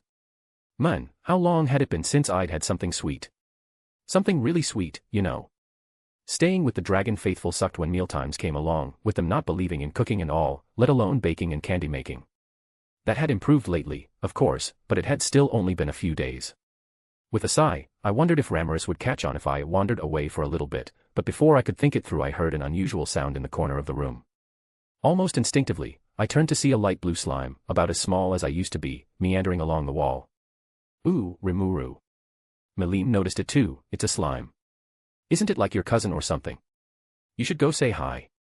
Ugh, another one of those things, Rimuru scowled. You know, ever since you left Rimuru these nuisances have been invading. I don't even know how they get in. Feeling a bit offended on behalf of the slimes, I said to Malim, slimes don't say hi, Malim. And it's not my cousin. Why isn't it? You look pretty much the same. She asked curiously. Are all humans cousins? I replied. Well, no. She said uncertainly. Exactly, I shrugged. Fine, I get it, Malim waved me off, but still. Have you ever held a slime like you before? Well, no, I said, a bit bewildered. There was just the little palm-size one when I was with the kids, but that wasn't quite the same as this. Then try it. She urged, maybe you can talk to it. I doubt it, Rimuru interjected skeptically. Rimuru's too strange for that. I bet he barely counts as a slime now, based on how his magic feels. I do too count as a slime. I'm just a unique one, I objected, feeling suddenly defensive. So. Malim gestured toward the slime that was oozing across the floor. Fine. I rolled my eyes a bit, if it makes you happy. I walked up to the slime, bent down, and picked it up in my arms, ready to get the charade over with so Malim could get back on task. It was soft, smooth, and cool to the touch. Is this how it feels to hold me? I could see why people seemed to enjoy it. But, right after I touched it, and as I was standing up, something came over me. Wait. That was when I felt it. A strange mix of emotions. No, they weren't quite as well defined as emotions, this was something more simple, more primitive. The best I could describe them as was a mix of both fear and happiness, the fear part lessening and the happiness growing by the second. The slime was happy to be held by me. I stared at the strange creature, transfixed, and held the slime a bit closer to my chest, feeling a sense of calm and safety just from being in contact with it. I'd never felt this before, not in this way at least. I didn't want to let it go. Malim, seemingly picking up on my feelings, spoke up, See. I told you he would like it. Right, Rimuru. You like it, right? Aren't I the bestest bestie you could ever have? I nodded and plopped down on the floor, still holding the slime close. Suddenly, I realized that the slime was leeching my magiceules. Hey! I thought, smacking it, stop that. Those are mine. The slime quivered and I felt the fear from it more strongly. It had stopped draining, but after a pause it started to slowly, gently push magiceules in my direction. Giving them to me instead of taking. I quietly absorbed the magiceules, breathing them in a way. It wasn't exactly the same as that, but the sensations were similar. Realizing that the slime hadn't been stealing, but exchanging, I carefully breathed out some of mine, which the slime took in happily. I sat like that for a short while, focusing completely on my little back-and-forth exchange with the slime and blocking out Malim and Rimuru words. But then Rimuru jolted me out of the trance by saying something that cut straight through to my core. Hey, how are those kids doing? I froze, dropping the slime and cutting off the connection we had formed. It felt lonely. The ones you had with you. That I saved. Shaking my head to clear out the cobwebs and dismiss the odd feeling of isolation, I stood back up from the floor. It was strange that I let myself get so entranced by just holding another slime. Come on, give me an update. I deserve it. They're gone. I said quietly, my hands balling into fists and quivering. So you finally scared them off. I was surprised they stuck around after they found out. Shut up. I rounded on her, roaring as loud as I could. Just shut up already. You're scary. Rimuru freaked out, hiding behind Malim. What's your deal? I was just making conversation. I just stood there, seething mad and trying to calm myself the best I could, but I was boiling inside. Malim stood up and quietly came over to me, wrapping her arms around my shoulders and patting my head. It helped, and I took a deep breath. Yuki stole them, I growled, feeling an animalistic rumble that surprised me a little, rising in my throat. Well, I'm not human anymore. And I've acquired forms from plenty of growly monsters. SS stole. She squawked, equally nervous and outraged. I trusted him, and when I was gone to fight the orc disaster, he got rid of them somehow. Did something with them. I spat out. Well, you gotta get him back. Rimuru yelled, find those kids right now. They were your responsibility, so go find them. You think I don't know that? I shouted, releasing my aura in full. Yuki already nearly killed me last time I tried. What do you think I'm doing here? Playing with Malim? Rimuru asked in confusion. I'm recharging my Magicule so I can take the creep down once and for all and squeeze some answers out of his cold, dead body. I snarled, not even minding the raspy edge to the sound of my voice as I shook with rage. I want to punch my fist through his face, I want to rip his bones out one by one, I want to peel his skin off in ribbons until he tells me. I cut myself off as I realized what was coming out of my mouth, a bit scared by my own anger. Hee, that's right, Rimuru. Melim slapped my back supportively, and I looked at her nervously. I didn't like how I felt, what I said, but if Melim approved, that made me feel just a bit better. Looking at my hands, I realized that claws had started to grow out of my fingers without me even noticing. It just happened so naturally. My mimic skill was now such a core part of me that it reacted to my emotions. I ran my tongue over my teeth and noticed that my canines were no longer that of an average human's, but something more like a beastman's. I need to rein myself in. This was just embarrassing at this point, no matter how sparkly Melim's eyes were as they looked at me. Returning my human form to its usual state, I looked at Ramirez. My best hope as of now. Ramirez, if you want those kids to be saved, I need your help, I demanded. I came here to recharge, but if you give me some spirits, I could leave as soon as tomorrow. MMMH. Ramirez waffled, shifting back and forth in the air. I stayed quiet, hoping, internally pleading, as she screwed her eyes shut and gave a conflicted grunt. Fine. She burst out, opening her eyes and flying right up in my face to stick her tiny finger on my nose. But you listen here. You can't let their sacrifice be in vain, all right? I want you to make him pay. Inflict as much suffering as it takes to get him to spill. That's the plan, I said darkly. Then what are we waiting for? Ramirez shouted. Turning away and pointing dramatically at the sky, she yelled, to the dwelling of spirits. As if on cue, Melim and I were suddenly standing at the foot of the ramp of light that led up to the platform in the dwelling of spirits. Wow, Ramirez's power really is amazing, I thought, looking up at the light coming down from the ceiling. All right, go wild, Ramirez waved her hand, still looking a little reluctant. Make it quick. As she said that, hordes of lesser spirits suddenly came down from the light. The majority were fire element, strangely. Fire spirits seemed to be attracted to the emotions, anger, and passion. Wise One interjected, and I nodded thoughtfully. Well, I've never been angrier than this. Let's put that fire to use. Stretching out my hand, I invoked gluttony, and in a whirlwind of black smoke every spirit in the room was sucked up. Ramirez clearly wasn't expecting things to happen that fast, as she stared, bug-eyed at me. Was that one of the sin skills? She asked suddenly. Sin skills? I guess gluttony is a sin, not really sure, and not wanting to talk about my abilities, I just shrugged. Well, since when could you do that? She shouted, zipping over and pulling on my ear. That's real scary stuff, you know. Warn me next time. Sorry. I said in confusion. But, thanks. For everything. Including the last time, it meant a lot. Don't get all sappy on me after scaring me senseless. She threw an ineffective kick at my cheek. But. Calming down, Ramirez settled on my shoulder, giving me a pat. Well. You just keep going, all right, Rimuru. Huh. I cocked my head a tiny bit, careful not to accidentally brush her off. Don't let this world beat you. She shouted, punching my cheek again. You may be scary, but there's a lot of scarier folks out there who'd eat you alive. So don't let them. Where's this coming from? I asked, are you trying to scare me off? Nah, Ramirez lifted a hand and waved vaguely. I think we'll be seeing more of each other from now on. We could even be friends. What's with this fairy and her cryptic hints? I wondered, half sure she was just messing with me. And why's she being so nice all of a sudden? Again. Yeah. I'd like that, I smiled. I felt the pull of Ramirez's power again, and suddenly me, Melim, and her were all standing on the platform outside the labyrinth door. Listen, Rimuru, Melim put her hand on my other shoulder. You're sweet, but right now, you need to be merciless, or you'll just wind up dead all over again. Wow, I laughed uncomfortably, raising my hands. You too. Come on, it's just one guy. You don't get it, Rimuru, Melim said, and her uncharacteristic soberness was putting me off. Those humans won't let you just waltz in and kill one person, they'll get in your way, and you're going to have to kill them. If you don't, they'll just chase you down when you're weakened and worn out, and get you then. I get it, I know you guys are demon lords, but I don't need to kill anyone else, I backed up slightly. I'll just sneak in, real quiet. Quick interrogation, boom, on my way. Melim's right, Ramirez snickered. You're such a sweet kid. Stop talking to me like I'm a toddler. I protested grumpily.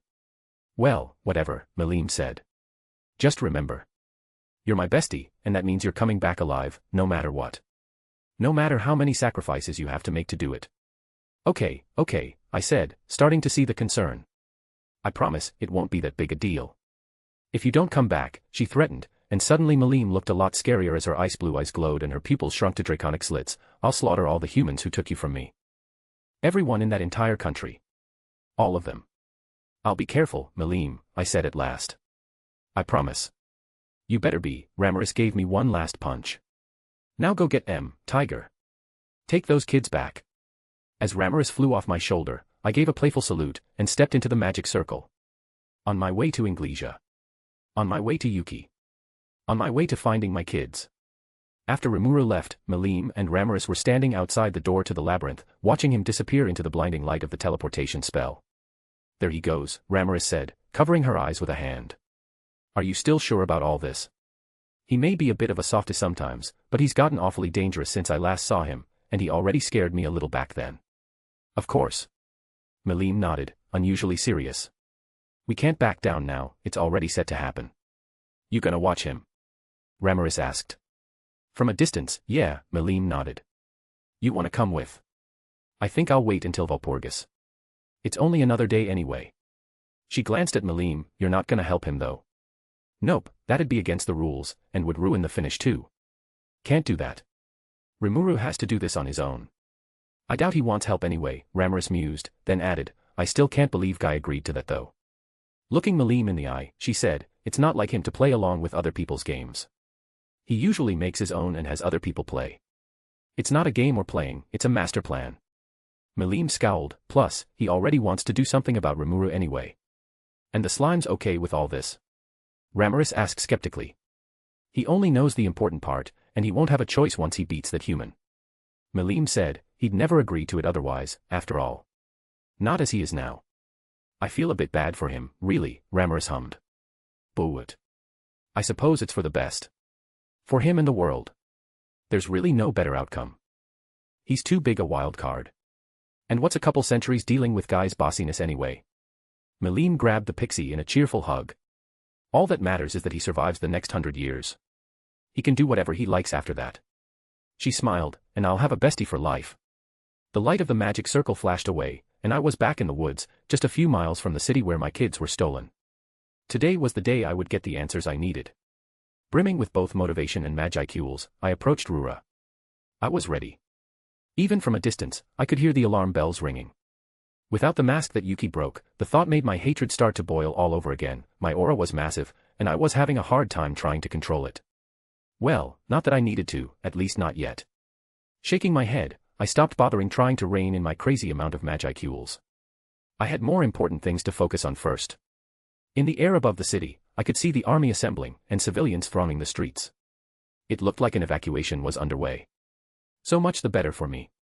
Rura was covered by a powerful anti-monster barrier. I might be able to break through, if I had to, but it was imbued with a weakening effect that I did not want to deal with when confronting Yuki. While I was a teacher I tolerated it, but now I needed to be at full capacity. So what first, then? I thought, glancing down at the soldiers who were marching under me, shouting threats. Right now I was out of reach high above them. Rura's barrier is powered by 4 crystalline nodes guarded in towers on the outskirts. I recommend destroying those first. All right then, I nodded. Thanks, Sage. Angling my wings, I shot off toward the nearest one. I would make this quick, in and out. Smash the crystal, leave as many people alone as I could. Whatever Malim said, I was better than that. I could do this with minimal loss of life. An apprehensive feeling appeared in the back of my mind that seemed to be coming from Wise One, but I ignored it and shot down to ground level.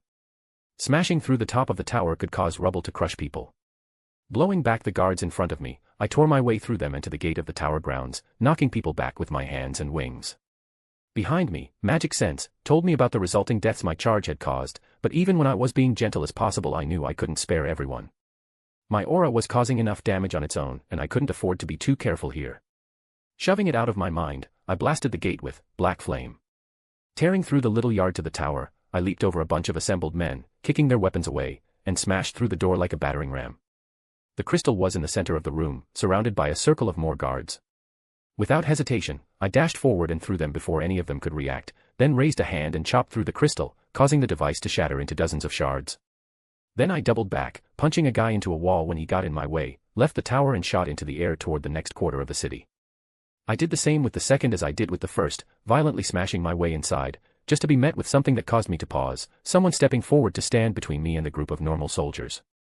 His clothes and armor indicated he was a temple knight of that racist church. How do I deal with this? I knew they'd be here, but I didn't want to tangle with them directly. It was too risky, yet here's this guy. Right in the way of my goal. I swallowed nervously. Stand down, monster. The knight shouted, brandishing his spear, if you leave quietly, I won't have to unleash the P-power of my G-God Luminous upon you, foul creature. Yeah, that wasn't really an option, though.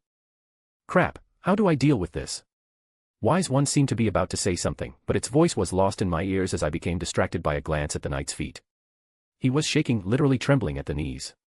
Is he that scared of me? He really didn't seem all that confident, even though I was pretty sure I was the one on the back foot here. I've never been hit with holy magic before, what would it do to me, anyway? Begone. Holy spear strike. Just as I was starting to contemplate darting past him to get to the crystal, the knight stepped forward and unleashed a holy attack. At the exact same time my brain got back on track, and I thought, what if it's an insta-kill kind of thing when it comes to monsters? I had been too off guard to run, or even notice the attack charging up, and I flinched as a beam of holy light hit me head on. It dissipated against me, and I peeked an eye open, analyzing the odd tingling feeling that washed over me. It almost didn't even sting. Looking at the holy knight, he was as shocked as I was. Absolutely horrified, his mouth working in a silent plea for help. We stared at each other for a moment, and then he tipped backwards on the floor. Unconscious. Guess I didn't need to be so worried after all. The guards surrounding the crystal were even worse off. Some of them had dropped their weapons and were praying. The one at the front of the group, all body blocking the crystal, had tears in his eyes as he grimly brought his sword up between us. What a circus. I shook my head in exasperation, darting forward and slamming my way through them with little resistance. Once the crystal was broken, I moved on. The third was much the same, just barreling through some human obstacles and dipping right afterward. The fourth crystal, hoo boy. Is this a hoo boy? Or are these guys weak too? The main party in sight are all ranked A according to the guild system. Analysis failed on the individual in front, possession of a unique skill is surmised. Other individuals are B or C ranked. So should I be a little more careful here? Correct. About 20 adventurers were standing between me and the wall surrounding the tower, 4 of them A-ranked, who seemed to be in the same party. I stayed hovering in the air just above them, wings flapping idly. A few mages seemed to have erected a hasty barrier, it looked easy to break, but I worried it might take me 1 second long enough to leave me exposed to the A-rankers. Demon. The guy who seemed to be in charge of this motley crowd, a huge, muscle-bound dude, shouted up at me. He was the one Wise One said had a unique skill. Man, he really was massive. Just towering over all these other guys, and looking like he'd burst out of his own skin with all that muscle. I am called by many names. He roared. The giant of the west, the boulder, Earth Cleaver. He raised a huge, spiked club above his head. But you will know me as Tiffany. In any other situation, that speech might have had me laughing myself out of the sky. But I still couldn't help a smirk at the guy's funny name, holding in a chuckle. I will be the bringer of your demise. Tiffany shouted. Sage. Your path is clear. I didn't need to be told twice. I threw myself at the obstacle in front of me, determined to make it crumble like everything else. My fist hit Tiffany square in the chest, too fast for him to block. As our eyes met, I saw him smirk. Goo-yo-yo-yo-yo-yo, I shuddered, my entire body vibrating with the force of my own blow. Maybe he wasn't trying to block me.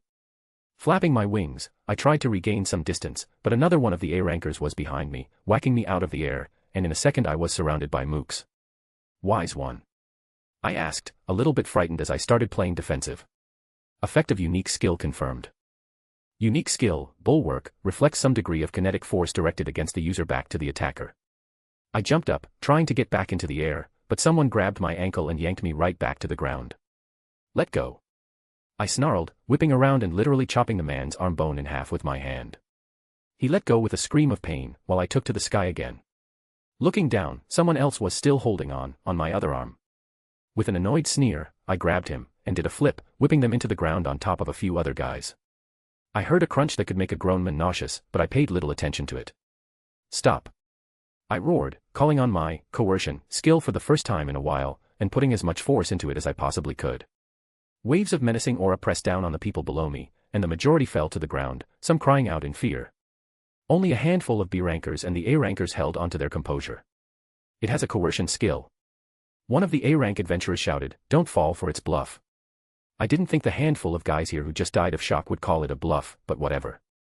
I dove again, aiming to take out one of the B-rank adventurers still standing. An A-ranker got in my way, but I dodged them, striking the first adventurer in the back. He fell to the ground, and after a minute started shouting that he couldn't get up. Meanwhile I grappled with the A-ranker, who was trying to pull me down while I was in the air, for a second before kicking him in the face and escaping. 2 other B-rank adventurers were defeated, and then I had to focus on the party of A-rankers. "Fast little squirt," one of them said as they regrouped, spitting on the ground. And here I was hoping it wouldn't be that much of a threat, being that small. "Size doesn't matter when it comes to demons," Tiffany rumbled. And he seemed to be just fast enough to catch my intent before I moved, because he added, "It's go time." Tiffany stepped between me and one of his party members whose head I was trying to knock in.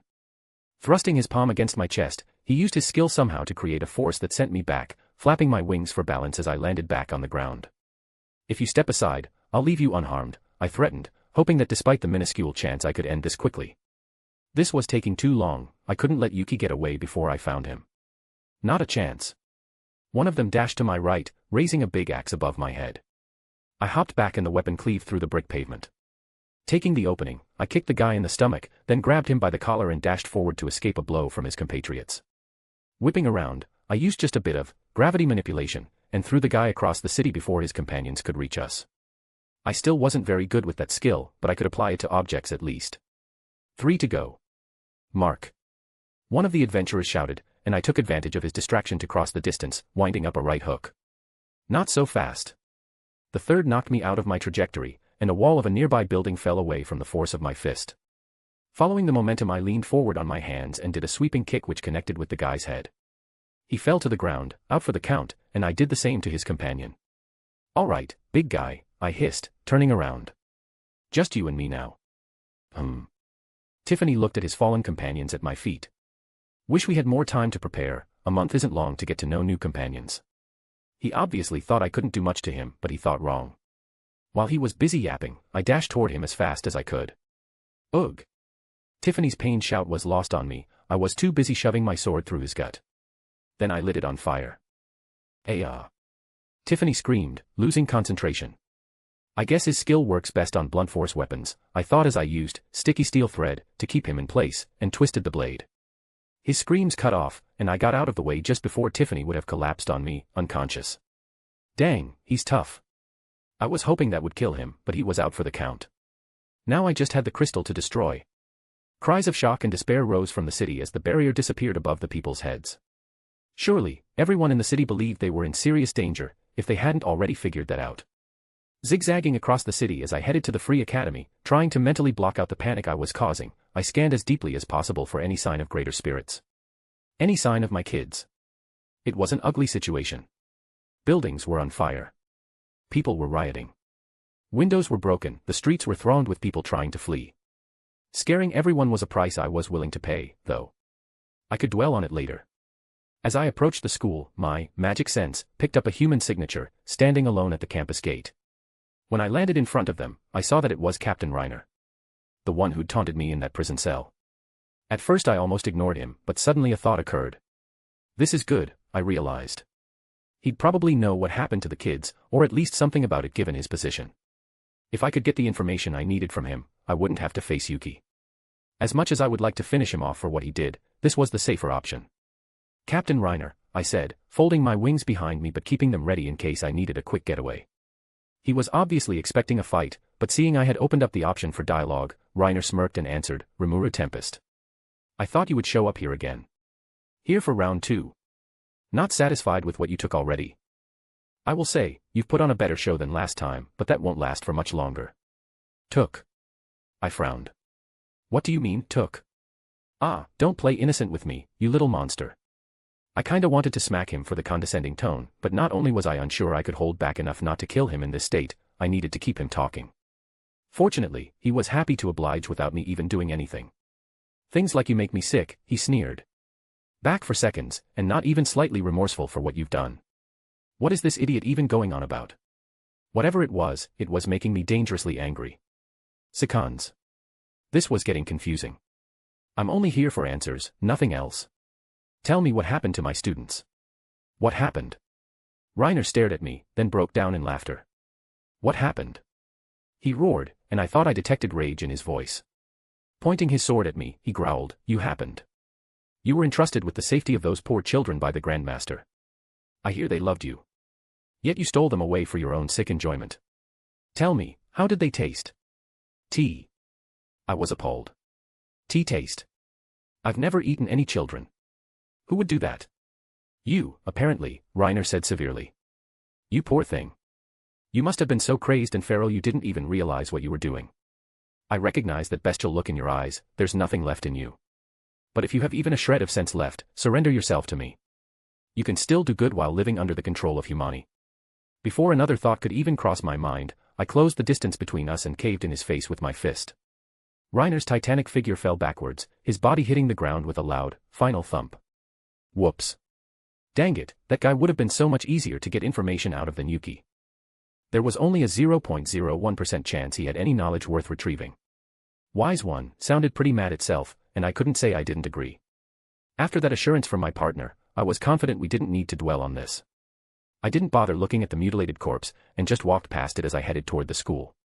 Focusing my magic sense, I couldn't find so much as a single soul anywhere in the building, and my kids definitely weren't here.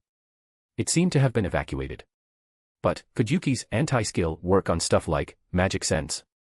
I would be just like him to wait until my back was turned, and spring out of some empty classroom to deliver the final blow. Yuki! I bellowed, my aura tearing up the courtyard trees. Get out here, you coward. No response. If he wasn't coming to me, then I would find him. With an enraged shout, I summoned black lightning and blasted the walls of the school apart.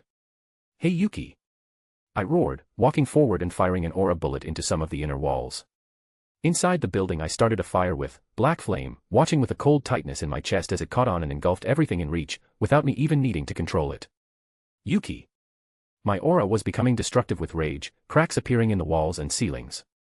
I gathered it around me, and then blasted it, causing over half the building to explode from the inside. I fired a hell flare, and obliterated half of campus, then shot an aura bullet in the other direction to take out the sole remaining wall.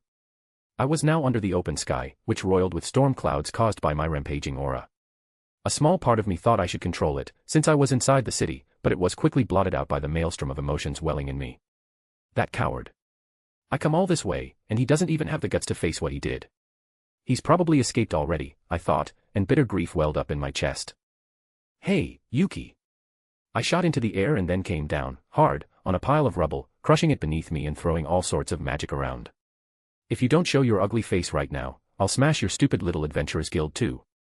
While I waited I looked at the mass destruction of the school grounds, and felt a pang of guilt, but it only lasted a moment. Without my students, the memories in this place were just empty and painful. It was only fitting that the building itself became the same. Frankly, I was doing Rura a favor. Who knew how many other people Yuki had betrayed, in a place where they were supposed to be protected by him? At that thought, the storm above became worse as my aura was filled with rage. The Adventurers Guild wasn't far, but I made sure to smash every building in between to splinters, and a few extra for good measure. Just in case Yuki was trying to hide nearby, laughing at me. I landed just out of sight of the Adventurers Guild headquarters, putting my wings away. Scanning the whole area with magic sense, I peeked around a corner, cautious of any traps Yuki might spring on me. The guild was guarded by a couple dozen adventurers. Was this Yuki's doing? Did that mean I'd found him? Unknown. It is also possible they are simply too stupid to flee. Wise one had a point. In that case, they're just asking for it if they get hurt. First I wanted to comb the building, every scrap of it, for Yuki. I couldn't just smash it this time since, besides being slow going with the magic reinforcements, the magic circle to reach Yuki's offices was inside. I couldn't risk breaking that before I'd eliminated all possible hideaways. Some of the adventurers were patrolling the ground right outside, and I saw a few more in the windows. I didn't want to deal with them, as every second was a second wasted by this point. I ran headlong for the door to the guild. It wasn't empty, there were even some adventurers guarding the door, blocking my way. I didn't have any patience for them. I blasted my way past them and entered the building. Shocked screams and shouts rang out from all the people collected inside, but I didn't pay much attention. I had one target and none of these people were him. Using my wings and gravity manipulation to move as quickly as possible, I smashed into every room I could find, looked around for Yuki, and moved on to the next. The building was organized into wings that all started at the reception, so I had to keep coming back to the front, and it was shaving precious seconds off my clock. Just as I was racing back after checking the last one, I heard shouts. There. One of them pointed at me, and I ignored them, skidding across the floor and then booking it for the restricted area, where Yuki kept the magic circle. The adventurers were fast. I smashed through the door and activated the circle, turning around just in time to see their expressions of shock and anger right before I disappeared. Notice, self-destructing magic circle detected. You will be unable to return. That's exactly what I want, I thought. Instead of the offices, however, I wound back up under the stormy sky, where it was starting to rain heavily. I teleported in midair, and quickly caught myself with my wings, flapping rhythmically to hover. Below me, hundreds of people were packed into the street, panicking as they tried to throng out of what seemed to be one of the poorer districts. When I appeared, their faces all turned up at me in terror. Sage, why am I? I didn't get a chance to finish my question, because something about the air brushing against my wings forced me to flip around on instinct, just in time to catch a fist from Yuki to the face. It was on. We crashed a few moments later right into the Colosseum, tumbling through a handful of streets on the way. Shame the gladiatorial barrier ain't up, huh? Not that it'd do much. Yuki was mocking me right away, trying to make a game of all of this. I'd never really noticed it before, but he always had done that. Just what's wrong with you, bastard? I couldn't really spit, but I could feel the slime in my cheeks bubbling. Yuki chuckled as the bricks under his feet crackled from the force of him leaping. Really, a lot more than you'll ever know. He was atop the edge of the stadium in a moment, beckoning me on like some edgelord. I lifted all the tiles around me with gravity manipulation, launching each of them at insane speed while pouring a bit of magic power in to turn them into magical weapons. An attack-wise one concocted on the spot. I fell back as I did so, not wanting to give Yuki any chance to close the distance. Yet all of the tiles simply fell to the ground with thick thuds. I knew something was wrong in an instant. I tried to lift myself back into the air with the skill, but I simply couldn't. It appears the individual, Yuki Kagurazaka, can disable any skill. Physical contact with the skill user or the skill's effect is not necessary to do so, as previously speculated. I enabled thought acceleration at full power. I needed time to think about what I'd just learned. That's impossible. I didn't even know what I'd do to deal with an ability like that. I was completely out of my depth yet again. It made my stomach twist with anxiety. S-H-O-C-K, Ed. Yuki spoke to me with thought communication, and while it was slow to me, I knew exactly how he felt. Assured. I saw it clearly as Yuki raised his fist and leaped toward me, yet my reflexes were too slow to respond, even in thought acceleration. He'd reach me long before I got out of the way. Did all of that training mean nothing? Was he holding back that much last time? I could tell this was Yuki at full power. Slowly. Delicately. Sparks of energy emerged from his form and scorched the area around us as he glided through the air. It would have been beautiful if he wasn't such a bastard, and if the attack wasn't aimed at me. A moment later I could feel gravity manipulation return to me, but that was worse. I knew what I'd lost. Ultra-speed regeneration wasn't working. I couldn't feel the skill within me. That was only an instant before Yuki's fist collided with my face, and then everything went dark. I melted to a puddle on the ground. Everything was fuzzy, but I could still see Yuki looming over me, holding something in his hand. I tried to collect myself, but the process felt painfully slow. I needed to get away. Really should have taken a bit longer, Rimuru. I was expecting more. Yuki shoved the strange purple gem into the mass of slime sitting before him, me. The world around me went into a thicker haze and I could hardly feel a single sensation. But I could feel that something was deeply wrong. Sheer terror and helplessness filled me as I realized that I couldn't even move anymore. Not like before when I was wrapped in a barrier and held in place against my will, this was different, something coming from the inside instead of out. I wanted to fight, to thrash, to get away from Yuki, but I couldn't. All right, Rimuru. That was an orb of domination, so you're under my control now. Can you still hear me in there? It confirmed exactly what I was afraid was Yuki's motivation, and it made my non-existent blood boil. I wanted to kill him, my rage had blasted to the surface. I tried to lash out, to punch him in his smug, self-satisfied face, but nothing happened. All I could do was return to my human form and say, yes. I was standing so eerily still, I wasn't breathing or doing any of those little human motions I felt like I should be. No blinking, no idle sway of my arms. Not even looking around idly. My gaze was fixed on Yuki. Yuki inspected me closely, even getting handsy with my arms. Making me do a few poses, before speaking again. Can you evolve into a demon lord or what? I know you ain't there yet, so tell me what you got. That's what I had Wise One working on. I couldn't say that, so I used all my might to twist the answer. The method has been determined. Based on this individual's choice of battleground, it appears most likely the required sacrifice is a number of souls. The exact amount is currently unknown. That gave me what I needed to know. I can't. Not enough. Huh. Yuki tapped his chin ponderingly. Not enough. Well, we're right here. Go ahead and take what you need from Rura. I felt disgusted. No. I can't, you can't. These are your people. They. Yuki pressed a finger to my lips and said quiet, and I immediately fell silent, my own mouth clamping shut and cutting me off. That wasn't an offer, Rimuru, and these aren't my people. Maybe they were fun toys for a while, but I've gotten tired of them. Yuki huffed. Harvest what you need. Now. The calm chill of his tone made my skin crawl, but I couldn't say no. My body moved on its own, my very spirit brimmed with energy as a dark chaotic aura emerged from my form. My entire magical force was on display for the world to see, and for Yuki to command. In an instant, I ascended into the sky and looked out on the city before me, the people of Rura, the friends and loved ones my students had made in their lives here. I'm sorry.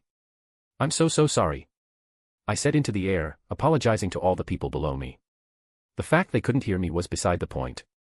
The clouds above me parted as my aura commanded, Wise One then directed thousands, no, hundreds of thousands.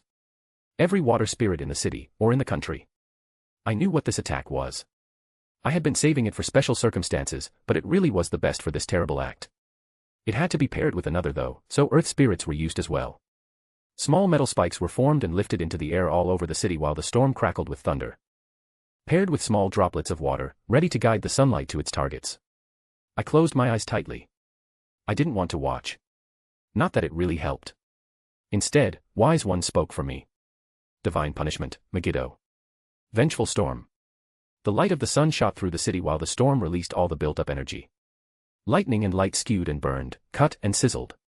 In an instant, a city of 1 million had its population cut in half. Then, in just a few more moments, it was down to thousands. I'm sorry. Notice, conditions met, acquiring unique skill, merciful, successful. I activated the skill without a second thought. It allowed those who had already given up to pass without any of the pain and suffering others had endured. They deserved it. A painless rest. With my new skill, I consumed their pain, their fear, and 1,040,600 souls have been harvested. The efficient use of them in what is to come will be paramount with such a quantity. I felt drowsy, as I drifted from the sky, falling right back down to the stadium before falling asleep. Wow, that was fast, I mused as I watched Rimuru plummet out of the sky, apparently unconscious. He either exhausted himself, or this was the start of his demon lord evolution. All those people dropping dead in an instant was crazy to see as I watched the spectacle from the wall of the Colosseum. I had no clue the slime had such a technique in his skill set. Whatever it was impressively efficient, I'd make sure to make use of it again in the future. Notice, conditions met, required number of souls acquired. The harvest festival of individual, Rimuru Tempest, will now begin. Perfect. I had surmised as much, but it was still great to hear a confirmation. I walked up to Rimuru's, flailing form. He looked like a slime again, but didn't seem to be doing too good a job at holding himself together. Changing all shapes and colors rapidly as I assumed he was in the middle of the process of becoming a demon lord. It was interesting to watch, but I wished he'd finish it up already. I wanted to get him out of here before any trouble showed up, but with him being essentially a liquid right now, I didn't think moving him would be easy. Although, the chances of that were close to none, considering that Rimuru wiped out much of the citizens. He really was an idiot, like most people are. Rimuru should have at least tried to stay away from me after what happened when we last saw each other. But for some reason, he decided to deliver himself to my doorstep. I would have found him regardless, but it was certainly convenient. Oh. Something had changed. Rimuru had gone still, resting on the cracked floor of the Colosseum, now in his usual bun-shaped slime form. A little bigger, and with a new sheen to his surface, but not that different. Then, without me needing to say a thing, he warped into his human form. Taller, a little more slender, and more mature by a few years. Sheesh, he got even prettier. But I wasn't jealous since he was all mine. Yet, the look in his eyes was anything but pretty. Cold, calculating, and angry as he watched me approach. Did the evolution affect his personality too? Rimuru definitely wasn't happy about what happened to him before I ordered him to evolve into a demon lord, but his demeanor had an entirely different quality to it now. Regardless, he wouldn't be able to do anything about that anger. The connection I could feel with the orb was still intact. That was a small concern I had, the evolution severing it, but things had turned out just how I wanted. I lifted his chin and looked Rimuru in the eyes. Don't be mad at me, Rimuru. If you just accept your situation, you'll be happier. I even have a beautiful elf lady for you to me. A blur of motion, then a searing pain in the center of my chest. Wah. Oh. Rimuru had put his hand right through me. He pulled away and I stumbled back, falling to a knee while holding the wound with my hands. How was he able to attack me? That shouldn't be possible. I was bleeding badly. This would be fatal if I didn't do something about it. Heh, so you found a loophole. Heal me now, that's an order. Rimuru popped a potion into his hand and uncorked it. I weakly reached for it as he glared down at me with the same cold, blank expression. My vision was spinning as the blood loss really started to hit me, but I was still able to see Rimuru as he dumped the potion into the dirt at his feet. What? I stared at it, my head swirling with dizziness. Rimuru. My voice was getting weak, but at the same time, rage surged in me. I stood up and said, knock it off. You're not. Another hard-to-follow movement as Rimuru tried to strike me a second time, but I managed to barely get out of the way in time. The desperate move I had to make to do so knocked me off my feet though, leaving me splayed out on the ground. I was still wheezing, my head was spinning. Honestly, the situation sucked. Now it's on, you little shit. I like to save my penultimate skill for special occasions, and this qualified. I'd instigate anything I needed to keep Rimuru under my control. That slime belonged to me. I cycled the energy through my body, feeling the magicule surge as I stared up. Rimuru would be none the wiser. In an instant, I sprang to my feet, surging with power as my skin mended itself like repairing cloth. My pain subsided and my head started to clear. Notice, individual Yuki Kagurazaka has met the requirements to super-evolve into the species, Saint. I had a feeling I could force it to happen if I did it right. Now all I needed to do was beat the smug little slime before me into submission. You shouldn't have done that, Rimuru. I was winded from that attack earlier, but LD recovered enough to do something like it. So I dashed toward the slime while gathering fighting spirit and magical energy in my fist. He shouldn't have the reaction time to dodge. Not yet. Yet, Rimuru managed to delicately dance right out of my way, before attempting to shoot that black lightning thing at me. He wasn't getting away with that. I disabled the skill and watched as the lightning disintegrated in front of me. This was a real fight. The slime was on the other side of the Colosseum before I could steady myself for another attack, gaining distance and waiting for me. The plan was surprisingly well thought out for Rimuru. I tried to approach in a zigzag pattern to avoid any projectiles he'd inevitably fire at me, yet something I didn't expect was the response. Rimuru shot a barrier filled with purple energy at me while pairing it with a storm of lightning between us. I cancelled out the barrier spell on instinct, only to get struck by lightning a moment later. There was no avoiding it this time and my shoulder was reduced to charcoal in an instant. Regeneration helped, but it expended a ton of energy to get back to the same strength I usually had. Fuck. I let Rimuru think that had really done me in for a moment, letting my regeneration work slowly for a moment, before stumbling backwards. I needed him to come closer, and more than that. I needed to see what had changed. I called on, Instigator, feeling the power I'd been gifted upon entering this world well up within me. I need to see these skills. I need to see Rimuru's power. It was like a switch had been flipped as a new layer was added to my vision. In front of me I could see Rimuru. The real Rimuru. A mass of orbs of light held together in a thick slime with almost mechanical wires chaining them all together in an elaborate, but orderly, lattice. Notice, acquiring unique skill, astral sight. Successful. I could see his soul, see his skills. There were 2 orbs in the center, a shiny gold and a deep red with elaborate and concentric rings of magic power rotating around him. It almost seemed like Rimuru had 2 souls inside himself, similar to Kigali's extended stay inside me. This was different, though. It was less a parasitic spirit, and more 2 cores of the same soul existing in tandem. I only had one myself, and only a handful of orbs of light. Rimuru had thousands. Thousands of skills. I didn't even know how that could function. It was grotesque. Yet it was also beautiful. I guess that's just what a slime is supposed to be. Who are you, exactly? I know you aren't Rimuru, I can see that now. My opponent didn't even flinch, no change in expression or movement, entirely unshaken by me calling them out. I just needed to try again. You can't win against me, you know. It doesn't matter who or what you are, I won't let you get in my way. Still nothing. They just began to attack again. Well, isn't that just peachy? With my new skill in mind, I was able to respond to this thing's new strategy. As it activated one skill, moving a tiny bit of magical power into it. Along with that skill, icicle spears appeared all around us. I could see it for the bluff it was. A larger mass of magical power was moved to another skill as a storm of fire appeared behind me. So, anti-skill had its true target, while I simply blocked the icicle spear's shot in my direction, leaving us in a standstill as I nonchalantly approached. I had to really play up that they couldn't win. If you care at all about Rimuru, you'll stop attacking me. If I somehow die, he'll never be freed from the Orb of Domination's effects. Just a puppet with its strings cut, completely useless. Yet I still got nothing in reply. This one was a hard cookie, whoever they were. And the longer this goes on, the more he'll be punished for this. Rimuru won't enjoy what I have in mind for him. I don't think he will either. Notice, the individual, Yuki Kagurazaka, has been previously catalogued as a filthy liar. That was all I got in response. It was a bit more procedural than anything I'd heard. Aside from maybe the voice of the world. Just who was this? I couldn't let myself dwell on it, I had to end this now. This creature was only getting stronger as we fought. I could see as the orbs of light were being pulled together, coalescing around the core of its soul. Several large orbs were forming in the center, brighter and denser than the rest. It's almost like it knew I could see past its strategy. I charged up my fists and moved in the same lightning stance I'd adopted recently. A little trick I'd learned from some upcoming idiot. Then I began my approach, blocking bluffs while canceling each of the powerful skills it attempted on me. Lightning, fire, poison gas, the whole 9 yards, really. And more skills at once, dozens were being used all at the same time. It took incredible focus to even use 3 skills at the same time. This was pure insanity. Maybe. I'm out of it. No. He's just a slime. I could see through it all. This monster was amassing a lot of power in one skill, saving it for the very end. So I cancelled it right as I got to them, preparing my strike. But, I was wrong. In reality, that was the bluff. I was pierced by hundreds of beams of light from spheres of water I hadn't even seen.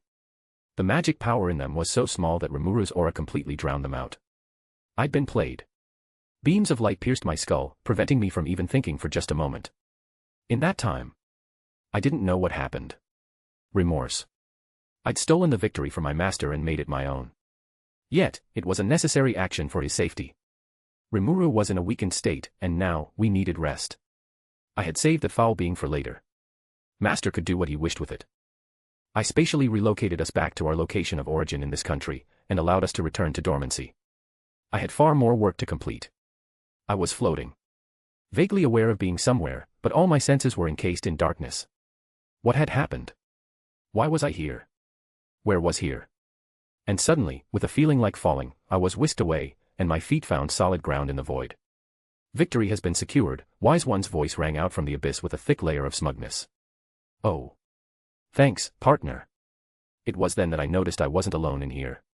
Yuki looked around suspiciously, before fixing his gaze back on me. You.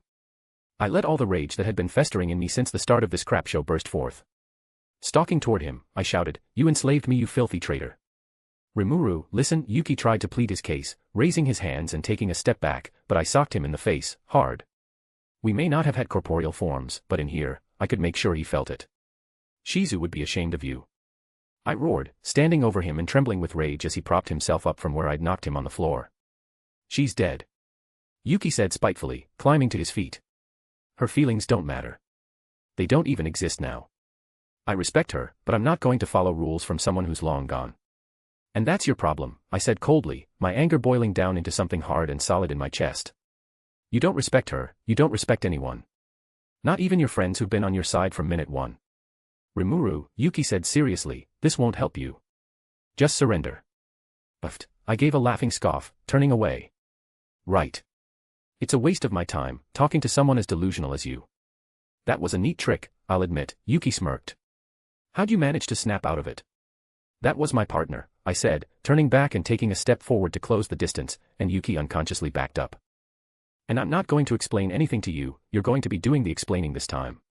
At least tell me where we are, bud. Yuki lifted his hands in a friendly-seeming gesture.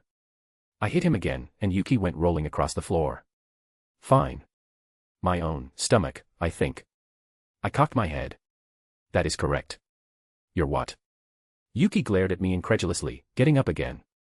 See now why I never lost my appetite. I smirked, but Yuki just gave me an unamused stare. All right. Let me lay this out, I gestured to the space around us. I've won, and you're gonna tell me what you did to my students. You really shouldn't underestimate your opponent like this, Rimuru, Yuki smirked. You know my companions have spatial motion. No matter what kind of prison, they'll find me. You don't get it, Yuki. I stalked toward him, shoving against his chest and glaring up at his stupid grin. This is my space. It's my skill. Nobody can get in, or out, without my permission. So you say. And I'll grant you've gotten stronger, but you're no demon lord, Rimuru. Not a real one, at least.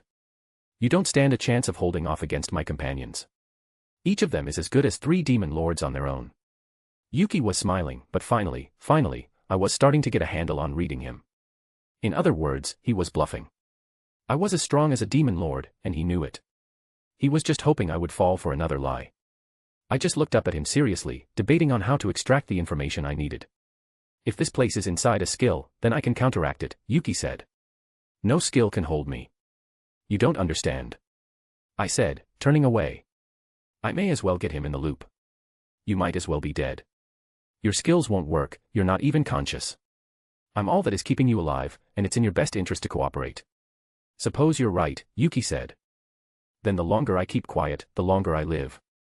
Then he fell to the ground, screaming in agony. You're not going to like living longer here, I said darkly as he stopped writhing, breathing ragged gasps. He looked up and balked at my expression. In here, I have the power to stretch that out so it feels like it lasts millions of years. I can make you suffer as much as I want, as long as I want. Cute, Yuki scoffed, almost chuckling. We both know you. You're too nice to torture somebody for that long, let alone an old friend like me. You don't have the guts. I just turned away again, facing forward. As I did, Yuki collapsed to the ground again, screaming and writhing. I let it go on for a bit, tilting my head as I listened. The sound of that backstabber finally getting his comeuppance was gratifying. Yuki's struggles subsided, and he lay there, breathing heavily. That was only a month. Feel like calling my bluff again? I asked, turning around. Or do you need another round to let it fully sink in? You really are a bad slime, he gasped, struggling to his feet. What do you want to know anyway? I didn't like his tone, so I put him through another round. As the screams subsided, I said, tell me what you did to my kids. And tell me where they are. There.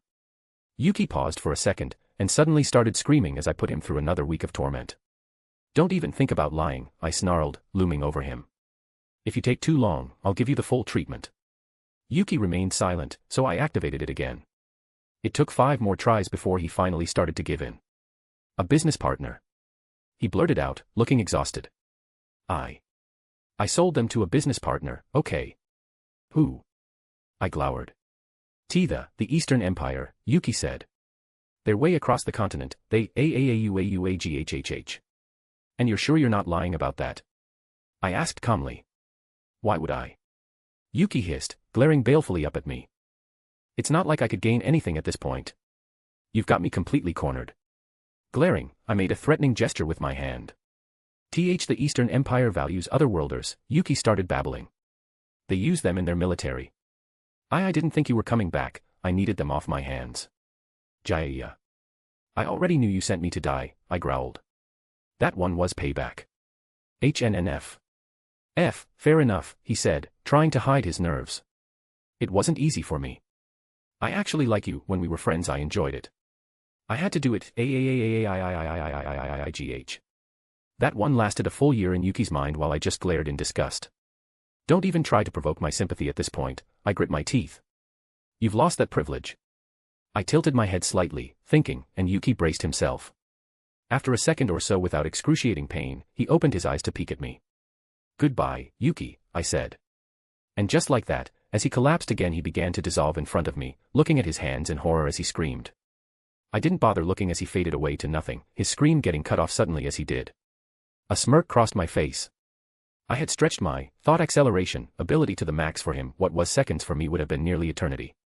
It felt like a fitting end for him. With Yuki gone, a weight lifted from my chest, and I sank back into blissful unconsciousness. A/N, just a friendly reminder that this is a 3-person project written by me, Agent T-123, and Watcher Magic. I hope you all enjoyed the chapter, and see you next month. Sorry for the late post, working retail around a holiday is rough, uneasy face. I, Clayman, sat at the table with all my fellow demon lords, excluding one, Malim. We were all waiting for her as she was one of the most senior among us, despite appearances. I found the whole thing frustrating. Supposedly we were all equal in status, yet I still had to defer to someone that, for all intents and purposes short of actual age, was a child. Melim was a dunce as well, making having to show her respect even more distasteful. But, I had to play by the rules laid out by the other demon lords in order to keep my reputation positive, so I just grit my teeth and bore it. For this Walpurgis, I was given no reason for meeting, as well as very little notice. But, despite the circumstances, part of me felt relieved. Something had just happened to my benefactor, Yuki Kagurazaka. I wasn't heartbroken over his death, I had no emotional investment in him. He had already done his part and revived my creator, and that was most of what mattered to me. What I was more concerned about was being targeted due to my affiliations with the men. That guardian character dwelling in Jura was a wild card, one that Yuki planned to take control of and utilize for his future schemes. He was just waiting on the foolish creature to show up and fall right into his hands, but something apparently went awry. What, exactly, I did not know. I was informed when it showed itself again in Inglesia, and of Yuki's death after assumedly engaging the monster in battle, nothing more. It was unsettling. Here, though, I was cut off from the outside world. That barbaric beast could not reach me in this space. My job here was simple, I was to attend as normal, I could not reveal that something was amiss. My colleagues would take care of picking up the pieces left behind by Yuki in the meantime. But, the unstated purpose for this meeting still remained a mystery, and I didn't dare ask. Despite, again, our ostensibly equal status, I was still on a low rung when it came to the 10 great demon lords. And not only that, I felt that my reputation had been tarnished by my most recent plan failing and disappointing some of my fellow demon lords. That guardian was responsible for that as well. The monster was really becoming a problem, but if it could kill off Yuki, then I stood no chance against it. But that was a matter to worry about later. I was alert. Most of the others seemed less so. Dino was sleeping as always, which I never appreciated. I often questioned why he was even one of us with his lazy attitude. Valentine was unsocial and unapproachable as ever, and the same went for Leon. I despised that man for killing Lord Kazalim. He was a problem for a different day, though. As for the rest, de Gruel was leaning back in his chair, making me wonder how he wasn't snapping its legs in the process. Fry and Carrion were quietly talking, and Carrion was, as usual, filling the conversation with his excessive jabber. "Do you think this is about?" he whispered to Fry, though the man was so estranged from the concept of subtlety that I could have heard it even without magic sense. "Stop that," the woman cut him off. "You are being so impatient.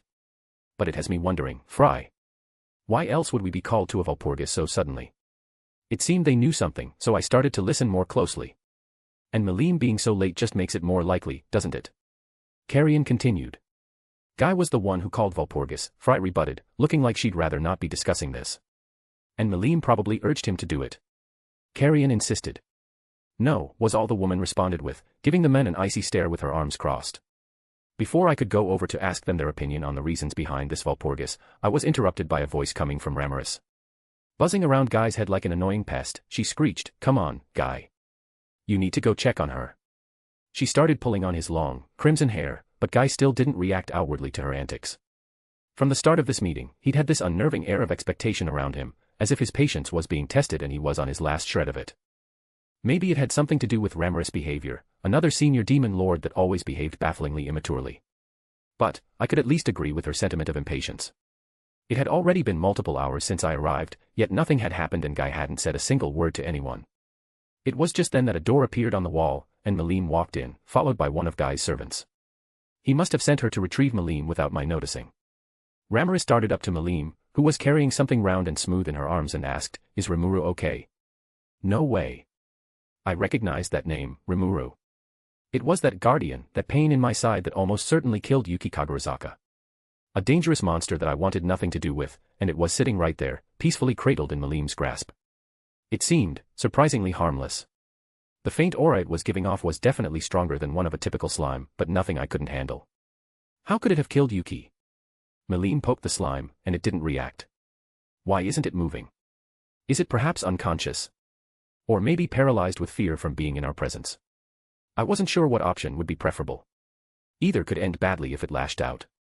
"Of course he's okay," Melim insisted, shooing Ramaris off with one hand. "Bring the slime here, Melim," Guy said, speaking for the first time since I had arrived.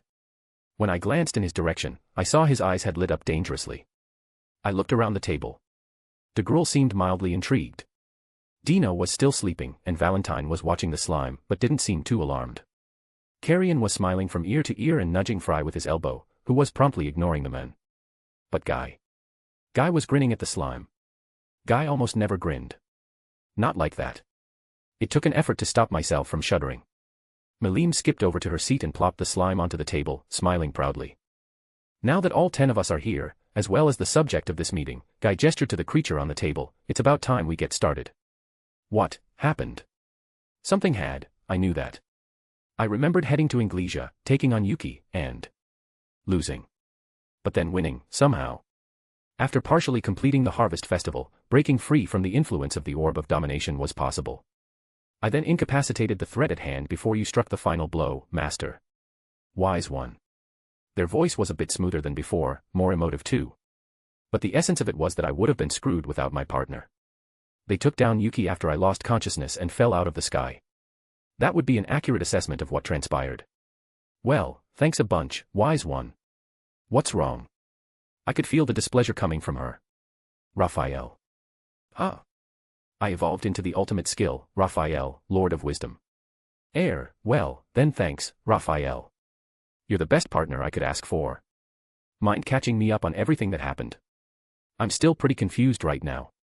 I could almost feel my body churning, the Magicules still trying to organize themselves inside me after the ordeal I just went through. It wasn't the first time I'd felt this way, but this was definitely the most intense time I'd ever experienced that sensation. Other skills and abilities have been gained and optimized after your evolution and consumption of Yuki Kagurazaka, but we will go over that together later, Master. Why not now? You have more pressing issues to focus on, as in your current location and its occupants. Finally, I turned my attention to the outside world. Something immediately felt wrong.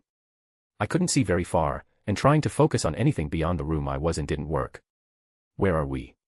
We are in an isolated space. It appears to be a creation of Guy Crimson, who is seated 3 meters to the east. The demon appears to find our analysis annoying. What it? Guy Crimson. The demon lord.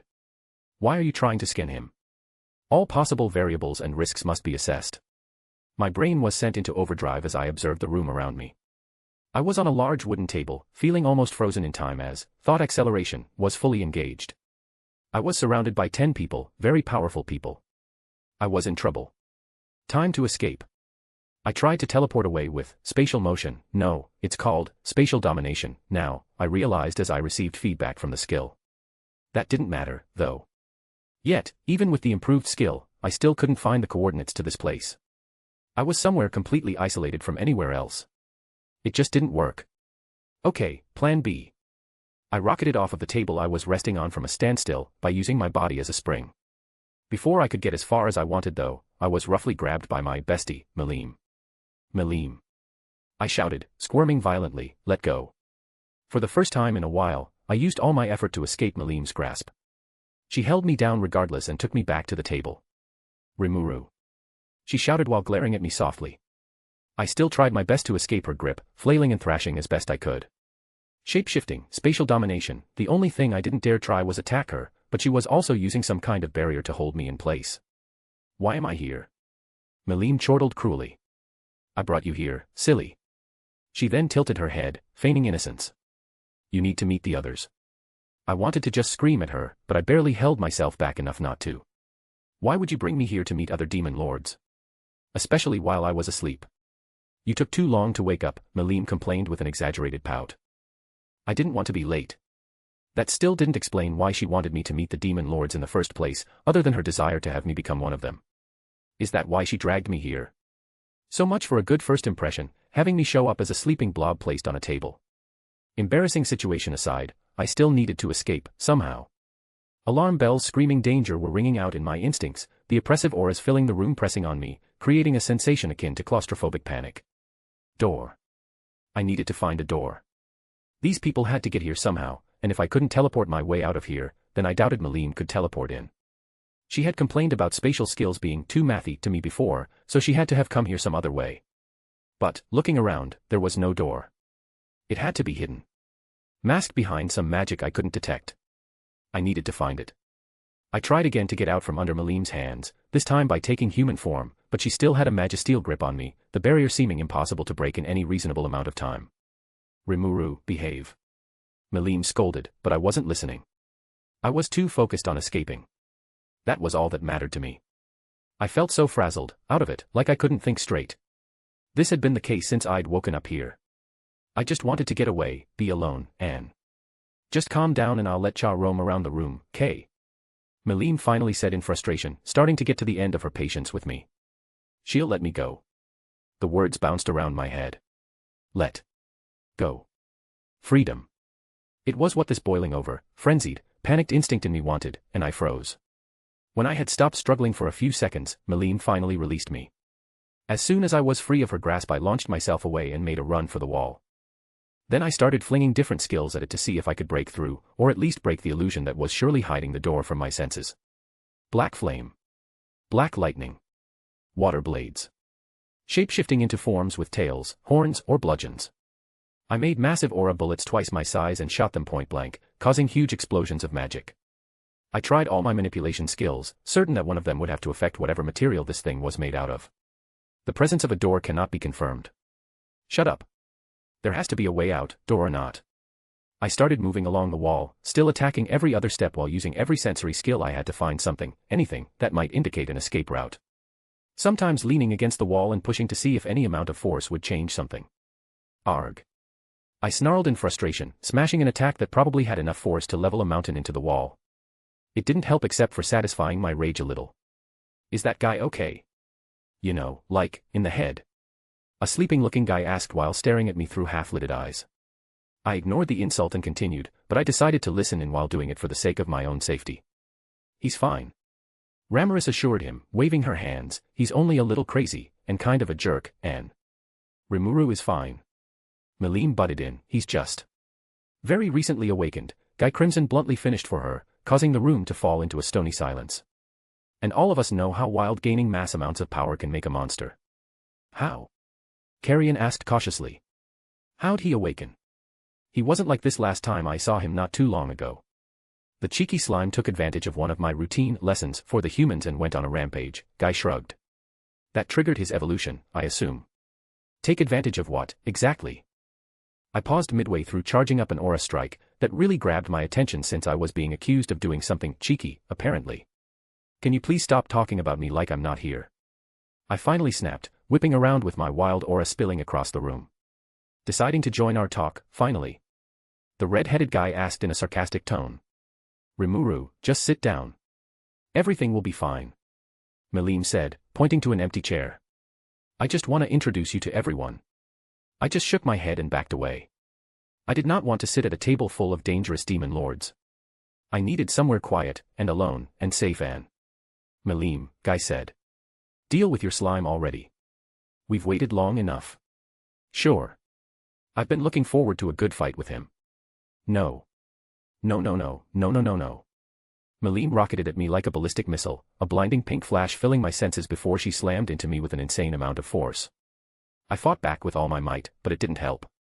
I still ended up pinned to the floor on my back with Maleem straddling me, holding my arms down and smiling at me playfully. I gave up after that, I knew when I was beat. Maleem sensed it as I relaxed from straining against her grip, a sour lump of resentment for this place, these people, condensing in my chest. She pulled me to my feet, patted my head, and I reluctantly trailed after her as she led me to the table by a hand. This is Rimuru, he is my bestie. Maleem started pointing at the different people here. Rimuru, this is Guy Crimson, you already know Ramiris, that's DeGrul, Dino, and Valentine. Oh, and you met Fry and Carrion too. That's Clayman, and that's Leon. Leon. I automatically tried to stand up, ready to launch myself at him, but Maleem reacted quickly and held me down by my shoulders. That was the man that hurt Shizu. Sitting right there in front of me. With Maleem having a solid grip on me, I had to suppress the strong urge to lunge at him right then and there. Instead, I settled for glaring maliciously as I fumed. He's a feisty little one, isn't he? The giant man mused. You said he came from Veldora's Magicules, correct? Well, I can see it. Isn't he funny? That's why Rimuru is my bestie. Maleem cheered. Funny. Valentine whispered in disbelief. Only a year old too, according to Maleem, Guy commented. 1 year, 2 months, and 11 days, I corrected. Maleem tilted her head at me and said, I didn't think it mattered much to you, Rimuru. It doesn't matter to me, it matters to them. I gestured around the table with a hand. I'm not a baby. I would insist on that until the end of time. Relative to humans, your physical age would still suggest infancy. Many of the oldest living slimes are far beyond your age as well. That's not helping, Raphael. I am simply stating the truth of the matter, Master. A couple of months means nothing to us, Guy smiled. But what does matter is your answer to my next question. Despite the urge to flinch, I stood my ground, keeping eye contact with the red-haired man. It was easier said than done. What is it you want, slime? What do I want? It could mean a variety of things, but I decided to give the simplest, most relevant answer I could. To leave. Guy shook his head. No, not that. What do you want? He pressed. I could ask you the same thing. You could. But right now, I am the one asking the questions. I realized I'd probably not be able to get out of answering in some way, so after a bit of thought-accelerated time, I gave him the best, yet least informative answer I could think of. To live my life on my own terms. To do what I want, when I want, how I want. Is that a good enough answer? And does that, what I want, include destroying humanity?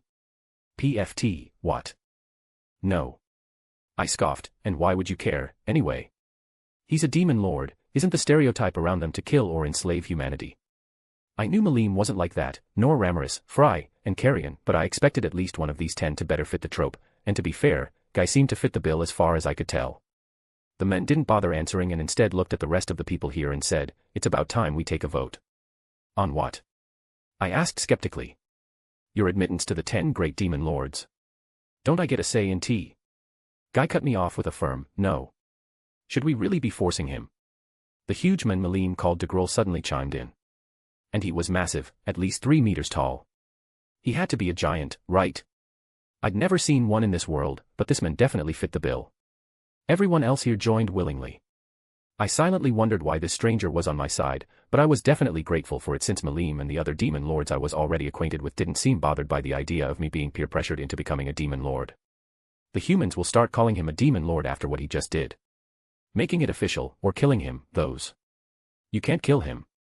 Malim was luckily willing to defend me from Guy's threatening aura and tone. I won't let you. It gave me the confidence to speak for myself. I won't let you force me to do anything either. I've had enough of being forced, enough.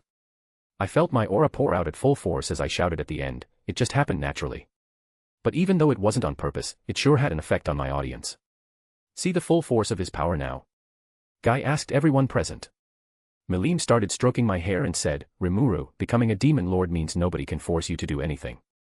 She was right, I realized as I calmed down a bit. This might not be such a bad idea. If I became a demon lord in title, then no other demon lords would try to subjugate me, and at least 2 had already. Malim did mention it would attract challengers sometimes, but now that I'd evolved, would that be so bad? I'm a monster. One that killed an entire city of humans, even if I was under Yuki's control at the time. There was no coming back from that. Becoming a demon lord was only the next step, but I was still hesitant. What can you offer me for all this? If I accept this officially, I doubt anyone would ever talk to me again. I wasn't sure how far word had spread of my actions, or who knew I was responsible for what happened to Inglesia. But this would definitely go a lot further in the future. If I was about to throw away any chance of having normal friends, of living like I did in my previous life, it better be worth something. Guy summoned a glass of, clearly not wine, it had to be booze or something, and swirled it around it softly. I can offer you support. Let's put it in those terms.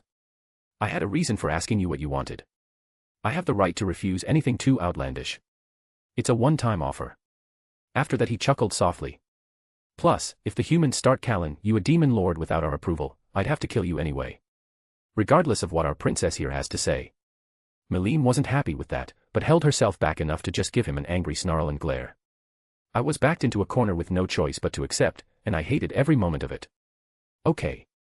I'll join your group. Not so fast, little slime. We all need to take a vote first. Guy addressed the others, make your vote and make it quick. Hand up if you agree to Rimuru Tempest joining our ranks. Surprisingly, everyone present raised their hands. Then it settled. You are officially a demon lord now, Rimuru. Now, for a title. Guy paused for a moment to think. Devouring Storm, Demon Lord Rimuru, he grinned at me. Your territory will be the Jura Forest, which you already so arrogantly claimed for yourself. I didn't. Don't act humble, I can see right through it. We all can. Fine. Not like I was convincing them. Can I leave now? This is your place, so I assume you have to let me out. You assume correctly. So can I leave? I asked again, starting to really lose my patience. Now that I knew where they were, I needed to start seriously searching for my students, or at least figuring more out about the Eastern Empire, where Yuki said he sent them. I want to talk to you again, after the meeting. I did offer you something, after all. I didn't like the sound of that at all. There will be food, Rimuru. The best food from all over the world. Except for 1 or 2 places, they are hard to get food from. Food, huh? What kind of food? A small part of me knew I was being redirected and hated it, but I'd get food out of it. Really tasty food, it sounded like. Everyone brought something. It's kinda like a picnic, the sleepy guy interjected. You never bring anything though, Dino. Ramirez buzzed over to him and pinched his ear. Plus the food isn't the good part is the booze. Booze? I actually got excited for a second, before remembering that I couldn't enjoy the accompanying buzz from it anymore. Man, could I go for that right now? Sometimes it really sucked to be a slime. It's a shame that doesn't work for me. I sadly muttered a complaint. Melim cocked her head to one side and asked, what you mean? I have poison nullification, and it just purges the alcohol right out of me the moment it hits my system. It sucks. Just turn it off, silly. Turn what off? The nullification. You can do that. I gaped. Maybe it isn't okay in the head. The sleepy guy was being an annoying prick again. I had to remember his name to respond. Dunko.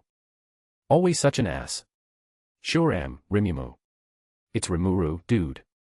And it's Dino, not Dunko, slime. I grumbled for a few moments. Seriously, though, how? I'd love to know. I'll teach you, Rimuru. Ramirez flew up to my face with her hands on her hips, striking one of her usual confident poses. I eyed her, skeptical. I'll trust you, this once. I didn't hold a ton of confidence in Ramirez, but this didn't seem like a power-based thing. It wasn't out of the question that she had a trick or two up her sleeve. She comically pressed her hands to her temples and puffed her cheeks out while shutting her eyes. You just make it not work by thinking it doesn't. Really, really hard. There's no way it works like that. But I decided to give it a shot anyway, since I didn't have any other ideas on how to do it. After a few seconds of concentration. Did it work? No comment. Ah, come on, Raphael, help me out here.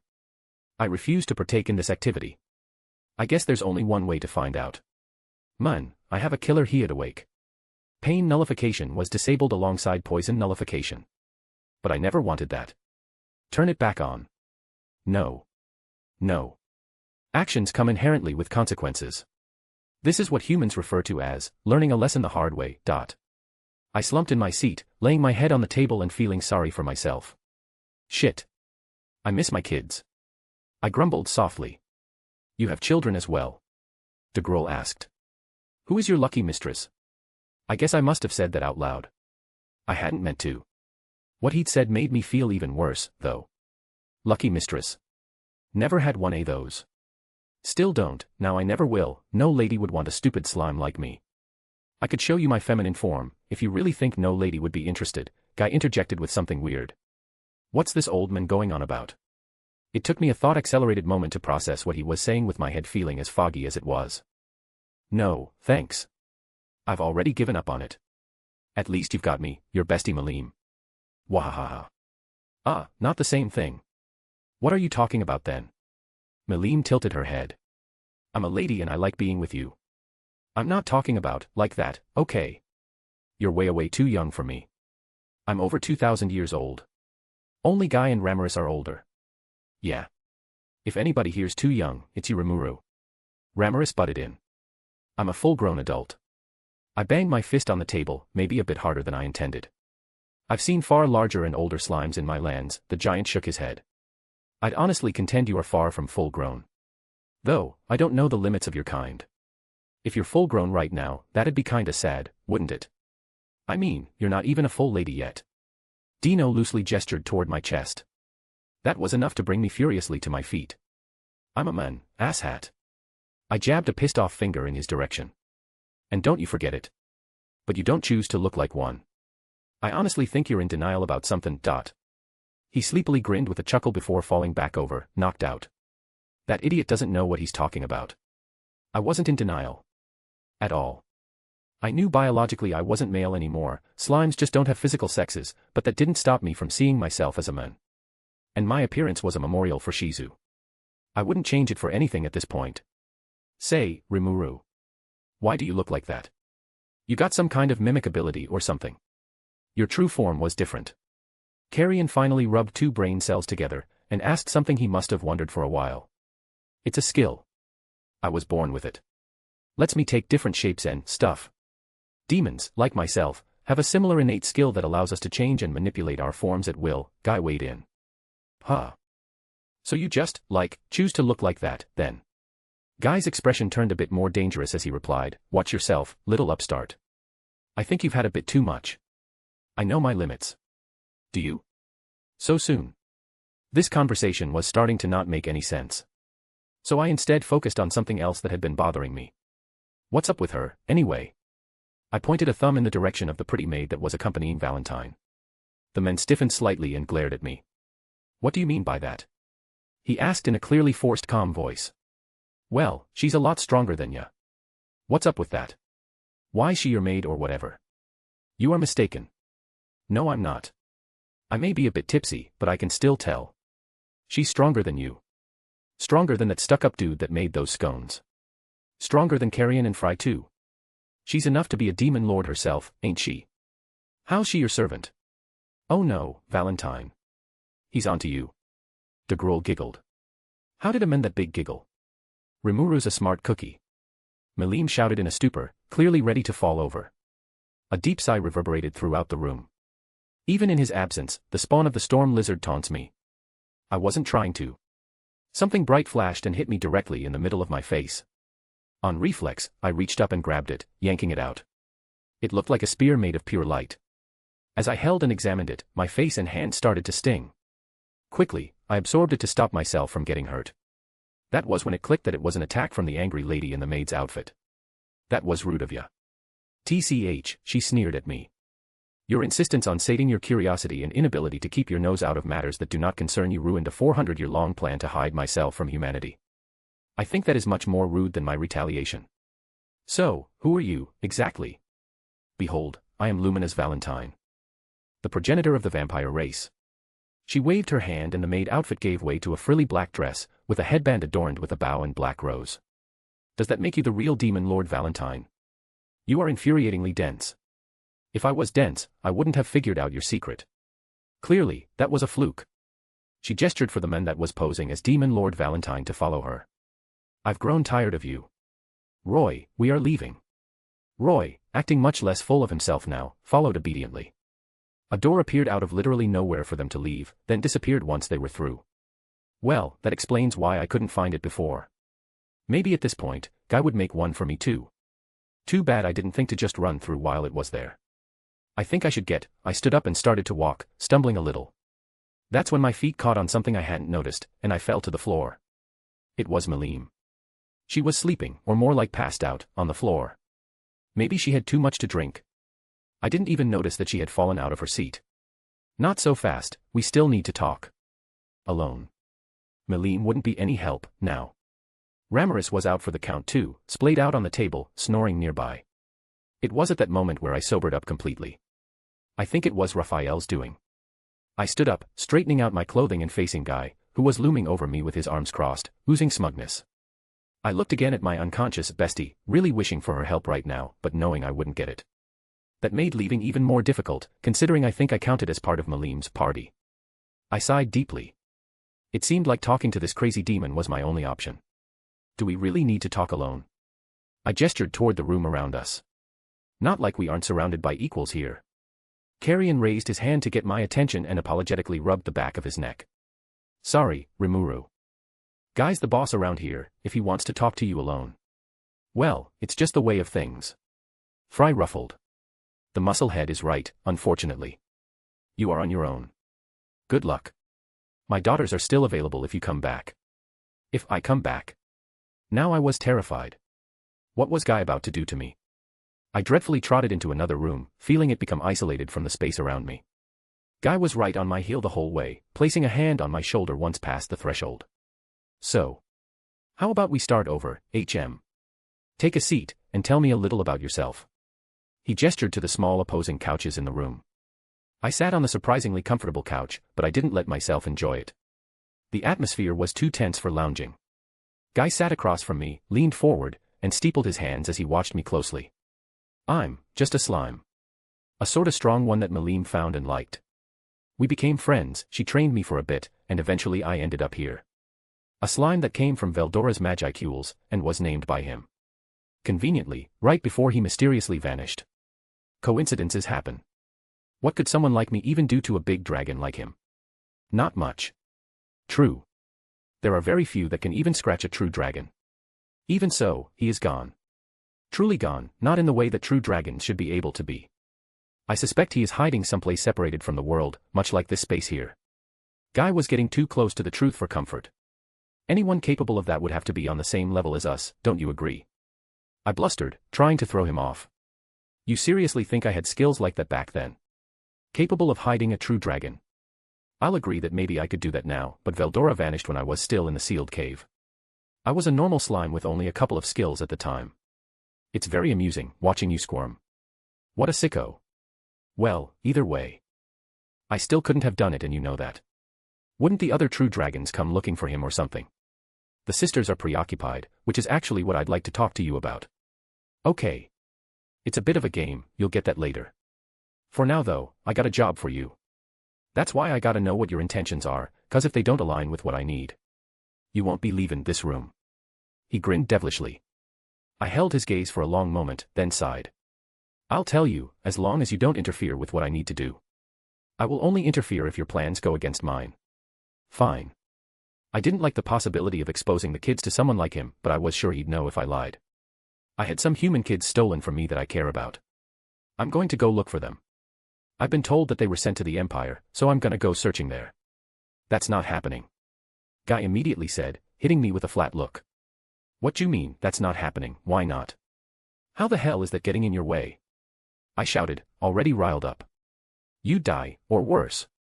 You're too valuable to let that happen to. I've put a big investment into you and your growth, so I can't let that happen. Explain. I kept a lot of the humans' forces occupied during your little spat in human land so they wouldn't get in the way. Malim made that happen, as a favor in exchange for you behaving yourself for the next century or so. Oh God, that girl sold my soul to a demon. I fell back against the couch, half wondering if this was a bad dream. Not your soul, just your cooperation. And to touch on the other thing, I'll just tell you that my best friend lives there, and if you enter his territory, you won't come back. Guy shrugged, he's almost as strong as I am, so you wouldn't stand a chance. Despite what happened in Inglesia, I'm a pretty careful guy. I don't plan on barreling in there all loud and dramatically. That really won't matter. Well, I can't just give up. I need to get my kids back. I pushed, my chest feeling tight. I can't let all this end here. Even if it wasn't my intent, I already wound up sacrificing a whole city for those kids. I wasn't too deep to quit now. Guy frowned softly. How do you even know they're there? I was told by the men that sent them there. And you trust this person? He told me as I was about to kill him. He had no reason to lie, he'd lost. Completely. All right then. In that case, you're naive. Guy shrugged, but if they are there, you need a better plan than just snooping around. I'm getting there. I haven't exactly had the time to plan yet, considering I've been dealing with a council of demon lords since the moment I woke up after fighting that jerk. I said a bit sharply, feeling offended. Not my problem, I'm just saying you actually need one. Okay. I said slowly. Or, if you just wait a bit, I might be able to figure out a way to help you out. And what's the price tag on this supposed help? Your continued cooperation. You a Yakuza or something, man? You sure do talk like one.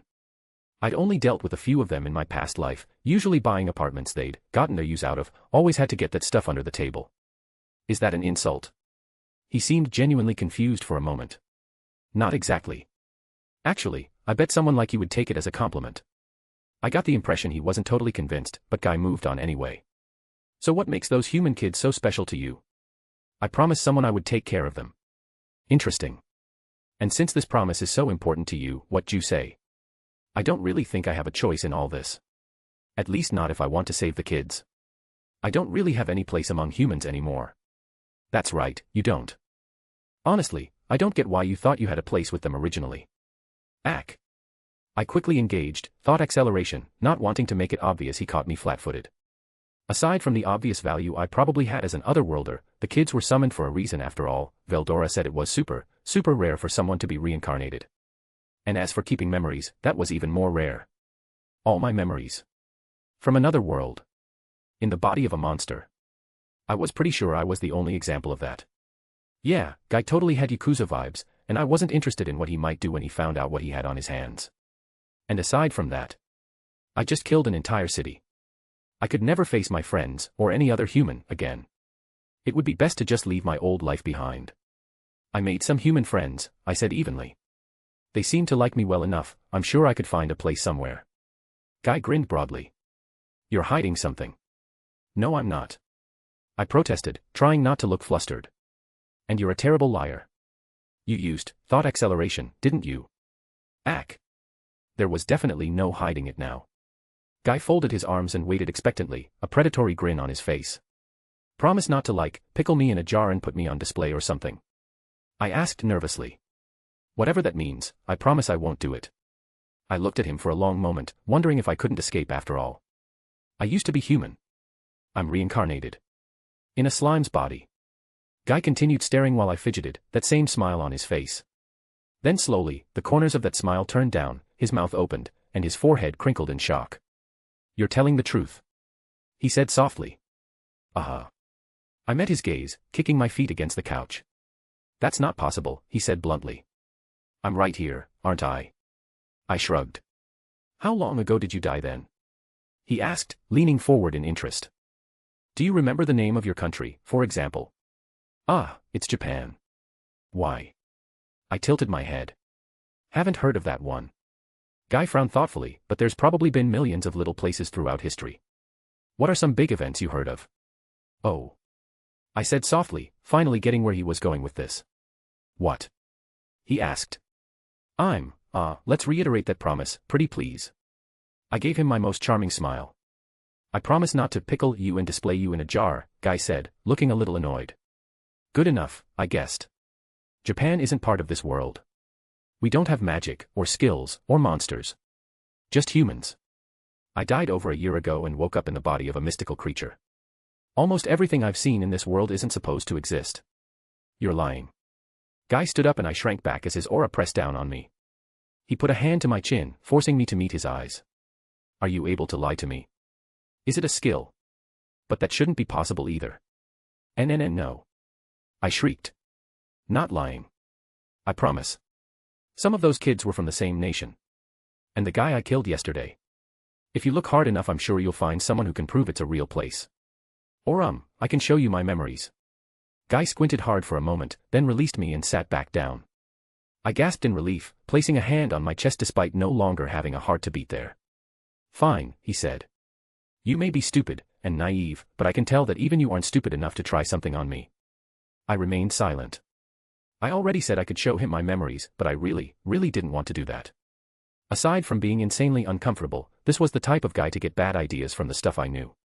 You can leave, slime, Guy said, leaning on his knees with a hand on his chin. Don't go to the Empire, or I'll kill you. You'll hear from me eventually.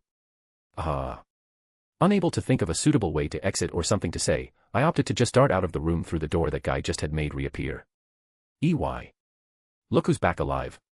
I shrieked as Carrion suddenly appeared next to me and wrapped a huge arm around my shoulders, lifting his mug of wine jovially in the air. Looks like you're 1AS now, squirt. Get off me. I snapped, grabbing his arm and throwing him over my shoulder onto the floor. Carrion's mug went flying and smashed against the wall, splashing wine on the floor. Woo-hoo-ho. He laughed drunkenly from the floor. Wow, you've gotten bold. What happened to the cute little slime that shook at the sight, Amy? How about we all take a seat? Suddenly, Guy freaking Crimson was standing behind us. I swore he'd been sitting in the other room just a second ago. My universal perception hadn't left him once this entire meeting. I didn't even see him move. I released Carrion and dove headfirst into my chair, too unnerved to even think about trying to maintain some dignity. But once I was seated, and I saw his smirk, I realized I'd given him just what he wanted. Feeling a little frustrated, I did my best to look like that was intentional the whole time, striking a purposefully casual pose and looking disinterested while I waited for the others. It's not like dignity was everything for a demon lord anyway. Melim definitely got on just fine without it. The heck though? I thought the meeting was over. I was still waiting for Guy to release me, or for Melim to wake up. I was going to wake her myself before Guy suddenly came out with this nonsense again. Since Valentine had left, and Malim and Ramirez were both still knocked out cold, the remaining demon lords included myself, Fry, Carrion, that clay guy, Guy, Dunko, and the giant dude who'd stood up for me. We have an additional member. Guy accepted a glass of wine from a blue-haired demon maid and started swirling it. At this point I was pretty sure he just did it to look menacing. So we're going to need a new name. To my surprise, a collective groan rose up among the remaining demon lords. Again. Dino whined. Why can't we just stick with the old one? Because we're not 10 great demon lords anymore, Guy shot back. This will take a while, the giant muttered. Last time we took so many years to decide that the humans picked a name before we did. Years. I gaped in shock. Yeah, Dino nodded. We had to hold like so many Valpurgises over it. These idiots hold meetings for mundane stuff like that. Well, why not just the Demon Lord Council? I asked, hoping to get this over with. Carrion shook his head. Won't work, I tried that last time. Malim said it was lame. Well, that's just fantastic, I grumbled sarcastically, putting my head in my arms on the table. Dino probably had the right idea, sleeping through all this nonsense. Since you're the reason we're having this problem, Guy smirked in my direction, and I instantly regretted opening my mouth. How about you pick a name? Sure. I mumbled, face down on the table. The Great Demon Lord Council. No, Guy said flatly. That doesn't work. Then the 11 Great Demon Lords. No. But you guys have been using basically the same thing for, what, how many centuries? I protested, lifting my head and banging my fists on the table. Denied. Think of something else. Ugh. I flopped back down. After a moment of hard thinking, I said, I dunno. The 11, maybe. That hardly counts, this time it was Fry objecting, of all people. It needs to be something that marks us as demon lords. Well, I don't hear you offering any ideas. I snapped again. Perhaps we should revisit this topic, the giant suggested with a look at Malim, sprawled on the floor next to him in a state of perfect bliss. We're missing input from several members, and I'm sure this young Magian needs some rest after such a drastic evolution. Man, I was really starting to like this giant guy. Maybe he'd let me hide with him if this demon lord thing didn't work out. Guy looked at his wine for a moment, took a sip, and sighed. Fair enough. We'll meet again a month from now. Be thinking of ideas until then, slime. So now I can go? I asked hopefully. Guy just nodded, and an open door appeared on the wall of the room behind me. Without a second thought I shot from my seat and dove through it, happy to escape before that guy changed his mind. The portal dropped me off smack in the middle of Jura, and I flopped on my back on the ground, breathing heavily as I looked at the midday sky between the trees. That giant was right. I was still exhausted, despite everything. Now that I didn't have to put on a performance, I dropped my human form completely and resumed my more comfortable natural shape. It will take several days for the magicules in your body to sufficiently stabilize. Many monsters sleep excessively during this period. I suggest you do the same, Master. Well, no need to tell me twice. Activating spatial domination, I appeared right above the bed in the ogre village house I'd hidden in the sealed cave. I burrowed under the blankets in the cool, blissful darkness, smelling the familiar dampness of the cave, and promptly passed out. Hi, readers. This is actually a side chapter, partially recap, partially new content, all inspired by the canonical Veldora's journal. This will essentially be in the same style. Enjoy. The window to Rimuru's perspective blipped out, leaving behind the dark void that was his stomach. Yet again, another victory for my favorite slime, my sworn brother. I expected it, but I was still pleased to see it. Rimuru really is something, isn't he? Ifrit tilted their head at me. What are you talking about, Lord Veldora? Rimuru. Are you dense, Ifrit? I'll check your head. I cannot allow my students to become inept. I attempted to activate Dragon Eye, but the skill was still sealed. So I just whistled while making my eyes glow. It appears your head is okay. Just think more before speaking. Lord Veldora, aren't your skills sealed? The demon tilted their head at me. Ahaha. I looked away, deciding not to humor the question one bit. I couldn't have these three questioning me. The phantom, remaining the odd one out, simply stood away from us with a raised brow. Now, I bet you're wondering how I ended up with these three puny bedmates, and it's simple. I brought them here when Rimuru ate their physical bodies, since allowing them to escape seemed foolish. They were troublesome creatures, after all. He is really something, I agree, the demon shrugged. I love the show he just put on for us. I wish I was out there to participate, actually. All those pained screams for mercy, the merciless bloodshed, the... Stop. That is unnecessary. Ifrit placed a hand on the demon's mouth. Well. Rimuru is great. Leave it at that. All those fancy words would embarrass my little brother. The phantom dared to roll their eyes at me. The audacity. Why does someone as powerful as you consider that your brother? I declared it, for he is my first friend. He shares my name. We are family. Do not question that, puny angel defect. Yes, learn your place, insolent fool, the demon jabbed. Why is it that every time Lord Rimuru sleeps you begin fighting with each other? It's exhausting. Ifrit sighed. I must defend my sworn brother's pride. Surely, you can understand that. Yes, the phantom is misguided. Lord Rimuru is worthy of being called your brother, Lord Veldora. See. My wisdom is unending, I chuckled to myself. Ifrit spoke up. I don't disagree with you, Lord Veldora, but perhaps some proof and a record of events would help here. A record of events, huh? What does that mean? I'd not really heard of anything like that. Aside from those boring history books in Rimuru's memories. I didn't enjoy them. The spirits record history in long sagas, grand fables that carry meaning and help keep track of events. A story. Are you suggesting that I turn Rimuru's many adventures into a grand story? Written down for others to experience, yes. What a glorious idea, Ifrit. We must begin immediately. The other three backed away, as the space around us shook. It is drafty here from time to time, I suppose. Lord Veldora, please remain calm. I am simply talking about a book. A book. A simple book will not do for Rimuru. We will honor him with something far greater. His own manga. Excuse my impropriety, my lord. Are you capable of making such a thing in your current state? Of course I am. I am the great storm dragon, Veldora Tempest. Quahaha. This is hopeless. A collective sigh of relief emanated from those around me. After many attempts, I just couldn't capture the full glory of Rimuru's smooth, round form. A shame, really, for the first time in my long life, I had to admit defeat. Perhaps this diminished state has left you unable to achieve the skill I'm certain you have, my lord. Yes. That is it, demon. That accursed hero and her seal are responsible for this shortcoming. So, would you be willing to allow me to assist? Kuahaha. I roared, I like your enthusiasm. But there is another here most qualified for artistic endeavors. Ifrit. I don't see why I'm most qualified, Ifrit objected. Nonsense. I encouraged them, as you said, spirits are the great recorders of tales. Art is in your very nature. I would beg to disagree, Lord Veldora, Ifrit said humbly. Now, don't be shy, I shoved the pen I had conjured into Ifrit's tiny hand. Get into position, and I shall dictate my masterpiece. Ifrit looked at the pen for a long, silent moment, obviously gathering his courage so as not to disappoint me, the great storm dragon. Truly, I had great sympathy for them, I would be intimidated by me as well. Lord Veldora, Ifrit began, would it not behoove someone as great as you to allow those eager to serve the opportunity to shine? They handed the pen off to the demon, who was positively melting in joy at the gesture. I thought for a moment. Yes, you're right. You're right. I roared happily. Very well. Demon, step forward. The demon eagerly took a seat at the drawing board. Now then, I mused, resting a claw against my chin. Where to start, ah. I know.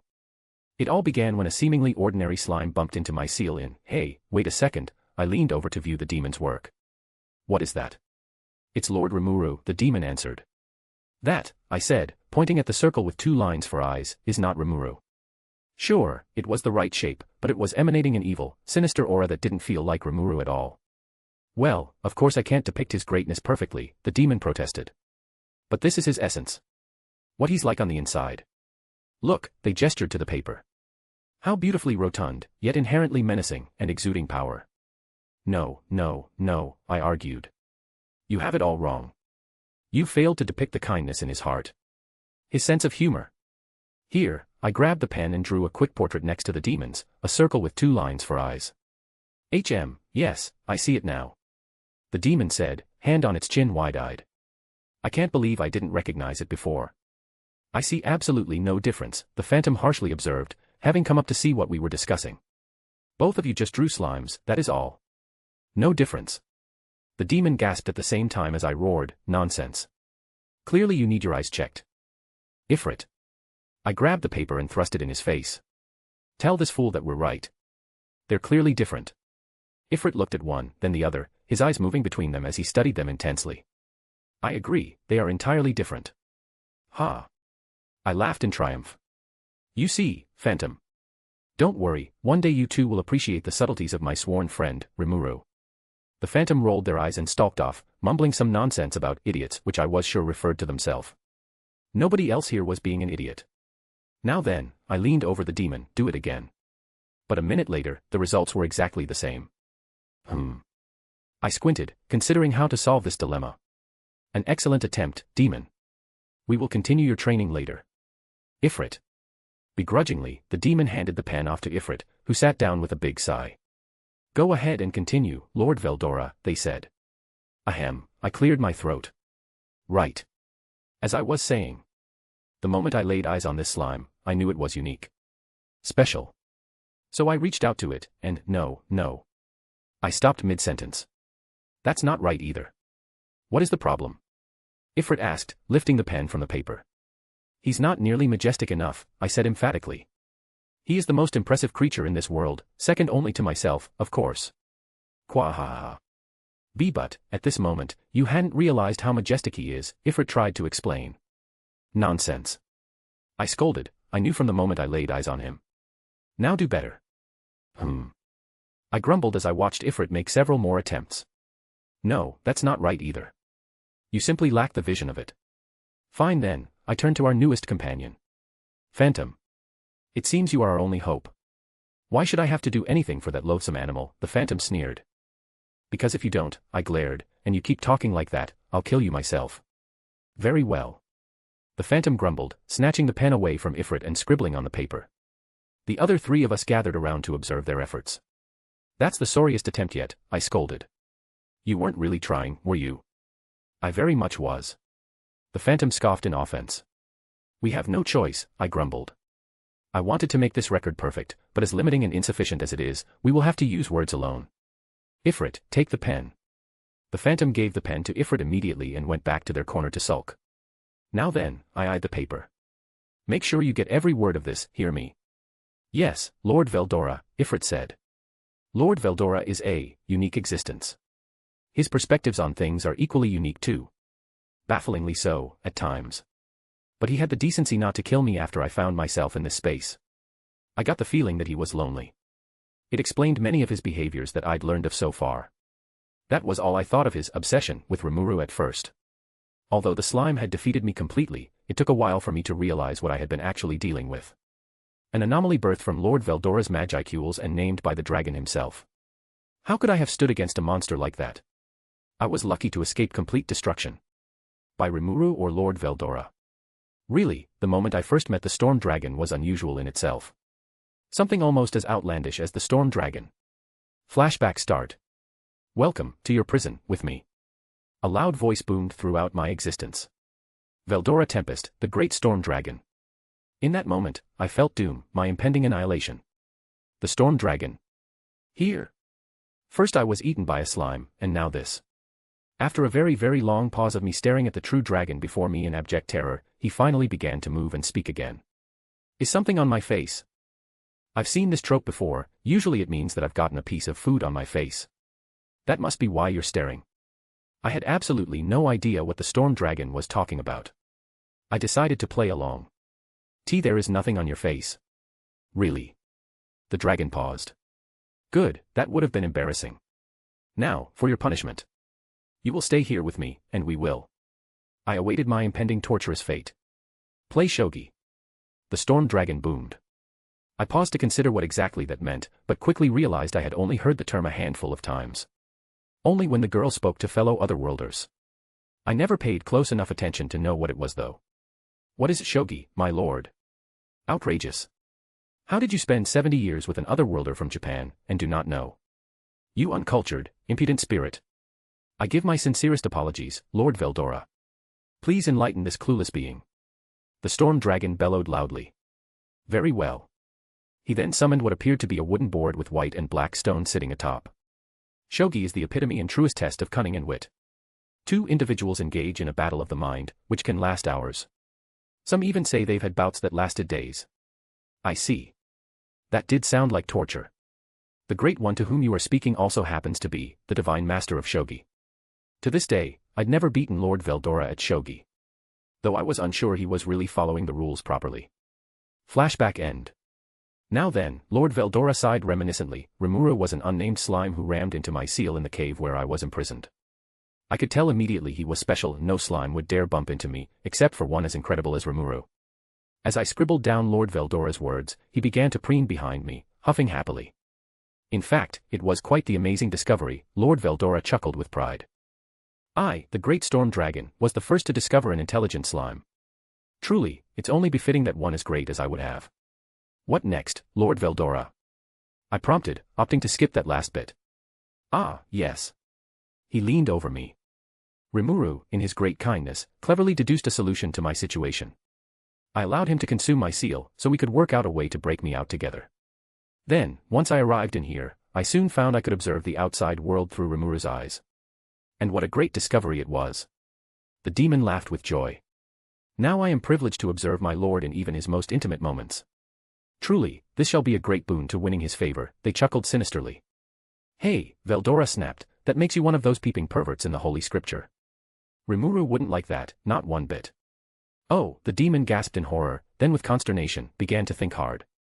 You are right, they said. I must keep this to myself. And atone for this heinous crime. In private, of course, I cannot allow myself to lose this chance. I would recommend it, Lord Veldora said. Now, no more interruptions. Shortly after, Rimuru came across a group of humans in the cave, and began to follow them. It was baffling, they didn't look like much to me. At first, I thought he was going to eat them. Rimuru had eaten many monsters by this point, gaining their forms along the way. Humans don't have much worth in skills or magic, but he could gain their form. And as a former human, surely he would have wanted that. But, I have since learned Rimuru is too nice for that. He wanted to befriend the humans, but as just a shy little slime, he couldn't bring himself to approach them. It was quite adorable. He followed them all the way out of Jura to one of the human cities.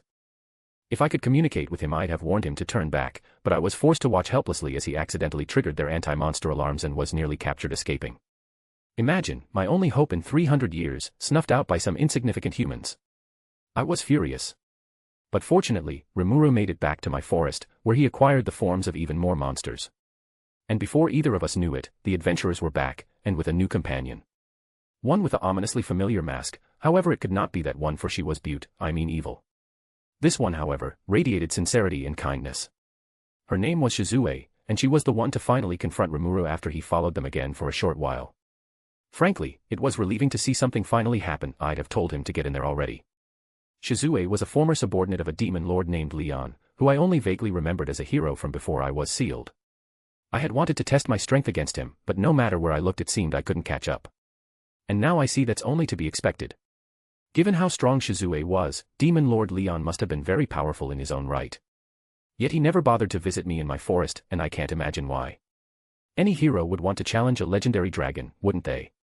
I believe he simply did not want to go to the trouble, Lord Veldora, Ifrit interjected. Quiet, I growled, and keep writing.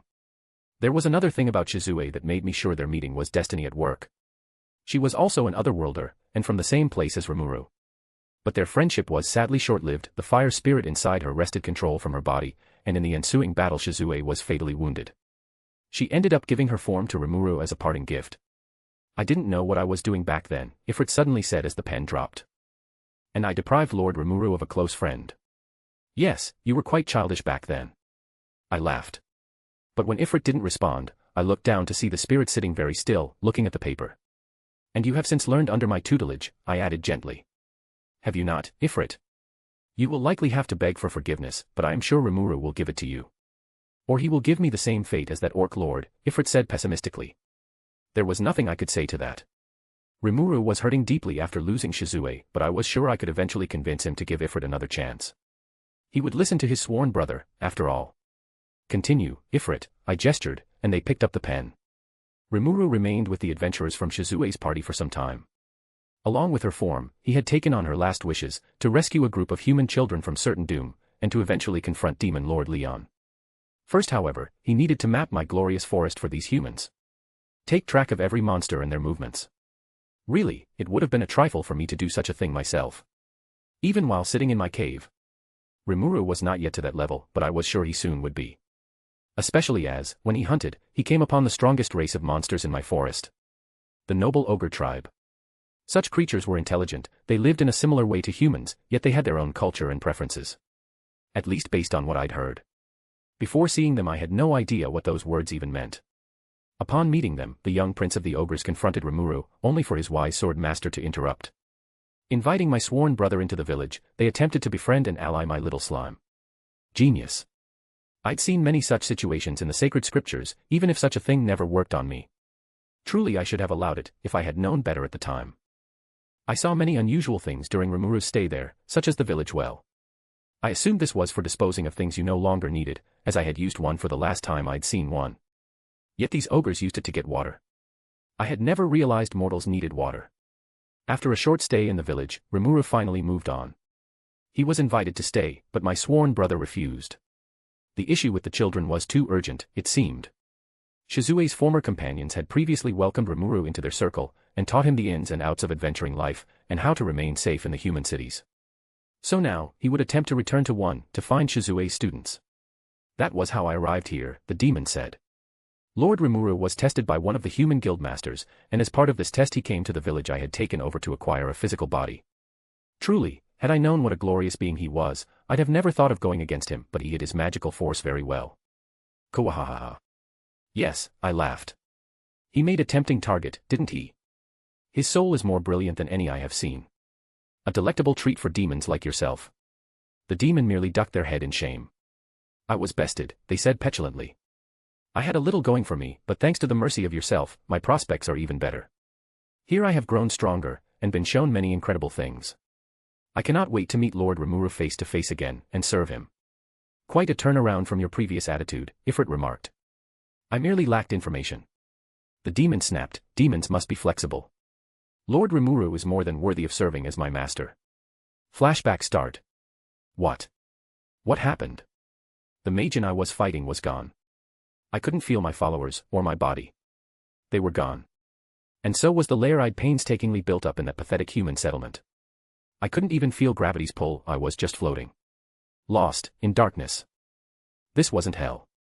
This place was void of magicules, letting me see, yet here there was nothing to see. I reached out with my spiritual form, seeing if there was anything. No. Not even Violet. So if I hadn't died and reappeared in hell, where was I? Hello, little one. Ah. I felt for this presence, but couldn't find it. These thoughts didn't come from that monster. Or any human. That was quite a fight. Though naturally you didn't stand a chance against my sworn brother, Kawahaha. The entity chuckled. Who are you? I asked. Clearly, this was someone far more powerful than me. I'm glad you asked. But before I tell you, I need you to answer a question for me. What question? I asked warily.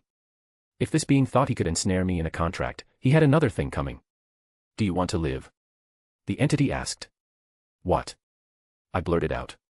Of course I do. Kwahaha. Excellent. The void trembled with the force of the being's words. Then by all means, come on in. There was a tugging sensation, and then I was in a new space, one that I could tell was more isolated.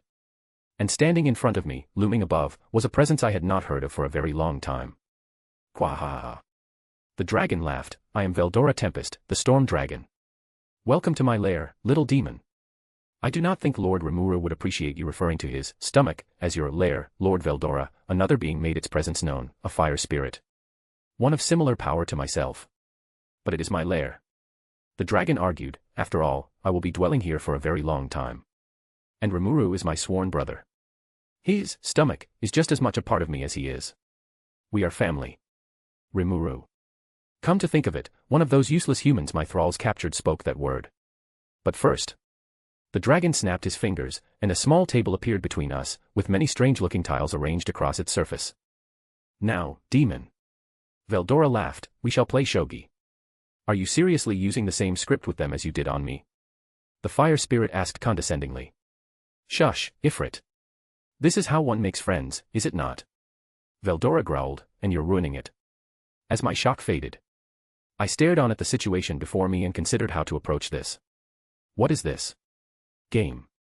I attempted to provide one of my strongest social techniques, a smile. It was a strategy for making humans happy, it showed joy. Yet, the storm dragon stared at me in surprise, before shifting his posture. Oh.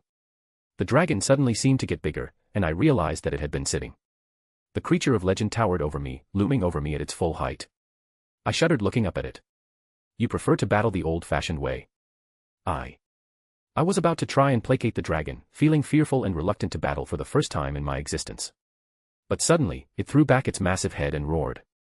Kahahaha. It laughed. Very well then. Ifrit. I choose you. Do you not want to battle this demon yourself, Lord Veldora? The Ifrit said reluctantly. Of course not. The dragon turned its head to stare the spirit down. My immense strength would be wasted on a creature like this. Besides, this is my chance to study the sacred scriptures of monster catching. Is it not cruel to use a type advantage against our guest? I consider it a cheap tactic more than anything. The Ifrit grumbled. Nonsense. Veldora roared. It's all part of the strategy. Now, Ifrit, use Fire Punch. The Ifrit looked at me, sighed, and attacked. I smirked, sidestepping easily. Isn't it foolish to telegraph your attacks like that? I chuckled. Even if you are a spirit, do not expect our match to be easy. I don't expect it to, the Ifrit replied. Demon, use dodge. Veldora roared. Ifrit missed. Now Ifrit, use flamethrower. Heh, I laughed, flying up to escape the torrent of spiritual flames. Are you really only that fast? Ifrit, Veldora shouted, use double team. Suddenly the flame spirit multiplied in front of me, surrounding me with more than a dozen copies. Oh, I grinned, now this is getting interesting. But, looking around, it was quite difficult to tell where the real one went. All of them looked like illusions, I just couldn't make out which was the true spirit. Unique skill, miasma. I announced, proud of the ability I had acquired. An eerie fog rolled out from my position, laced with spirit particles.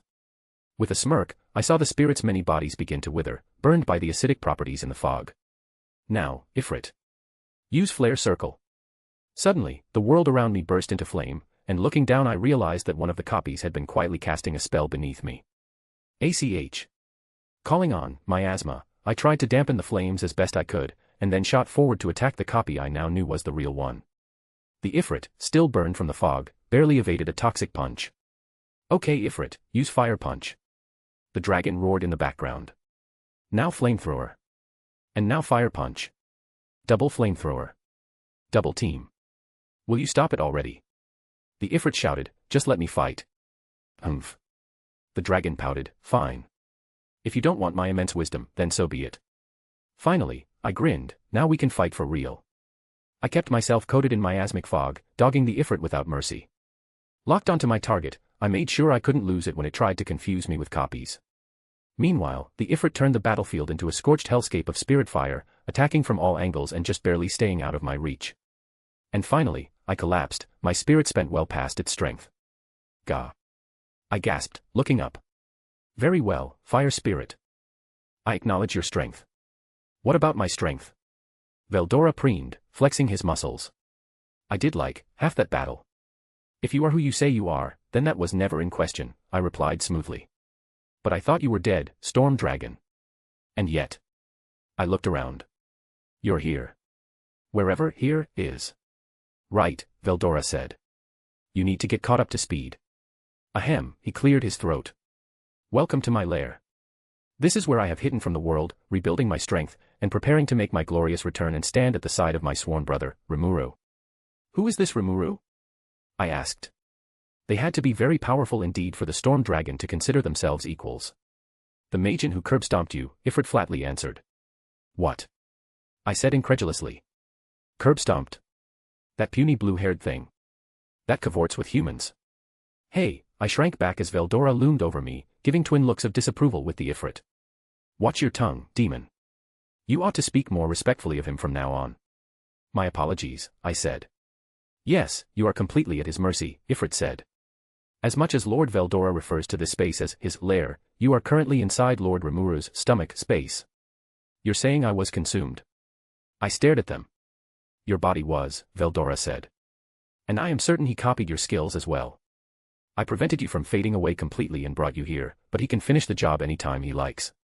You should be eternally grateful, Kawahaha.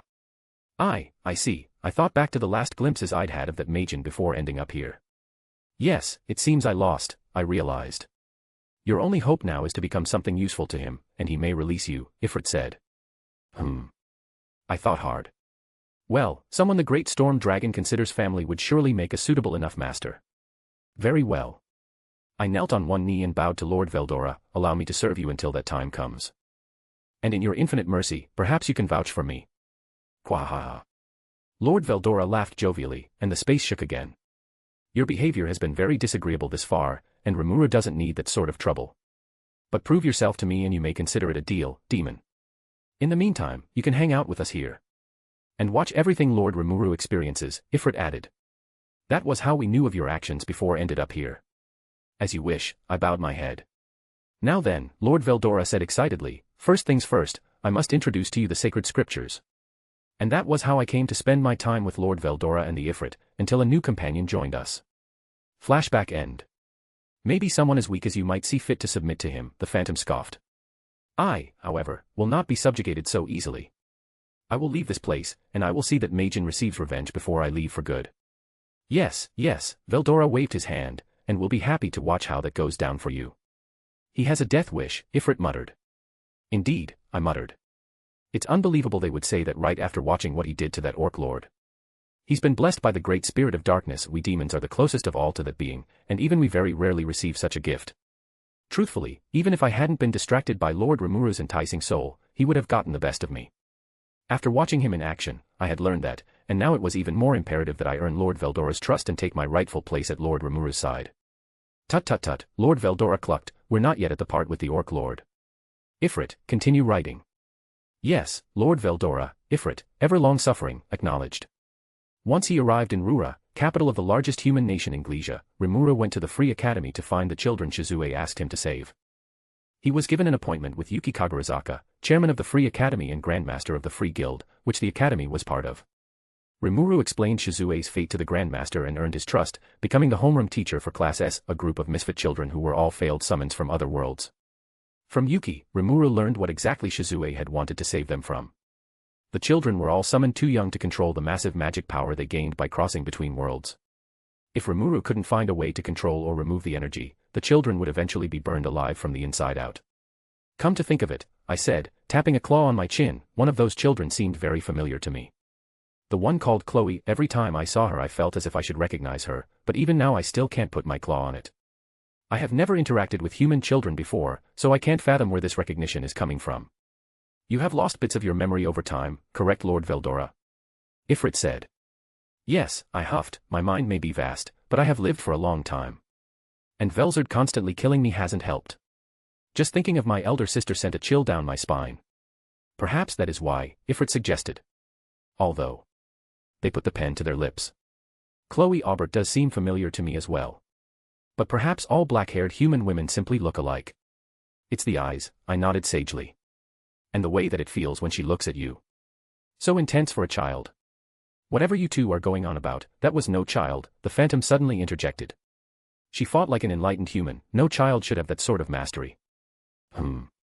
Ifrit muttered. Fascinating. Perhaps you were feeling that strange spirit, which entered her after. Ifrit.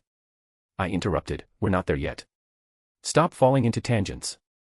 Yes, Lord Veldora, Ifrit said. Rimuru quickly won the hearts of the children with the help of a magic-suppressing mask he acquired from Shizue, and clearly he loved to spend time with them. I was quite envious, I would love some adorable little students to look at me like that. But, alas, my current roommates do not see me that way. Not even Ifrit. Maybe if I took a cute human form like Rimuru's, people would treat me like that. It has to be taller than Rimuru though. Anything else would be an affront to my dignity as his older brother. Regardless, Rimuru worked very hard for the students Shizu left behind. By day he gave math lectures and graded papers, by night he was scouring every library in the city, delving into forbidden archives, all to find a cure. And he was successful. Later, of course. He had an epiphany while sitting in on one of his students' classes. That led him to fly across the continent to a remote forest, seeking out a magic den of spirits, guarded by their queen. What's wrong, Ifrit?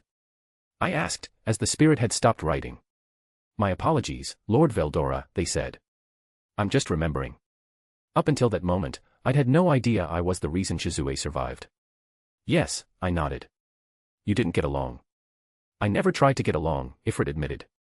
I'm not sure why. But now I feel regret for it, and it's a little comforting that, at least, I provided her life when I was my foolish self. And I wish I had known sooner, but... They hesitated. But I asked. Well, my previous self would likely have abandoned her to return to Lord Leon, which would have killed her. Ifrit said, so it's for the best that I only learned then. There's never any point in dwelling on regrets, Ifrit, I said. Now back to work, Kawahahaha. The dwelling of spirits, hidden in the depths of the labyrinth of Demon Lord Ramirus. Rimuru went in search of it, determined to find greater spirits to control the rampant magic in the children. He fought a great battle inside the labyrinth against one of Ramirus's constructs, and managed to convince her to let him bring the children to try and gain the blessings of the spirits in the dwelling. When Rimuru returned, Ramirus instructed the children to pray at the entrance to the dwelling. Only 2 of the children successfully summoned greater spirits, but never one to give up. My sworn brother had an ingenious solution. Many lesser spirits also answered the summonings. Rimuru used his then unique skill, Predator, to devour them, and assemble them into artificial greater spirits which were implanted in the kids. The effort almost killed him.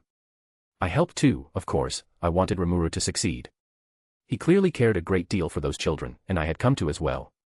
I also prayed, calling on the might of the spirits to draw them to the children, and I lent Rimuru my magicule in the process. After the last child was saved, Rimuru collapsed. That was how the kids found out he wasn't human at all, but a slime monster. Lord Veldora, Ifrit interrupted. The spirit, remember? Oh. Oh yes. I had nearly forgotten.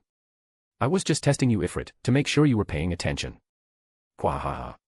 Anyway, I cleared my throat. The child named Chloe summoned a greater spirit that none of us, and not even the spirit queen Ramirus, had seen before. Ramirus was quite put out, called it dangerous. And she stole Rimuru's first kiss. Are you certain it was his first? Ifrit asked. Definitely. I nodded. Not once in Satoru Mikami's memories has he kissed a girl. I mean, of course his mother kissed him when he was a child, but that doesn't count. Regardless, the spirit saved Chloe's life, so Rimuru considered it a success. Ramirus allowed the children to stay in her labyrinth until Rimuru woke up. And when he did, he had quite a lot of explaining to do. The children had never seen him as a slime, and when he passed out he was unable to maintain his human mimic. But after Rimuru woke up, the kids took the news that their teacher had been a monster the whole time surprisingly well. Alice Rondo was quite upset about being lied to, but the other managed to win her over. Rimuru had done enough for them at that point that they trusted him, Majin, monster, or human regardless. Rimuru returned the children to the Free Academy and spent more happy months together. During this time, the children participated in an annual adventuring exam, where they traveled across the country to one Count Giratal's domain. While exploring the caves in which the second part of the exam would take place, they were attacked by a phantom that had possessed the Count's butler, and recruited a local gang of thieves to do its dirty work. That impudent creature stole my prey, the phantom growled sulkily. That prey was under his protection, what did you expect? I growled, a stab of annoyance directed at the phantom running through me. A Majin as powerful as he has had no business looking after some human brats. The phantom snapped. I was still in the process of strengthening my body, and 5 powerful children was a huge windfall. I needed them. And look where you are now, the demon scoffed. A prisoner of said Majin. And with that attitude. An eternal one. If you survive at all, that is. I suspect Lord Rimuru will eventually render the rest of you into magicules and make you part of his own glorious power. Why you? The phantom snarled. No fighting. I snapped, we're in the middle of making a tome of great historical importance here. Anyway. The children were being escorted by a teacher named Tis, who was the only one still conscious when Rimuru arrived on the scene. Rimuru ate the phantom and saved the day, but in doing so he revealed himself to her. After that, Rimuru and Tis had an awkward relationship for a while. But eventually she came around as well, and Rimuru gained another ally at the Free Academy. Later, during one of his outings with the children, Rimuru accidentally revealed the information about Shizue's death. They were distraught, to say the least. It had been a late night, and Rimuru convinced them to go to bed and recuperate by promising he would tell them everything in the morning. That night, Yuki suddenly came to Rimuru with an urgent mission. I found the whole affair very suspicious. Something mysterious was causing a disturbance in the forest of Jura. Being my sworn brother, and promising me he would keep an eye on the place, it was only natural that Rimuru be the one to check it out. Yuki insisted Rimuru leave immediately, even despite his protests, so Rimuru asked Yuki to promise the children he'd be back, and set out for Jura. The first place he went after returning was the ogre village which had taken him in. To Rimuru and I's equal shock, the village was gone. Burnt to cinders, not so much as a single wall left standing. Trainee, the leader of the Dryads, appeared to inform him that an orc army had attacked and devoured every inhabitant. Some of Rimuru's friends had survived the initial onslaught, but by the time he arrived, they had already confronted the orcs themselves, and perished. Rimuru was distraught. I felt great sympathy for him, if only I could have wrapped my arms around my sworn brother, but alas, I was still trapped. But, it did not take long for Rimuru's grief to turn to anger. He immediately attacked the Orcish army, which was led by an orc lord with the unique skill, Starved. Using the skill he copied from the demon. Ho, the demon chuckled in glee. It has been my proudest moment yet, to see my ability be of some use to my lord. And he used it with such overwhelming power at the sight of thousands of enemies suffering, truly it was a moment of bliss. I glared at the demon, who bowed in apology for interrupting. Rimuru created a rainstorm of poison. He was truly enraged, I could tell, because Rimuru is normally such a gentle soul. But he made those orcs suffer.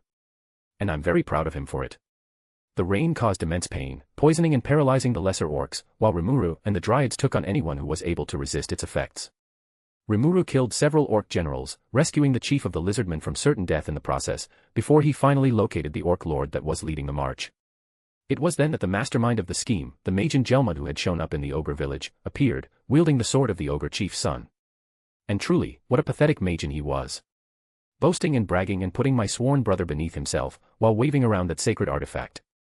Though Rimuru's anger had cooled into something hard and merciless while executing the Orcish army, this caused him to fly into rage all over again. Rimuru tormented Gelmud, then fed him to the orc lord as the ultimate karma. I found it extremely satisfying to hear that weakling screams, given what he had done to Rimuru, and by extension myself.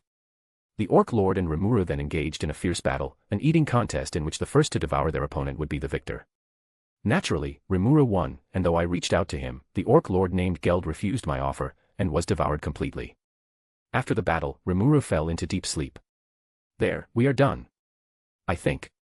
I could never capture the truth of Rimuru's greatness in simple words, but this was as close as we'd get. We have covered everything. Subarashi. There are several things we skipped over, my lord. Ifrit notably was the first pain in my ass. No. We did not. The argument in our little lair would continue after that.